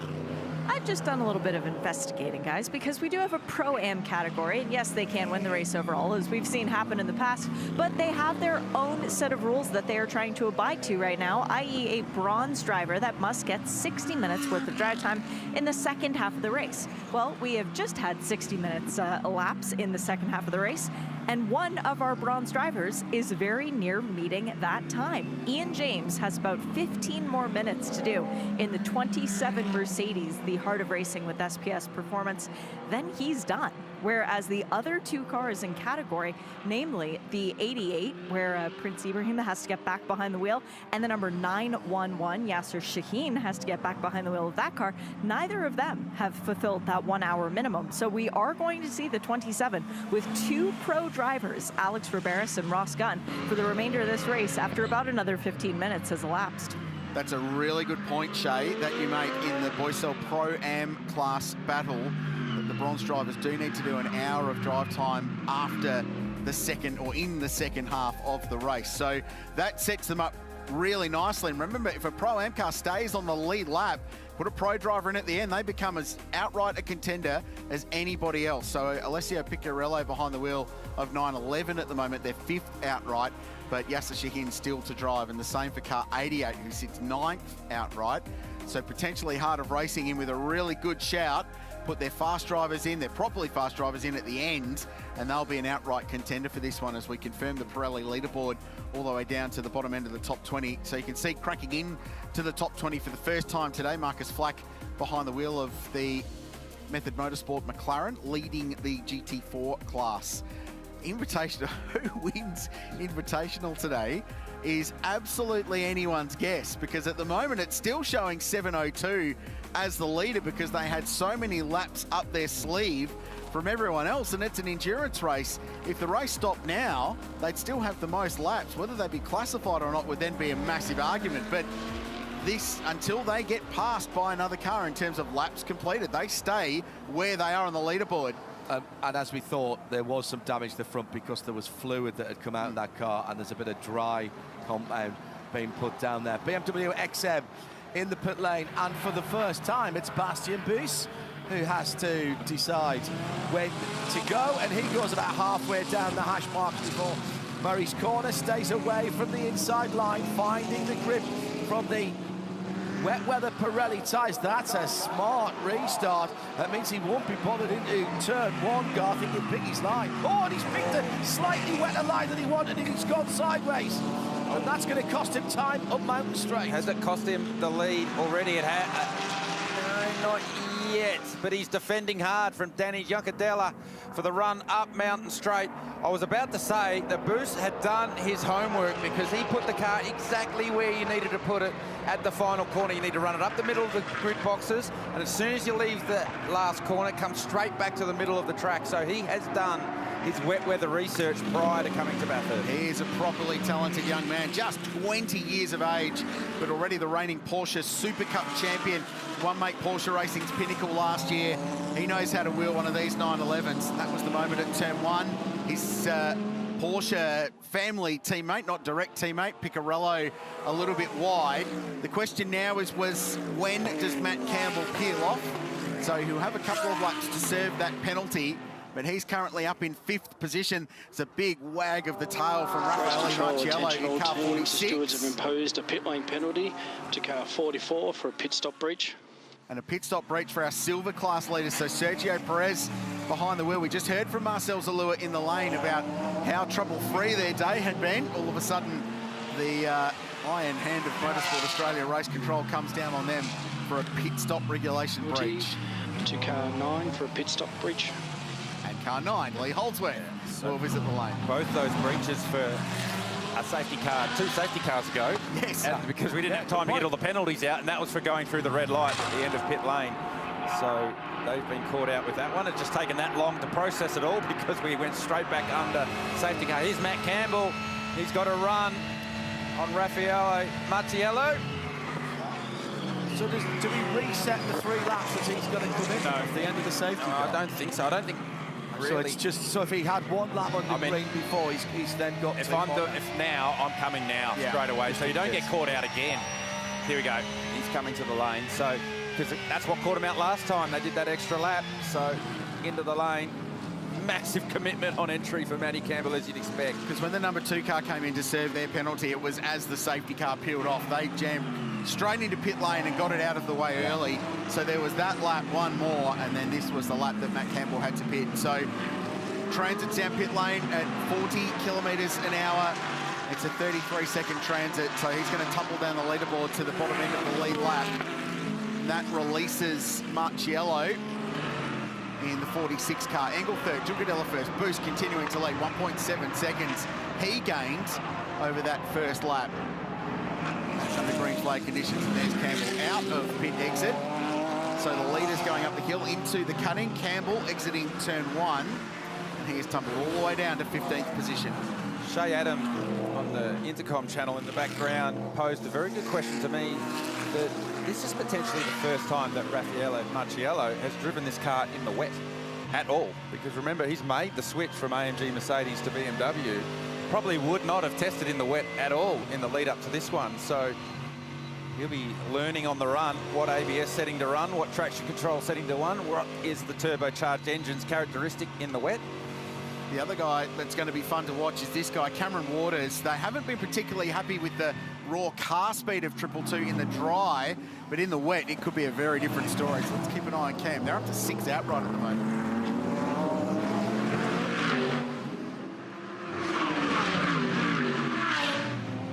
That got my attention as well, Rich. Here's Waters now looking up the inside of Piccarello. Doesn't get the job done at Forest Elbow. So that's hampered his run down Conrod Straight for Waters, who now comes under the attention of Lucas Stoltz. Ranges up side by side, and does he get by? Yes, he does. So Waters goes from the attack to the defend and loses a spot. Watch for Haase behind. Experience here. Stoltz was really wide, just on that outside line past the kink.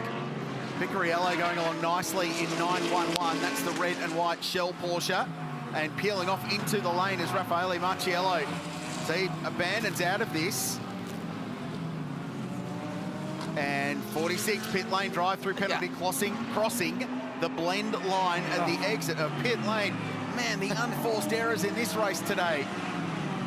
They are throwing curveballs. He's going to end up exactly where he was before this on the restart, dicing with Matt Campbell, who's just served his drive-through penalty.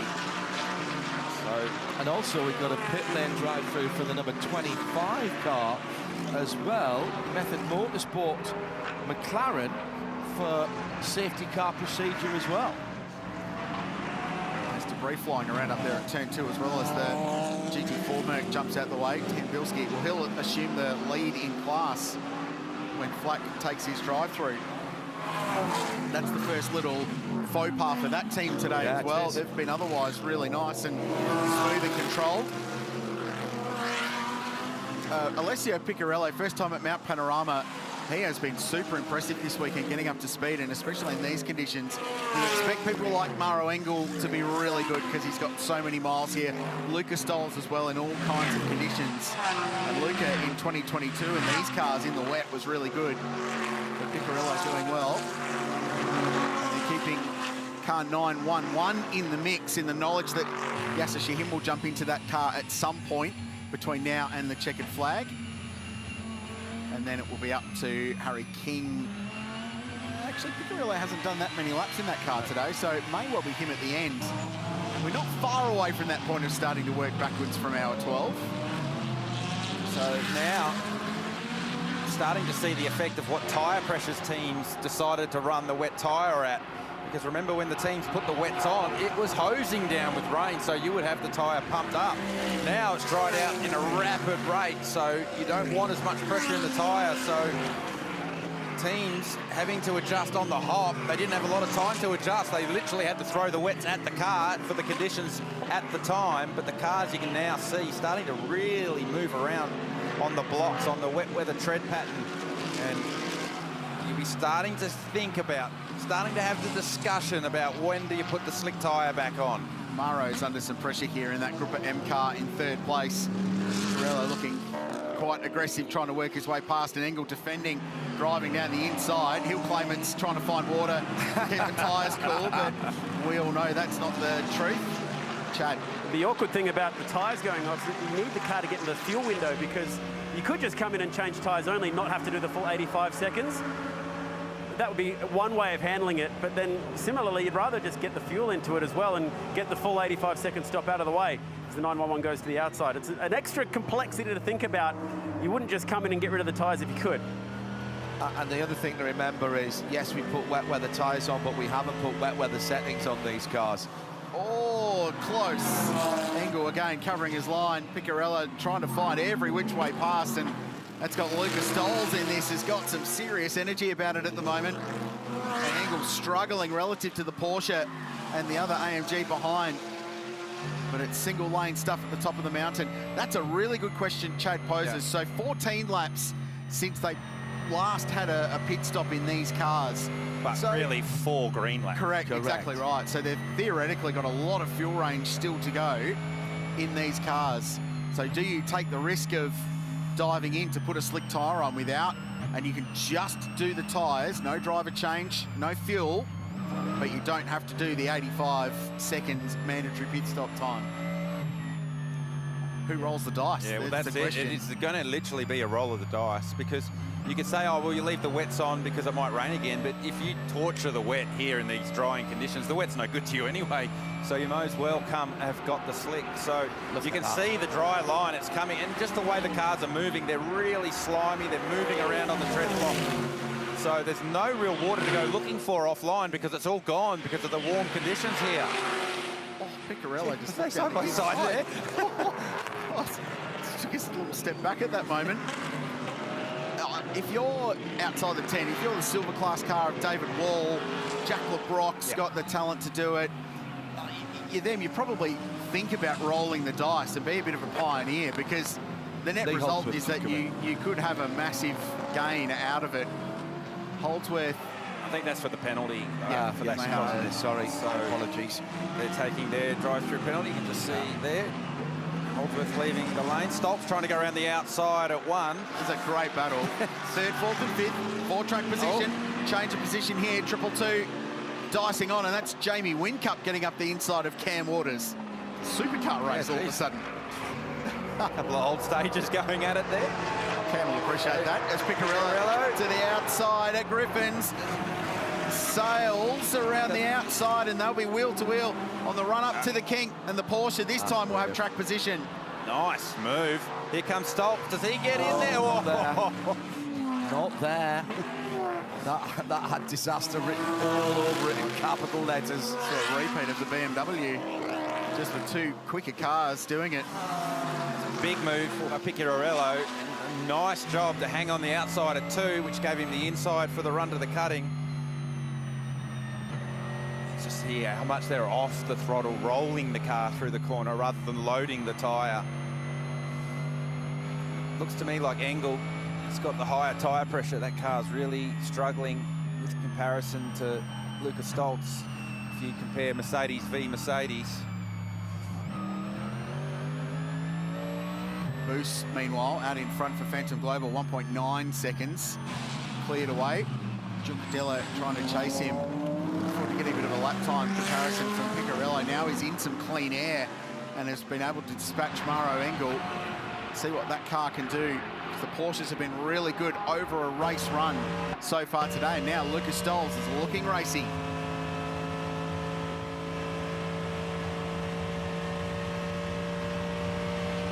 Sun Energy One Racing, defending champions of this event last year and the year prior, looking for a three-peat.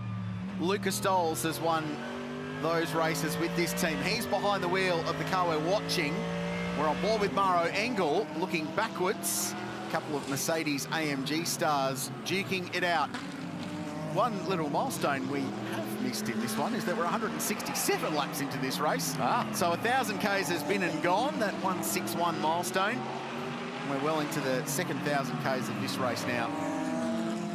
As Stoltz continues to find a way past. Sebastian Boost leads by 1.3 seconds. Daniel Juncadella for Craft Bamboo Racing second. Alessio Picciarello for Manthey EMA, that's the Pro-Am car, and class leader next. These two go side by side. Can Stoltz do a repeat? That's contact. Naughty. Almost trading paint at the top of the rise on Mountain Straight. Engel with a driving line, return serve under the braking zone before Griffin's Bend and holds on. Where's the head of Mercedes Motorsport right now? Have his head in his hands. Those two banging wheels up Mountain Straight into the braking zone. Into turn 2. I just had a quick look at the lap times for the previous completed lap because we were starting to wonder what's the crossover time. Wets to slicks. And our race leader, Bastian Boos, a 16.5. Danny Juncadella, a 16.0. So we thought it was going to be around the 16s. So they're there now. So it becomes a strategy play. The track's probably ready, but does it fit the strategy at hand right now? One driver way below that crossover. I'll come back to that because this is pretty wild. This is Maro Engel left, Lucas Stoltz right. Undersell it, Rich. Well, right there as well. Expectations. Yeah, it's the one at the hump that gets me. This on board with Maro. Luca just got such good drive out of that corner and a little bit of good side draft. Yeah, right there at the rear quarter. Your car just gets sucked along, but then it works for Maro. When Luca gets the run right there, that's why Maro was fighting to stay there, because it works for him. Just came out into the middle of the road just enough so he didn't have to pinch that corner too much. It's got "keep fighting" written on the dash of Maro Engel's that car. earlier. I think he's just looking at that every 20 seconds going, okay. Because he's, big moments for both cars. That moment. They were both sideways and it hasn't cost either of them. It is costing both of them, lap time-wise, but not position. So Engel defends into the final corner. Stoltz trying the crossover move, but that's not going to work this time. Look what that's doing to that gap between them and the chasing cars. That is extraordinary that they're fighting and losing so much time. It's exacerbated by the fact they can't get the power down. Oh, the rear tyre on Lucas Stoltz's is gone, and we know that Maro Engel's probably gone more. So he didn't even turn in to Hell Corner there. The rear just danced its way around the corner. Stoltz just held the steering wheel straight. So the reason they're hanging on, folks, is because they're trying to get as far into this pit stop sequence as they possibly can. The other driver I just wanted to talk about had a drive-through penalty, was 35 seconds from the lead. He's now 9th, 21 seconds from the lead. Matt Campbell on last time round was 3.5 seconds a lap quicker than the cars in front of him. So Matt Campbell flying in the former race-leading Porsche. Fortune favors the brave, and there are brave people in the pit lane right now feeling that the crossover point is this moment. We have slick Pirelli tires going on to the number 2 MPC Audi. That car still receiving service and actually getting a little bit of dry ice getting put in the side of the car, so Ricardo Fellow should get extra cool on this stint. The 48 M Motorsport Mercedes, they are going on to shiny sticker new Pirelli tires. That's relevant. Stick with me now. If we go further up the pit lane, directly across from me are both the 888 and the 27 Mercedes. Both of those cars have scrubbed Pirellis to go on the car. That should be a little bit less harsh going out on what is still a very damp circuit. Thanks, Shay. Great point. If I'm a race car driver, I want scrubbed tyres, not brand new shiny green tyres. So that is a relevant point that Shay makes. The tyre that you put on the car is relevant. Whether there's two types of slicks, the brand new ones or very lightly used ones, and you would want the scrubbed one. It just comes up the temperature that little bit nicer, less slippery in these changeable conditions. I'm reminded by Daniel Priest that nobody races harder against each other as the factory AMG drivers do, and he's right, actually. He's just reminded me of Raffaele Marciello when he was still with the AMG versus Maro Engel at the Nürburgring last year. That was incredible. Michel Gounon versus Maro Engel here. For the lead, almost for the win. I don't think it's exclusive to Mercedes AMG. I've been in the middle of a few Audi factory driver fights, and I don't think it's exclusive to one brand. Let's put it that way. They've all got the same toys. They just want to win. So we'll keep an eye out on the cars that have just stopped. So Ricardo Fella, a bit of a pioneer. Car number 2. Here goes Lucas Stolz again, looking to the outside. The 888 of Brock Feeney is in the lane. So another of our front runners rolling the dice, coming to the lane for slick tyres. Let's hear from Jack. Yeah, it's all happening down here in the Sun Energy One garage, but I'm here with the Mayor of Bathurst, Jess Jennings. You've got an exciting announcement about Kenny Bull joining Bathurst City Council. Absolutely. We've accepted and asked Kenny to be an ambassador of Bathurst, and we're absolutely delighted to have him. It's really cool when Kenny comes to Australia. The only place he calls home is on Conrod Strait, so he's actually a resident. He is a resident, and he's a local, just like all of us here who live here 365 days a year. There's a lot of drivers and fans who have Bathurst as their spiritual home, and Kenny's gone that step extra to make it his physical home. So we are delighted to have him and have him as an ambassador for Bathurst and Mount Panorama. Very good. Let's watch on and see if he can get 3 in a row. Yeah, fingers crossed. Thanks, mate. I saw the Bathurst City Council stickers actually on the car. Yeah. I saw that. I thought, oh, that's cool. There it is. It's on the Inca. So that's cool of Kenny to do that. Didn't realise that the city was giving him the keys to the city. By the way, credits to GT here. 2:16, he said, was the crossover time. Guess what times we're doing now?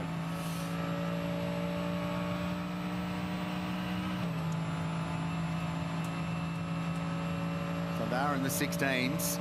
The question will be, what will the cars that have just gone out on slicks do on their first couple of laps while they're trying to generate some tyre temperature? And it will be a case for a while that if you go half a car width offline, you might be in some peril.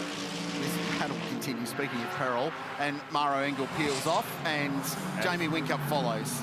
So Whincup's been a big... Oh, Engel, Whincup, they're both in the grass. I was so close to saying you've got to be so careful when it's dry on the racetrack and wet on pit lane because you can get caught out. 2 of the best. There you go. You're nailing the calls today so much they preempted you on that one. And in comes Matt Campbell as well out of 7th position. So he dragged that car from more than 35 seconds off the lead to 21. Have a look. There you go. Have a go at the spray in the braking zone. Spray still coming out of the guards. Maro Engel. Uh-oh. Jamie Whincup's thinking, I'm just going to brake where Maro does. Yeah. He follows him in. And they both go through the grass. He won't get it wrong. He'll be fine. He knows what he's doing. And ironically, they pit basically adjacent to each other at the Merck end of pit lane. So Engel, Whincup, Campbell, Waters in as well for Scott Taylor Motorsport. So they're going to go to slicks on that car as well. Manti EMA going to work. So the first car in to put the slick on was Ricardo Fella in the number 2 Audi. So that's the one we need to keep an eye on. Like, he had to make up some track position as well from that penalty. But as a outright competitor, that was the first car to come get slicks. So when these cars leave the lane, how close will that be to that car? We'll just look at the middle sector last time round. 36.3 for Fella across the top of the mountain versus Marciello was a 36 and a bit as well. Yeah. So basically borderline now. Well, there you go, car for car, half to the 39.2 in the other Audi. So 3 seconds across the top of the mountain for a slick tyre. The AMG fleet leave pit lane. Slick tyre equipped. Heart of Racing, Ian James in the pit lane as well. This is for the race lead. So Daniel Juncadella has got to the back of Bastian Boos. And Porsche versus Mercedes, not for the first time in this race at this place. Not for the last time today, I don't think either. Guarantee you that for a fact. Efficient margin point 2. Look at Boost, that thing's moving around. Yeah, they're not using those tyres anymore. Now, do they fall for the same trick that we saw Maro Engel No, the radio call went out, I think. Yeah. Careful on pit entry. That's smart play. They're both into the lane. So how does that play out for the cars that have just come to the lane, taken on their slick tyres on left versus these two 1 lap later? The overcut worked this morning, slick tyre versus slick tyre. How does it work, wet tyre versus slick tyre? 2:12 for Ricardo Feller last time around. So that's a good couple of seconds advantage on that lap alone. 46 in as well. Picarello stayed out in the 911 Porsche. Kay sharing with Yasser Shakin and Harry King. And a driver change going on here at Phantom Global. So this rejoin, we're going to get almost cleansed the running order with everyone on a slick tyre and get an idea of who stands where as we continue to charge to the finish. So this is the driver change down at Sun Energy One Racing. The team name is 75 Express. Kenny set up his own race team to run the program now, and that is a slick Pirelli P0 tyre. Great news that Pirelli back on board with this event till 2028, global partner of GT3 Racing. And this is the interesting one. So, and that's the Superglass Racing Matt Stone car. They just got this car back on the road. I just saw it in the background leaving pit lane. Oh, there's Engel. It's all happening again. Just went to slicks. So there's going to be another safety car here. So Hollinger finds himself, well, it's Cam Hill, I think, at the wheel of that car at the end of Mountain Straight. This is going to work for 911. Yes. From a safety car, they got a free pit stop. Well, he's still got to be in there for 85 seconds. 85 seconds. Yeah, but the rest of the field's doing 80k an hour. Yeah. So you're right. The rest of the train's on the Scar Electric set doing the same speed, whereas if you did it under green, everyone's at full race speed. So there it is. The 911. Double yellow's been waved at the incident. Has the safety car been called? Wait to see the XM. Everybody's on the 80k limits now. 911's on Conrod, if not a little bit further around, so they can peel off very quickly. So let's just have a look what's happened here. Oh, you can't stop it. No, there's been an issue there with that car. I wonder if that's a hangover from I earlier think so, damage. because Cam Hill's experienced enough to know not go out of pit lane and not take it easy at turn 2. So that car hasn't turned after his steering input. So a real shame for that team. Did a great job to get it rebuilt and back out there. There is Picarello. So this is a car that... So into the chase, isn't he? Yeah, coming into the chase. Yet to stop to put slick tyres on out of that whole leading group. They were the only one that stayed out one extra lap. How far ahead is he? Brake pads. Brake pad change for the Audi. Interesting. So it's not mandatory this year. No, they've been in the lane for a long time. It's counting up over 2 minutes now. So can Picarello get in and out without losing the lead here? Doubt. 85 seconds. No. Shooting. I will pull back to you on that one if you don't mind. Please hold caller. Yep, thank you. Jackson Evans is the next car through. Jackson Evans is coming through metal grate now. Yeah. Wow. Well, the timing's saying the gap is 2 minutes. There's Jackson Evans. At this speed. At this speed. So which is fine. Yes. He's in and out, no problem. He's gone. With change. Yeah, with free change. This isn't a free pit stop. They're getting some bonus as well. This is, yes. It's the roll of the dice today. Pit one, get one free. Yes. So Mante EMA, we've praised them for their strategy with the 912 car. Yep. And this car, remember, was backwards in the gravel trap at McPhillamy, a lap down. Yeah. And through this phase of the race, it's going to come out of pit lane in this one with an advantage outright in the lead. Extraordinary. XM is back on the track. And this car could still be leading when it comes back out.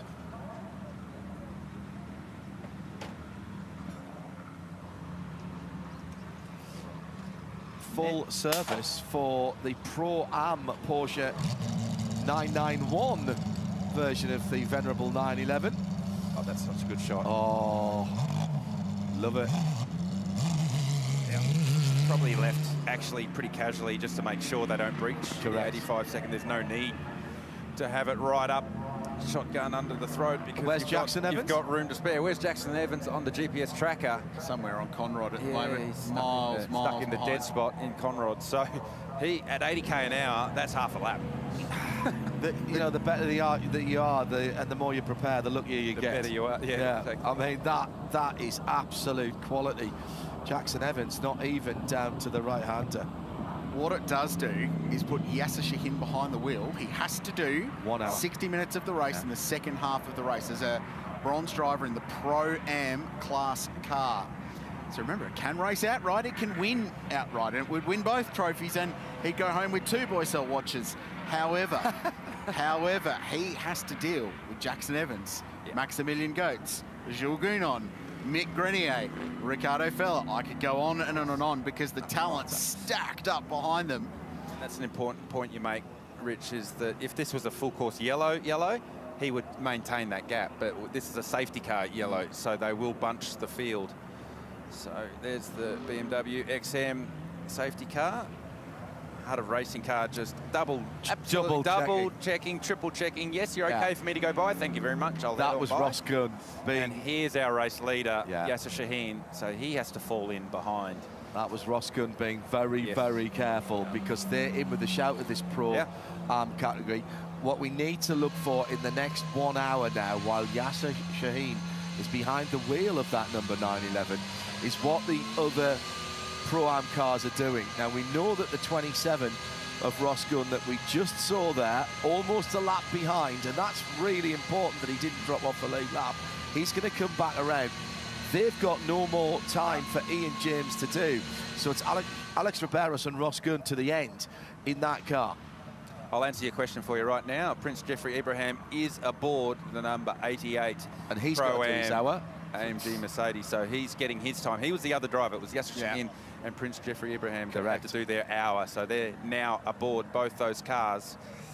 So there he is, Prince Jeffrey Ibrahim. So the field will condense under the safety car once everyone closes up at the 80km/h speed. Do you remember how the restarts have been completely sedate and nothing's happened all day today? Yeah, I have a feeling. And that was when the racetrack was fully dry and there were no wet edges. So, yeah, that's, I'm forecasting a very casual restart to this one. Yeah.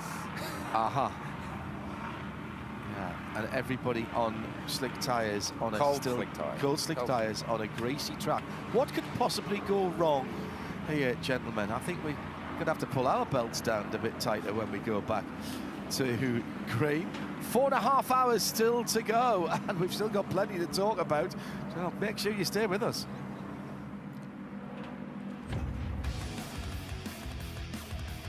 $172 laps into the Repco Bathurst 12 hour for 2024. It's turning into another beauty. Just over 7.5 hours ago, the field burst into life in perfect conditions, cool, crisp, and bright morning on the mountain. This was a huge moment. Ironically, a car deposited into the sand trap at 200 kilometres an hour currently leads the race. This car, unfortunately, taking no further part. The Shell WRT BMW in the fence hard at the cutting, well and truly out of the race. Our pole-sitting car, no chance of winning today. It's been a yo-yo kind of day for the Ginetta, a real challenge for these guys in the GT4 class. And busy has been the byword, especially at the top of Mount Panorama. That copped the number 2 car, 2-minute penalty, standing in pit lane for turning the Matt Stone car into pit lane. Ironically, that car's just brought out the next safety car. And then the rain came to the mountain and everyone scrambled to put wet weather tyres on. There was a pit lane miscue for Manti EMA. They served a drive-through penalty when they weren't allowed to. They had to repeat that under green flag conditions. This was a big, bold pass around the outside. Alessio Piccarello fighting his way past Mauro Engel in a really entertaining battle between Porsche and Mercedes AMG.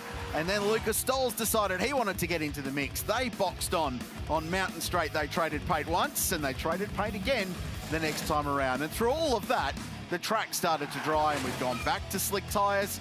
And that brings us up to speed with the safety car out for a car stuck in the tyres up there at turn 2. This car leads the race with Yasser Shahin, 2-time Fanatec GT World Challenge Australia champion, behind the wheel under the control of the BMW XM safety car. There's the Pirelli leaderboard. So Porsche leading Porsche, and then it's Mercedes AMGs in 3rd, 4th and 5th place. The first Audi is car number 2 there, Ricardo Feller behind the wheel. And then you go back and find Philippe Fraga, Maxime Martin, David Wall. The Lamborghini is 9th outright. They have crept up on this. Great job for our silver class leading car today. And Matt Campbell, safety car, helps car 912 get them right back in the mix. All those times are going to close up. There's the Mozelle Watchers class leaders with Jackson Evans for Phantom Global racing the best of the pro cars, but not the best position because the Pro-Am car is leading with Yasser at the wheel. David Wall for Wall Racing is in the top 10 as we mentioned, and that is the silver leader. GT4 Chassis Monster for Method Motorsports, McLaren and MRA Motorsports are in the lead of the Invitational class with Darren Curry behind the wheel of the 111 Mark II from 2023, and our chat is down in the pit lane. Thank you, John. I'm just pondering fuel at the moment, and particularly for the Porsches. So historically here, and Krause will back this up, the Porsches just seem to get great mileage around the mountain here. They can go a lap or two more, but they've been able to do that in the past. But this year there's a rule that says you're not allowed to do more than 32 laps in a stint in normal racing conditions. Now, guys, would you call these normal racing conditions from this green flag? No. I reckon if I was in the Porsche camp, I'd be seeing just how long we can make these stints, and you'd have a pretty good argument on your hands to say these are not normal racing conditions. And now that everyone's back on slicks, I figured it'd be nice time to tell you it's just started sprinkling in pit lane. Not normal racing conditions. Well, Ian James never been to the mountain before, so he doesn't know what normal racing conditions are. You got both the race start in the darkness, and then they put you back in the car to get your 60 minutes drive time in the second half out of the way, and then the skies opened up. So Mount Panorama has given you about everything you can handle, but now you've earned the cup of coffee. What do you think about your experience here? I mean, it's just been off the charts. You know, no matter what the result is, this is like a dream come true for me to be here and racing. The track has lived up to its hype, and I'm just excited every lap. Maybe not so much in the wet. That was a little bit nerve-wracking, but brought it back in one piece. Got Ross and Alex to finish it off. Talk a little bit about coming to this track. None of you have ever raced here before, so when the conditions are wet and they're asking you, do you think it's the crossover time, you have to delve back into so much of your experience to try and say yes or no. Yeah, exactly. And it's a lot easier when I say Ross is getting in the car, so it's time for slicks. That's for sure. But no, I mean, we don't really have the experience of the track. The local knowledge, you can really see the guys that know the track well in the wet. They, you know, try to follow them a little bit. But we've learned a lot this year. Job well done so far. Good luck the rest of the way. Thank you. Ian James, what a great character. Brick, now living in the States and raced over 30 times at 30 different events last year. We've got a moment or two before we go back to green flag racing. It's been a bit of a tradition here at the Repco Bathurst 12 Hours that we send our pit reporters out to sample some of the traditions here. We're not letting Jack Perkins off with this at all, and he's up at the top of the mountain. Well, I found myself at McPhillamy Park, and let me tell you, these cars over 200 kilometres an hour are very impressive, but as are the fans. I found myself here, Dunga Derby, and this is Chris. I want to ask you, what's Dunga Derby all about? Dunga Derby is a local charity group that's from the Fraser Coast. So we have a local charity group that does an annual run, pretty much like the usual the big charities. We do take roughly 250 people out on a tour for a 4-day tour once a year, and raise a lot of money for our community in Fraser Coast. It's a great cause. Now, see a lot of the guys here that you've got with you, got the years on the shirts. Oh, yes. So how many years have you been coming along, and who are we supporting? We're actually supporting car 77 and a few other teams, but yeah, we're good enough to come and be organised by Paul, and yeah, our group get a shirt every year, so it's great. I can see why you sit up here. It's a great spot, yeah, and a great cause, guys. All the best up here. All right, thank you very much, Jack. Cheers. Jack at the top of the mountain, and the vagaries of Bathurst. It's sprinkling again down here on pit lane when everyone's just gone back to slick Pirelli tyres. Yasser Shaheen, at the moment, loving the fact that he's behind the XM safety car. He's got to do a full 1 hour in this second half of the race. He'd be happier that he's eating up some of that time under safety car. Correct. So exactly that's a win. It's a massive win for them, but he's still got a job to do in the Pro-Am as the Brollies go back up again.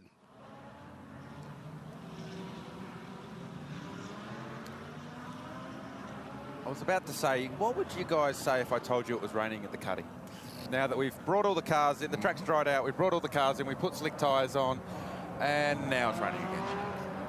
I'd look at you with a blank, slightly exasperated look on my face, I think, because it's just the story of the day. That's just Bathurst. No, that's what happens here. The mountain design. Me too. There is on the radar at least weather all the way around Bathurst at the moment. Except for sort of northeast side, which is the weather's coming across sort of west-southwest at the moment, pushing up across Bathurst. But however hard it rains, even if it's only a little bit, it is going to make the surface greasy again, because we've not had proper sunshine on the surface of the circuit, and that UV energy. We've not had that for hours now, Garth. So the actual... Maintain 80 kph, please. Lights out, return to pit lane this lap. Wave by to be undertaken from turn 18. We've not had a UV energy on the track, so the track is going to be cold. Whatever happens, certainly cooler than the initial shower when it came. Absolutely. So that's a very good point that you make. So if I'm a driver out there right now, I am working double time to get as much tyre temperature into the car as I can now, because the more temperature you can get in the tyre, the deeper into the rain you can go on a slick. Give the team more time to make a better informed decision whether to go to a wet tyre or to stay on a warm slick. So we feel like there was a period half an hour ago that was critical for decision making, and I feel like that's coming again in the next 5 minutes.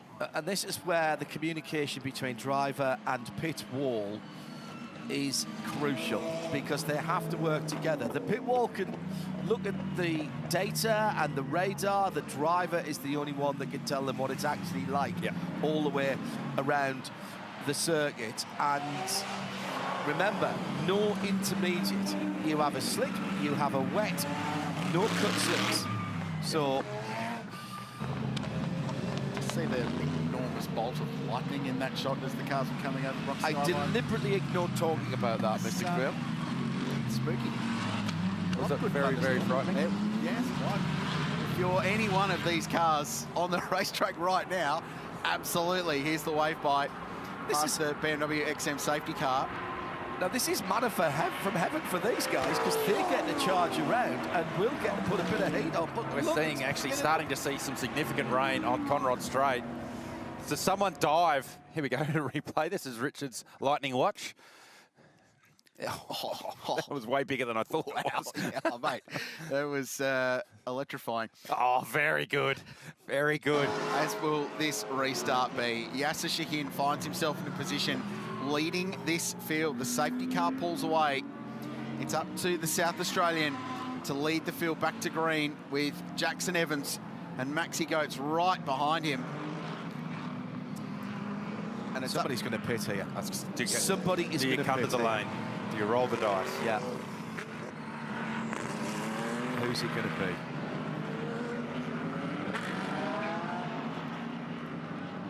Coming back to green flag. Everybody back on slick Pirelli rubber as the rain starts to fall again. Is anybody going to hit the lane? Yasser Shaheen gets his foot down, comes down to the final corner, searching for grips from those front Pirellis. Actually did a pretty good job there, kept the car on the black stuff, but it is looking filthy over to the west. Talk about pressure for Yasser Shaheen. Bronze driver leading outright.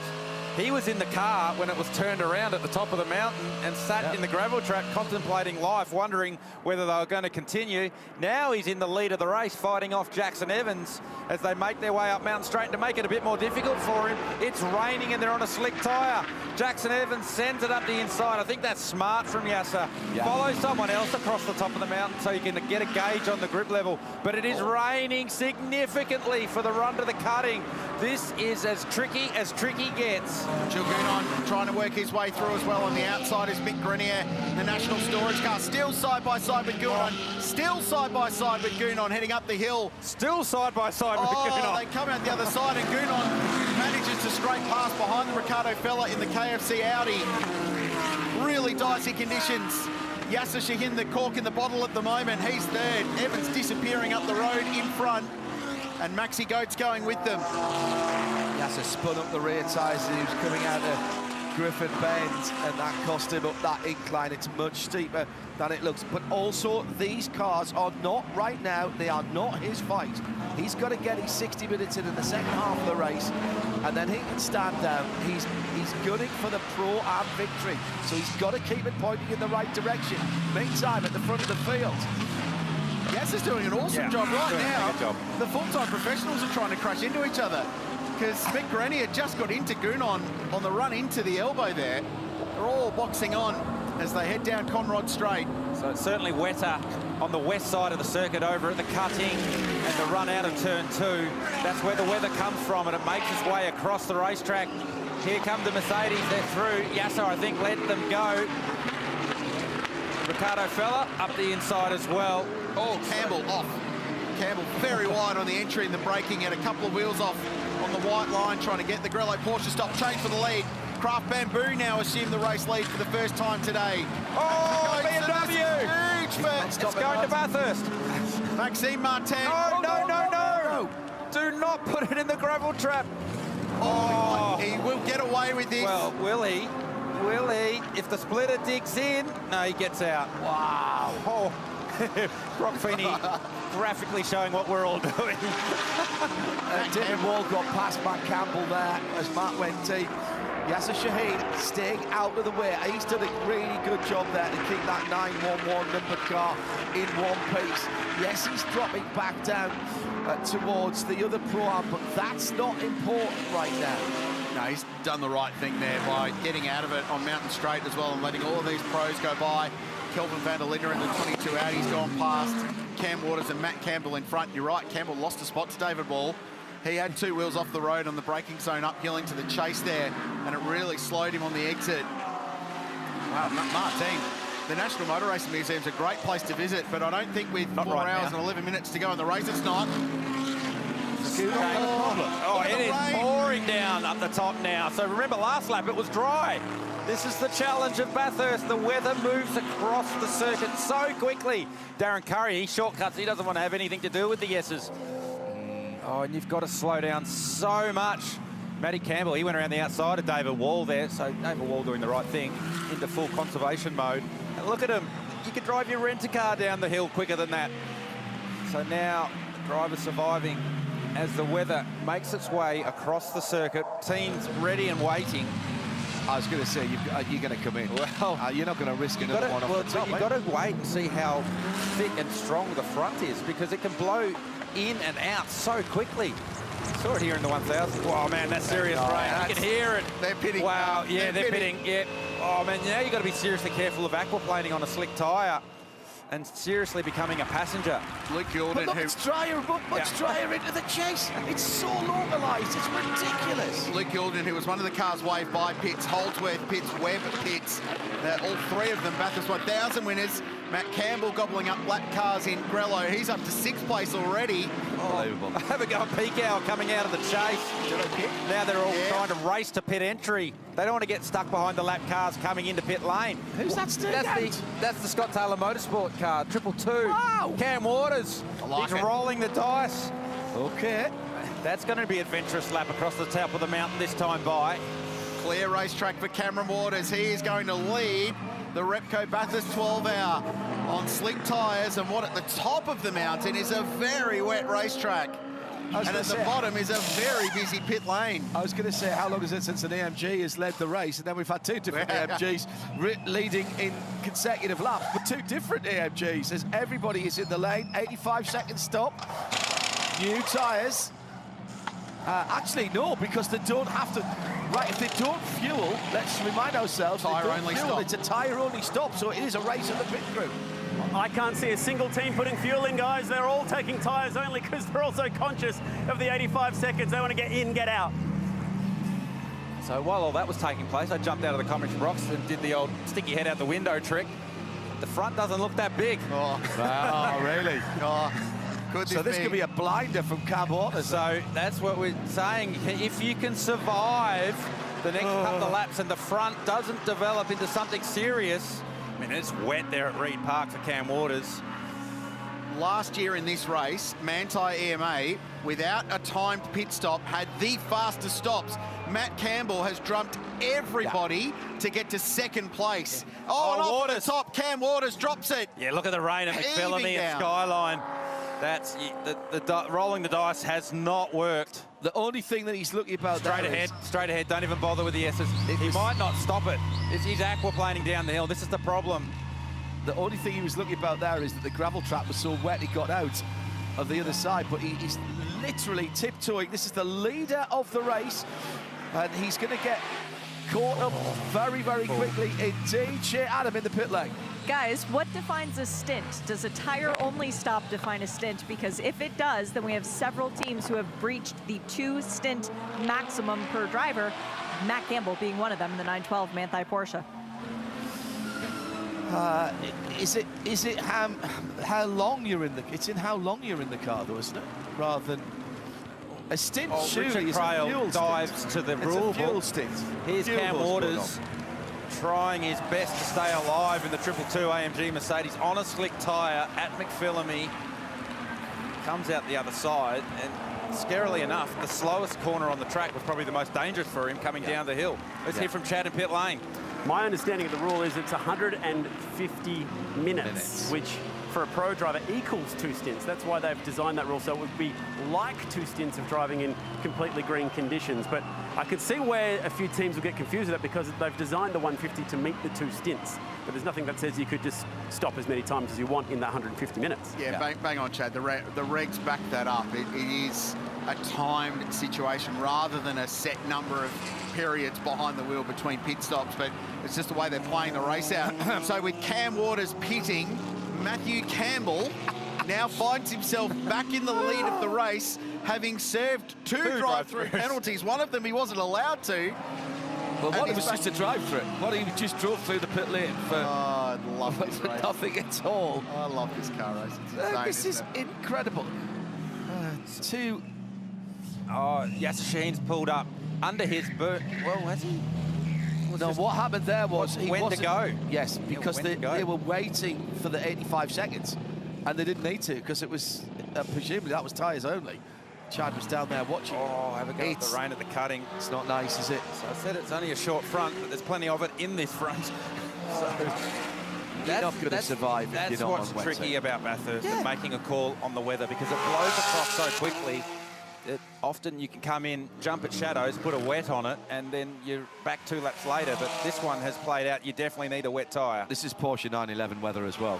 Rear engine car, predictable handling, full tank of fuel, and the fuel tank is in the front, so that helps the balance. Ironically, as the car burns off the fuel, the balance of the car in the wet will go away. Yeah, it gets worse. It's more and more. really awful.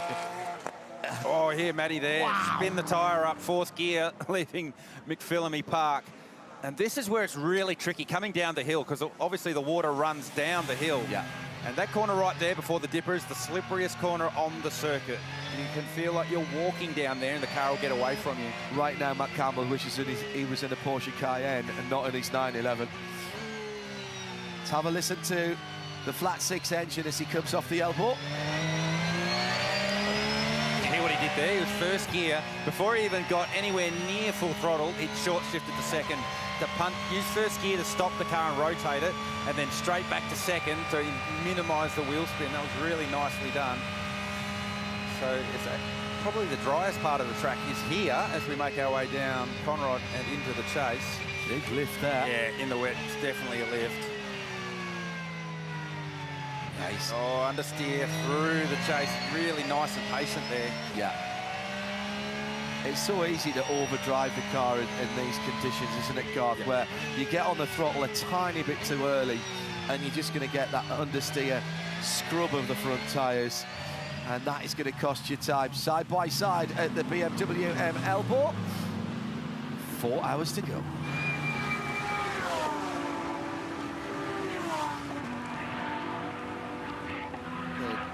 amount of water they're moving at the elbow there. It's like a wake in front of a boat. Those Mercedes AMGs, as they negotiate the BMW M elbow. He celebrated Cam Waters' bravery, spending that extra lap on the circuit on a slick tyre, but it's cost him 49 seconds to the race lead. So basically surviving the moment at McPhillamy and then going full survival mode to get back to pit lane has cost him a lot of time. I agreed with you at the time, Rich. I loved the bravery and I loved rolling the dice, but it wasn't the time. Conditions didn't work in their favour. It's heavy now on the front straight as well. It doesn't lie so much down here. The wettest part is still up on the top of the mountain, and that is also treacherous because of how many times the car goes light. Oh, my goodness me.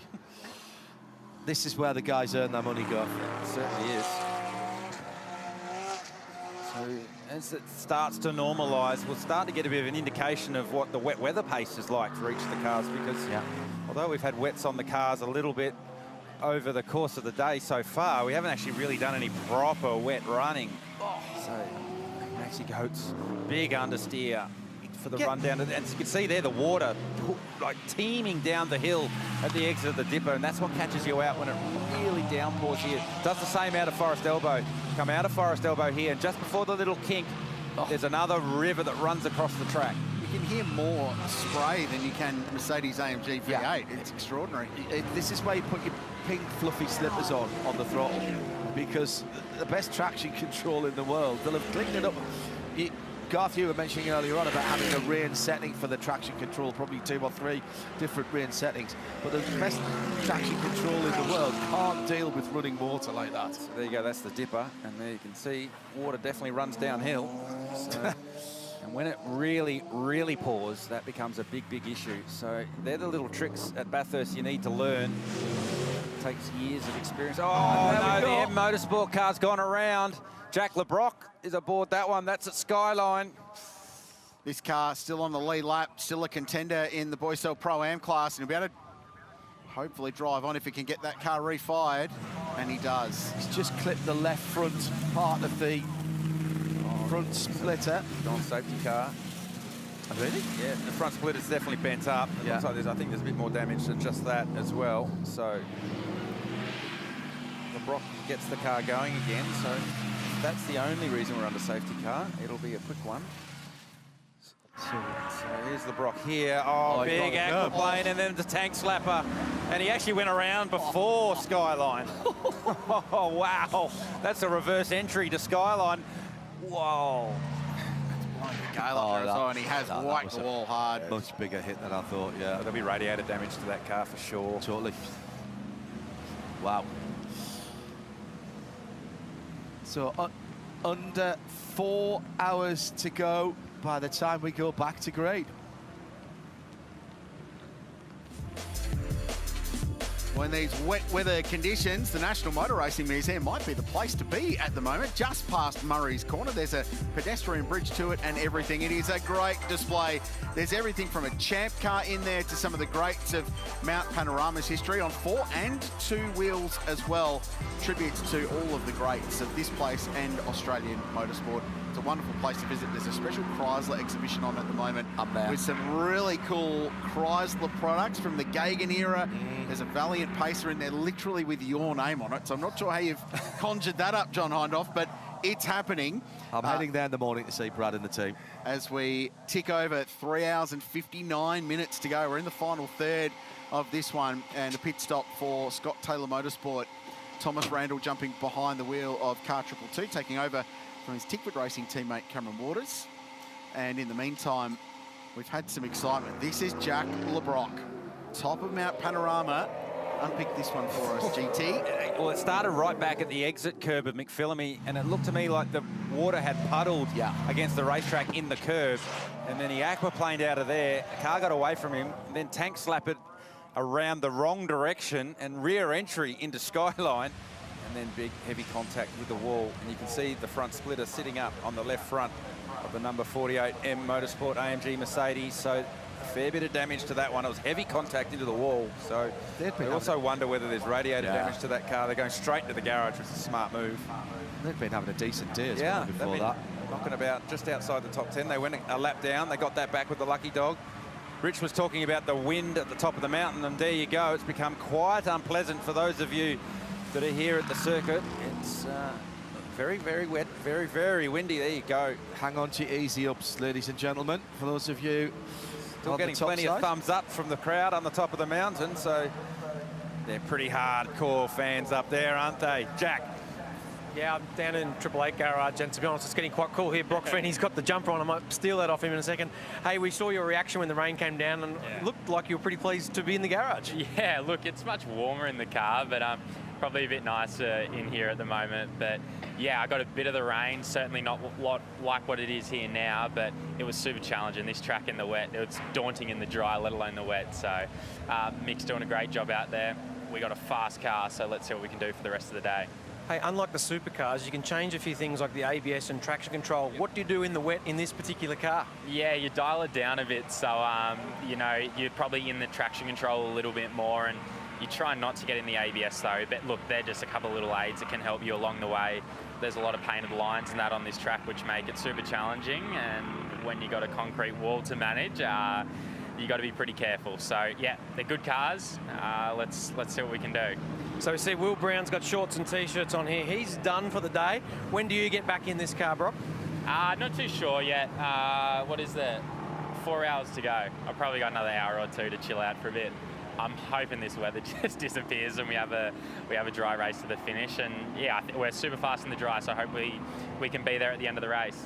And do you hope that it's dry, or you just play the conditions to what it is? Yeah, it's going to be what it's going to be, mate. If I say one thing, it'll probably be the opposite. So we'll wait and see. I think we can be fast in both conditions. So yeah, bring it on. It should be good fun. I'll go well. I'll just point out there's a couple of familiar faces here. We've got Marty Short, who's Brock's engineer, normally in supercars. And over here, Andrew Edwards, who was Shane Van Gisbergen's engineer.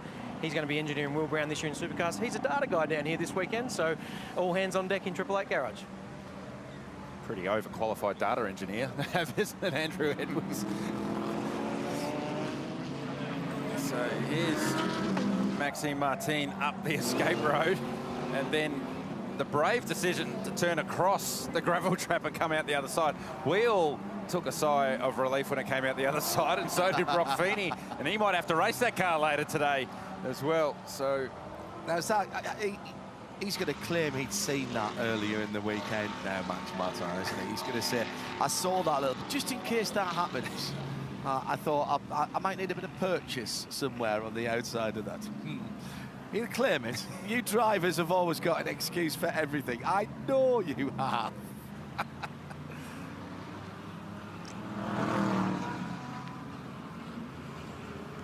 Well, gentlemen, an exciting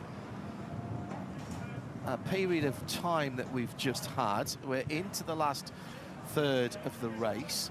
We've had continuing problems for the Ginetta, but that is back out. No, it's not. It got trailered back, didn't it? So that can't have gone back out. So that one's disappeared. We lost the Mark car number 91. We lost the BMW number 32. Charles Vert's hitting the wall really hard. The Vortex has dropped a lot of laps, but it's still showing on my screen as running. Most recently, we've had problems for Chaz Mostert in the McLaren Artura. And speaking of Chaz,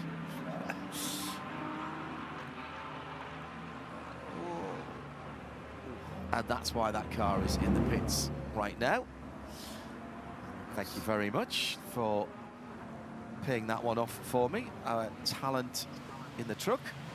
Talent's always in the truck, remind ourselves of that. And let's pay tribute to our camera operators as well, who've had all sorts to deal with this week. We talked about how it takes an army to run the race. There's a fair few people involved with the TV production as well, who've had an awful lot of work to do this week, particularly as we started a day earlier with the World Stream.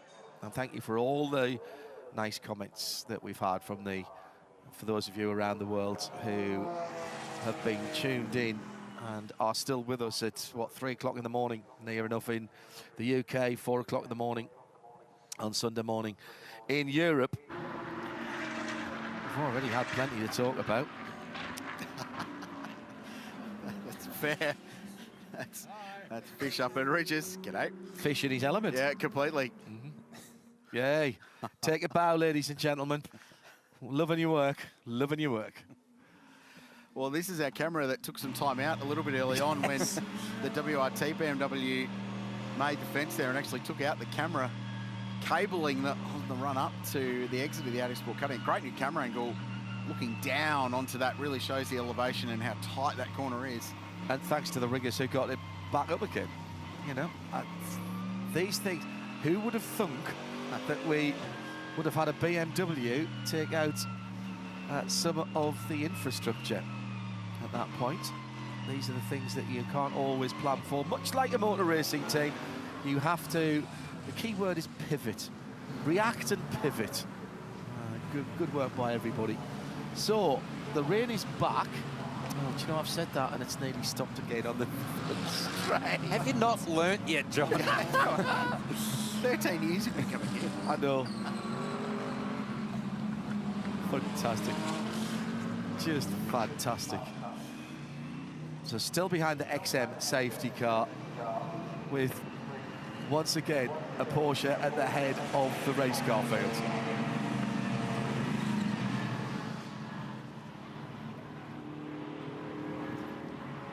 It's the scene at Mount Panorama.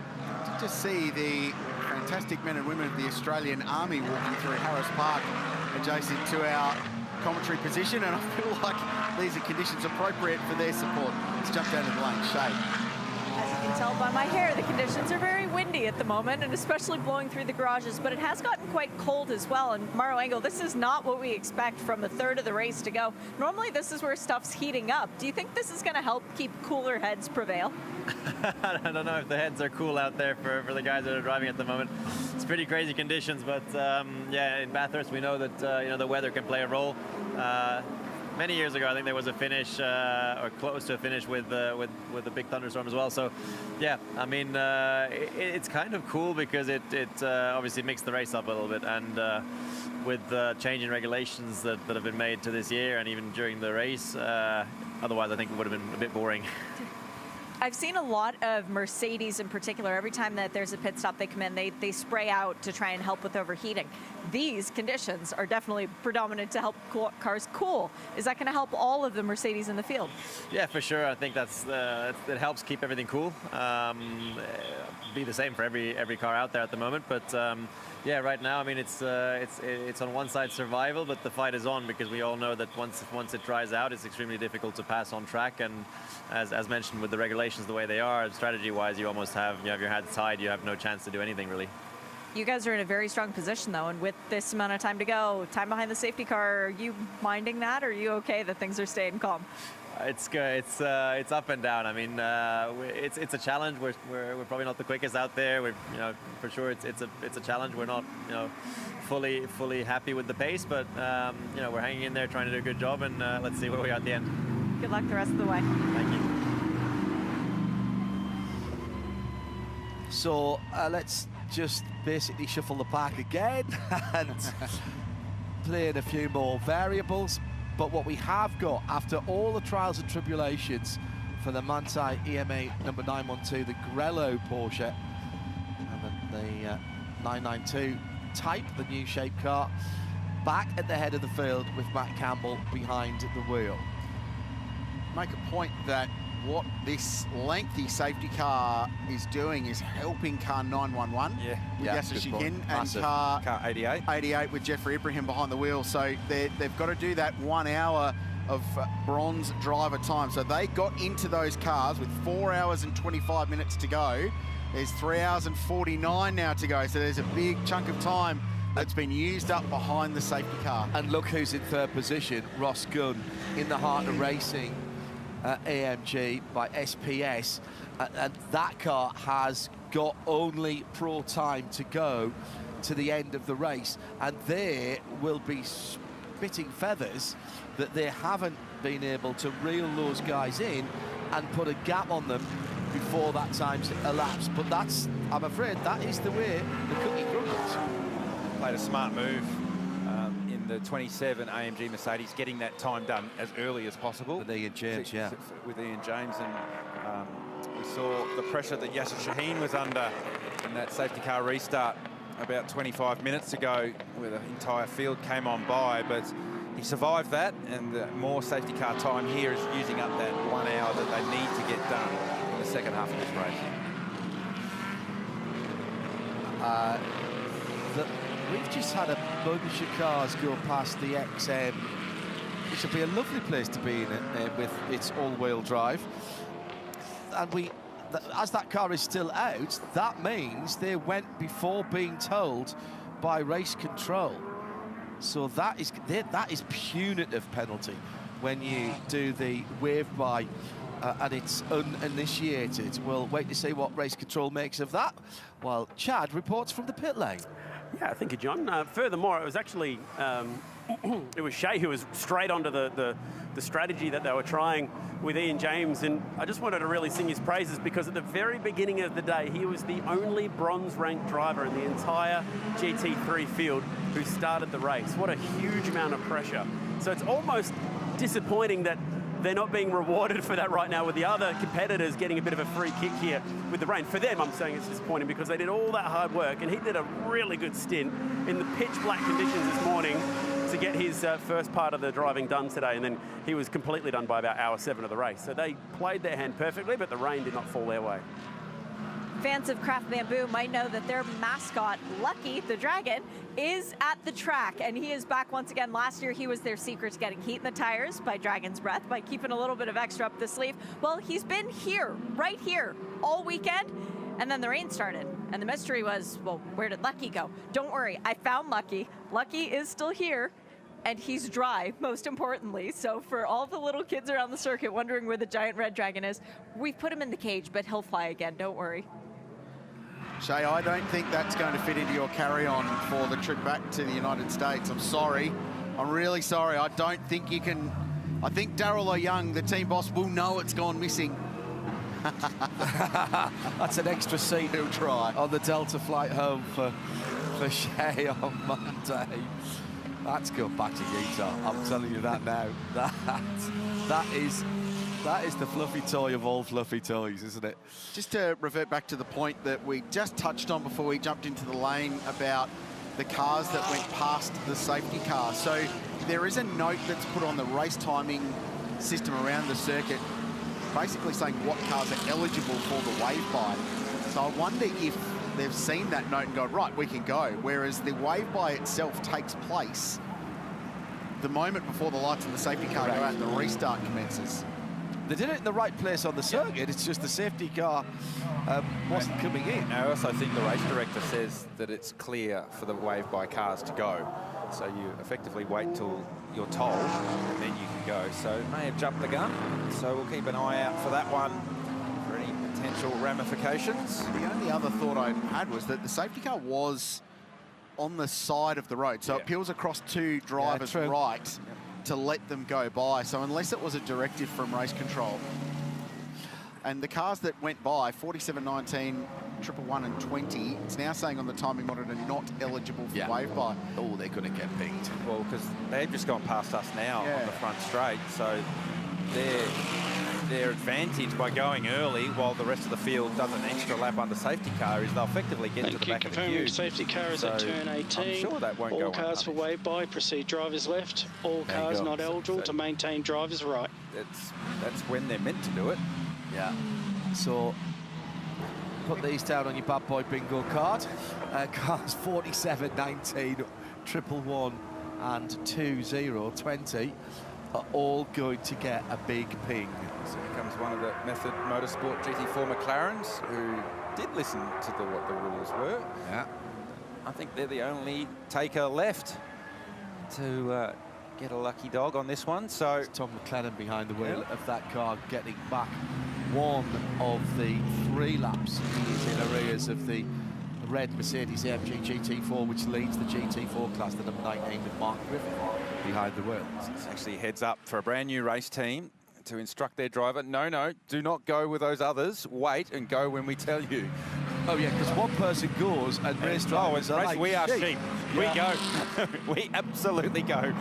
I have messaged race control about that. I'm not expecting an answer anytime soon. They've got a bit on. You think they're not busy? Well, with this restart, so the lights are out on the BMW XM safety car. It will peel off to pit lane, and for about the 18th time today, it will be pick the point, where car 912 gets on the throttle, and it's as early as Matt Campbell possibly can to get the power down and go back to racing. So we're back to green flag conditions after another safety car in the Repco Bathurst 12 hour, 3 hours and 43 minutes to go, with weather that could still go either way in this fight to the flag, and it's busy behind between these two. Once again, Jules Gounon trying to put a move in. Felipe Fraga looks on the inside, looks on the outside, no room there. Mick Grenier behind, trying to take advantage. And Fraga sliding around it opens the door, and Sun Energy One goes past. Fraga got up on the curb at the exit of one. It broke into wheel spin, and that was the only invitation that Jules Gounon needed to get by at the exit of one. Gounon did like the double fake. He went inside, outside, inside again on the front straight.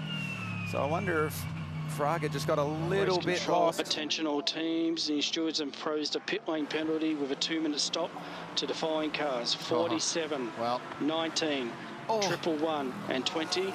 That is a pit lane penalty with a 2-minute stop to those following cars: 47, 19 and 20. Well, James can ignore that WhatsApp message I've sent him, because that answers the question. Meanwhile, these cars are just struggling to hang on, and Mick Grenier's had a series of very small moments, and a bigger one for Fraga at Reed Park. The car's dancing around as they try and get tyre temperature up. Jackson Evans watching on for Phantom Global. Kelvin van der Linde's in this as well in 22. Matt Campbell's pulling away out in front in the lead in the Porsche. Maxi Goetz trying to go with him. All of these cars still in the mix. There are 16 cars still on the lead lap of this race. Campbell's been impressive on this one. He skipped away 2.5 seconds up the road, while the rest of the field battle it out for the scraps. Grenier leads Jackson Evans through Forest Elbow. Jules Gounon has set off after Maxi Goetz, so Campbell, Goetz, Gounon, Fraga, Grenier, Jackson Evans, Kelvin van der Linde, Maxime Martin. That's your top 8. David Wall has done a mega job in that car. Total. When it all goes sideways, you need a real steady hand in the race car, and it doesn't get much steadier than David Wall. So while all the superstars are trying to beat each other to death, David Wall has just let them do that and gone for the last man standing strategy, and it's working well so far inside the top 10. Just a reminder why he's such a highly regarded driver. Still runs a very successful race team. Wall Racing, TCR champions a couple of years ago, running cars in GT racing in Carrera Cup as well, but still gets behind the wheel and absolutely delivers as he is now, following Maxime Martin. Have a look at the moments all of these cars were having. Fraga. Both ways. Fast hands there from Fraga. Martin is very good in the wet. Very good in the wet. Oh, dear. Still out the McLaren. Yes, thank you. Will do. On you go. Young Tom McLennan's behind the wheel of that car. This will be a massive baptism of fire for him. He's pretty fresh after a year or two in Porsche Sprint Challenge, and he's going to step up into Carrera Cup this year. But wow, what an experience this will be for a young guy in his first Bathurst Enduro. I've just realised, by the way, one of those cars that we called for the two-minute penalty was the leader in GT4. And that is going to... yes, correct. That is going to help Tom McLennan. He got one of his laps back on the wave by. He's going to get at least one more back, because standing in the pit lane for 2 minutes is effectively another lap. Plus the transit time. Yeah, so exactly right. It's closer to 2.5 minutes. That's going to really close up the GT4 battle. We should have had 17 cars in the lead lap, but the number 47 is another one of those cars. That's the supermarket car with John Webb driving. That's another car who's going to lose another lap here. It's just come up on our timing screen that car 44 has a mechanical black flag for a non-operational rain light. So that car, that's second place in the silver class, the Luke Yulden. Valmont Motorsport Audi, they'll have to come back to the lane and get that rain light working before they can go again. Meantime, in Pro-Am, we have now got a new leader in that class, as we thought we might. Ross Good, using his experience to power past the two cars that were ahead of him, Prince Jeffrey Ibrahim, and it was Yasser Shaheen who was leading that class. And Ross Good now on the outskirts of the top 10 in that number 27 AMG by SBS. That's the Heart of Racing car. And side by side AMG actually on the front straight again. And the Sun Energy 1 car comes off the worst again from the outside angle. These AMG guys have seriously got to sort it out, because Matt Campbell was 2.5 seconds faster than them on the previous lap. So while they're arguing over bragging rights who's the fastest AMG driver, the guy in the Porsche is disappearing up the road. So Maxi Goetz and Jules Gounon arguing over real estate at turn 1, while Matt Campbell's enjoying the view at the top of the mountain. And they're going to end up with a big freight train stuck up behind them. So Fraga, Grenier behind for National Storage, 888, and then Evans in the Phantom Global car. Well, there they are. Evans just showing the nose. There's the first of the, well, the only remaining BMW, Maxime Martin in 46 behind the wheel. Still very much a factor. At this point, any one of the top 9, I think, are genuine contenders for a race win today. So further to my point about how far Matt Campbell's going up the road, the AMG guys fighting over who's going to be second. They lost 1.4 seconds in the first sector while they were arguing down at turn 1, trying to have each other off. So best they sort that out and get their head down, because if it stays wet and they keep fighting like this, Matty Campbell's going to lap them. And then it won't matter. No. No amount of track position will change that. They'll all need the lucky dog. Oh, yeah. And knowing this race, it'd then go green all the way to the end, wouldn't it? Evans. So Evans in the Porsche is looking racy as well. So John made the point earlier when it was fully wet that this is Porsche 911 weather, and it continues to be. Jackson Evans, who's done a lap or two around here in a Porsche and in the wet, so he knows his way, working over the back of Michael Grenier, the 888 National Storage Mercedes. Does Evans send it? He's having a look. Grenier opens the door and doesn't quite let him go. Contact. Evans so close to going around. So I actually thought that Grenier had opened the door and let him go, and I think Jackson Evans was the same, and that door was slammed promptly in Jackson Evans' face. Grenier might have had a little more grip actually on the outside there, as he punched through between the two parts of the chase there. So he's defending, then here to the right. There. Oh, I've let you through, mate. On you go. And then. Oh, I've changed my mind. No, I haven't. Fooled you. Leave a window open and the wind picks up and it slams the door in your house and it catches you unawares. That's what happened right there. Another 2 seconds on that lap. 22.4 plays a 2.24.2 for Maxi Goetz, and everyone else in the 24s and 25s behind them. Maxime Martin's got good car speed at the moment in the Snimmer. 2.23.6 last time round. So they're the two quickest cars on the track, the car leading, and then the one in 7th position. Max is a rainmeister, he really is. He's got such. I mean, none of these guys are bad in the wet. Let's just make that. It's a relative term. Yes, but I've seen Max Martin do some stuff in cars down through the years that you would not believe. Places like the Nürburgring, Nordschleife among them, and this is his element, and he's in it now. Repco Bathurst 12-hour continues, 3.5 hours to go. Here's how we've got to this point. What are the last lot of highlights going to tell us at the end of this? Still so much more to play out. Hard to believe these were the conditions bright and early this morning, and that car ended up stuck in the gravel trap and brought out the safety car. Massive impacts. Such a shame for the pole-sitting BMW. Pole winner hasn't gone on to win the race since 2017 now. In this race, it's been a long time. He claimed the Alan Simonson Pole Award to convert. Big penalty went the way of the Audi for feeding the Superglass Racing IRC GT into the fence on the run into the dipper. Feistiness occurred on the outside of turn 2. Picariello was looking really good in the Porsche, and then the two Mercedes AMGs were punching on for a couple of laps, and that has basically been the theme of the day between the AMG products in this race.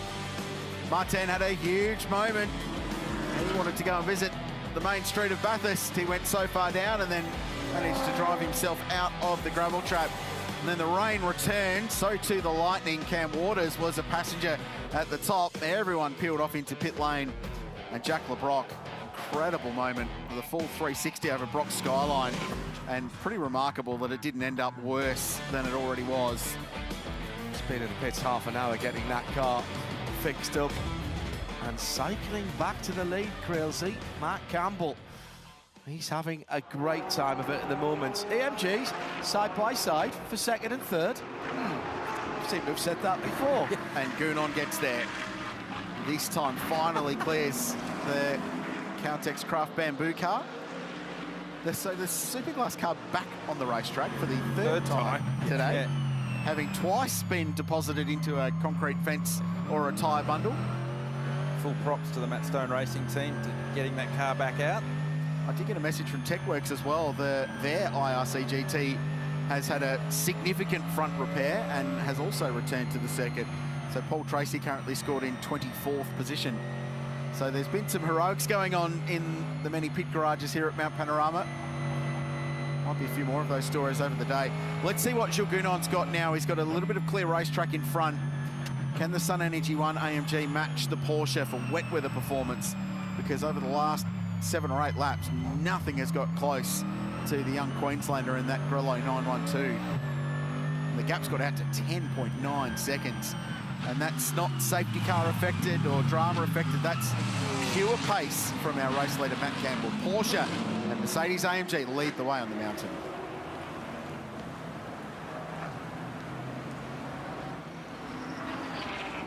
And there is Matt.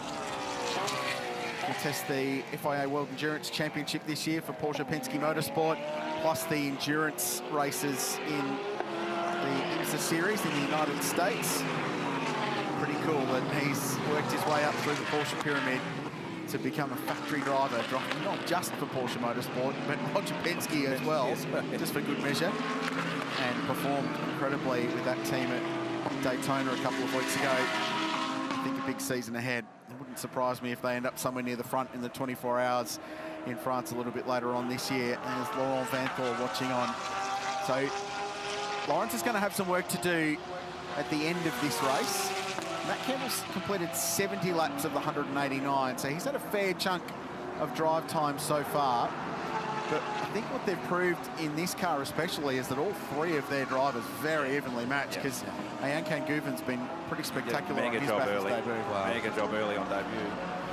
We know what Laurent Vanthor can do around here. So this next lap is a telling lap for Jules Gounon. It's the first clear lap that he's had after he got around the 77 Craft Bamboo AMG of Mercedes, that now Felipe Fraga is queuing up behind along with Michael Grenier. Jackson Evans continues to run in 6th. The moment Gounon released instantly into the 22s and was 1.6 quicker than Goetz last time by, so it's paying off for car 75. Well, Matt Campbell's doing 21.5s. That's the problem. He's absolutely just knocking them out metronomically in the Grello 912 Porsche. The crossover time, accurately predicted by Garth Tadler some time ago, is about a 216. So they're still 4, 5, 6 seconds away from that. There's a Fraga. Wow. This car's not happy, is it? Super loose. It's hard to know if it's the driver or the car. True. But it's working because he's got speed. He certainly has speed over Maxi Goetz, who really looks to be the cork in the bottle, to use one of your terms from earlier, Rich, in this AMG train. Problem is, you've got the same engine, same gearbox, same drift ratio, same gear ratio, so when you put your foot on the gas, they accelerate at the same speed, so it's hard to get on by. So that's why they've been boxing on so hard, the AMG guys. Just off the back of that is the blue and gold Porsche. Jackson Evans in 6th position.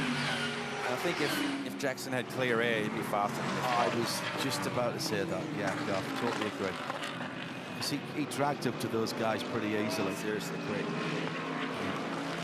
Still drizzling of rain, but it's a testament to how good rain tyres are from Pirelli, that there is a lighter coloured line on the racing line, and they're starting to use a more conventional racing line again now, but it hasn't quite stopped raining all the way around the circuit. Okay, lap time check. Jules Gounon, first clear lap, not in behind traffic. 22.4 for Matt Campbell, 22.4 Jules Gounon. So he's matched him. Problem is, there's 11.5 seconds between the two cars. Still lots to do.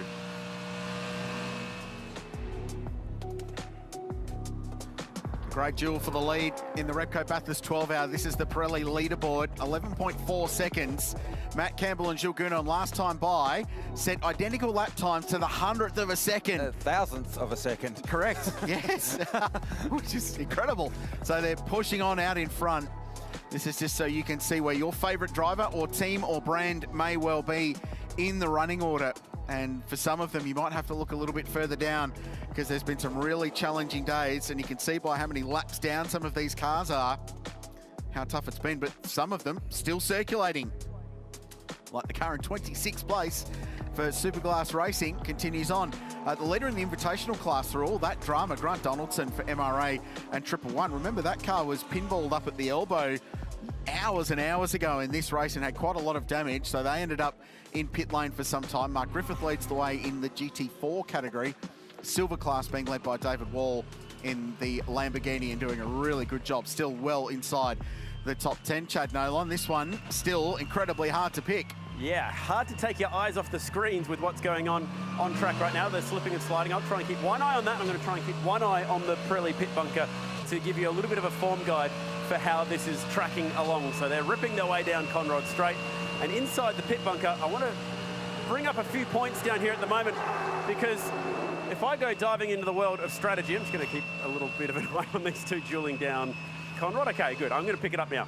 So if we go into the live driving stints, which we were talking about earlier in the day, this part here, that is the very moment I gave up. I was like, no more. This is impossible to track from this point onwards. The strategy right now, it's easy. If wet, go on wets. If dry, go on dries. What does matter though, guys, at this point of the race, is let's start projecting when the finish is. I can tell you it's obviously 3 hours and 26 minutes away. What does that mean in laps? We are on for a very slow race this year, but boy, is less more this year.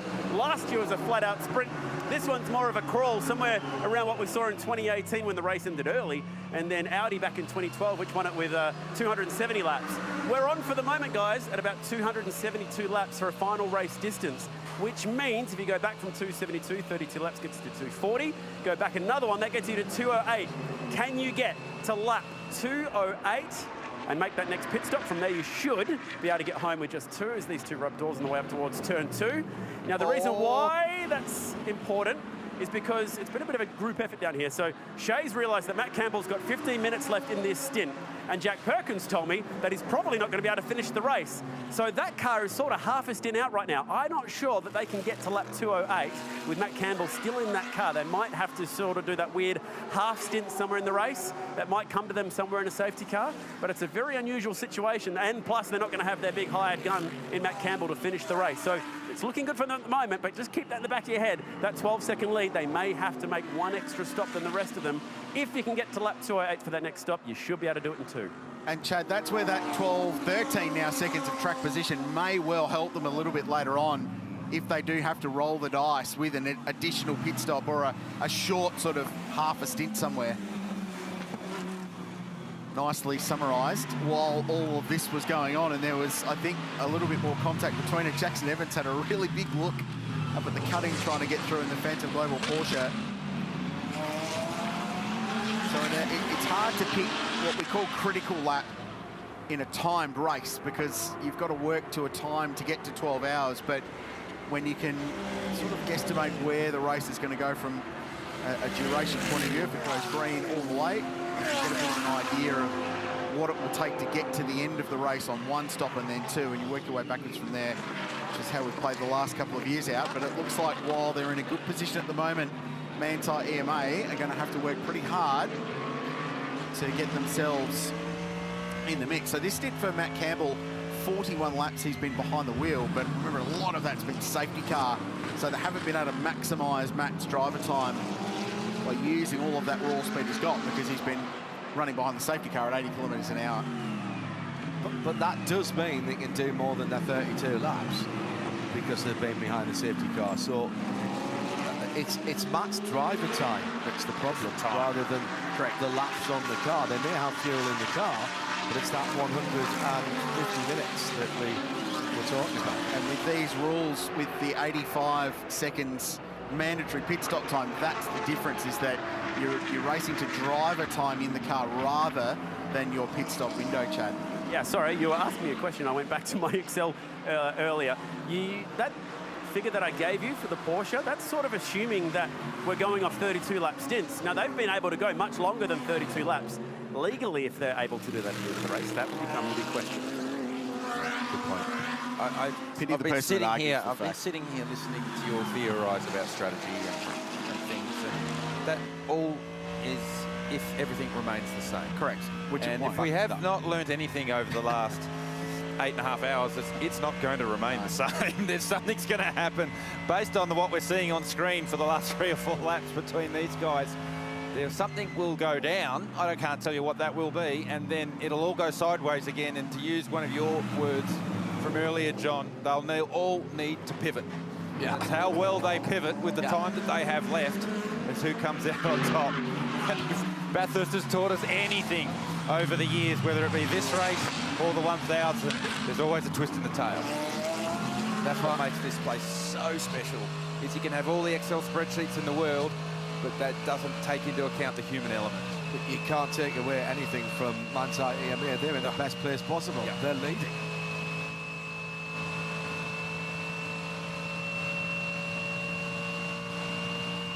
And ultimately, that 14 odd seconds that they've got at the moment, as Crailsey said, you know, that gives them a little bit of wiggle room. And the longer it stays green, then it looks like they're able to hold on to that. Shilgunon matching Matt Campbell. Traffic dependent. It's a tenth here, a couple of tenths there, but those two guys are pretty much the same pace, with everyone else around about maybe a second or 3/4 of a second slower down the line. So they are gradually easing away from the back, but relatively staying about the same distance between each other. The drive time that Chad alluded to is you can do no more than 150 minutes continuously in the car at any one point. So that's the little criteria that they need to look to for that, to make sure that they don't get penalised, because the penalties are quite significant if you extend that. And then he has to be out of the car for an hour minimum before he can get back in. This is for position, by the way. It's Kelvin van der Linde in the Audi chasing Maxime Martin, and got some other people in the mix as well, namely the number 2 car of Marcus Winkelhock. The other point is that, so at that point, Matt had about 15 minutes of driver time left. Let's say it's 10. That's 4 laps and a bit, probably. At the moment, the rate they're pulling away from everyone that isn't Jules Gounon or Maxi Goetz, he could build 25, 30 seconds. So it just gives them a nice little buffer that they can play around with things a bit later on in the race. And track position will still play a role in this, and if the more of it you've got, the better it's going to be at the end of the day. At the end of the day, the best strategy is to drive fast. Yeah. It's very simplistic. What was that Chad had in the that was the car 13 strategy. Pace. Pace. That was Pache. Carlos Pache, apparently, for those with long memories. Yes, pace. That'll do it every time. Yeah, certainly the 912 has plenty of pace, whether it be wet or dry. They've shown that all day. Feels like, other than the first stint and that little period where they had to serve their drive-through, they've led nearly every lap. So what have we done? 193 laps. I feel like they've probably led 140 of those. So that car in these conditions has done a beautiful job so far, but there's still a few strategy issues that they may have to overcome. just paying off a couple of stories. Chaz Mostert's McLaren back out? Yes. Yes, good. Excellent. So the only car that we still have in the pit lane is the Jack LeBrock As car. you spoke, it left pit lane. There it is. Yeah. Gee, you're good, John. I'd turn your mic off. You're not going to do better than that today. Never mind a mic drop. It's a headset drop, isn't it? Just throw it all out. That was... Okay, so we've got them all running again. Just under 3 hours and 20 minutes to go.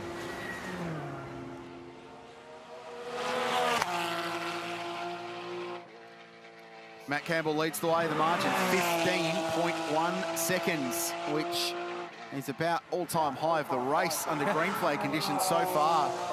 Wet weather pace on a drying racetrack, this car is clearly the quickest at the moment on Mount Panorama, and he has built a considerable margin over Jules Gounon, who gets within almost the final 3 hours of the race, having won the last 3, and he is second.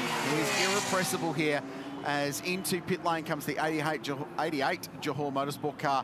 So this is now a key stop for this team, because they've ticked the box for Prince Jeffrey Ibrahim from driver time in the second half of the race. So it will be either Jordan Love or Jamie Whincup now to the end. So that car becomes an all-pro car to the checkered flag. And they will try and chase down Ross Gunn in the 27 car. Yasser Shaheen has yet to vacate the number 911, the Shell Porsche, which is a 911 as well. Just thinking about that and that strategy that we were talking about, yet to see really Gounon pull the plug on that car, but he's still there or thereabouts. And at this stage, they'll go pro all to the end of the race. Matt Campbell, if he gets out shortly, will have to take an hour off. So he's going to have, let's say he gets out before it's 3 hours to go. He could still do 2 hours to finish that car off if somebody does one stint. That would be within the 150. So he could potentially still do that, so long as he hasn't done too much time in the race and his teammates have done enough. And that's the calculation I need to do on the back of a piece of paper. Shay. How close are we to that crossover point in lap time? Because we are getting both of the Manthey EMA Porsches into the pit lane. Both cars will be getting sticker wet weather tires, but I have a feeling that we're not too far away from the point where we could use the Pirelli slick tires once again. And as I say that, there are raindrops falling on my head. Never fails. I think, Shay, that we're still a little ways off. It looked like it was drying, and it's just still drizzling in certain parts. Consistent drizzle. Yeah. They're still doing 21.5, so that's... Previously, we saw the last crossover was around the 16th. I think Matt Campbell got down to a 14.9 on a wet tyre on a dry track. It was around the 16s was the crossover point. But you can certainly see the track's not drying like it dried earlier. There's no drying line yet, because there is that persistent drizzle. Here comes the 911. So Yasser Shaheen, this is that same pit stop that we saw for the trip for the 88 car come in with Prince Jeffrey Ibrahim climbing out. So now Yasser Shaheen has fulfilled his 60 minutes in the second half of this race. He'll climb out. Dry enough for a little screech of tyres on the pit apron. Onto the jacks, and that car will stay on the jacks until the fuel hose comes back out. Front fill on the Porsche. They're struggling. I think Yasser stopped pretty short, because it really looks like they're struggling to get the fuel connected, and you can see how tight one of the fuel hoses is, and that'll be the feed hose to the car. The second hose that hangs down will be the vent hose. So here comes our race leader, Matt Campbell. He didn't get to lap 208, as Chad was theorising.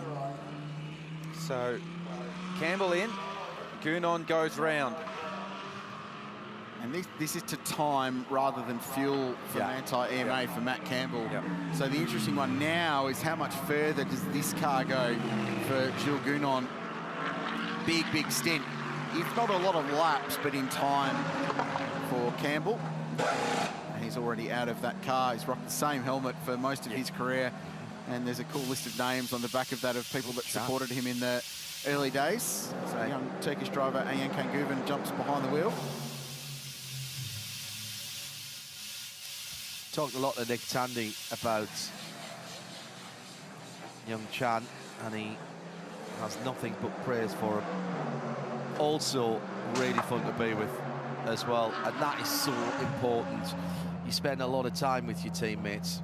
For some of the teams, of course, this is a one-off set of drivers, but they'll know each other and race together.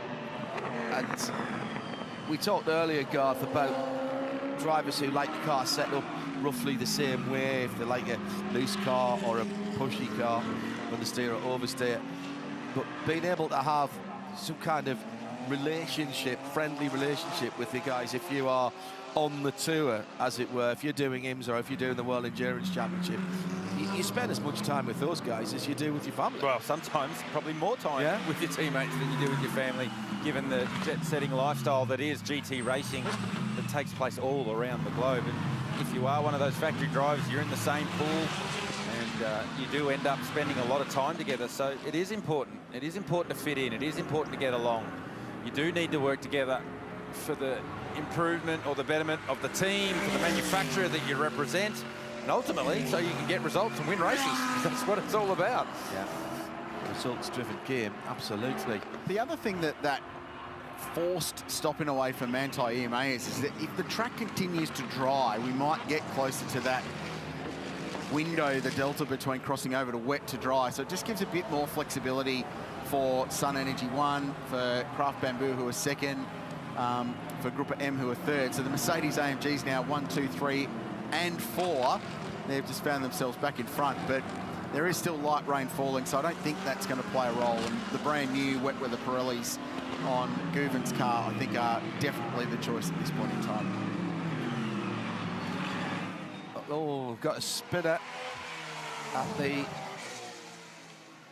coming down the mountain at the Schick S's. Yeah, coming out of the dip at the run down to Forest Elbow. That car is pointing in the wrong direction. Threw me out for a moment because I'm thinking, that's not right. I don't remember the something wrong with this picture. Yes. Well, the lesson today is don't lead the invitational class, because that is the invitational class leader pointing the wrong direction again. So Donaldson trying to do the right thing. One, get out of the way. Two, figure out how he's going to turn this car around. I wouldn't go too much further down the hill here, because you'll find yourself on the apex. Yeah, there goes another invitational car. We don't need those running into each other. Do you think he's dead stick? I'm not sure the engine's running on that. Oh, this is, I don't like this. So we've gone yellow. Gone yellow, and Donaldson doing a nice job, I have to say, of reversing it down the hill, but on line around a blind corner. He does it nicely. Now, has he got fire in this? Is this a full course yellow? This is our first full course yellow. I can't see a marshal's supposed to see what board's the hanging where it's safety car. He does have fire in the motor, and he's pushing it. That would have been a good opportunity for a full course yellow. Yes, it is. Yeah, they've gone. Yeah, so full that's course a yellow. great call by race control. Yep. Great call. And that's what it's used for. And so the whole field has to reduce to 80 kilometres an hour within 15 seconds of it being called. So we are under full course yellow at Mount Panorama. It should be a brief interruption to proceedings.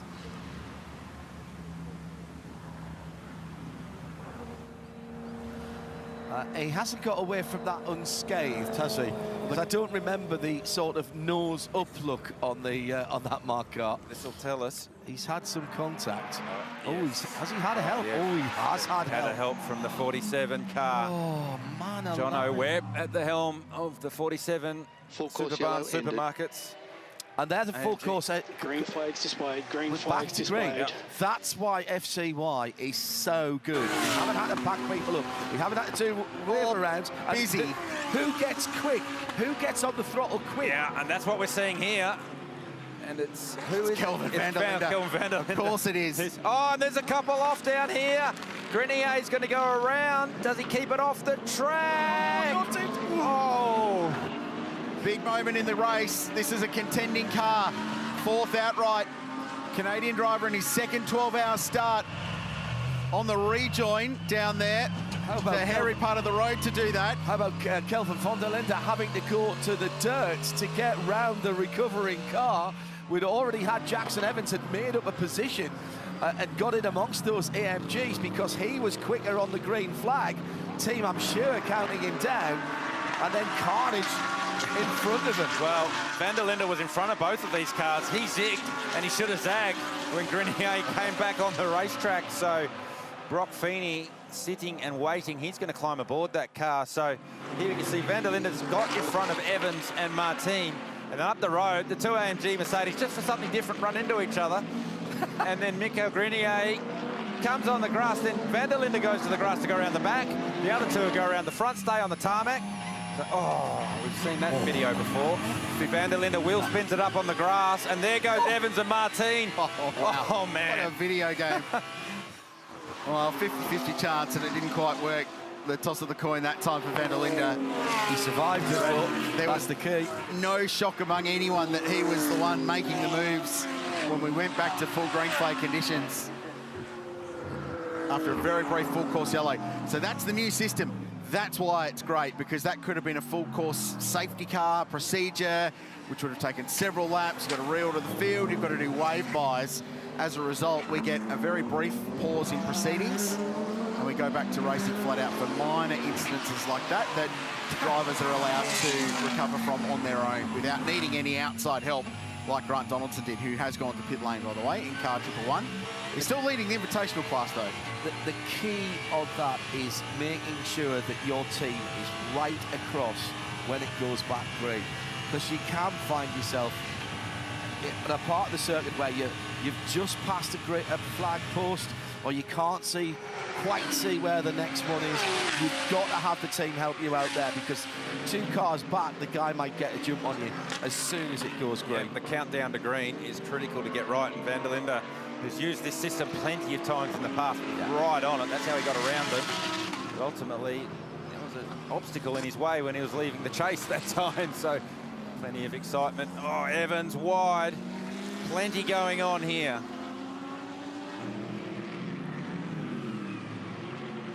Race control, attention all teams. Stewards have imposed a pit lane penalty with a 1-minute stop to car 47 for a driving infringement.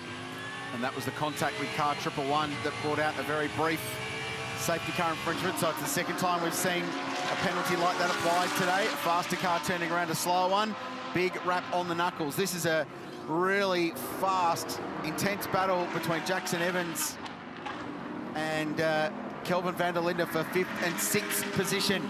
And the BMW of Maxime Martin now up into 4th place through all the drama down at the chase. Chad? Guys, I love the opportunity to dive in and grab some bits of cars that we see, not in the garages, but certainly not on any of these cars either. So Patrick from Mante EMA has been nice enough to pull out some KWP suspension to show me exactly what it's all about. And he's been with the team for a very long time, won the 12-hour here with Matt Campbell back in 2019. Patrick, can you tell me a little bit about the suspension that you're holding here? Yeah, we're having the KW V6 racing damper.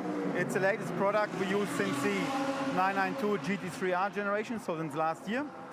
Luckily, we had a first version of it already on the 2022 race of Nürburgring 24 Hours, where dampers are still a bit free, so we could already gain experience there. And yeah, it's a very, very unique product, and we're very happy to have it with us.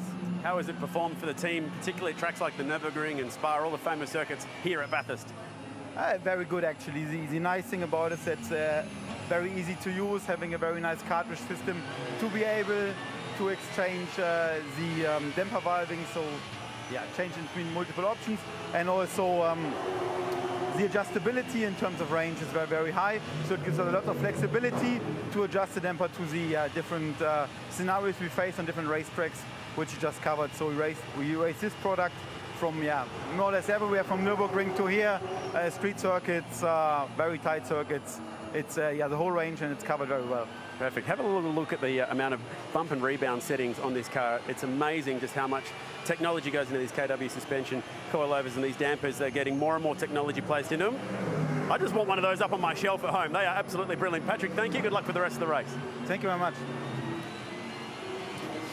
first to watch now the KW suspension. Chad Nolan's stewards have imposed a pit lane penalty for car 130 for a driving infringement.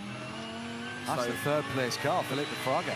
Well, that might be news to a guy that joins us from pit lane now, and that is the driver of the 912 Porsche, Matt Campbell, who has had a fairly adventurous time of things. Matt, I'm not quite sure where to start with your most recent exploits. Let's start with the weather. What were those conditions like, and how were they to manage?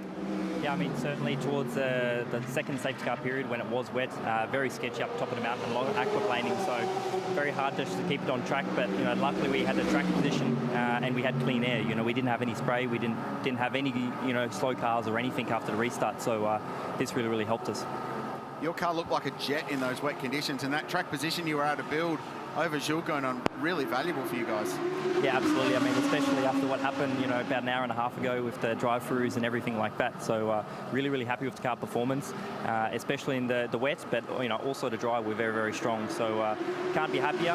We're still working through our run plan for the end of the race, but it's looking good, and we're really happy with the where the car at, and most importantly now we have track position, and hopefully we don't make any more mistakes. Matt had signed off in the booth. What did happen with that drive-through? Miscommunication or a misunderstanding of the regulations? I think it's a bit of a combination of both, to be honest. I was told one thing and then we checked, and obviously we were in the wrong. So we served the drive-through penalty the first time when we thought we could, but unfortunately we had to go through again after the safety car came in. So luckily we didn't lose too much track position, and then it worked in our favour in the end as well, with the boys doing a fantastic pit stop, going back to the wet tyre. So hats off to them because they got us out in front. What caused that the original call was you blew the 85 seconds. What was going on there? Because it looked like Chan had to come back and re-plug your radio in. What was the cause of that? It all seemed a bit un-Manthey-like, to be honest. Yeah, a little bit of a mistake. I mean, Chan didn't plug my radio in, and then I was told to go as we were only doing tyres. But in the end, I think we actually did fuel. And with the regulations and everything like that, we should have stayed for the full pit stop. So a bit of a mistake on the us, but nevertheless, we're able to get it back, and now about an hour and a half later after that initial mistake, we're back in the lead, so that's the most important thing. Matty, you mentioned earlier that you're working through the run plan for the rest of this race. Do we expect to see you back inside the 912 Porsche? I'll definitely be back at some point. Don't want to give too much away to our competitors. Come on, mate. You can tell us. We won't tell anyone. But Larry will be jumping in. Let's see what the weather does as well. Obviously, now looking outside, it's starting to come down with rain again. So hopefully we'd prefer to have one driver in for the transition phase and not a new driver jumping into wet weather again. So we'll have to play it by the hour at the moment. Chan's doing a great job, and let's see how the end of the race goes from here. Was the timing of that pit stop a challenge for you because it had to be on your driver time rather than fuel? It wasn't too bad in the end. I mean, we were pretty quick in the pit stop and we got the job done. So, yeah, it was close for sure, but we didn't lose too much. Happy birthday for yesterday too, by the way. Yeah, keep that one on the radar, didn't you? Yeah, thank you. He's pretty happy about you bringing that up, Rich, by the sound. Okay.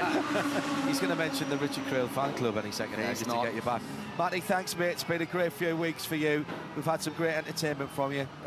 Drive well for the rest of the race. Go well, mate. Yeah, really appreciate it, guys. Matt Campbell. Yeah, good. Yeah, and that car with that pit stop, by the way, has dropped down to 12th position, just under 90 seconds away from the lead, with Chan Gilvin behind the wheel of that car, who is rapidly getting towards the top of my list for driver of the race, actually. I think he's done an absolutely spellbinding job. Gee, that's a big discussion. It's a big list, and there's a lot of names on it. Yeah, I'm not worried about that margin, the 90 seconds you talk about, because they are out of sequence from a pit stop point of view, so they've come early for this next round of stops that we're expecting reasonably soon for Jules Gounon, Maxi Goetz, the race leader. 130 yet to serve that penalty as well. Getting to that because that penalty's been given for a while now, so you'd expect that car will have to come to the lane somewhat shortly. Here it is, so there you go. Richard Quayle asks, Felipe Fraga delivers a pit lane penalty for this car, and I think that was for what we saw with Mikel Grenier down at the chase. Is that how it works? You ask for something and the race delivers. It seems to be. Really, that's what I've learned over the last couple of years. I really love them at Cafe Flat This right is about your race. I reckon we can make that happen for you, Richard. Do you have to click your heels 3 times for that or something? Is that, Rich, is that what he it just is? puts his hand up. Don't have that much dexterity either. 888 into pit lane. Mick Grenier with a fairly eventful stint in the National Storage car peels off as well. So this is the start of the next round of stops. We're going to see a big group of cars in very, very shortly. It's still not dry enough for slick tyres, so they're going to have to put wets. So that slightly mitigates a potential, not disaster, but certainly a little bit of a disadvantage for the 912 who had to come in earlier. It's raining again. Chan Guven is not quite up to the speed of everybody else. He's losing about 1.5 seconds or 2 seconds a lap to the cars ahead of him, but don't forget he's just got in that car and he's finding out about the pace and the grip out there. So I'm going to keep an eye on that, but I'm concerned but not worried. If I'm a Porsche fan of them. What did you call the really big raindrops earlier? Big ploppy drops. Yeah, that's what's happening right now on pit straight. So Brock Feeney climbing aboard the National Storage AMG Mercedes. A sort of steering column adjustment there. Shows you the adjustability in these cars. Plugs his cool suit in as well. You're right. The steering column fully adjustable, just like your road car. You can adjust the pedal box as well, so you can move the pedals backwards and forwards on a hydraulic or air ram, depending on the manufacturer. So that can all be fully customised. We saw when Michael Grenier got out, he took his little seat insert with him, and Brock Feeney inserted his own. So gone are the days of having to make compromises in the cockpit. Make it your own every time you jump aboard a GT3 car. I think 6 laps into that stint for Guven is that it's hang on. There's something flapping on that car. Have a look underneath that car. I heard it when it left pit lane, and you can definitely see it. You can hear, if we get a rear shot of this car leading to... Is it one of the jacks has not gone back? Nah, it's a flaw or something, but it's significant at speed. Like the first thing that got my attention was the noise. There you can see it under the car. So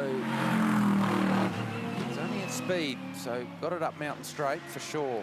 So is that being forced down by the air pressure, one of the under trays? There you under go. The car. That's exactly what it is. Sort of front under splitter. The splitter. I thought front splitter, but then maybe the rear, the floor or the diffuser, but certainly something not as it should be on the aero underneath this 888 National Storage AMG Mercedes. Remember, this car took a run across the infield, and it went backwards across the infield, across the curb.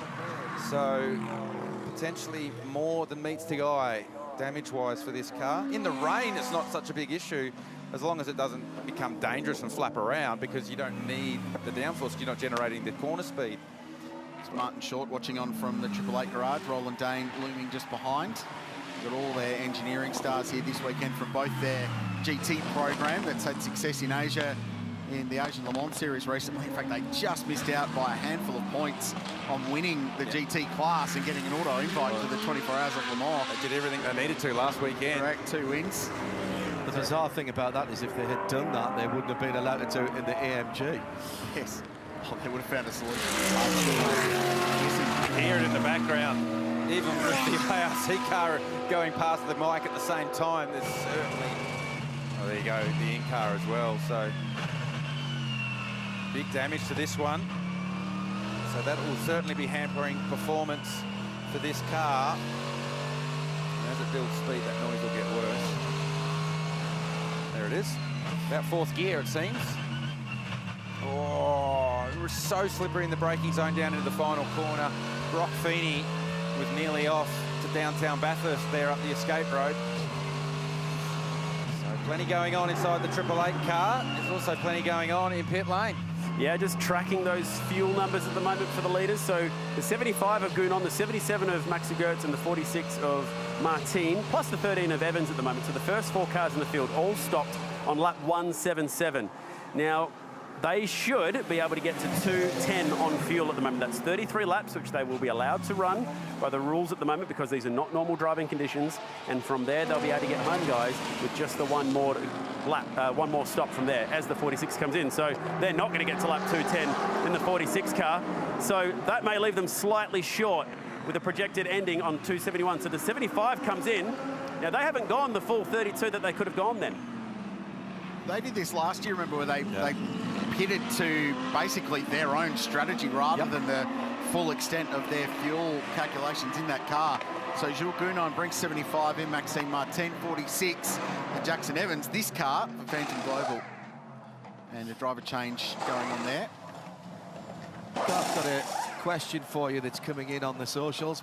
Hashtag B12HR. We've got the 47 Superbarn entry into the pit lane for a penalty for contact. It was a stop and hold for 1 minute.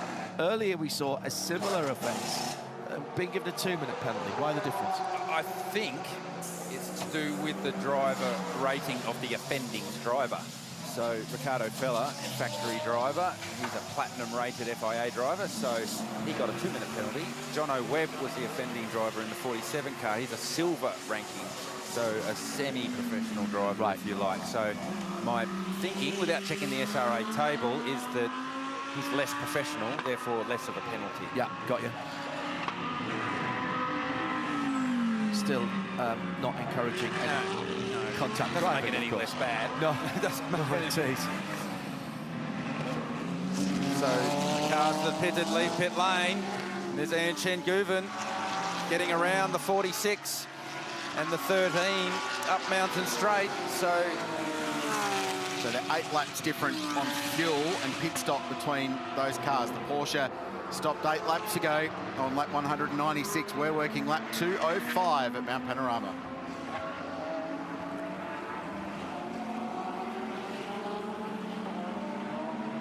But the Porsche has tyres that are up to operating temperature and pressure, and a driver comfortable with the conditions. Let's see what it will take for Raffaele Marciello to get up to speed. He's jumped aboard 46. Bastian Buus, who did a super job earlier in the day in the 13 car as well. And Lucas Stoll's back behind the wheel of 75. to the number 9 Audi, the hallmark Audi with Dean Fiore at the wheel. That's for position. So that car was laps down, and through that safety car period where we had 3 or 4 safety cars back to back, they've used the lucky dog. Admitted these cars have pitted and the 9 Audi hasn't, but there is no chance that 2 hours ago we would have been calling the number 9 Audi inside the top 10. So they've done a nice job, a nice recovery job. Dean Fiore, Lee Holdsworth and Mark Sini in that number 9 hallmark Audi. We saw Chan Guven getting ahead of Lello Raffaele Marciello in the BMW. I've got to keep reminding myself of 46. They did nothing wrong in the pits. Their pit stop was 85.3 seconds from line in to line out. So WRT, fine margins there. So that was a really good turnaround for that team. They haven't eaten into the gap that Matty Campbell had before that stop, but even so, we've still got track position for the 912 and Aya Chan Guven. Down the inside. It was a thought. He was definitely having a thought. Now he's got the hallmark car right up his rear spoiler. The hallmark car is on warm wets. These 2 cars effectively on their outlap, coming to complete their outlap. Marciello defends the inside line. Bastian Buus now has to actually worry about what Dean Fiore's getting up to behind him in that number 9 Audi. Certainly much wetter on pit straight than it has been for the last 5 or 7 minutes. So rain continuing to fall here at Bathurst. The 27 AMG Mercedes, part of racing, comes to the lane. That car was in 5th spot before it came to the lane. So another one doing another fine job flying under the radar. This car in the Pro-Am class leading at the minute.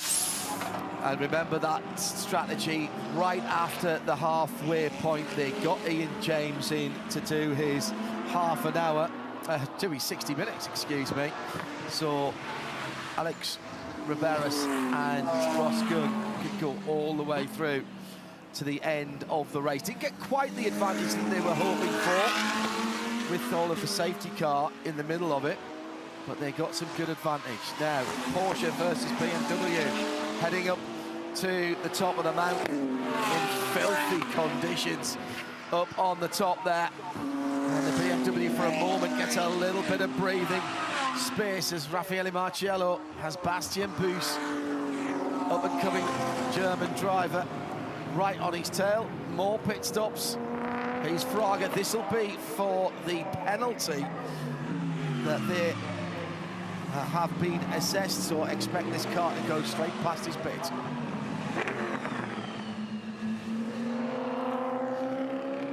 Third position car having to do a drive-through, Richard Crail. He almost went, he has got to come in because he's got to stand for a minute. No, it's just a drive-through penalty for this team. Have they actually served that already, though?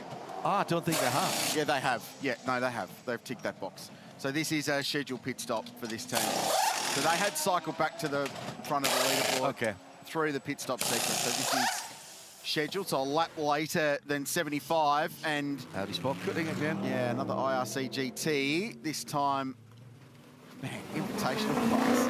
Oh, what a challenge it's been. I think this guy might be able to tell us a bit more about how challenging it's been. I came to Australia for the beautiful weather. Welcome back, Paul Tracy, who had that same challenge a little bit earlier on whilst leading the class. Paul, you said you guys were just wanting to get in the front. You were out there as the red first started to fall.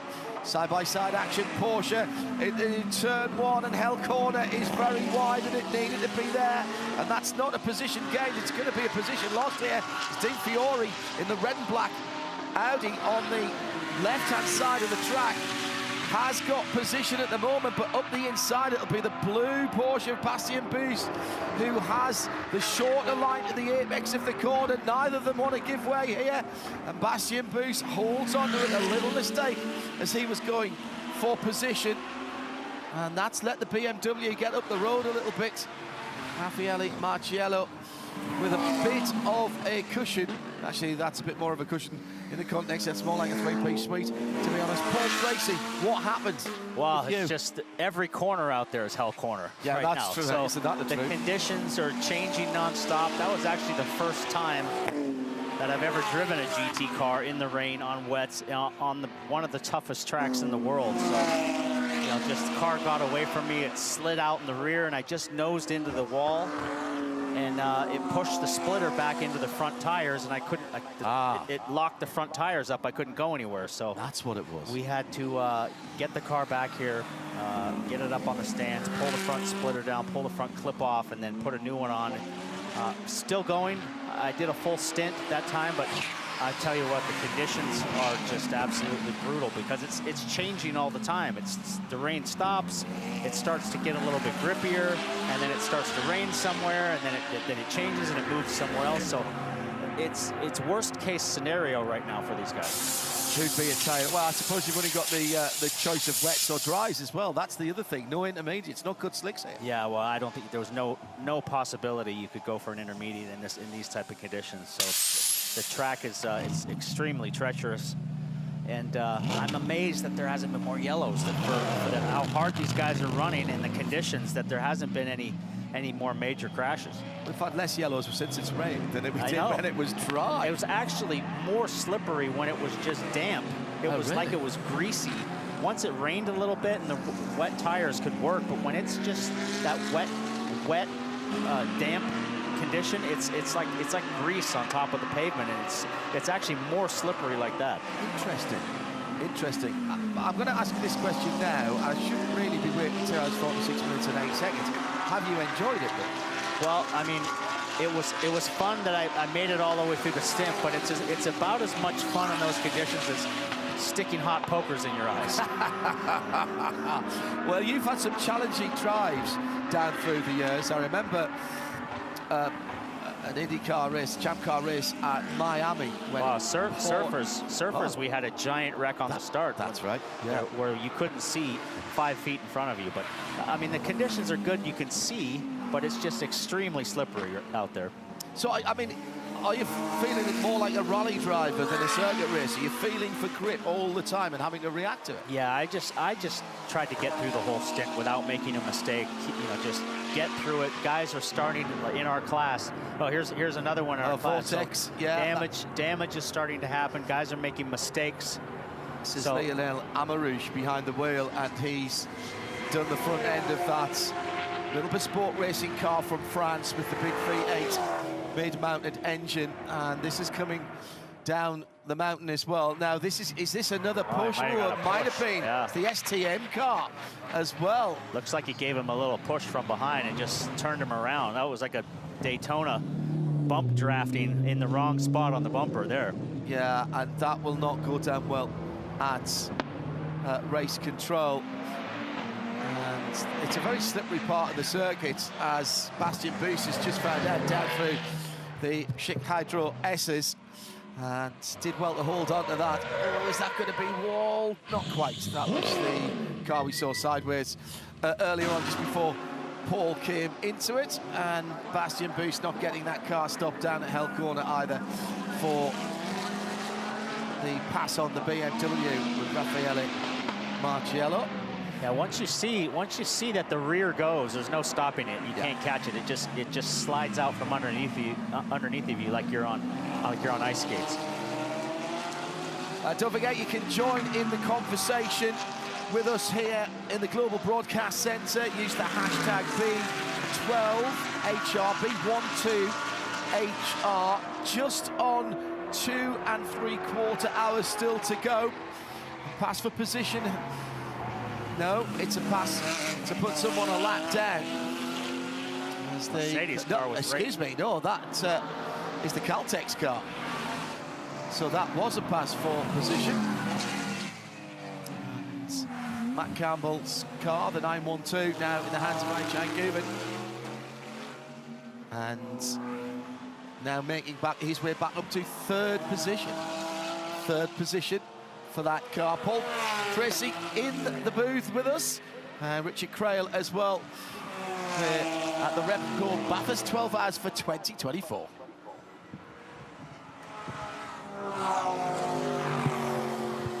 Well, Richard Crail, it is treacherous, and listening to what Paul Tracy has been saying there, it seems that it's the lack of consistency, really, that's causing the issues.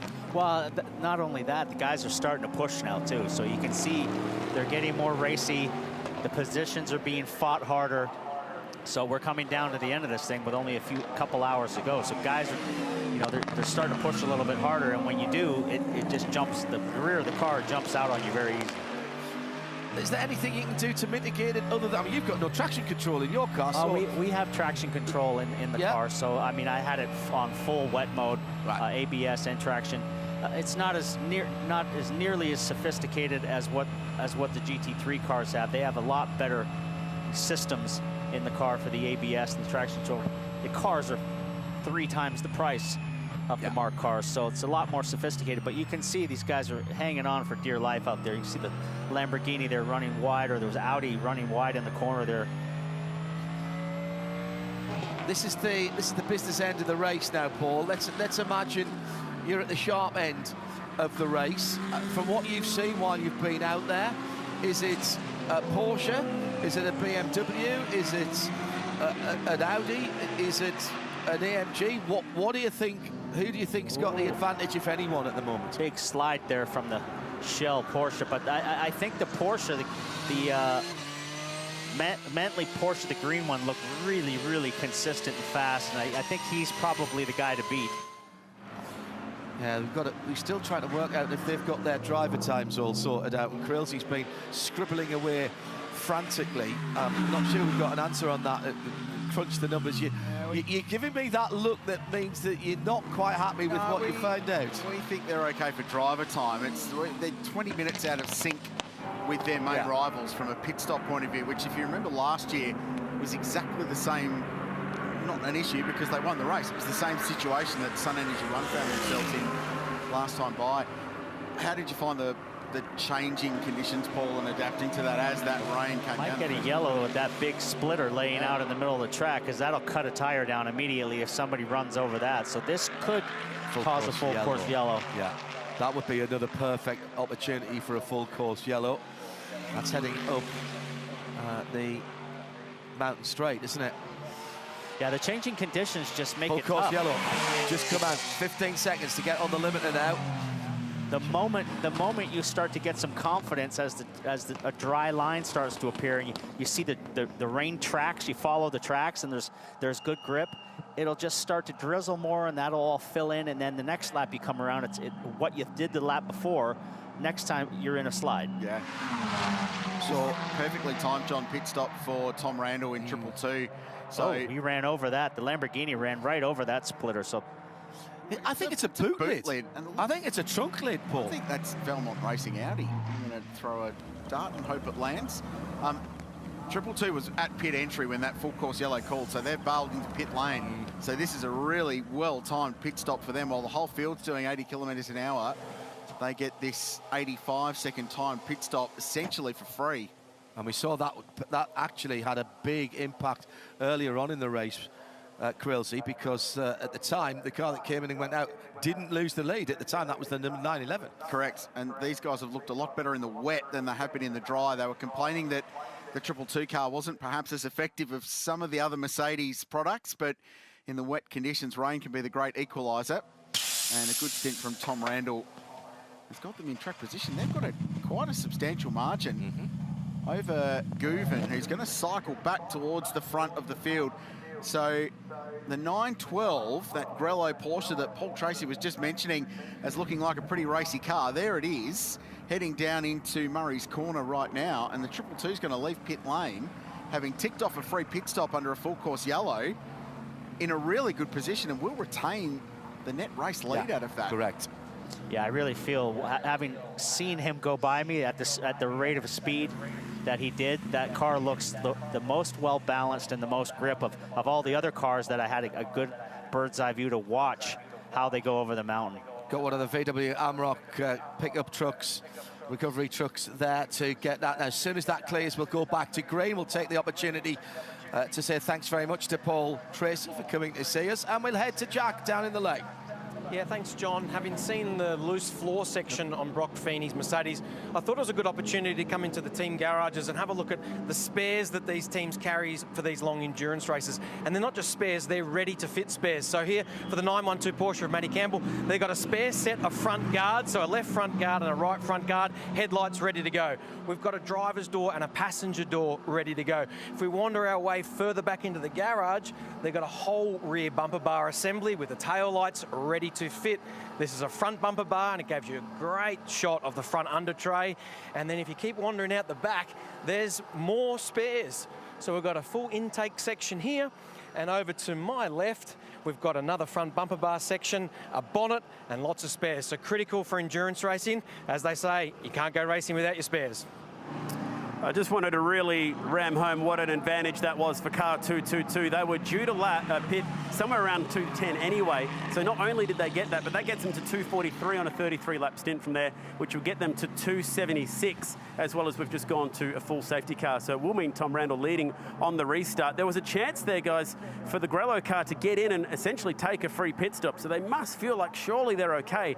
But by my numbers, if we're only doing these 33-lap stints, which apparently is what their limit is right now, that would only get them to lap 261. So they would need this race to really run short towards the end. And the folks from Supercars and their data is telling me that it's likely to run dry in the last hour, which would mean more laps at the end of this race. So if anything, it's advantage to the 222. Obviously, they're leading the race, but in every strategy box, that have really ticked it, and that was just an even bigger advantage being able to do it for free. Yeah, agreed, Chad. And it's a massive free kick, but what they probably didn't want was this to be elevated to a full BMW safety car. 30 seconds track position margin. Has it? Because I'm still seeing FCY boards out.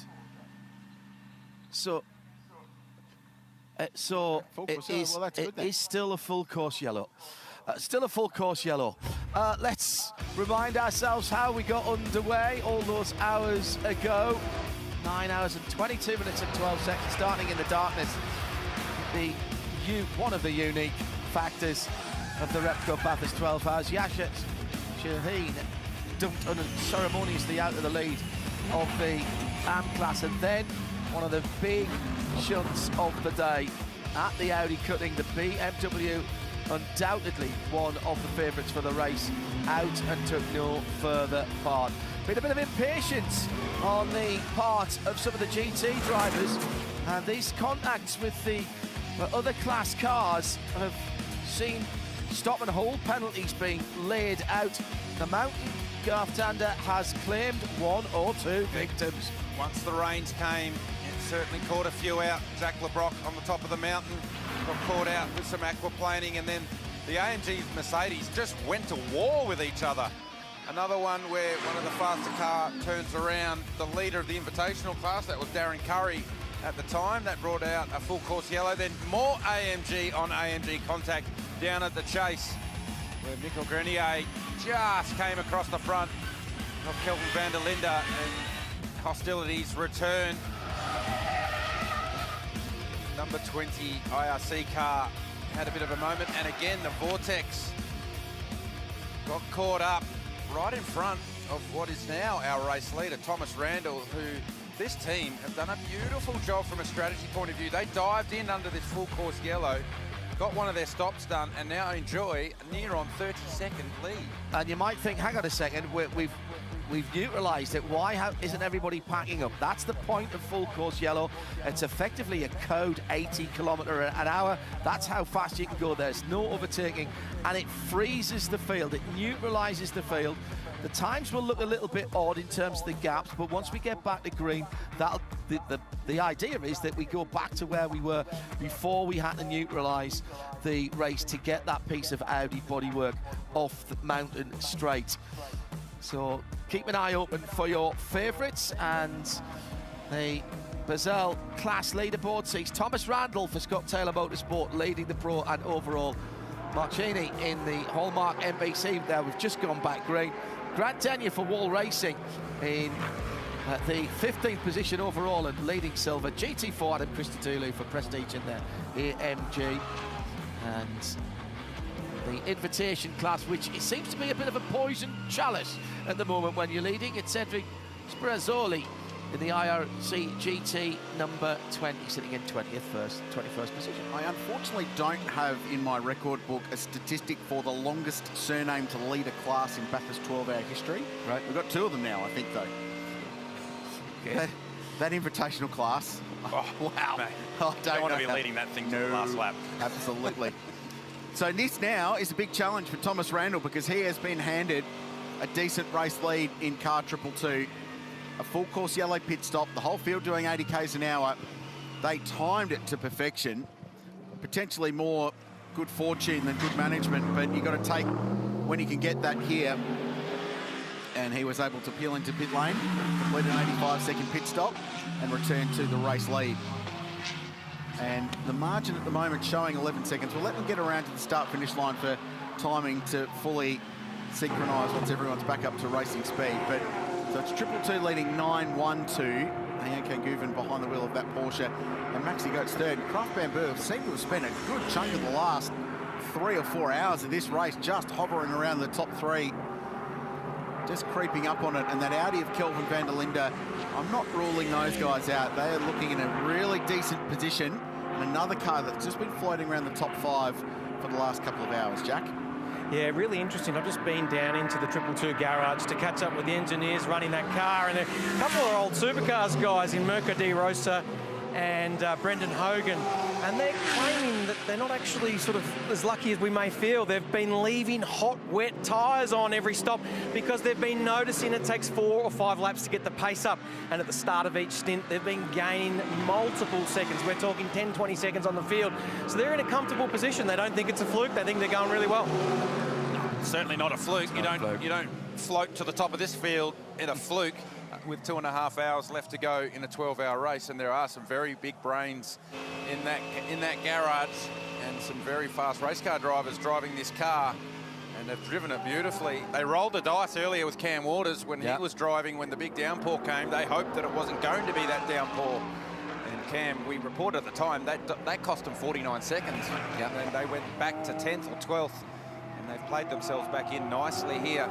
But you don't get that for free. Yes, you leave wet tyres on and you keep them nice and hot. You can do that for 2 or 3 stints, but eventually you will wear them out and they will lose performance. And Ianco Guven is coming back now at Thomas Randall. And the problem with that is if you look at how much spray is being thrown up now, for example, down Conrad, and also actually just to my left down the start-finish straight. That is standing water again, and we're seeing far more spray. The rooster tails are going higher, and it's a bigger cloud of spray behind all of the cars right across the top of the mountain. Some opportunities for fantastic photographs, particularly with the car silhouetted on the skyline drop with that big cloud of spray. Chan is pushing on here. He's got his confidence levels up. Remember we said he wasn't gaining on those cars when he first went out there, Krilsey, but whatever he's found in that car, or whether he was bringing the wet tyres in maybe carefully, it's raining really heavily on Conrad, and now he's found some performance. Well, and I'm just checks notes, 108 litres of fuel they're allowed to put in that car.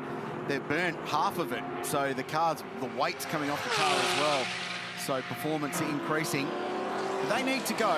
They're still in a slightly uncomfortable position because they are out of sequence. And they're the first of that leading group of cars to stop as we try and work out how many pit stops there are between, well, they stopped on lap 196 and between wherever the end of the race is. So their next stop, if they go all the way on fuel, should be somewhere around lap 228 to 230.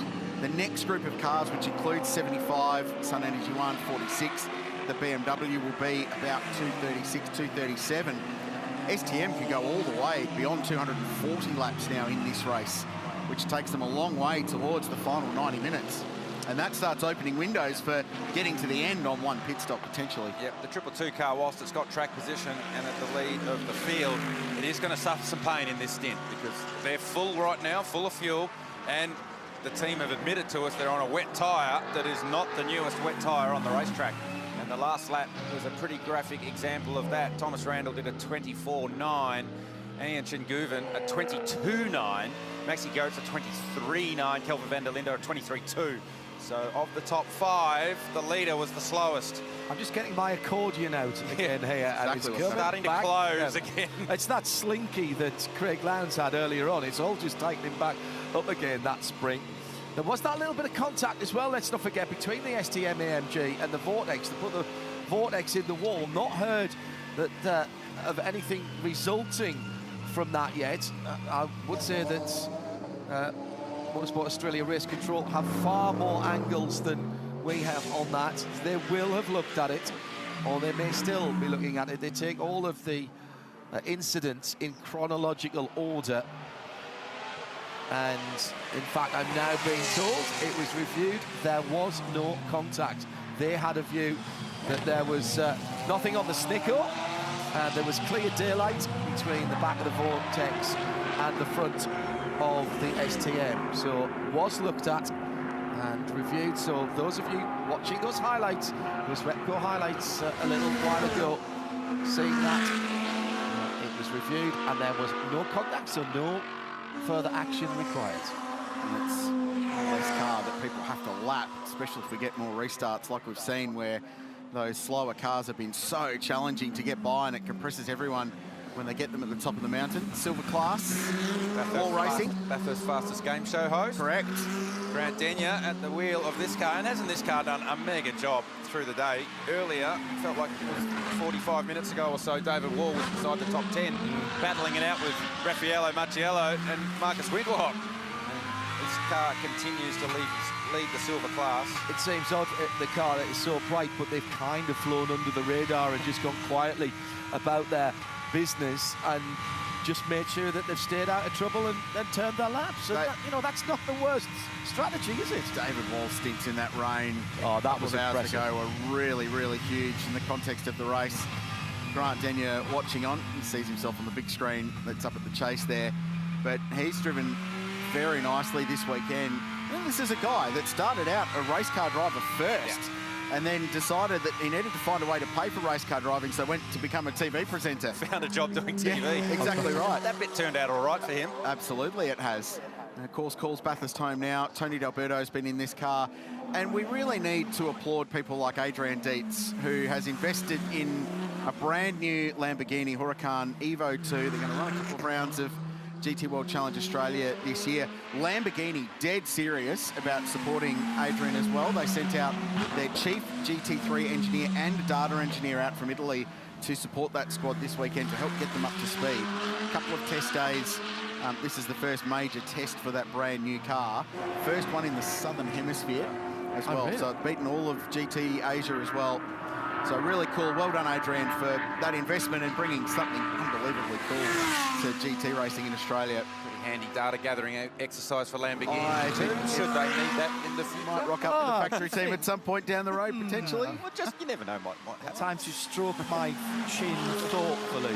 Hey, how about how many people from other manufacturers have been wandering around? Some under the radar, some not so much this weekend. I had a blast around the mountain in a Mustang Dark Horse, and plenty of people with a blue oval here all making noises about next year as well. We think it's good now. It's not going to get any worse next year, and I'm hearing as well from the event organisers there's big news to come relatively shortly once we get this Superfest finished about the future of this event. Really looking forward to hear what it is.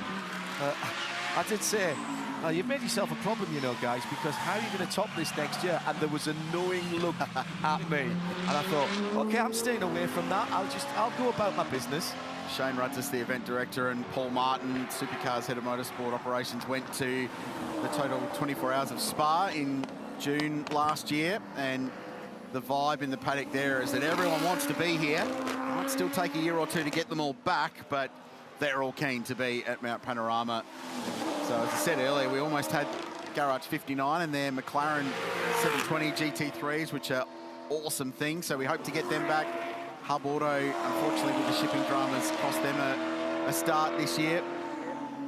But yeah, the world is interested. And you had your ride in your Mustang. I had one in a Corvette, so that's GT3 next year. Yes, exactly. So it's pretty cool. Bow tie versus blue oval. Oh my goodness. Added to the European exotica that is already here. American muscle versus European style. I think we've heard that somewhere else before. We are in a truly golden age of endurance and sports car racing, right from the World Championship through to GT3 class racing. Well, the fact as well that you can now run most of these cars in the 24 hours of Le Mans is incredible.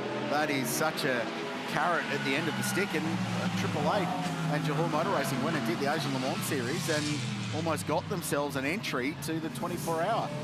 This is a hairy little moment. The Hallmark car just jumps out the way. Mark Sini behind the wheel. Mark's doing a great job. 13th outright. Melbourne businessman, races Carrera Cup full-time. Hallmark Property Group, his business. Michael Lochisano and other partners. They've been passionate motorsport supporters for a long time.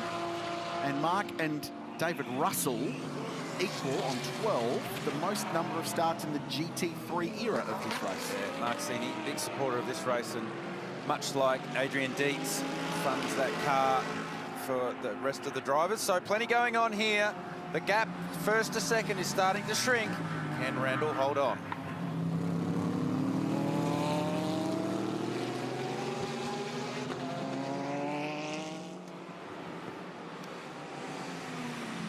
Part of racing.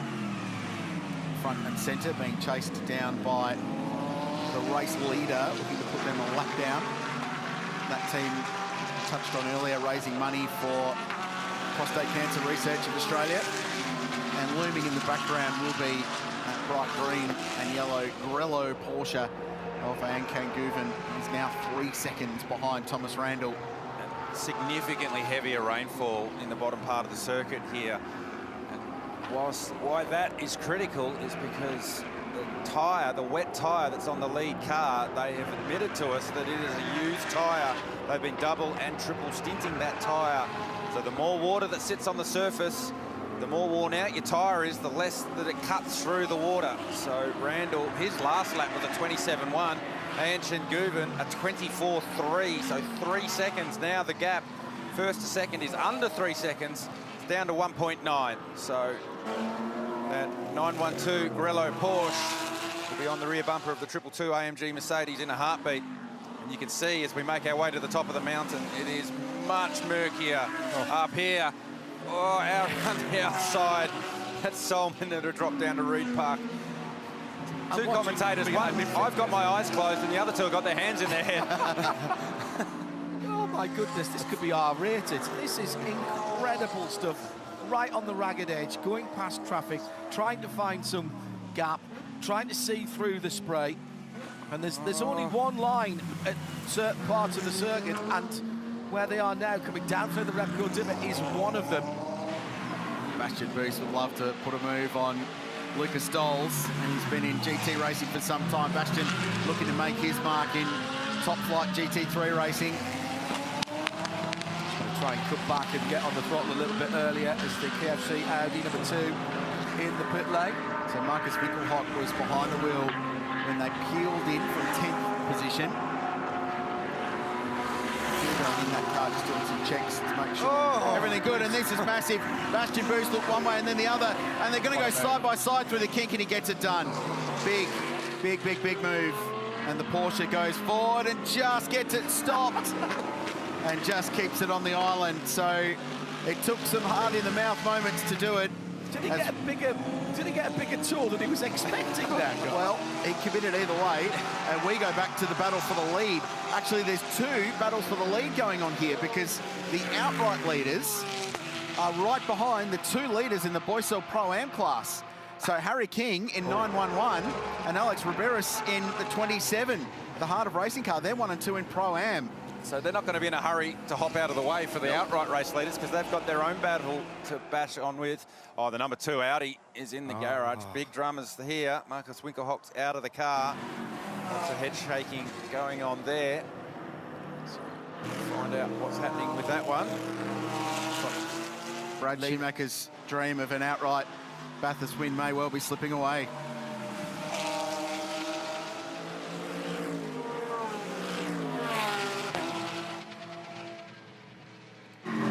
Battle for the lead is well and truly alive at Mount Panorama, with just over 2 hours and 18 minutes to go in what's turning into a Bathurst 12-hour sprint race. Thomas Randall, a bright young rising star of our Repco Supercars Championship scene, is holding on from Ankin Guben, a bright young rising star of global GT racing.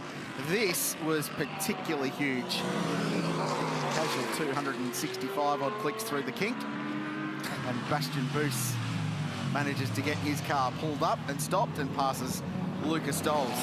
So this is busy stuff. A couple of Mercs and a couple of Porsches all battling for their class lead, and indeed the outright lead of the race.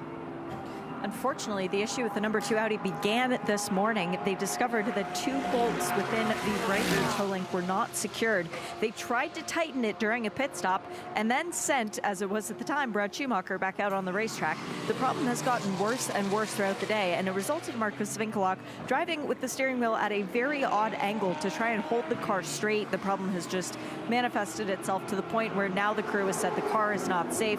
They brought it into the garage. They are going to try and fix it, but at this point, any chance of any decent day is gone for this car. All hopes rely on the sister car, the number 22. Yeah, we saw them with one wheel off earlier on in a pit stop, and they were under there. And I actually, that's just jogged my memory, because someone came in on the socials, hashtag B12HR, and said they could see that the Audi was a little bit wonky on the steering, a little bit cockeyed, and something else happened and I forgot to mention it. And that is all falling into place now. Good eyes once again by our collective knowledge out there across the globe. Fairly low risk manoeuvre for Guben, getting past teammate Harry King to put them a lap down.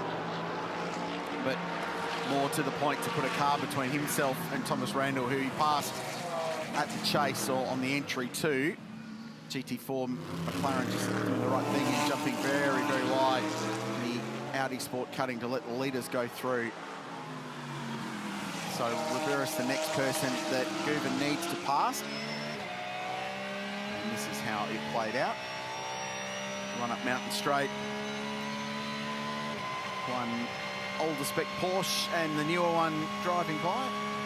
An older car still has been hugely effective today and very much in contention for the Boycel Pro-Am class.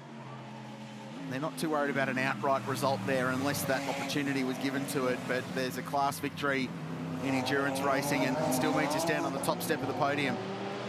This could be big because this is the leader behind the Pro-Am leader in the Heart of Racing SPS AMG, and then right behind us Harry King. So Alex Rivera will not want to be holding the leader up too much and chance his arm, but then again he does not want to lose too much ground to the car behind him. Bumped into Alex, met him for the first time early in race week. Smashing look. The Hub Cafe down in Keppel Street in Bathurst, and he was telling me the story of how he was out in New Zealand during COVID and actually got stuck there, couldn't get home. Worst places to get stuck. Correct, lovely part of the world, and decided just to set up Heart of Racing New Zealand office, basically, and ended up racing in the North and South Island Endurance Championships over there. But he did say that he'd sit there knowing that he was only 2 or 3 hours away from Mount Panorama, and frustratingly couldn't quite get there while we were all having fun at this place. So he was thrilled to be able to get that opportunity and come and race. You were talking about SBM earlier on with the prostate cancer. You know, our teams in this part of the sport, great social responsibility. Heart of Racing, formed by a chap up in Seattle called Gabe Newell, and they race and raise awareness for the specialist cardiac, children's cardiac part of Seattle Children's Hospital, and to date, well over $12 million US dollars raised for that charity, and they are absolutely 100% committed to that and to go racing. They've had a heck of a few years, winning championships all over the place, and of course heavily involved in the development of the Aston Martin hypercar, the Valkyrie. Gabe Newell has a road car, and that car, Adam Carter from Aston Martin Performance was telling me on Wednesday that the first mule has been running. Actually, no, it was Ian, wasn't it? Ian James was telling us at Tractor Town. The car has run in a mule format on an Aston Martin Valkyrie Pro, which is their track car. So that's another big prototype coming to the World Championship next year. I said before, we're in a golden era of sports and endurance racing. More manufacturers realising what they can get out of their road cars and have these fantastic races all around the world. Brilliant time to be in this part of the sport. Ferrari doing sports car racing more successfully than Formula One at the moment. Well, if they stop doing their strategy by a magic 8-ball... Do they farm their strategy out in the sports car team? Yes, hey, of course. That turns out they're very good. Amato Ferrari's lads are pretty good. No relation, correct, I should say. They know a bit of sports car racing. We'll give you a contender check. When we get into the final 2 hours, we generally like to run through who's where and who's got a realistic shot at this. But you look up and down that top 10, and there's a whole heap of cars that can still win this car race. That's the point we want to make.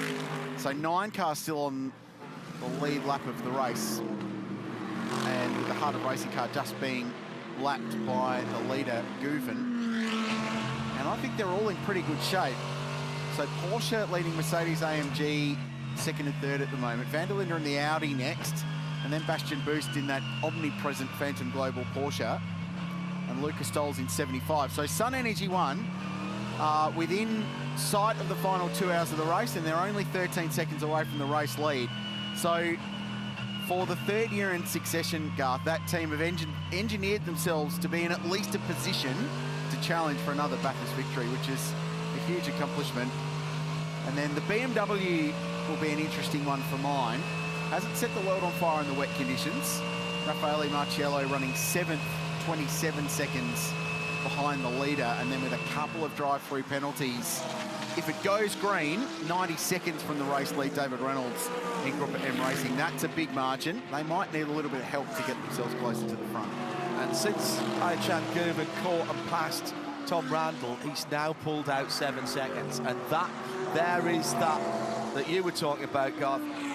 That's not Tom going, oh, I think I'll ease off a little bit. That's him on warm tyres against Ayhan Gouvin, on tyres that have done probably a maximum of half the work of the Pirelli wets that's on the Triple 2. Yeah, and look, it's still a net gain, the strategy for the Triple 2. Oh, yeah. Remember, when Cam Waters was in the gravel trap at McPhillamy and came in and got wet, that turned into a 50-second deficit. Yep. So to be only 9 seconds off the lead, it's still a massive net gain for this team. And I mentioned earlier, they will take some pain in this part of the race. But if you take a little bit of pain now, you still have over 2 hours left to go in the race. So still, if we know Bathurst, there will be a twist of the tail. Something will happen. You bolt Cam Waters in that thing somewhere near the front of the grid, and he will have a crack. He's come up short in the 1000 so many times by so little that he won't let it happen in this car. So yeah, he'll unpick the secret iRacing shortcut at some point to get himself to the front as Maximilian Götz peels the Caltex car off into pit lane. So 77. Where were they in their pit stop shuffle? So this is their 13th time in pit lane. So 2 hours to go. This stop plus one more, and they should be all right to go to the end. Car 911's getting a bad sportsmanship flag for disobeying blue flags. So Harry King has been very much eyes forward in the Shell car, trying to keep his position in that Pro-Am battle. So a driver change down at Craft Bamboo Racing. Great stint from Maxi Götz. This car's been floating around the top three for a good chunk of the second half of this race, having worked their way forward. See the team there blowing out the radiator. Had a couple of AMG Mercedes, particularly in the dry part of the race, suffering with overheating. So the team leaving nothing to chance and blowing out the radiator while the driver change takes place. Here's our race leader, continuing on his merry way. Anchan Guven, now that gap first to second, near on 10 seconds. So marching on its merry way, as it has for the majority of the race. In the lead of the race, this car had a few things thrown at it. Drive-through penalties, miscommunication, an extra drive-through. Yeah, Matt Campbell was very honest about that when he spoke to us. And, you know, it's hard nowadays to be anything else because we've got eyes and ears everywhere. Yes, exactly. And the lead changed in traffic, in spray. It was a tremendous run down Conrod Straight, out to the outside. Oh, wow. Oh, wow. That sums it up, doesn't it?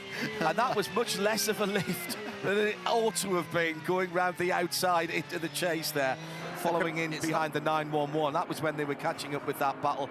Remember, they were catching up with Harry King, who was chasing down Riberas for the lead of the Pro-Am class. It wasn't so much the going around the outside of Tom Randall, it was the commitment to do it before the King with lap cars in front of you, not knowing what they were going to do. This is Bastian Boos. Sort of had a look, thought about it, and then eventually Kelvin van der Linde turned down. This is the battle third for fourth. The Mante EMA Porsche has proven how good it is in wet conditions. This Phoenix Global car has shown us as well, from time to time, how good it is in the wet. Boos has got a good run off turn one for the run up Mountain Straight. And you get the job done. Under brakes into turn two, using the toe. Van der Linde sticking to the inside. He's not going to give him an option. Does Boos swing to the inside? He thinks about it. Van der Linde saw him coming, shut that door as quick as Boos had a look. So Van der Linde not going to let Bastian Boos through. They continue this battle for third, and they're second not far up the road. So that's why Van der Linde's boxing on, because he knows he can get himself up into second. Thomas Randall just ahead.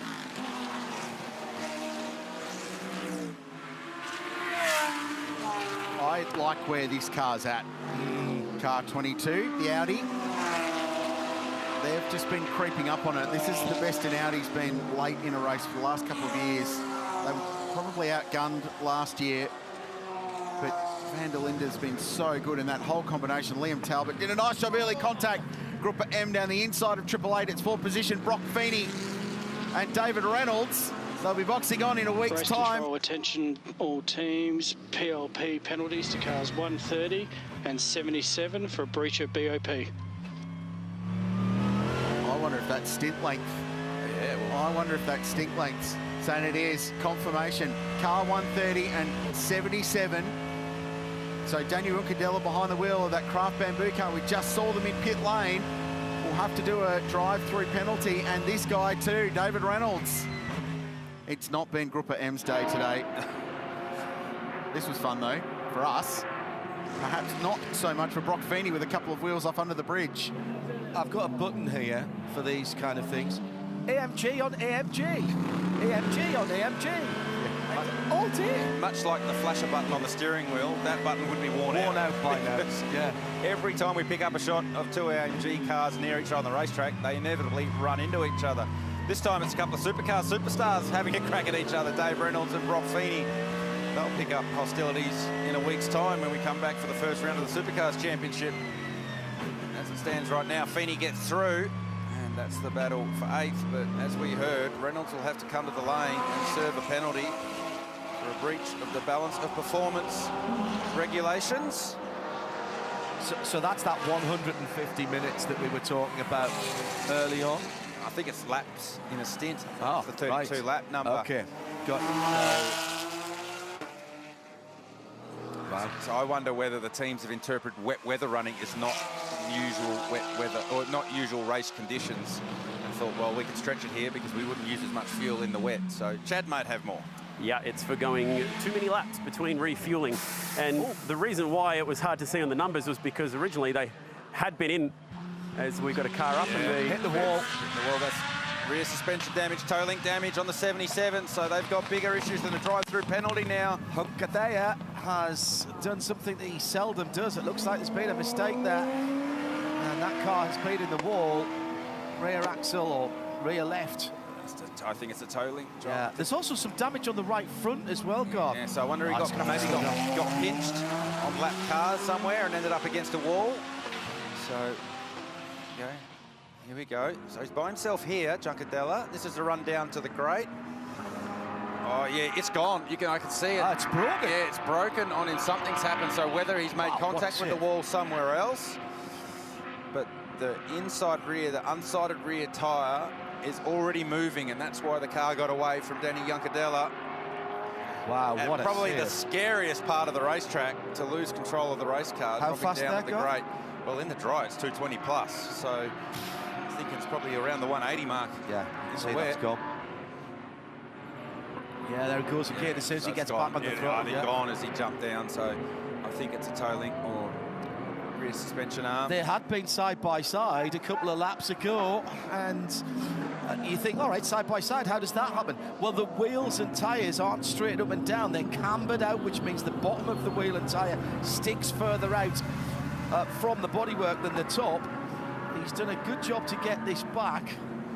Here we go. Oh, this is there we go. So there, contact with the outside wall. There we go. Once again, our replay crew doing a smashing job of tracing that back. So heavy contact with the outside wall at Solomon Park results in the 77 car. They were having to come to pit lane to serve a drive-through penalty, but that does not matter now. As Danny Juncadella slowly drags that car back to pit lane. I went digging, Garth. I have news of a penalty nature. So we saw the drive-through penalty for this car, which is now obviously redundant, but also for the 130, which is a key contender in our race, and it was for failing to adhere to balance of performance. And one of the balance of performance regulations is the length of a stint, which started out the day at 32 laps. Now they were given grace to run 33 because of the changeable conditions. Those two cars that were penalised did 36 and 37 laps respectively. So quite a significant breach. Doesn't include safety car laps as well. So I wonder if that's where they got a bit muddled, because they did spend quite a lot of time under yellow during that period. But 36 and 37, so it's a clear breach of the balance of performance regulations. That's why they're getting a drive-through penalty, and that's why it's going to cost them big time, and that's why all the other teams will be paying very close attention to how many laps they've done.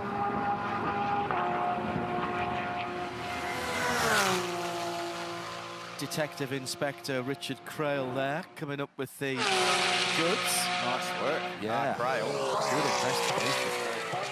Coming down to 2 hours to go, gentlemen. Now, dog tyres looking. Well, they're the unused communication, so you can tell. So, radio issues for one of the Audis.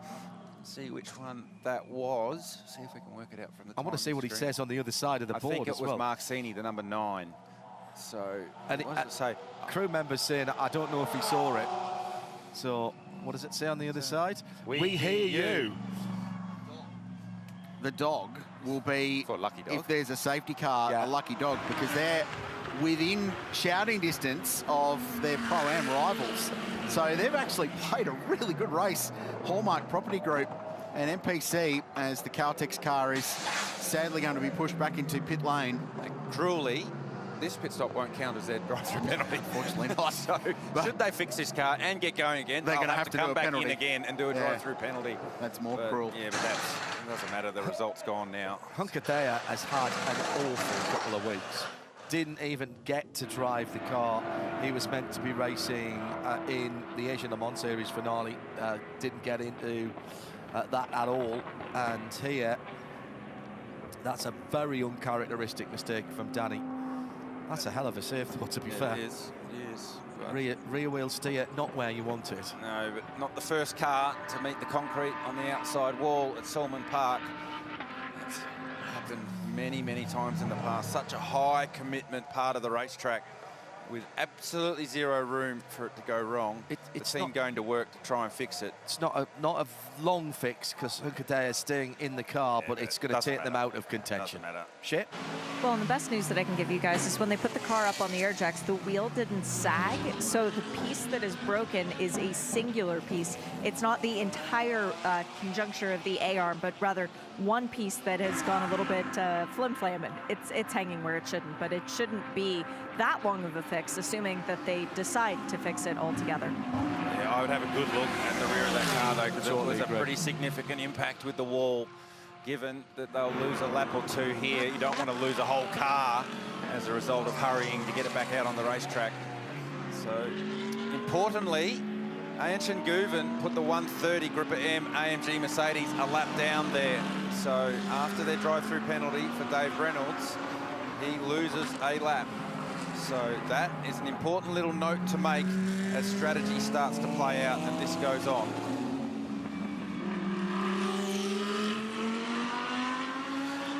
Headlamp flash button. Firing off. It's now up towards the leaden skies above Mount Panorama. Just add water for excitement. Don't really need to do much of that normally at the Repco Bathurst 12 hours, but this has been a very different looking race for 2024. Added a lot of variables in.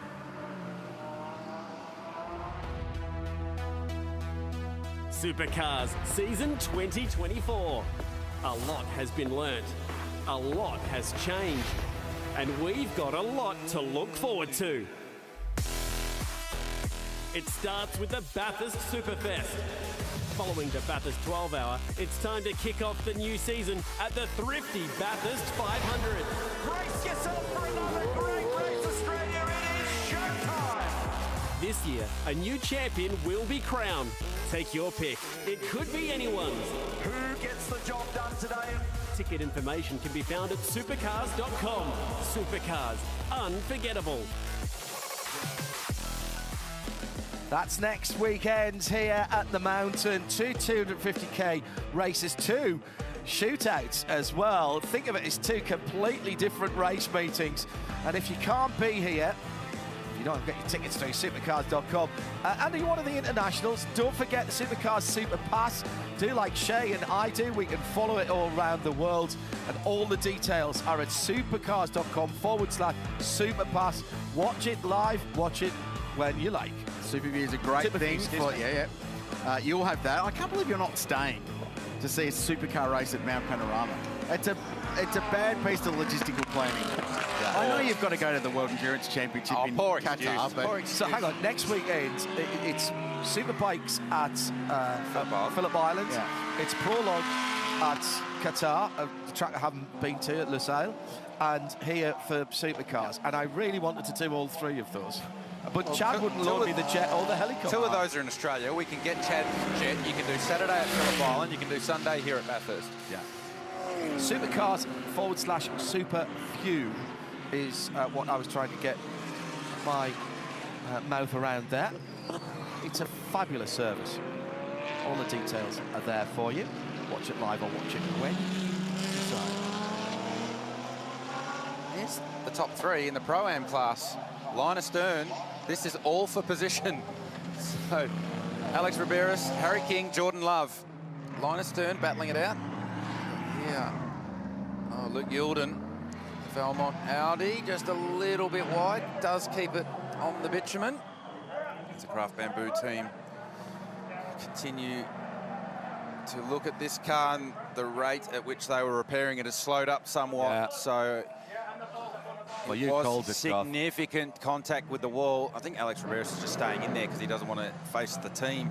So I mean, you're looking at potential drive shaft issues straight into the gearbox. Yeah. You know those cars very well. They're pretty sturdy. Yeah, but that was a big hit. Yeah. And for somehow, like, all concrete walls are hard, but that one seems excessively hard. Yeah. Don't know how, but any car that goes in there is serious damage. Yeah, and this on the socials from Kitch. Thanks, Kitch. Hashtag B12HR. Anyone who thinks that Mount Panorama isn't that hard, Danny Hunkadea is an example. Numero uno that it actually is. Such a lot of experience for Danny, and again, small margins, big consequences. Yeah, unfortunately, it was pointed out to me that's 2 years in a row for him at this place as well, so that's going to sting. And that's why he's still in the cockpit. Yeah, he doesn't want to talk to anybody. Now, the reason Manthey EMA are looking reasonably active down in pit lane is because they're very close to a pit stop. Could well be this lap. 31 laps in this stint so far for Ayankan Guven. Now, they will be good, you would imagine, to go to the end from here with one potential pit stop, depending on the pace of this race. And this is the problem. If they're handing out drive-through penalties for going longer than the stint distance, you are going to have to be really confident that the last time you pit is 33 laps or less away from the checkered flag. The problem is, this isn't a lap count race. No, it's a timed race. That's when you have lap-based strategy around a timed race. Correct. So that's where you have to be so careful.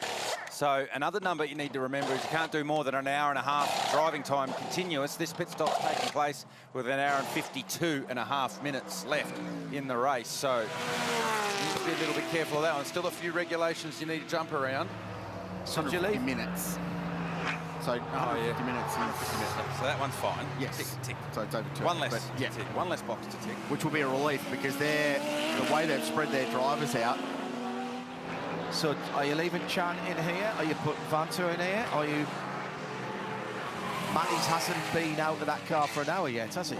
So he can't quite get back in. I think it's Vantor, and you're making your final stop probably with, well, it's going to be an hour, isn't it? 32 laps. You're making your final stop with about 50 minutes to go, and you're throwing M. Campbell at it. It's a nice luxury to have, isn't it? Yeah. You've got Lawrence Vantor and Matt Campbell available to you. We'll find out what they've done when it triggers the timing loop at the end of pit lane, and there's a little RFID chip in the driver's helmet that will tick over and tell us who's behind the wheel. So, Guven out. I'm actually, I tell a lie. Yeah, I tell a lie because of the slower lap times. That's been well over an hour. That stint. Yeah, I did wonder that. Yeah. I'm sort of thinking back to 2-minute-ish laps. Yeah. And would it be enough? That was nearly an hour and 20 minutes for Chan that time around. So I think they'll be running this last one to time. Yeah. On the basis, as long as they know they can get to the end and it's not 33 laps, because they're giving them a lap's grace on that stint time because they're not normal conditions. So this is Pro-Am, is it? Or is that's our leader around the Group of M car. So for a minute there, the group of M car was unlapped because Ian Chenguven came to pit lane. But now the new leader, Bastian Boos, has got around Dave Reynolds in the 130 AMG Mercedes. So if it's not one Porsche leading, it's the other Porsche leading. And this car has been in the front 5 for the majority of the race after qualifying deep, well out of position for that car. They've got themselves back in the game. And the Vortex is back out as well after its trials and tribulations. That's another team who don't know the meanings of the word give up or possibly go to pub. You say that in French. Allez au pub. So we don't expect to see Bastian Boos in the lane for probably 2:36. So we're 2:29 now, if not a little bit further down. So that last stopped on lap 204 of this race. So where the EMA Mante car is at a little disadvantage, their windows in this last hour and 50 minutes are very tight. Correct. So with the Bastian Boos Phantom Global car going deeper into the race, it opens the windows in the last part of the race. So strategy for Mante, they've almost got one hand tied behind their back a little bit. There's only so much that they can do within the boxes that they're constrained by. And the driving time, fuel economy, time to go. The car with the biggest operating box is 222 because their last stop was on lap 210. So they've got another 4 laps up their sleeve, pushing right into that final hour of the race, and then they can dictate when they make their final stop and who they tool up to drive that final little stint to the flag. Actually, bizarrely, for the car that has been in the lead so much, the 912, a little bit of full course yellow or safety car even, where the lap time is longer, that actually helps them out. Yeah, well, that just changes the whole context of the race again. So many variables still to go. Just under an hour and 50 minutes left in this one. And at no stage in this race would we have thought that the 222 Scott Taylor Motorsport AMG Mercedes was actually looking the strongest of the AMG fleet. Correct. So he said that they'd done a great job strategy-wise. They'd played themselves in, they'd floated to the top. They'd taken a little bit of pain by triple stinting a wet tyre. But ultimately, it's going to work for them should it play out as we think. And they'll be right in the game into the last round of stops. I still think if it runs green, 912 is in the best position, but they'll have the least amount of stuff underneath them at the end of the race if it comes down to an all-in battle like it so often does here at Mount Panorama. So they should still get track position. They'll be the first of all the cars to pit, so they'll shuffle back to the front, but then they'll be chased down by cars that could be lighter on fuel, that could have better rubber beneath them as well. Chad? Yeah, the biggest issue for car 912 that I've got is I've got them getting to lap 261 as their next pit stop, and that would happen to be probably about 9 laps before the finish. So it's cars like this one on screen that are somewhere in that window being able to get to that magic 270 marker, which is likely where this race is going to finish. We'll know a little bit more sort of as the laps tick by, but obviously. But I still don't see that 912 getting home without making another stop, obviously. But there are others that can make it home with just the one more stop. So you guys remember way back when we had that flurry of safety cars and teams were stopping half a tank and topping off and running alternate strategies to each other. And we were saying, well, it's going to change the play of the race for someone somewhere later in the day. And it's played out for the 912 that one of those half stints somewhere in there has made it things much more challenging for them here. Yeah. And that was, what was that? 7 hours ago when all that started. So you're constantly working backwards from the end of the race. You just don't know the decisions you make then, how they affect the race later in the day. And in terms of laps, you don't know where the end of the race still is yet, which is a moving target. A quirk of endurance racing. While we're unpicking race strategy and trying to decipher what's going on, Jack Perkins has been busy out and about and patrolling the top of Mount Panorama. Back up here on the top of the mountain, and I've got to say there's a lot of fans around, but I'm keen to know who everyone is supporting. Now, who are you kids supporting? The green Porsche. The Sun Energy Mercedes. Green Porsche. Green Porsche. Green Porsche here. Now, what about the adults up the back? Who are you supporting, sir? Lounsey. Lounsey, I can tell by the shirt. What about you? Yeah, Lounsey in the work, mate. And what about you, sir? Richard Crail. Well, what do you know, Crailsy? There's supporters up here supporting you, mate. That's bloody good. How much did that cost you, Richard Nothing. Crail? Like last year, Garth, I tell you, absolutely nothing. So you've managed to do a commercial deal. It's cost you $0 to get exposure for your fan club. So that's nice work. The fans. Can I get a discount on my merch? No, because all of the merchandise money goes to charity, Garth. The Childhood Cancer Association of South Australia. I'm glad you clarified that. It's not the Richard Crail Foundation. It's not. No. Well done, Rich. We do have a bit of fun with you, but you do work your backside off for this event. And we give you a hard time. We know that it takes an army. It took to Saturday last year. I got 10 hours into the race this year for that to happen. We wanted to make you sweat for this one. We wanted to make you sweat for this one. There's no point doing it in the first hour. Let you sweat for a little while.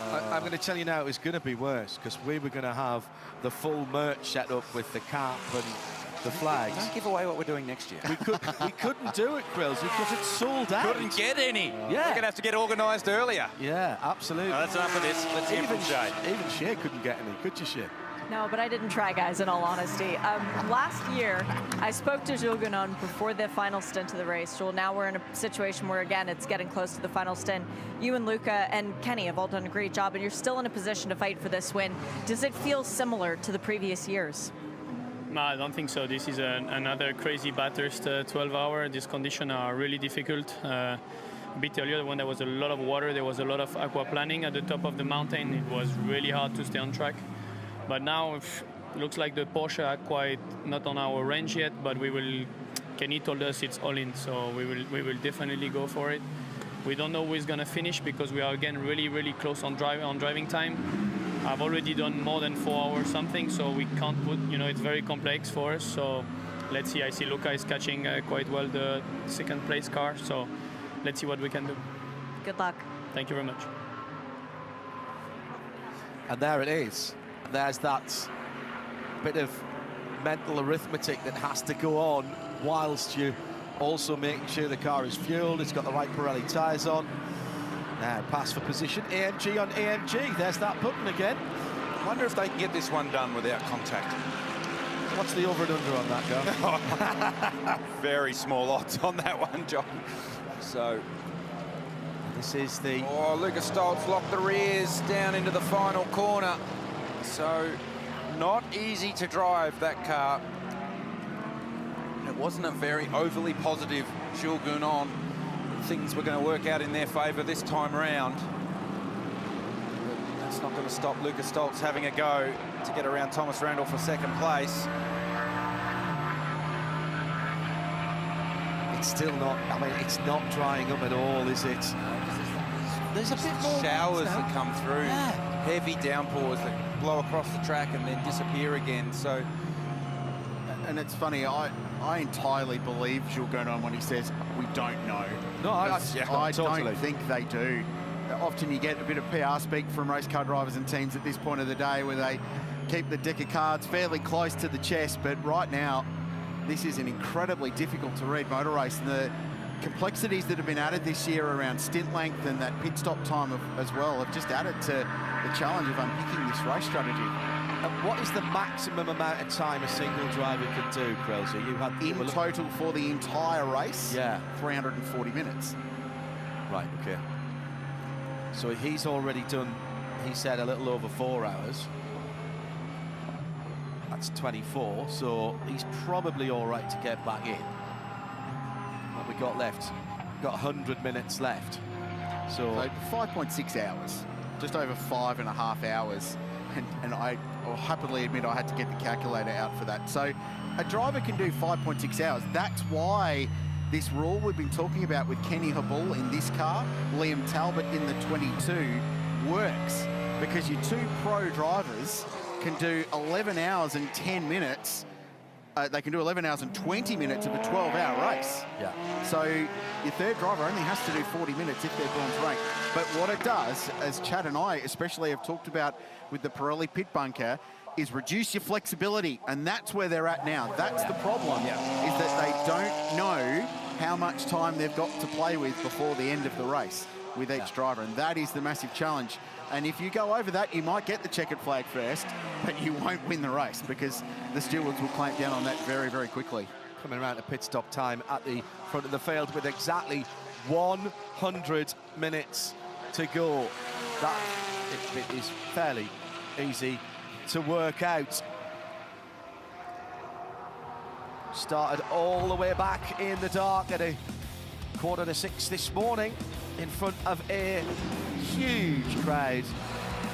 As the sun came up over the Blue Mountains, we had some fantastic racing. Yasser Shaheen tipped into the bunker at the top of the mountain in the battle for the Pro-Am category. The first big incident took out one of the real hopefuls for the race, the WRT BMW. And down in their garage they were inconsolable. Been a little bit of pro-on-am action as well that's been penalised at various times through the race, with the GT3 drivers being less than patient. And then Mother Nature took a hold and played her hand. Lightning and thunder and, well, a bit of contact at the top of the mountain as well. But in amongst that, some phenomenal racing. Oftentimes it's been AMG on AMG, but also that blue Porsche number 13 carving its way through the Phantom team, belying the fact that this is their first race. And then wondrous stuff at Australia's fastest motorsport corner. An uncharacteristic error by Daniel Hucadea broke the left rear suspension on the Triple T car, and that, wow, guys were not happy about what was going on there on the 77 car, excuse me. And that left the Porsches back in again. At the moment, it's Bastian Buus who leads from the Triple T car in second. And here is the tail of the tape with the Pirelli leaderboard. Just under 20 seconds, the gap between first and second, with Lucas Stoltz just menacingly sitting there. This is the two-time winners in the 75. Good results for some of the Pro-Ams, getting well inside the top 10 for the leading cars now. And that's going to be a decent battle to the end of the race, as well, as they've now got all of their pro drivers to do the last 98 minutes or so. And Buzzell class leaderboard has Bastian Buus leading overall. Pro-Am Jordan Love at the moment for 888 JMR, but my goodness, has he got some competition right behind him. Wall Racing, Tony D'Alberto with the beautiful Lamborghini in the red and white colours, leading there. In GT4, Daniel Beliski in the Mercedes, number 19. That's been out a long time. And the invitation class, well, that one has, as I said before, been a poison chalice. So still communications issue clearly there, Garth, from the guys with their makeshift boards. That is not the class that I'm familiar with here. 2 wheels and 2-stroke, but that looks too much fun. Yeah. You know where that is? That's the inside of turn 2. It's a motocross track on someone's property up there. It's a great looking race. Every track walk, when you come back here, you have a look at that track and it's getting bigger. Clearly the kids are getting older because the jumps are getting bigger and more brave. It's something that's very cool to check out every time you come to Bathurst. So yes, still radio issues down there at Audi. We're still not exactly sure which car that is, but it's a nervous sign that you hang out when it's box next, because you're never sure whether they actually see it. So they're trying real hard to get their attention. It's the Mark Cini Hallmark car. There it is. So you can only do that so many times before the car runs out of fuel. So you certainly hope that the driver has seen what you need to see. Let's hear from Jack in the lane. Thanks, Garth. Just an update on Jules Gounon's driving time. We've got confirmation from the officials. He has an hour and 40 driving time left, and it's just clicked over to 1 hour 36. So he's right to get back in and see it through to the checkered flag. And I also tapped Matt Campbell on the shoulder and said, hey, mate, are you getting back in this car? He said, absolutely. I said, can you tell me when? He said, sometime between now and then. Yeah, it's a good race car driver answer. That's the kind of answer you'd give, Jacko. So an hour and 40 to go. That's good proof. So that's unpicking one piece of the puzzle. So Lucas Stoltz will hand over Sun Energy 1 cars. He's got 2 laps left in this stint right now.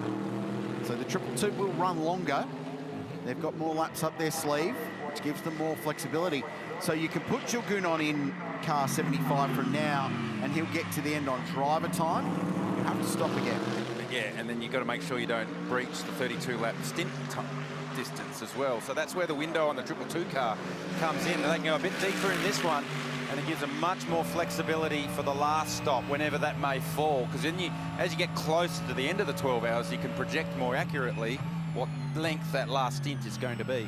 By my reckoning, Lucas Stoltz will be coming in this time or the next time around, as he's already on his 32nd lap since he was last in the lane.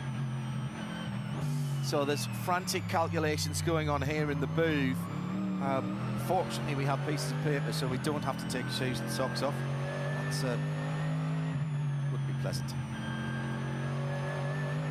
In front of the field now, 20.5 seconds, the gap between Bastien Bus, Porsche young driver, won the shootout at Portimao on the Algarve, Southern Europe, at the back end of last year. 3 days of testing, racing, running, PR, and that has been a door open to a career for many drivers in the past. Traffic playing its part again here, gentlemen, and nicely driven by the Vortex 701 Philippe Bonnell, who is Vortex, but that has led to a closing up. Stoltz was coming anywhere. He's going to come to the pits shortly, but he still wants to maximise where he is on the track. Both of these drivers need a little bit of race smarts here, because they are in slightly different car races at this point of the afternoon. So a pit stop from this car very soon. Tom Randall can keep lapping. Race smart, hopefully, at the kink. Will he get down the inside? No, Randall's going to not let him through there. Does Randall pull it up? Yes, he does. Nice job. So Thomas Randall more than up to the task as our race leader. Bastien Boost comes to the lane. So this is an important stop relative to Randall, who comes to the lane. So that's got us by surprise. We expected Randall to go much deeper into this stint than Lucas Stoltz. So Stoltz now with clear air and will assume the lead as the two leaders come to the lane. Well, I reckon this is Stoltz on his 33rd lap now. Yeah, he'll be in this lap, and in theory will hand over to Gilgunon, who'll be good to go to the end. So another massive day of workmanlike stints from Lucas Stoltz, who got to qualify the car yesterday. Their previous 2 wins, Lucas done a lot of the grunt work in the middle of the day, and all the hero stuff was done by Gilgunon. So Jules, just an incredible display of teamwork and mateship between them, said, no, it's your turn, you go and qualify the car, Luca. He did a really solid job yesterday, and he has been spectacular today in really challenging conditions. So STM go to work. They were scheduled for somewhere around lap 242, 243. So they've come in a little bit earlier than anticipated. Tyre changing crew on that team haven't done much work for the last 3 pit stops, so they would have had to wake up, because they've triple stinted those wets to get them in the position they are. So battle guns, where did we put those? A bit of a refresher course for the tyre changing crew. Here's a battle for the lead, Porsche on Porsche. Net race lead, and Bastien Bus will return in front of Ayankan Guven. That is critical. That's big from Bus. That's massive. So that stint has been huge for the blue Porsche. The Grello one's got hot tyres and a hot driver fired up, ready to go. And he gets it very big wide. Understeer, and it won't get off here. It'll spin up. Yeah, through. Guven will go. He'll go. No, not yet. Boost not yet.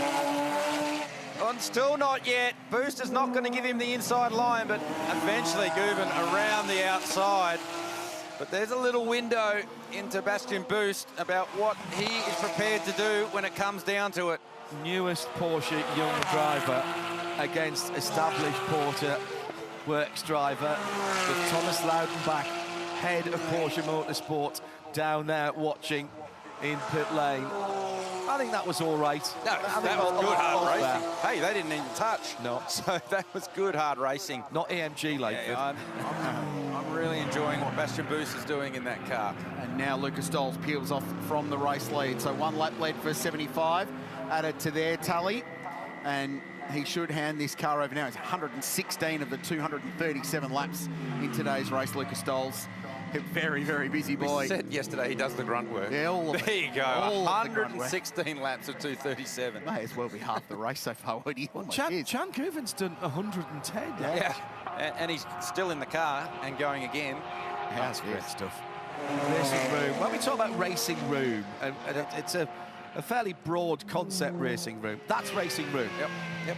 You want to know what racing room is, then clear that bit of tape. See how much of the throttle Anshin Guven had to get out of it at 2 and wait for Bastian Boost to collect his car on the cold tyre. Couldn't clear him at the kink, had to hang on the outside. Couldn't clear him at the cutting, had to go all the way around the outside. And the warm tyre worked for him and gave him track position. Good hard racing between the two Porsches. And look how there's much the gap. Out. That's warm tyre versus warming tyre. So whilst Bastian Boost did lose the race lead, as a net gain, that's worked well for the 13 car. 5 seconds he's pulled out in the space of that lap. Now here comes Gilles Gunon out of the pit lane. It's not Gilles Gunon.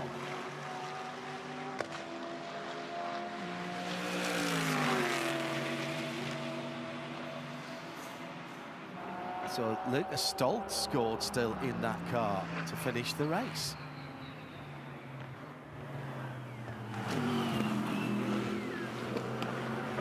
So we talked about Lucas Stoltz, Garth, being given the honour of qualifying, and it looks like he's going to do at least... We're going to need to check his 150 minutes on that. I don't think he's going to go to the end. He's still got one more stop to go.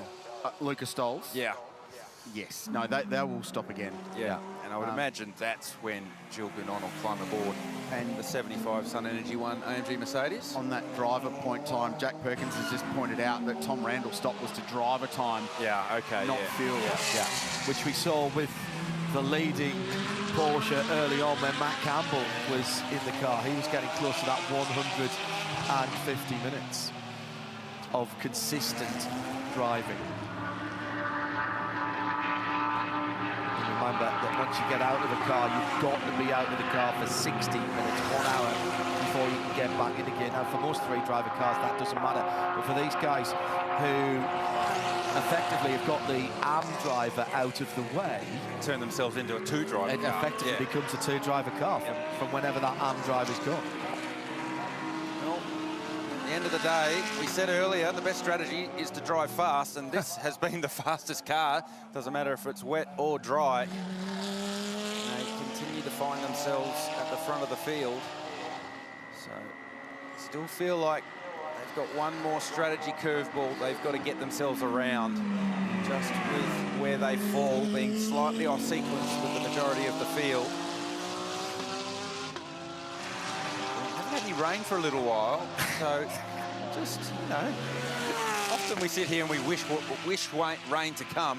Yeah, it's clearing up over there. The weather doesn't come from over there, John. Blue skies out our commentary box window, and that's all that matters. It's just not about due south. It's not drying rapidly, though. No. They're still doing 220s, and if you're with us early in the day, we're talking about that crossover time being somewhere around the 2-minute 15, 2-minute 16 range when you get off the wet weather tyre and put a slick on. Busy behind, BMW versus Mercedes AMG. Raffaele Marciello fending off Brock Feeney for 7th and 8th position. These two cars still on the lead lap of the race. They'll need some help to get into contention to win it, but every position counts at this stage of the day at Mount Panorama. And Brock Feeney gets a good run out of turn 1 and will draw alongside with the help of some aero assist. But as you pointed out earlier, Garth, that BMW's got some engine in a straight line. Yeah, straight line handling in that BMW is pretty good, isn't it? So it climbs the mountain very, very well. And also we think this 888 National Storage AMG Mercedes has got a bit of bodywork damage, so that won't help its straight line efficiency through the air. Guys, I'm looking at the nuts off timing, which you can get on the internet. You can watch it. Just see. So this is for position. That's Christopher Haas getting past Cameron Waters. I think that car's got a card to play as well, actually, the 22 Audi. Lucas Stoltz's pit stop time, line to line, was 0.3 of a second too quick last time around.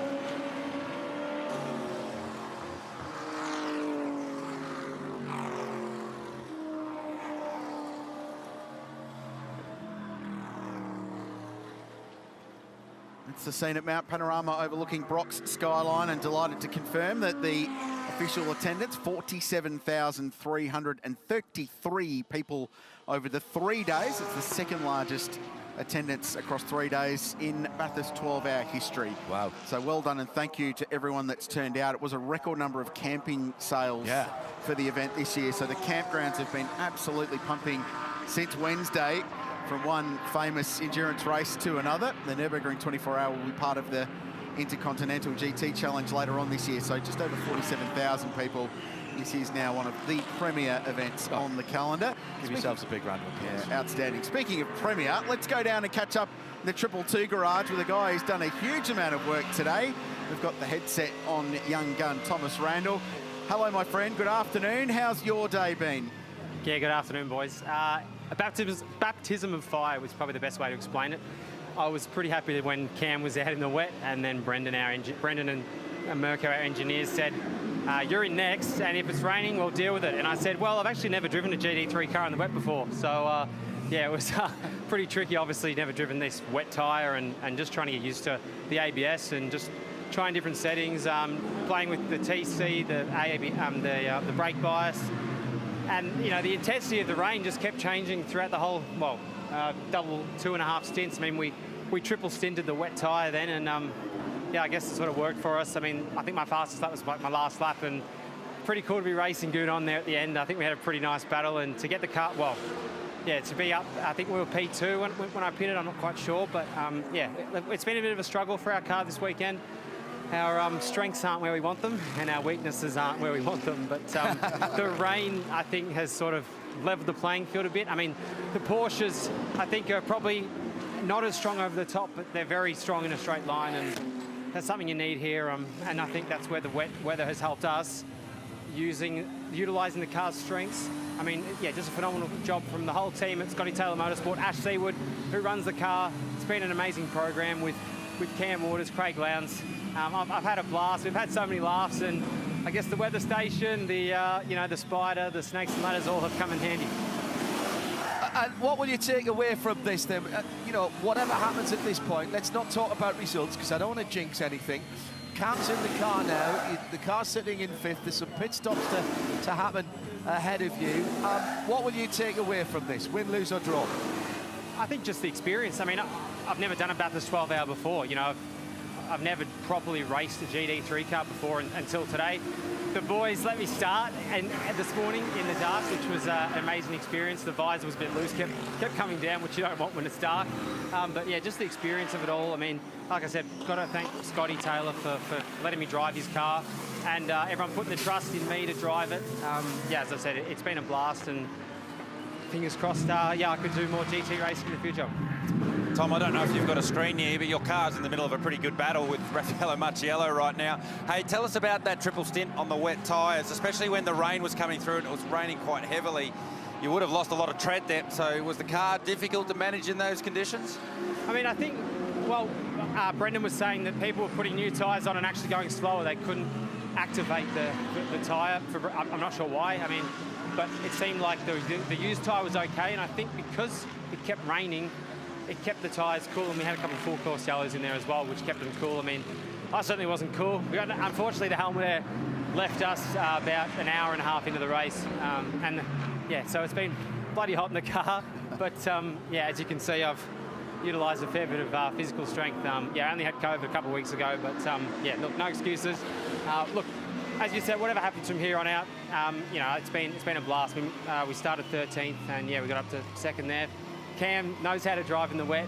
He's a master around Bathurst, and he does a lot of dirt racing. So if someone can handle the wet, I reckon it's him. You see into the end now? Can't say that.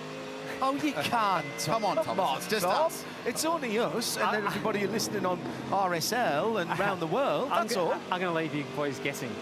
Oh, you tease. Hey, Thomas, you've been raising money for Prostate Cancer Foundation. This team has done so superbly for a long time. I know it's affected your life, not necessarily prostate cancer, but just talk to being part of that program and this great initiative that Scotty and his family and Rebecca and Craig and Lara have been behind so heavily over the last, well, 3 years now. Yeah, I think it's fantastic. I mean, I think our sport, there's so much opportunity to do stuff like that. And, you know, this is something that Scott's been doing for a couple of years now. I mean, 1 in 5 men die by the time they're 85 from prostate cancer. You know, I went through a cancer battle myself. It wasn't prostate cancer, but in that region. So, yeah, something close to my heart. And look, I've got to thank everyone who's donated across the weekend. We've been going pretty hard with the coin bucket, and Lara Lowndes has been on the card machine. So whenever someone says they don't have coins, we've got the backup with the FPOS machine. And, you know, we've been having a blast. Every time someone donates, I was playing the harmonica and Scotty was playing the slide whistle. So we've been having a blast. Yeah, I think that's the main thing. And the awareness side of it, you know, get checked. It's on the rear wing because not enough men get checked early enough. Where's the harmonica come from, mate? And do you have one handy to play us a little... you play us out? Yeah. Sorry, I didn't actually carry it on me in the car, but it was actually from a shop. I think it's called the Pear Tree Cafe, and I mean, I just bought a whole chunk of stuff, and I think Scotty was looking at me like, you know, I'm this 6-year-old kid, you know, I've wandered to the other end of the supermarket, but hey, he was pretty encouraging, and, you know, like I said, it's been a lot of fun. Thank you, Tom. Appreciate it. We're looking forward to seeing you next week in the Thrifty Bathurst 500 for Tickford Racing in the Castrol car. But congratulations on your Herculean effort today, mate. Well done, and hope the rest of the afternoon goes well. I appreciate it, boys. Thanks for the chat. Well done, man. He's a great young character, one of the future superstars of our sport, I think, and already some great results coming his way in the Repco Supercars Championship, and he'll be on the grid this year. They produced a very cool promotional video, Tickford Racing, launching their liveries for the year, and he's alarmingly good at the acting thing as well, Tom, multi-talented. He's done a little bit of commentary with me in the past, and he's frighteningly good at that too. He'll put us all out of a gig one day. Next week, 23, 25 of February, head to supercars.com to get your tickets. And if you're overseas, you can sign up for Superview as well to watch it online. That's next week. This is now. We've got an hour and 18 to go in this one, and Shay is busy in the lane. With one of the drivers who, if you had started off at the beginning of the day saying to Kelvin van der Linde, all right, we've got just over an hour to go, your car's in the top 5, you got a shot at this win, would you have taken that? Yeah, I really would have, to be honest. I think in the dry it was very difficult to overtake early on, so we were struggling to make strides to the front. And then the wet came, it looked like we had a bit more options, a bit more ways to play, and yeah, got into the top 3 again, but unfortunately, yeah, just missing that outright pace at the end now. It would be kind of poetic to have the two brothers, one get pole and one get the race win. Sheldon, obviously, his race coming to an end a lot earlier on. Has he been supporting you throughout all of this, your race now? Sorry, just say that last bit again. I didn't quite... Has Sheldon been supporting you in your race now since his is over? I think he's probably in the room somewhere in the hotel just drowning his sorrows, to be honest. I'm really sorry for him and the team. Obviously, they didn't deserve that. I was right behind following, obviously saw it happen, and it was so unnecessary so early in the race. But yeah, that's racing. It's happened to all of us at some point. We keep fighting. I think we've got a sniff at the podium. Really depends how the rain plays out. You know, so many factors to it. But just great to be back here in Bathurst. I think my brother would have said the same. It's every year an honour to come back, and despite him having a bit of bad luck, I'm sure he's really happy to come back. This has now become a race where there is no wiggle room in the regulations, so you just have to win it on the racetrack. That puts a smile on your face, I know, to go out and make the driver make the difference, doesn't it? Yeah, I think you can see it either way. Obviously, we've lost a couple of our strategic options, which we had in the past in Bathurst. We had the fuel saving and a couple of things we could do in the past. Nowadays, it's outright speed, and if you can't overtake, then you kind of follow in the pack. So I think today the rain has spiced up the race, but I think if it was dry, it would have probably been a bit of a, yeah, just driving along in the train. So I'm happy the way things worked out. I think the fans hopefully had a great time watching. And yeah, still just over an hour to go, so still lots to happen. Good luck getting the trophy. Thanks a lot, guys.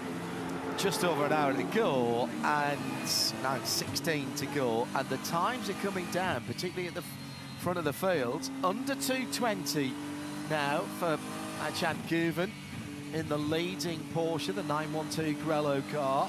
We reckon about 16s is where you are. The one thing I would say is a lot of the times are coming down when you're staying on line, Garth. This is not like it was before, where there was enough heat in the day and enough heat in the track to be able to dry out the whole track. It's just on the racing line. It is a one-groove track if you were to go on to slicks right now. It certainly is. I've been noticing and keeping an eye on the times that they're starting to drop under the 220s. Anson Guven last time round 2:19.0, so the lap times continue to drop. But you're right, John, it is not drying out at the same rate at which it dried out this morning, where the track has so much more radiant heat in it from the sun and the heat of the day. That heat of the day is gone. It's much, much cooler now, a cool breeze. And the wind is actually blowing from the opposite direction than it was this morning as well. So a much different weather pattern across the circuit than what we had in the midpoint of the day. But should it not rain again, we will go to slicks at some stage before this race, and that creates a whole other issue around when do you do that, when's the crossover, how does that fit into your driving time, how does that fit into your fuel strategy. So lots of interesting options available from a strategy point of view. Brock Feeney in the 888 AMG Mercedes comes to the lane. That looked like Michael Grenier suited and booted, ready to jump aboard that car, and I would say he's bringing that car home. It's Grenier. So remember, this car's got some bodywork damage, so I'm curious to see whether they dive underneath and have a bit of a look at that, because when Brock Feeney left pit lane, we heard it, and it was pretty significant. So they'll do the normal service straight away. Driver's change gets underway, fuel rig connects. And you can do remedial work whilst the car is up, so long as you have the solid safety stands around the jacking points. Well, they're not looking at the front, not yet. They haven't offered tyres to that car either, so they're learning as well. They learnt from the 222 team, whether to stay with the warm tyre. There's the team car, the 88. That's got some sparks, and has that got some issues underneath as well? Place. In the mid part of the car. That car was off earlier with Prince Jeffrey behind the wheel. As we circle back to our race leader, 10 seconds the margin. But a reminder, this Porsche is slightly out of sync with the other key contenders for the race. And the big question mark now is, can they make it to the end on one stop or two? And they will be the first to roll into pit lane. That's the big question mark, with Anson Guven leading the race. Jack? Yeah, guys, really cool to be down here with Valentino Rossi. You didn't drive the car in the wet, but with just over an hour to go, P5, potential for the podium. Yeah, it's a great shame for the rain, also for all the fans, because they take a lot of water, and also for us because I cannot do my third stint on the wet. We prefer to let Lello and Maxime continue to drive, and also for our potential, because on the dry we can fight for the victory. So, but you know, now if the condition remain dry and we can put the slick. It's not over. It's more than 1 hour, and usually if we put the slick in this condition, our car is very fast, so we can try.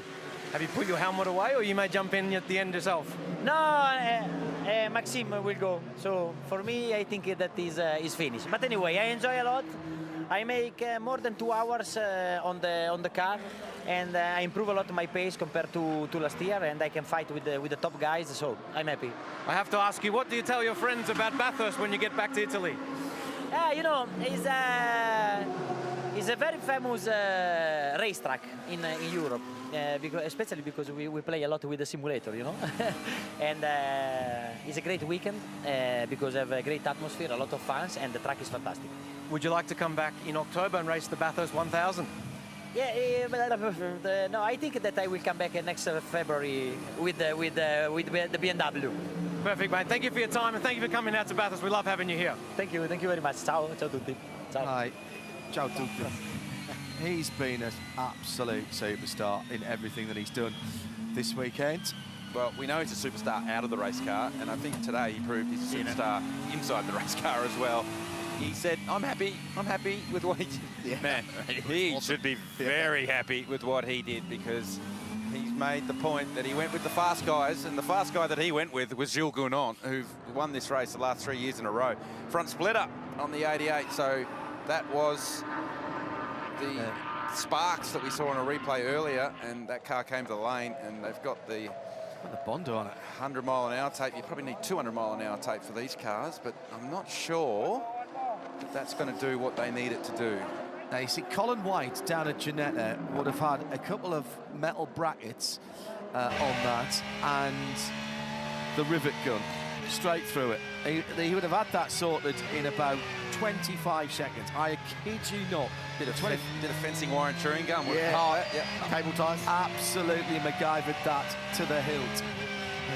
The 24 hours at Sebring that we had a few years ago where the Ginetta was there, it was all kinds of different colours with tape and all kinds on it. It doesn't have to be pretty, it just has to stay together, particularly when you're getting to an hour and 10 minutes. Still a huge international audience. Hello to San Diego and Randy Sherwood watching us in on the west coast of the USA. Thank you for joining in with the conversation, all of you. It's hashtag B12HR, and there's still 70 minutes to go, and we're still scratching our head there. I'm not sure we know who's going to win this quite yet.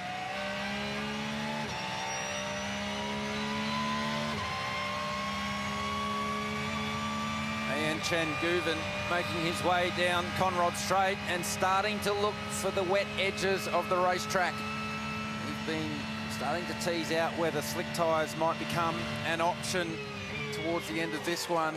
And the crossover lap time, last time we went from wets to slicks, was just under a 2:16. And last time round, the fastest car on track was Lucas Stoltz with a 2:16.4. So we're starting to get back towards that territory that a slick tyre might be the tyre to be on. But you made the point earlier, John, that the dry line is a much narrower dry line this time around than last time when the track dried out. And you can see right there, Mikel Grenier turning in and losing the rear on a cold, wet tyre. So should you go to a slick, you need to make sure you stay well within the tram tracks that is a dry line around the racetrack. And although we've lost some cars through reliability and contact, there's still enough traffic out there, even accounting for the fact that one or two might come back as walking wounded in the last hour, to take the checkered flag. Whether or not they're officially classified, there's a whole other bit of calculation to do to make that, but people would like to come out and take the checkered flag. So you're going to have to go offline, and people are hunting for the wet now. You certainly have to. I mean, there's enough of a dry line for it to be overheating the wet tyre. So any chance that you can, you go looking for some standing water to cool the tyre.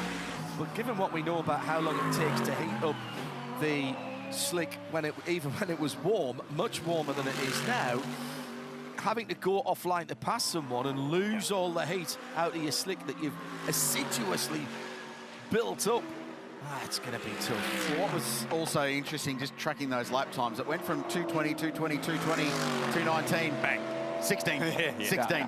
So they're not far. So they're all just running now until that next pit stop, where they can hopefully put slicks on and fuel and then just get to the end. The reason that happens, Rich, is the track, it almost opens up. You can see it go from dark grey to light grey when the dry line actually opens up, and it opens up rapidly once it starts to dry out.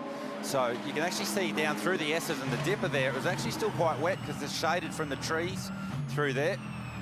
Lucas Stoltz up the inside into Forest Elbow. So although we're starting to see the lap times for the crossover, I'm not sure the conditions are there yet, but they're coming. They are certainly coming, and you do not want to bowl a wide right there. And Bastien Booz. Right on cue. So that is on cue as far as staying in the tram tracks, and that's on a hot, wet tyre. So we're still some time away from a slick tyre, but will that line up with the next round of pit stops? Fascinating strategy-wise how this is going to play out. 67 minutes to go as the AMG heads into pit lane, and that's going to be tight to get to the end from here. They might just have to make one extra stop. It'll all depend on how quickly this dries up, but it is drying up now here at the mountain for the Repco Bathurst 12 Hours 2024. If you're planning your next getaway, why not select this part of the world? Bathurst is a sensational place to come and visit. Perfect scenery. There's great shopping in the vicinity as well. farmers markets. You could go gold panning, believe it or not, the river just near Sofala. The Macquarie River's got some great cycling trails nearby. Adventure Playground, the Abercrombie Caves aren't far from here, and plenty of natural wildlife too. In fact, on any given day of the week, if you go for an amble around the mountain, you'll see plenty of Skippy and his furry friends. It's a great part of the world. We're thoroughly enjoying it in a captivating Repco Bathurst 12-hour, which delivers us somewhere in the vicinity of 6 or 7 contenders, and we're not sure which one of them will come out on top in 65 minutes and 30 seconds at the end of this race. Raffaele Marciello has just gone under the 2:16, a 2:15.7. So there's that track development, that track improvement, and the speed and the performance coming back to the BMW number 46. Remember, it's not really got that hot today for the BMW with the turbochargers. It's still quite a heavy atmosphere, so that car is loving that. But I would be very, very careful about going on this thing. Some of the passes we saw just a few minutes ago, when you go offline, down into the elbow on slick tyres, that would be treacherous. Well, the track might be ready for slicks, but from a strategy point of view, not quite. So they're playing the game right now and trying to extend this stint as long as they can into the race to get to that final pit stop, to fill the car up to the end, to put a driver who's got driving time up his sleeve to get to the end, and then put a slick tyre on for that last stint. Yeah, I think that's a good point. If this was a heads-up race, someone would be in and on a slick tyre if they didn't have to do an 85-second pit stop as part of the regs. So they have to take all that into consideration and try and line everything up from a strategy point of view. These two cars now, Christopher Haas and Raffaele Marciello, the two fastest cars on track at the minute. So Stoltz just did a 15.2, so everyone now starting to find lap time. And a cracking battle, by the way, still going on at the bottom end of the top 10, 9th, 10th and 11th for the Pro-Am podium. Alex Riberas with about 6 seconds on Alessio Picariello, Mercedes versus Porsche, and then another, well, barely a second further back, Jamie Whincup in the 88, chasing them both down at the moment for the Moselle Pro-Am Cup. Both within a race. Christopher Haas and Raffaele Marciello looking for as much wet track as they can find, but they're starting to run out of it. It's actually down Conrod and up Mountain Straight, down Pitt Straight, where you traditionally go to try and cool the tyre. They're running out of wet stuff to run in, so then you start hanging on a little bit wider here at the exit of the turn 2 for the run up to the cutting, and you start to put your car in some stranger positions simply to keep the tyre cool and run it through the wet.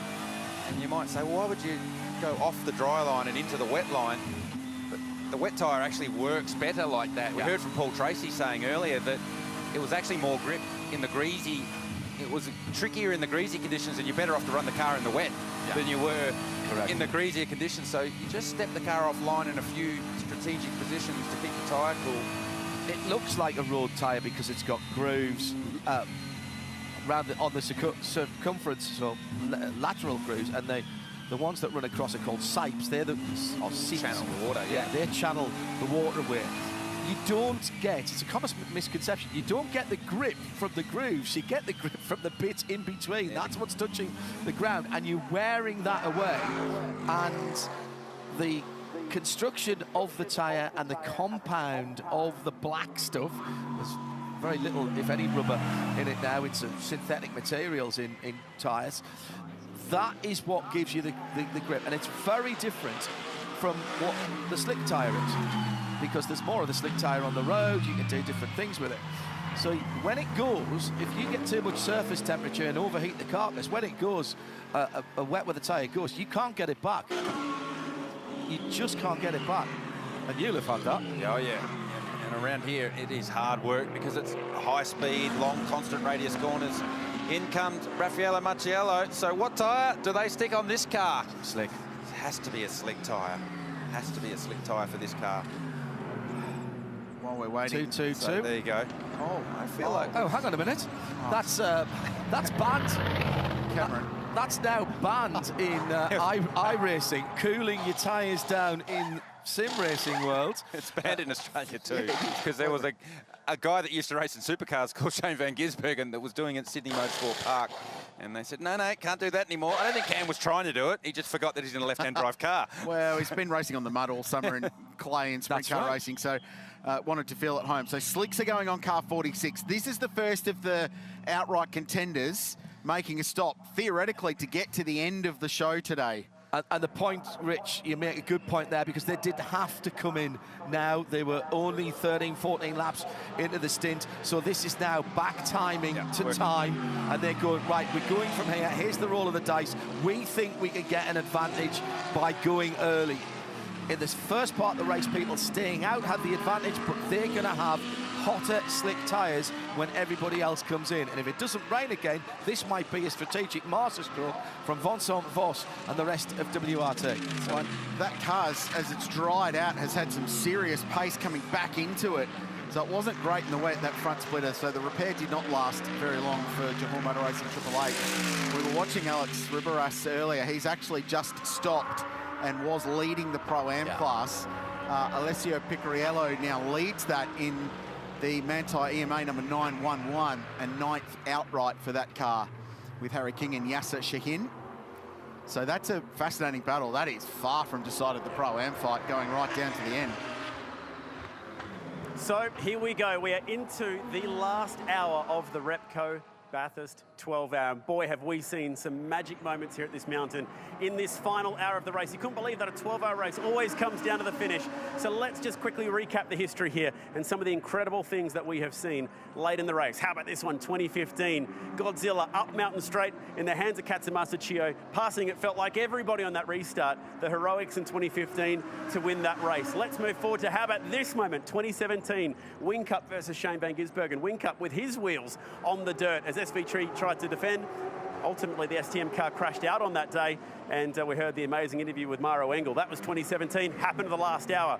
This was a shocker, wasn't it? 2018, the red flag came out, ended that race early with the WRT Audi leading at that point, and they were smoked on their strategy, ultimately winning the race. Thankfully, both those drivers were in time okay. We move forward to the very next year, hopefully. There we go, 2019. One of my favourite moments ever at the mountain. Matt Campbell, the heroics to the inside of Jake Dennis, now a Formula E world champion, down the inside at the elbow, getting Porsche's first win here in the 12-hour with some true Matty Campbell heroics. You bet that was in the last hour. And how about this one from last year? The two AMG Mercedes, Maro Engel trying desperately to get to the inside of Jules Gounon, spinning him around, redress the position. Gounon goes on to win that race. So many amazing moments that happened in the last hour on a drying track with 7 cars on the lead lap still. Jack Perkins, you get the feeling that last hour is going to turn it on once again. Absolutely right, Chad. The stage is set. Young Matty Campbell ready to go. Is he our best chance for Australian victory? The truth will come in the pit stop strategy. When he gets back in the car, can they make it home on just the one stop, or will they have to stop twice from here? So victory for Porsche and an Australian driver may lie in the hands of young Matt Campbell. Or it can lie in the hands of young Jackson Evans, Matt Campbell's roommate, when the two of them first moved to Stuttgart, Germany to pursue the dream of becoming a factory Porsche driver. It is Jackson who is being tasked to take the number 13 Phantom Global Racing Porsche to the checkered flag. And if you look over my shoulder, there's a man whose name is Timo Bernard. He has been helping out this team to try and adapt to racing over here. He has been one of the reasons that this team has done so well. And why, you might ask? Well, because Timo Bernard's won every major race that there is for Porsche as well as for Audi. Nice little scene setter from our team down in pit lane, building up to the finish of this race with 57 minutes to go. This is the moment where Sun Energy One engages Jules Gounon mode and plugs in the 3-time winner of this race into 75. Chris Haase will be behind the wheel of 22. He's in the lane now as well in the Audi. So second and third on the road. I tell you what, there's some people that are going to be properly stressed if this comes down to a fight between Jackson Evans and Matt Campbell at the end of this race, because they've basically grown up together in motorsport here and indeed in their journey overseas. So that could be a particularly interesting thing between the Porsche boys. So curious to see where this car pops out relative to Maxime Martin, because Martin was the first car to take slicks of our front runners.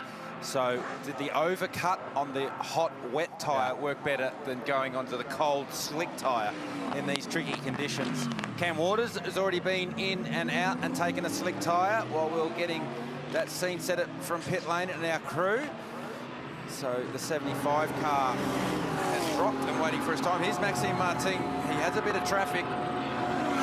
Sector times are strong on this lap, but it's taken a lap or two to get the temperature where he needs to do it. And there's an example of having to go offline and get the pass done on a wet line before he has to turn into the chase.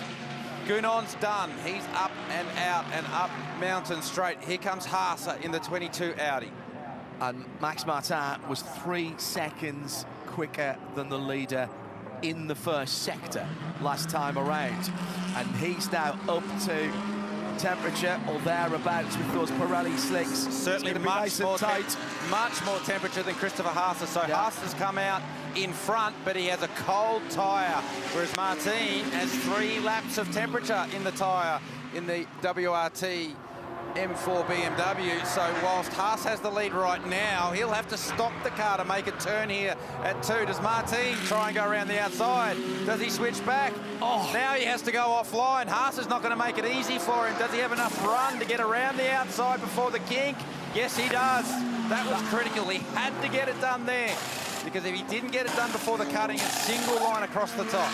And that was purely temperature and grip there that so gave Max undercut worked. Yeah, it did this time. It did this time. That's amazing. And that, I mean, it's brave, but he had the confidence in the tyre. Quite clearly, that's a performance advantage then for that number 46 and for Maxime Martin. So anyone else pitting ahead of him, and we'll now have to see where they come out in relation. Have WRT played the blinder by going early? You've got to ask the question, can he get to the end without stopping again? Because he was the first, Rich, to go down the lane and put the Pirelli slicks on. Stop with around an hour to go, so I'd expect that they should be able to get to the end from there. So change for car 13, Bastian Boos out. And as we heard from Shea Adam, Jackson Evans in to finish the race. There's M. Campbell. So Matt will jump aboard car 912. So they've, Guven's been 24 laps since he stopped. He's done 126 laps today, Anke Guven. He carried the back of Manthey EMA. Gonna come this time. They do not want to leave it any later. And here he peels off left-handed into the pit lane. Meantime, so this is the pass. Martin on Haase. Just has to wait in the middle of turn 2, then gas it up and hope that you get the drive off 2 and get around the outside, because you do not want to hang around the outside at the kink in a drying track with a narrow, dry line. And got the job done, did Martin. Fair to say he was having to work on his throttle application there. So, crucial stop now for Manthey, EMA, and Matt Campbell reinstalled. They have to nail this. No errors, no little 1%ers with a breach of regulations. Nail the 85 seconds maximum or minimum time in pit lane from pit entry to pit out. Take an extra second if you need it, because they had a little bit of track position, but this could be the car race right here. Blowing out the dirt from the radiators there. That's an air exit that channels air up over the front of what would normally be the luggage compartment in a 911, but that's full of gubbins under there, including cooling radiators. So they're going to set Matt Campbell off on stun. Gets a bit of wheel spin out of the box to put some heat in the rear Pirelli slicks. And this is going to be an important rejoin, Garth. So Gounon making his way into the chase as Matt Campbell makes his way to the exit of pit lane. So Matt's got track position, but he's got cold Pirelli tyres. And the team car from Manthey EMA making it a little bit more difficult for Gounon to get around. So there's Matt Campbell halfway up Mountain Straight as Jules Gounon comes across the line. So a 13.8 that lap for Gounon. And he has temperature in his tyres. So Matty Campbell, although he has a reasonable gap over Jules Gounon. That'll close down quickly as the tyre comes up to temperature for Matt Campbell, but I'd have to say that Campbell's got enough up his sleeve that he can bring the tyre in gently and still be okay from Gounon as it stands right now. And just the track evolution and also bringing the tyre in. Maxime Martin's 3 laps since he stopped. 2 minute 14.1, 10.5, 7.5. Bang, bang, bang. That, yeah. So they're now so quickly back up to something resembling proper race pace in one of these cars. 75, Sun Energy 1, Jules Gounon. In a reverse of last year, is hunting down Matt Campbell. Remember last year, it was Grello doing the same to 75. So the same protagonists have found their way to the front, just in a slightly reversed order, 12 months later. Rich, when did Gounon make his stop? No, he's showing 2 laps. Right, okay. So no real advantage or disadvantage there in terms of tyre and fuel. They should be good to go now, right to the end. And the only question mark will be is with that stint length we've been talking about. They have 33 laps in a stint. If this race, if they can do 33 laps in 50 minutes, well then the pace is going to be particularly hot. Yeah, I can't say that. I think I'm seeing 28, 27. And in that case, 912's got 2 laps advantage over 75 because Matt just stopped. Gounon's already been out for 2 laps. Yeah. Give you a lap time check as they come round. So Campbell out on cold Pirelli tyres this time by. The margin 13 seconds at the elbow at the last timing intermediate. So Campbell across the line to start his first flyer. And here's Jules Gounon now in 75. Being chased by Phantom Global with Jackson Evans. Gounon on 11.6. Jackson Evans across the line now in third at a 13.0. So Gounon with those extra lap advantage in tyre warm-up and preparation, showing the extra pace in the margin, 12.8 seconds now. Meantime, the bottom of the top 10, the Moselle Pro-Am Cup for Jamie Whincup, the leader. The 88 car has got... Let's see. Oh, he's got a deal. That's opened up, hasn't it? That's 20 seconds. Yeah, I think he's going to need it, though, because that car's in a world of pain with the front splitter. Yeah. Saw them trying to tape that together, and you've heard from our effects mics, that thing is flapping hard, so that's not going to have the front downforce that they would expect it would. So and Ross Gunn is chasing him down. So Ross Gunn is the next car behind, like you said, John, 21 seconds behind. Well, and then the next one in line is Piccarello in the Porsche. Yeah. And remember what the Porsches did early over a longer run in dry conditions. Those cars were the strongest at the end of a stint before a pit stop. So in the push to the line, they could be in particularly good shape. Piccarello had a horrible last lap compared to 2 cars ahead, 220 against 209 and a 212. So I'm not sure whether he got traffic in the wrong place, because traffic taken away, of course, particularly round here. That's the battle for the Pro-Am, and we'll be celebrating them as well at the end. We said we wouldn't kind of talk to it until we got to this area. We're inside the last hour now, so a couple of little bits and pieces that change. Should it be required to have a safety car as the vortex goes around New South Wales, visit New South Wales corner? I'll come into the restart. All the lap cars have got to go down the pit lane and get out of the way. And in that 701 is Julien Boileau, the guy who started the safety car this morning, the first safety car this morning. Now he's rolled so he can see back down Mountain Straight. And is he going to try and flick turn it? He won't have enough lock. Oh, put your foot down, you would have made that there. If it doesn't bottom out here. It's exactly what's happened. It's absolutely exactly what... Oh, has he paused? He's right on the apex of Griffin. Visit New South Wales corner. He's just needed to put that safety car boards and flags. Safety car. All bets are off. All bets are off. Campbell, Gounon, Jackson Evans are going to be line astern on a restart with no cars between them. And that Max Martin next up. Then Chris Haase. I've had a feeling about the 22 car. I said that earlier on, and Chris Haase was looking well confident in that Audi earlier on. Cam Waters, Grenier, Mauro Engel, and then Jamie Whincup, Ross Gunn, and Alessio Pecorello for the top 11. They're battling for Pro-Am. Oh my goodness, the drama. The drama.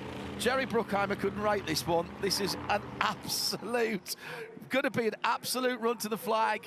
Proper shootout. 46 minutes on the clock. Can I walk you through the last 4 Bathurst 12-hour winners? 2023, Jules Gounon. 2022, Jules Gounon. 2020, Jules Gounon. 2019, Matt Campbell. So the last 4 races between these 2 guys at the front of the field. You only have to rewind 12 months. It was these 2 guys in just reverse the other order. opposite direction. So does Jules Gounon now have the chance to have a crack at Matt Campbell? He was the hunted last time. Yes. Now he's the hunter. He might have to get aggressive. We know how good that Porsche is on the restarts and at the end of the stints. So all bets are off now. Strategy has gone out the window. Doesn't matter. Everything's unwound. The stagger, if you like to use an athletics term, the stagger has unwound because everybody goes full rich, flat out, full send to the finish. Nobody's going to have any worries about the stint lengths because we're doing slower lap times. Nobody's going to have any worries about their tyres because they're all on slicks, and nobody has any worries about fuel either. So it's all coming down to however many laps we get and how much time we get once we get the vortex moved from Griffin Bend. It's even better than that, John, because there'll be no lap cars between correct. the 2 of them. Yeah, they've got to pull off. So they've got to go down the pit lanes. Heads up. Absolutely heads up racing. How many on the lead lap right now, Trilsey? Wait till Mick Grenier crosses the line just to make sure that it's 7, isn't Triple Eight. Yeah, I think it is, because the Gruppa M130 was a lap down with their various melodies they've had today. So the equal most cars on the lead lap at the finish of this race is 7. It's happened 3 times in the past. And importantly, no more lucky dog. That window's closed. Yeah. So no one else is jumping onto the lead lap at the end of this one. And also importantly, that means that they won't catch the lapped car or the lucky dog cars as quickly. So we'll have a green, clear racetrack for a longer run before we get to traffic. So plenty of interest at this restart once we go green again. The interest for mine sits in 3rd place with Jackson Evans, and the performance of the Porsches we've been talking about all day over a stint, and the pace that they have been having. This is building to a massive finish. There will be 40 minutes to go in this race, and some of the very best drivers in GT racing in the world will be fired up, ready to go in a shootout to win Australia's international endurance race. And the 2 guys that duked it out last year in a different order will battle for the lead. Queensland's Matt Campbell and the flying Frenchman Jules Gounon, who stands on the edge of history, potentially with a 4th straight Bathurst Enduro win, and that has never, ever been done before. This is going to be huge.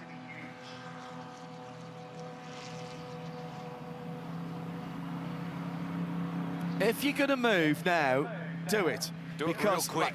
Get the kettle on, get whatever you need for the next 43 minutes, because you are not going to want to go anywhere. If you've made it this long wherever you are around the world, congratulations.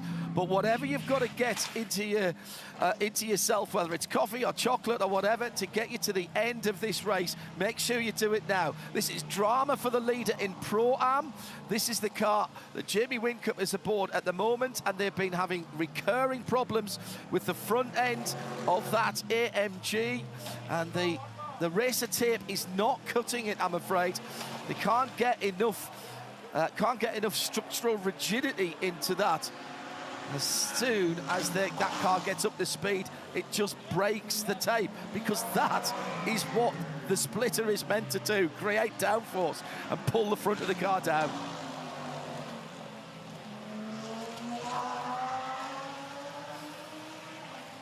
Question now, gentlemen, on the restart, who gets heat back into their Pirelli slicks quickest? It's a good question, because we've spoken about the Porsche, how it's taken a few extra laps to bring the tyre in. The car that I want to watch at this restart is the car in fourth, Maxime Martin. Yeah. Because that thing up Mountain Straight has been electric. So Jackson Evans, who's currently third, better make sure he gets through turn one and gets through turn one well, because it doesn't matter if Evans defends to the inside, Martin will just go straight around the outside. We've seen him do it already today in that car, and it's been so strong in a straight line. Well, just casting my mind back to another famous Bathurst 12-hour moment when a big turbocharged front-engine coupe started on a late race restart in fourth position and led by the time they got to the hump at Mountain Straight. 2015, Katsumasa Chio and a Nissan GTR. Not a completely dissimilar theory between those two cars as well, with the M4. I don't know if that car's got it in it, but they'll give it a good go. It's not quite GTR spec, the BMW, but it has reminiscent of that for sure. Hope today. There's a bit going on here with the 911 car wanting the 20 Invitational IRC car to maybe just get on with it, because the queue has formed and Adam Hargraves is not. So whether he is still in the 80k an hour mode or now is starting to get going, but the safety car's on actually Mountain Straight, so it's holding up some of our Pro-Am competitors. I can't see race control waiting for them to catch up, to be honest. We're inside the last hour and they'll want to get this back to green as quickly as possible. Lights haven't gone out yet. The BMW XM safety car. I think there may have been a miscommunication to Hargraves, perhaps, who was still doing 80 k's an hour, but they're allowed to catch up to the back of the safety car queue now. We've seen that a few times today, actually, with little clumps of cars that have been off the back of the queue. And I think that's the transition where we've changed to this all-field slow to 80 kilometres an hour, maintain 80 kilometres an hour until the track is safe, and then you can transition and form up, so you don't then have to follow the 80k an hour rule set. So that's what they're doing now, but some of the Australian drivers just adjusting a little bit to that on the run. And you can understand that, Garth, because what you don't want is people trying to catch the end of the safety car train while we've still got track workers pulling someone out of the fence or clearing up some debris. So I don't have a problem. Yeah, and the idea behind that is that if the cars are all doing 80 kilometres an hour at all times, that means the workers can get out onto the track more quickly and get the recovery done more quickly, rather than waiting for the field to bunch up and then only doing it in the gap in between when the field goes by. So it is designed to make a safety car period a much shorter halt or pause on the race, if you like. Under 40 minutes to go. We're behind the XM, the BMW XM safety car, and it's all to play for. History in the making, or an Aussie win with Matt Campbell? Find out in the next 37 minutes. It's been an incredible day on Mount Panorama. It always is. It's not finished yet. It's not. The Repco Bathurst 12-hour at 5:45 a.m. this morning. Another day full of drama. A key contender eliminated early in a huge accident on the run-up to the cutting. For Charles Viert, it was day over. For WRT, it was day over, but they've still got one horse in this race. That was a big moment for the number 2 Audi. They would ultimately fail to finish this race as well. The thunder and lightning and pouring rain came, and Jack LeBrock copped the full force of Brock's Skyline at the top of the hill and pirouetted down. A brave run all day for Craft Bamboo Racing in the Caltex car. They were good, they were contenders. Daniel Juncadella found the fence, and all of a sudden they weren't contenders, and Maxi Goetz expressed the feelings of many in that team, I'm sure. The pit stop battle was well and truly on, and the two Porsches have spent a lot of today trading blows at the front of the field. And this was a particularly intense battle, with one car on good tyres, one that had already been out there, and Grello went past on the run up the hill around the cutting. The battle was well and truly alive. And then Audi, who have just been grimly hanging on with car 22 all day. Chris Haas is behind the wheel of that car now, was battling with Maxime Martin, and the BMW was able to squeeze past. And then a safety car was called with the Invitational Class Vortex, the French entry, making their debut at Mount Panorama. Griffin's Bend brought out the safety car. 29-year-old Queenslander Matt Campbell leads the race. And this is how the Pirelli leaderboard looks for another Bathurst shootout. All the way to the checkered flag. 11 hours and 20 minutes of a qualifying race, Crailsey, for a 40-minute dash. And it'll be Matt Campbell and Kenny Habul who do it once again. Oh. Incredible. Let us know where your favourite driver is at the moment. Hashtag B12HR on the socials. We'd love to get your thoughts on who you think's going to win the race. Jump online and join the conversation. There's a huge global audience watching this one. Call it now, though. We don't want you waiting till 2 laps from the end. No, that's... I want to know. There's the class leaders. So Boysell Pro-Am still led by 88, the Johor Racing 888 car. Wouldn't that be a feat to win at Bathurst a week after winning 2 races back-to-back in Asian Le Mans in Abu Dhabi at Yas Marina? Tony D'Alberto, the Lamborghini, leading the silver class, and they've got a couple of laps up their sleeve actually over Luke Yilden. Adam Christodoulou continues to lead the way in Team 19 in the Mercedes in GT4, and Adam Hargraves on top in arguably the hardest class to win today, the Invitational class, because it has been a tale of woe for so many contenders. So the maths is simple. There are 35 minutes and 35 seconds until the final lap of the race starts. We're counting down to the final lap at 17:43 local time in the east coast of Australia. Matt Campbell in a Porsche leads. Jules Gounon in a Mercedes is second. They've won the last 4, but there's 12 hours between them. Jackson Evans is third for Phantom Global, a team that's never raced here before. And then a BMW sits in 4th place with Maxime Martin. And there are 4 brands in the top 5 because Chris Haase in a very speedy Audi R8 sits in 5th position. And when we come back to racing, all of the lap cars will have to go down the pit lane. It's all come down to this.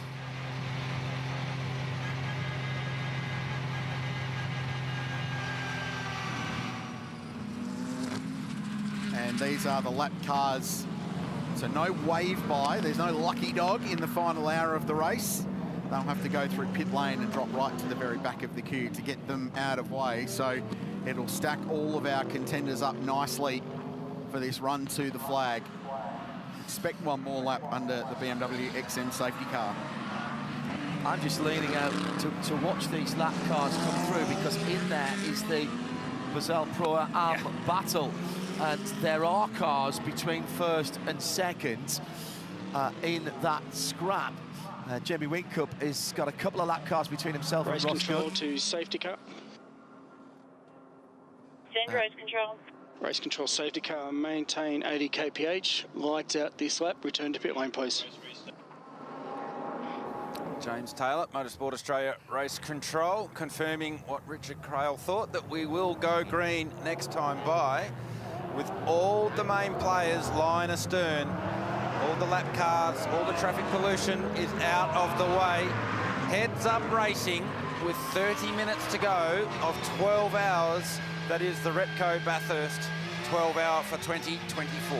Crailsey asked for the audience and to give their thoughts. Is it Gounon? Is it Campbell? Well, I can tell you on the RWEC Discord group, it's about 50-50, so they know as much as we do right at the moment. And they're on the fence as well. Well, they are a very well-informed group. It is our WEC, but they follow all endurance racing across the world. There's a lot of collective knowledge in that group, and if one man one vote, it's about evenly split between the Porsche and the triple winner, Jules Gounon, going for the 4th win in a row. Never been done before in any endurance race, and that includes the 1000. That's incredible, actually. So Peter Brock did everything at this place, never won 4 times in a row. Larry Perkins, Jim Richards, Jamie Whincup, Craig Lowndes, all won 3 in a row. Jules Gounon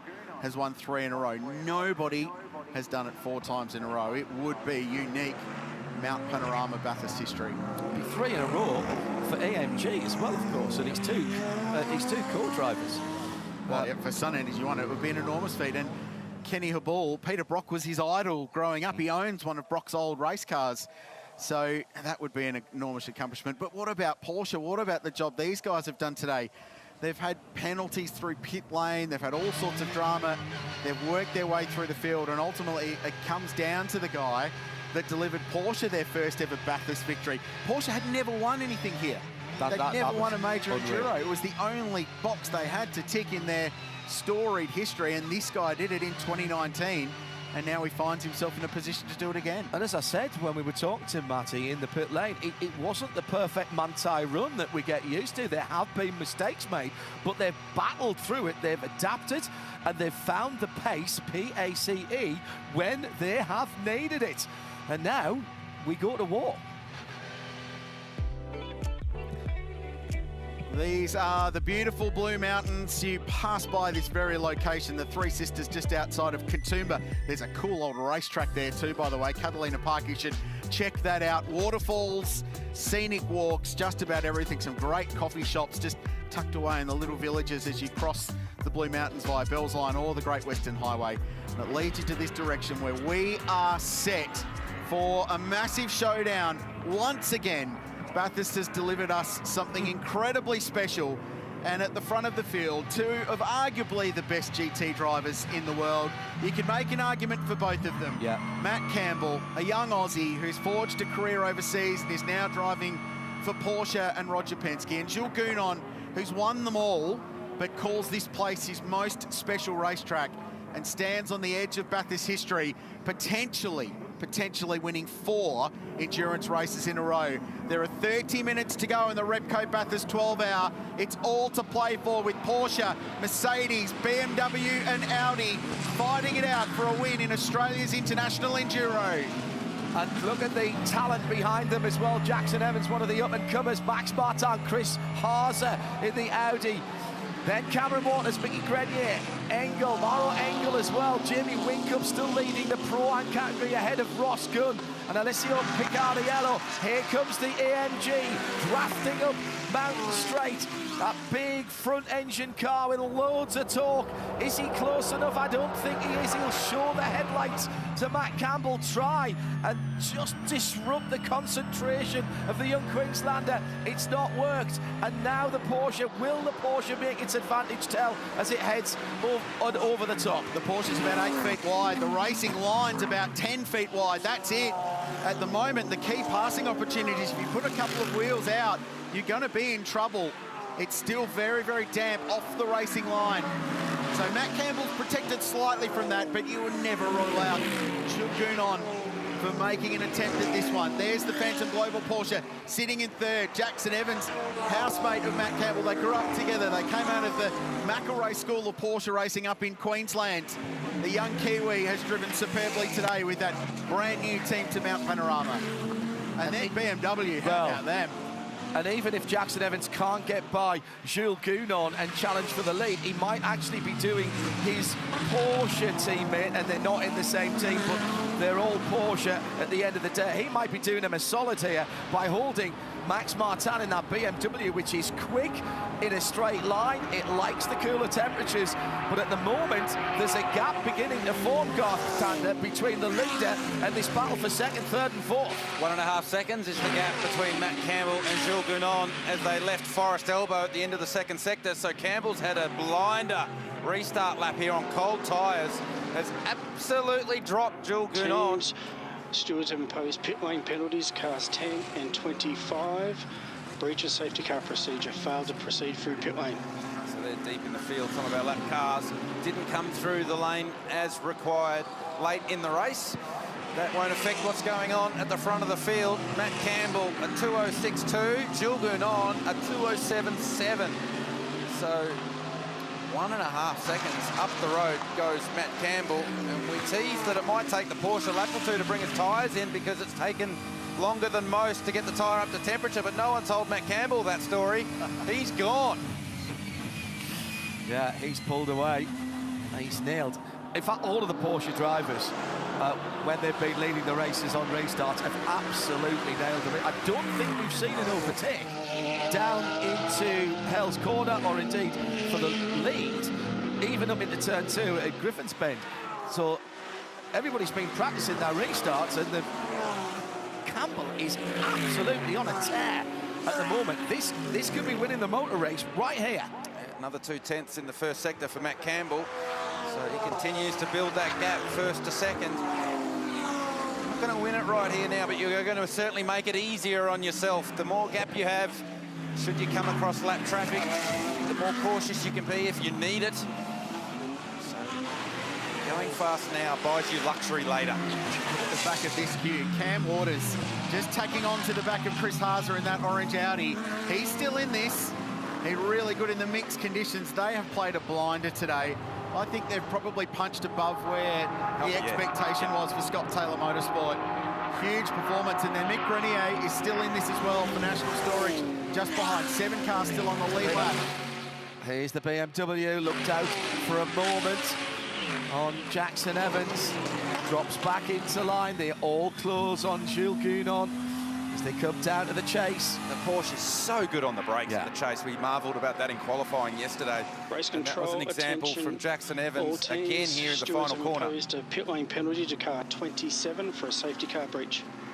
Oh, that's big. Yeah, that's second in the Pro-Am category. Ross Gunn.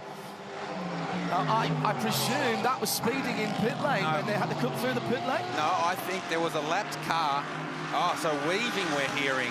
So the Australian rule that we spend so much time training the international drivers, do not weave when the lights go out on the safety car, has caught Ross Gunn out. And he's 0.3 of a second away from Jamie Whincup with that ailing aero on the front of the car. Absolutely. So in through the lane comes the 47, so that is not Ross Gunn. It's the Kundouris Brothers Superbarn AMG Mercedes. David Russell behind the wheel, third in the silver class, a lap back from Luke Gilden, who's second. The Lambo, a couple of laps clear in that inter-class battle. So over to you, Alessio Picciarello for Manthey EMA. Could they do the double? He's only 1.5 seconds behind Whincup. And we've said that Whincup has some drama going on with the front splitter. They put more race tape on it, but I don't think that's going to fix it. No. So Picciarello has been seriously impressive this weekend. And that 911 car's been fighting backwards. Talk about snakes and ladders. That car has had snakes and ladders today. And J-Dub would have wanted that XM BMW safety car to be out for a long time. If he could have stretched that, I'm sure he would have.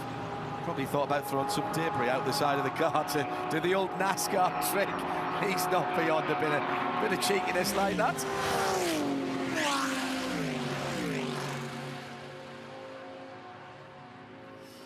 The other question I've got, and because I've run out of space on my notepad from the tally, how many drive-through penalties has car 130 had today? Yeah. 50-12, it's been a lot. They're still plenty, yes. They're still on the lead lap. They're 20 seconds behind the lead. They're quite a big chunk behind this leading group of cars, but Maro Engel's there. Now, I'm not expecting miracles, but if they finish there, that'll be 8 cars on the lead lap at the end of the race, which has never happened before. The previous record was 7. So it shows you how competitive this field has been, even though that team has had such a rotten day. And that is a change for position in the Boycell Watchers Pro-Am class. The Porsche gets to the front. So the walking wounded Mercedes AMG slips back to second with Jamie Whincup, and Picciarello gets himself to 10th outright, and what will be the class lead when Ross Gunn has to serve a pit lane penalty. Gunn still has not come to the lane, so he's stretching out that 3 laps before he must take it. You get 3 laps of argument time. Well, you can argue all you want, but once they give you the black flag, I haven't seen them change their mind in the past. It's not something you can really argue, that there's degrees of certain things you can get called a penalty on, where it's a subjective decision, but you're either waving or you're not waving, you know? But what he's trying to do is give himself the best opportunity and pull away as much as he can whilst he's got a little bit of clear track ahead of him. Yeah, absolutely. He's trying to get up the road a little bit, hoping that there might be another safety car to catch the train and get back on it. But this high-speed freight train snakes its way down the mountain to Forest Elbow. Gounon's found a bit of time in the last lap or so, as now the tyre sort of normalises for Gounon. So almost the opposite from what we expected, where the Porsche would take a lap or 2 to get up the temperature. It's been Gounon taking a lap or 2. Just on the previous lap, took a little bit of time back out of Matt Campbell. Let me just remind you that the Repco fastest lap is in the hands of the 13 Porsche, which Jackson Evans is behind, a 2:02.9 in the race. So there is pace in that Porsche in particular. Is that the only car in the twos today? Yes, it is. Yeah. Like 58. That cool, crisp morning air when it was properly flat out. 4.9 for the leader, 5.2 Gunon, 5.3 Evans, 5.4. Nice bit of numerology there for Martin. So much of a much of the second, third and fourth. That Porsche again, Garth, in the final sector was 4/10 quicker than Jules Gunon. So braking for the chase, braking for Murray's corner. He can't use that performance though whilst Gunon's ahead of him. So he's not been able to chase down Matt Campbell. I think there was a bit of traffic pollution on that last lap in the last sector for second, third, fourth and fifth. So we'll keep an eye on that one. The teams, the stewards have imposed a PLP to car 10 for crossing the pit entry blend line. It's the invitational class car, the Hollinger car. And I've just seen the GT4 leader in the pit lane, Adam Christodoulou. Late stop there.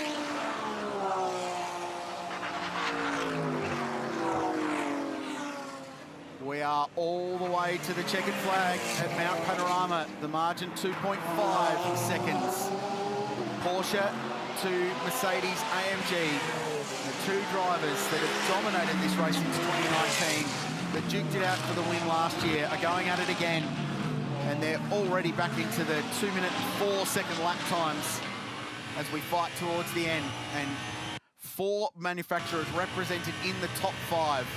And Bathurst remains one of the most open races from a balance of performance between all the different GT3 brands. If that's not exciting for the brands that aren't here this year and the ones that are coming, like Ford and Chevrolet and hopefully McLaren and all the others, well, this is the place where you can come and know that you're going to have a shot. Campbell negotiating some traffic. There's a bit of a story in the invitational class as well, which has been really tough today, because at the moment, just going out of the pit lane on an outlap to the checkered flag, Adam Hargraves is leading the class in the number 20 T2 Racing local search car. That was the car that was backed into the wall early in the weekend and had to borrow some panels from a car from another category that was racing here, and the rear clip as well. So that's a bit of a rags to riches story. We always get them here at the Repco Bathurst 12 Hours. There'll be plenty of column inches written about this one. Previous lap, Jules Gunon took 8/10 of a second out of Matt Campbell. Campbell came across a bit of lap traffic in an awkward spot in the final sector, and Gunon got the rub of the green this time around with a much cleaner run through the lap traffic. So come to the end of the first sector on this next lap. What's the difference between the two? It's Matt Campbell 50.8 versus Gunon's 51.0. So Campbell has the speed in the car. That's the luxury of a gap. When you come to the lap traffic, you can be a little bit more cautious if you need to. Take a bit of the intensity out of the situation. Spare a thought for Laurens Vanthoor as well, the Belgian driver. This is his 7th attempt at winning this race. He was runner-up here in 2015 with Audi, doing all kinds of insane things at the end of that race, trying to grab a car that really didn't want to be there and wrangle it towards the podium, including a rather large send around the outside of the final corner on the final lap of the race to get